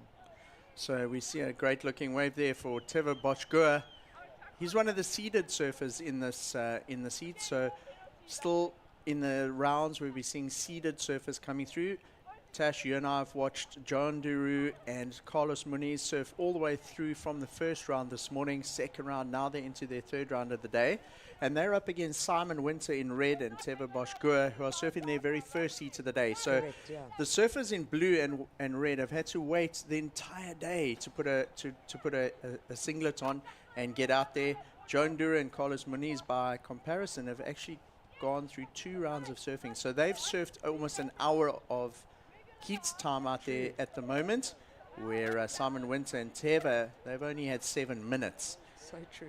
And Joan carrying the momentum through, Carlos as well. You know, Carlos, we've seen him boost some big airs here over the years, and he hasn't pulled that out. If we've watched all of their heats, it's all come down to turns and big blasts on those end sections. I wonder if we'll see Carlos pull something out of his bag of tricks and take to the air in this heat to try and establish a second place or take the win over the other 3 surfers. John Duru, to me, over the years, watching him, he's got a very precise backhand, and he wins with precision backhand surfing. And he's gone all the way in the Challenger Series over the years. Yeah, we've seen him up into as high as the semis, if I'm not mistaken, and then he has represented at the highest level around the world. So Joan Duru, he is the most experienced surfer in this heat. Yeah, correct. Carlos Muniz been on the championship tour as well. Unfortunately, he did get an injury a year or 2 ago, which sidelined him for a while. So he's back here this week, not specifically to surf the Ballito Open presented by Flojos. He's here for the Challenger Series and the points on offer. But with these events running prior to the Challenger Series, we're seeing this international field enter, and a great warm-up for many of them, and they're stoked to be able to get some heat time. And look at Joan Duru and Carlos Muniz. They've now surfed already 3 heats prior to their Challenger Series, and if they can get through this one, they'll keep going through tomorrow and Sunday, Tash. Yeah, you just hope they don't get too tired. They're going to definitely have to rest and refuel and make sure that they don't injure themselves as well. We've seen conditions change so much. I mean, this morning it was really big. Now it looks pretty flat, but it's been a good day of surfing, really good day of surfing. So at the moment we see Teva Boschgoer in the lead. He's our Moroccan competitor surfing his first heat of the day. We've got Joan Duru, the experienced competitor, in second at the moment. Last heat of the day. The tide is filling up a lot, Tash, and we're going to see the surfers have to really work to try and find those set waves that run down that sandbank in the last heat here. Simon Winter, I'm just looking at the leaderboard now. He hasn't had a wave yet. The youngster has priority, and we've had almost 10 minutes in the heat so far, Tash. Yeah. Simon being very, very patient. Yeah, being patient, and I think with all the water that is over that sandbank now, it's a lot of a flatter wave, you know. They don't have those really critical sections, although as I say that, there's the Frenchman just doing what he does best. So we are seeing some action here. This is Simon Winter. All the right, first so time he we're gets seeing him in going. this heat, yeah. He's from Cape Town, and he's also been represented South Africa at World Juniors. So the last 2 years for Simon, he's really improved, and it's been good to see, and he's putting a lot of time and effort into it, and it's just it's great to see these kids improving and surfing well. I haven't seen much of Simon probably for about 12 months since he was in Ballito surfing last year. And the first thing that struck me, I saw him at the eThekwini Surf Pro a couple of weeks ago, is how much he's grown and bulked up. I mean, 2 years ago he was a youngster surfing at the eThekwini Surf Pro, the first edition of that event, and he's grown like a foot. He's put on about 20 kilograms since then, and he's become such a powerful surfer in waves of consequence. And as you say, he's also represented South Africa in that time, so he's had quite a steep sort of trajectory as a surfer on the international stage. Simon Winter from Cape Town. On screen, an uncharacteristic fall there for Carlos Muniz. That really didn't look like he'd found a groove on that wave, and that's normally not how you see Carlos Muniz surf. It's normally fast, fluid, and precise. But that's a short wave for him. A lot of time still in the heat, Tash. We've got 15 minutes. These are 25-minute heats. 14 minutes remaining in our last heat of the day. And we've got Teva Boshgua from Morocco. Traveled from the top of Africa to the bottom of Africa for this event. A long flight. Finds himself on the east coast here. And in the lead with 14 minutes to go. John Duru's last wave drops in. It's a 4.83, Tash, the one that we cut to just now with the 3 quick turns. And that's enough to put John Duru in the lead. Teva Boshgua gets knocked down to second. He needs a 0.93 to take the lead. We're just waiting for last score to drop in of Carlos Muniz. Let's see if it has an impact on the situation. One more judge's score to drop in.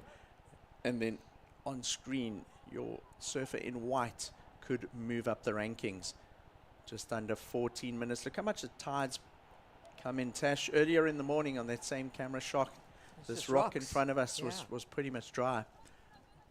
This is last of Teva Boshgua on his backhand. Look how nice he rotates the shoulders into that turn, Tash. He rotated his shoulders, he looked up at the wave, and his hips and the whole board followed. And then this was the very quick little wave there from Joan Dury. He got 3 maneuvers in very short space of wave. That was the 4.83. And then this was the opening wave of Simon Winter. So let's look at the scores that have dropped in. Simon made the connection there, manages to ride through. He was rewarded with a 4 on that wave. Teva Boshgua gets a 5.83 and a 0.3. This is Carlos Muniz, where that was the wave that he didn't quite finish off. He started that wave off really nicely, Tash. I thought he was on to a good score there, but as the maneuvers progressed, it kind of got worse and worse for him. A lot of it had to do with it almost looked like a double wave coming onto the sandbank, and he had that weird warpy section that he had to get over. So he wasn't able to generate speed into the next section, I think.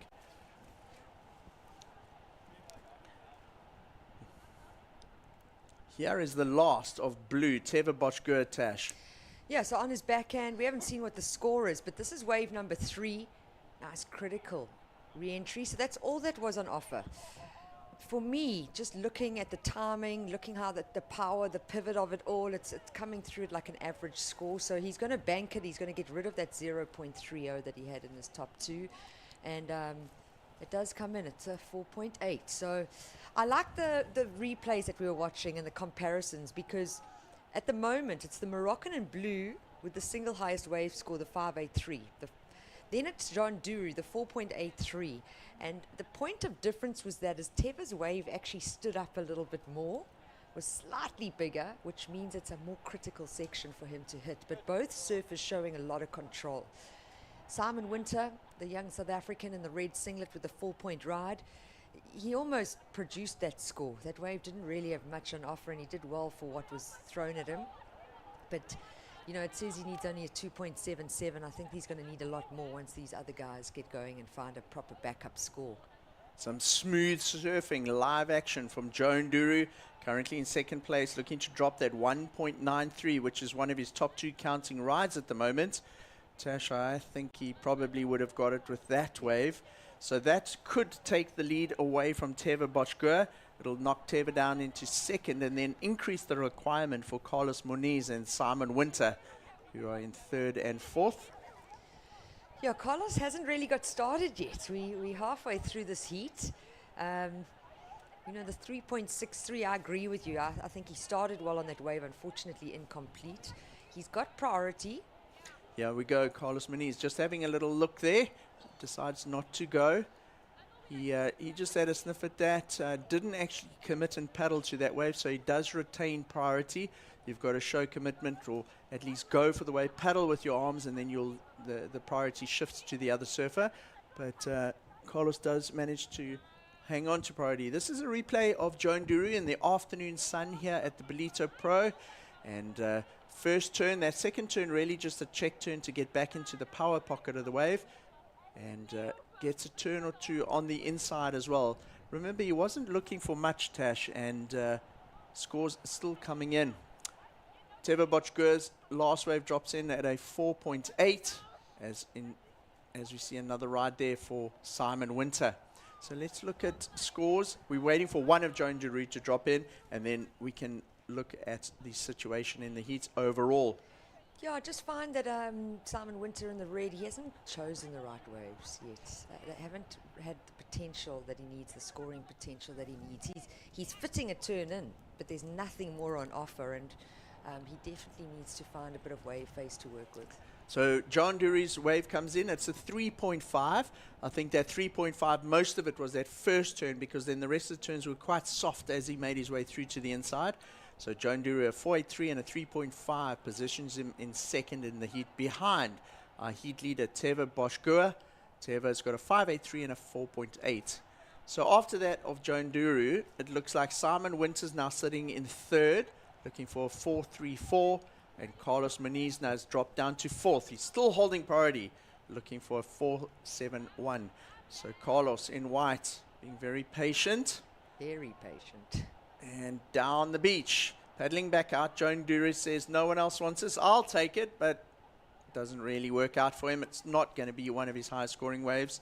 So you'll rather not waste time coming through to the inside. Get through these sets, get back out to the back, and use the 8.5 minutes to try and improve his score in the final heat of the day here at the Ballito Pro. This is the Ballito Open, presented by Flojos.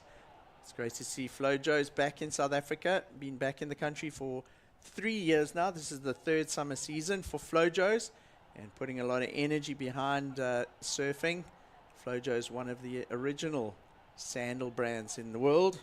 It's been around for a long time, since 1972. Oh, wow. Before our time, so we're not that old, eh? It's before my time. Can you believe it? Something older than us. Right, Carlos Muniz gets going now. What are we going to see here? Goes to the air. That's what he's renowned for. Ah, Tash, but not able to land. It's all happening. Well, no one's made a turn just yet. Joan Duroux is on another wave further down the beach. Look how warpy and wonky the waves are getting on that high tide. And we had, was it Teva Botchgur who had that 4.8? It was just a one turn. Yeah. So if you can find a section out there, a little peaky wave that closes out, and you can time your turn nicely, the scores can be rewarded on just a one turn, as opposed to try and make your way through on these insiders. This is a good example of how the tide is starting to affect the wave here in Ballito. You see how wonky and warpy it is out there. That's the backwash that's coming off those big rocks on the inside, and a bit of the backwash off the beach. And we've still got over an hour left we still, I mean, high tide is still an hour and a bit. So, yeah, challenging conditions now, unfortunately, towards the end of the day. There's definitely scoring potential. The second heat before this one, I mean, I saw Winter Vincent score an 8.33, you know, so it's out there. On screen, that's Carlos Muniz. It's a replay of his wave. So even though the conditions have possibly deteriorated quite a bit during this heat, Tash, it's the same for all four of these surfers. Whoever's able to interpret these conditions and use it to their advantage out there is going to go through this heat. At the moment, it's Teva Botchgur. He got a 5.83 to start the heat, and then he backed that up with that one turn of 4.8, finds himself in the lead. Joan Duroux using his vast experience to position himself in second in the heat at the moment. This youngster, he can also take to the air. He uses turns to good effect on this wave, and it just sort of peters out on the inside. What you can't see just out of sight of that wave or to the left is there's a big rock there, and that's probably why he's kicked out. Those waves close out on that big granite rock. Yeah, we call it the cheese grater sometimes. And you so get absolutely annihilated on that little rocky patch. Simon's out of there, doesn't want to get cheese grated down the line. And yeah, it looks like what's happening now, Tash, is they sort of going on everything and anything, hoping that something is going to offer up some scoring potential. You know what we haven't seen is we haven't seen those big sets like we saw in Winter Vincent's heat. So true. That seemed, that was about an hour ago now, that heat. And that was the last like really big right set came through. Winter, we saw him on a solid wave. It was almost an overhead wave. And in the last two heats, we really haven't seen much of those sets. So tide filling in pretty quickly. Closer, the tide's quite close to Springs at the moment. Check this out. It's Joan Duru. Oh, just straight up and out. He already has a 4.83 and a 3.5. Do you think that will improve the score there for him, Tash? No, I really don't. But I know that he wants to improve the score because he does not. His competitors don't have a big need or requirement to move into second. I mean, third place surfer looking for a 4.34, that's totally attainable. Fourth place surfer, a 4.71. And Carlos Munoz, we know he can get to the air, so it's very much attainable from both those red and white singlets out in this heat. And with 4 minutes on the clock, there still is time. So our heat leader, Teva Boschgua, drops into a wave. It has doesn't have a big wall ahead of it. It does, though, as it unloads on the inside. So to start, the wave is a little bit flat, but then as it comes through to the inside, it carries on. Wow, this guy's got so much energy. That's a lovely first turn from Joan Duru. I mean, he's on wave number 8. Keeping very busy out there, especially for his third heat of the day, and some pretty solid conditions here at Willard Beach for the Ballito Open presented by Flojos. So Tash is actually Runs right on the onto the other beach. side. Wow. Where Joan Duru is coming in there, that little shore break is called Canaries. It's a favorite of all the kids for body surfing here in Ballito on the high tide. It's a couple of 100 meters down from the contest site, so he goes into the next bay. Joan Duru will wait for that score to drop in. He's got quite a jog ahead of him to get back to the rip, but all the way through to the next bay. So this was pretty far down, a replay of that wave, Tash. I really enjoyed that first turn. He just found a wave that had a wall. He enjoys pivoting it really tight in the pocket. You could see it got flat and fat, you know, but that first turn, for me personally, he might even be able to replace his second scoring ride.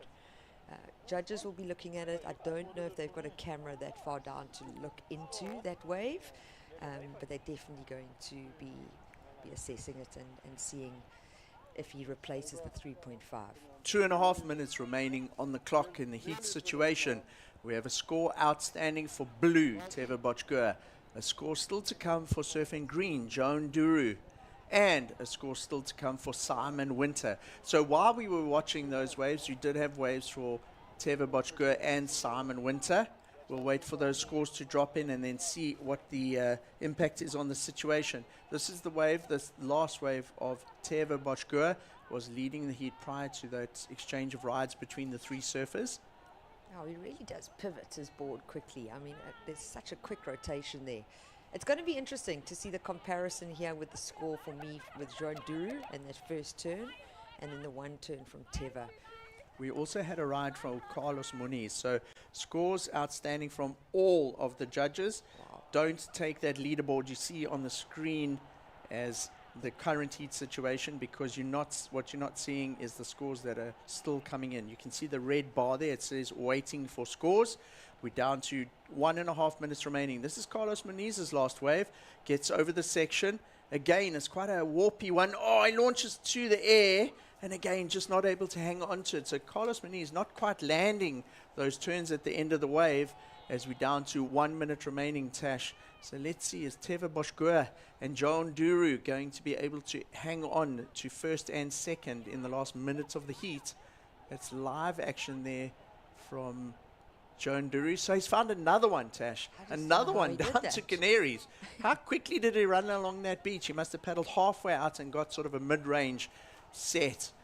This is Teva Boschgua. Tash, take it through this one. Yeah, the Moroccan finding a wave. It almost looks a little bit more on the inside, you know, a slightly smaller wave, but he's wanting to have a wall to work with, and you can see him looking at his watch now. You know, I didn't see Red's last ride. I didn't see Carlos Munoz. We did see his last wave.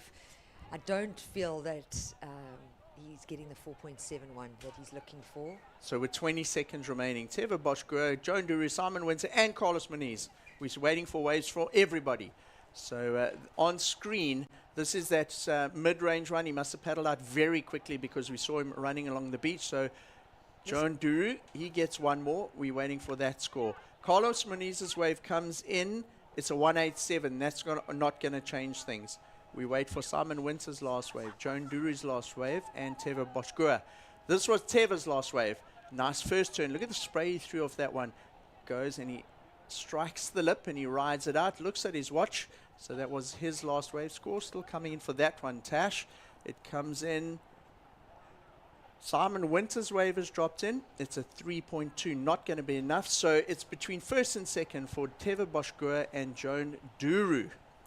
They are going to be the two to advance through this heat. We'll wait for those scores to drop because that will determine their seed and which heat they go into the round of 32. Simon Winter not enough, and Carlos Muniz, so they're definitely out of the event at this point. We just wait for scores to come in for Teva and Joan. Busy heat for those two, so our winning surfers landed up winning that heat, surfing both the heats or both of the waves way down into the Canary section, almost into Sunrise, which is the next bay down. And as those scores continue to drop in, there's a nice wide shot of the late afternoon here at Ballito. The surfers coming in close to our water patrol. It's judges really taking their time, analyzing, looking at replays of these waves in order to determine who takes the heat out of Teva Boschgua or Joan Duru. Yeah, but you can see Joan, he got his 4.97. That was his second to last wave. So that became a counter, his highest single wave score in this heat. So Jones drops in at a 3.37, so he will stay in second, and the win will be going to Teva Boschgua regardless of what he scores on this last wave. This is just really going to show us whether he goes into his top scores or not, Tash. Yeah, and I'm just looking at the screen there. Duru definitely riding the new board that he got. So not a bad first heat on that if you're testing it out. Brave to test it in a heat. So scores are in. Teva Boschgua's last wave, a 4.6. It doesn't go into his top two, so results of that last heat. Carlos Muniz in fourth, Simon Winter in third, Joan Duru in second, and advancing with him, winning the heat. Well done to Morocco's Teva Boschgua. Stay tuned. The Ballito Open will be right back. We'll have a wrap-up from Johan Frey and Greg Bigfoot Emsley, who will be joining you after the break.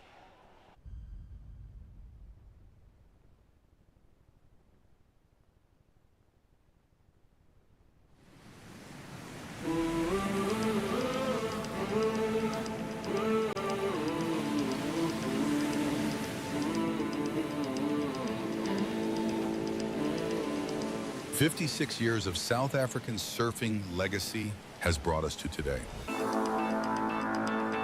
A full-throttle celebration of sport, music, youth culture, and lifestyle. A place where challengers come to play, set against the vibrant coastline of KwaZulu-Natal, deep in the heart of KwaDukuza, the longest-running professional surfing event in the world and a cornerstone of global surf culture. Get ready for an unforgettable festival of sea, sound, and waves. This is where champions are made.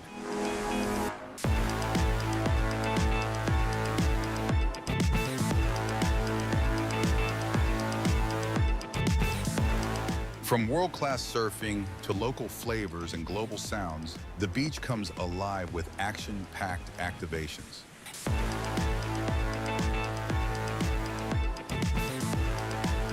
This is not just a surf contest. It's the biggest beach festival in Southern Africa. A festival like no other. A melting pot of lifestyle, culture, and endless entertainment.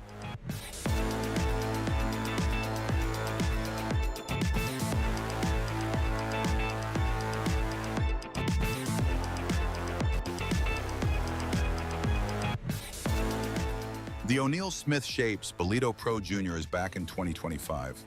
The fiercest young talent from across the globe take on the iconic waves of Willard Beach in a high-stakes battle for JQS glory.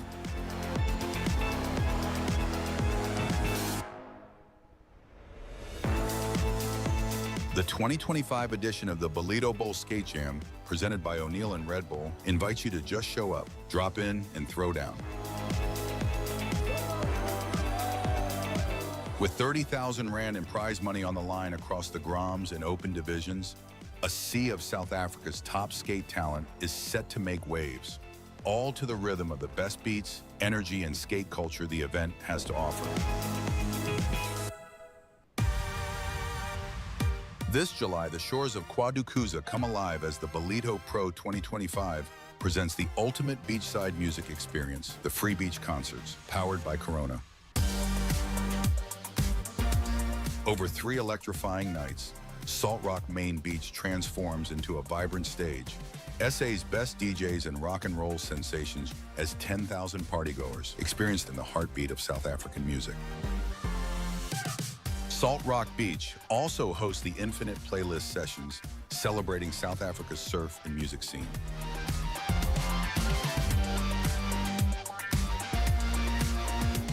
The action continues with the Ballito Open, presented by Flojos, WSL QS 2000. Ballito becomes the battlefield as the world's rising surf stars fight for points, pride, and the path to the championship tour, right here on the iconic KwaZulu-Natal coastline. The Infinite Playlist singers will surf off against the pros in a fun specialty heat as they celebrate sea, sound, and waves together.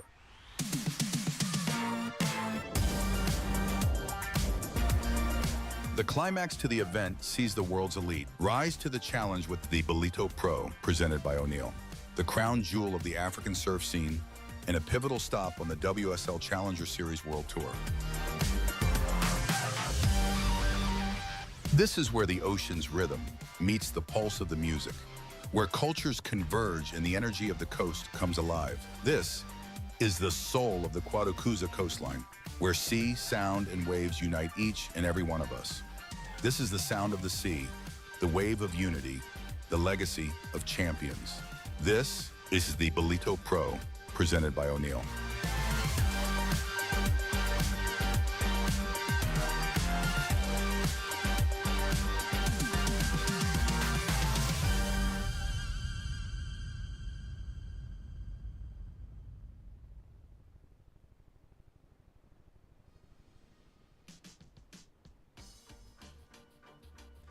And welcome back, guys. This is the Ballito Open presented by Flojos, and just a nice look at our beautiful beach. And late afternoon here, we've had a beautiful long day of competition down here on day one of our QS 2000 event here at Willard Beach in Ballito. I am in the studio here with my co-commentator Greg Emsley, and this is the post-show. We're excited to bring you guys through some of the highlights of today's competition. And of course, we saw a great day of competition, Greg. Getting started, we saw some great heats and some great totals. Let's talk about that top heat for the day, which was the round of 72 heat 3. We saw the likes of Rachel Tejera, Dylan Moffat, surfers like that, and we saw some great results in that heat. Yeah, some big scores in that heat. We had good conditions this morning, dropping tide, solid 6-foot surf with those heavy hitting sections on that sandbar, and Rafael Teixeira getting that 8.33. That was a standout score of that heat, two probably of the biggest turns we saw of the day. We also saw him back it up with a 7.07. We saw Dylan Moffat come in with two good scores, the best being a 6.83. And if you are beating a surfer like Jacko Baker, who got knocked out into third with those scores, that's why we basically labeled this one the heat of the day. A couple of really big names. It was only the third heat of the day, but some of those turns in that heat were just absolutely huge. And yeah, all of those surfers actually out of competition. We see in the next round, Dylan did lose out, but Rafael Teixeira, he's still going through. He's advanced, so he'll be back in the water tomorrow, and we'll see if he can keep that form that he's on at the moment. Yeah, of course, Greg, and talking about a couple standouts that we saw today, thinking of surfers like Rafael Tejera. Of course, he's a Challenger Series surfer, so obviously these Challenger Series surfers are using this as an opportunity to really prepare for that Challenger Series, and I really do think that they impressed today. Well, the Challenger Series surfers dominated the day. We saw names like Vincent, Swanson, Wiley, Earl, Tema, and Lasser all absolutely ripping. They were the standout surfers, and they're going to carry it into tomorrow. The big question tomorrow, the seeded surfers, a lot of them from the Africa region, how they're going to deal with the surfers coming in hot after a warm-up and straight into tomorrow, which I think we're going to see some exceptionally good waves and good surfing. Oh yeah, so tomorrow we'll see some of those top seeded surfers like Matt McGillivray, as well as Aidan Mason Camp, Luke Thompson. So I'm really excited and stoked to see them as well. And of course, we are getting started nice and early tomorrow morning. Another 6:50 a.m. call for a possible 7:15 start. So we really hope you guys have enjoyed the action for today. It's been such a pleasure taking you guys through all of these heats. Myself, Greg Emsley, on behalf of the whole commentary and the broadcast team, we greet you guys. Have a beautiful day further, and we'll see you guys tomorrow morning bright and early. Any last words before we sign off, Greg? Yeah, tomorrow, make sure you come back here. If you have the opportunity, grab your stick, call in sick, because the waves are going to be absolutely firing. I reckon tomorrow morning is going to be one of the better days of the window. Through the mid-morning, as that tide drops out, we're going to see a bit of the swell hanging around. We're going to see directly offshore northwesterly winds up until lunchtime. Then we'll see a little bit of an onshore ripple, but through that mid-morning, I'm calling, we're going to see a couple of special moments. Yeah, some great conditions on the charts for tomorrow. So that is us for today. This is the Ballito Open presented by Flojos. We'll see you guys bright and early tomorrow morning. And signing off, myself, Johan Frey, Greg Emsley. We'll see you guys tomorrow.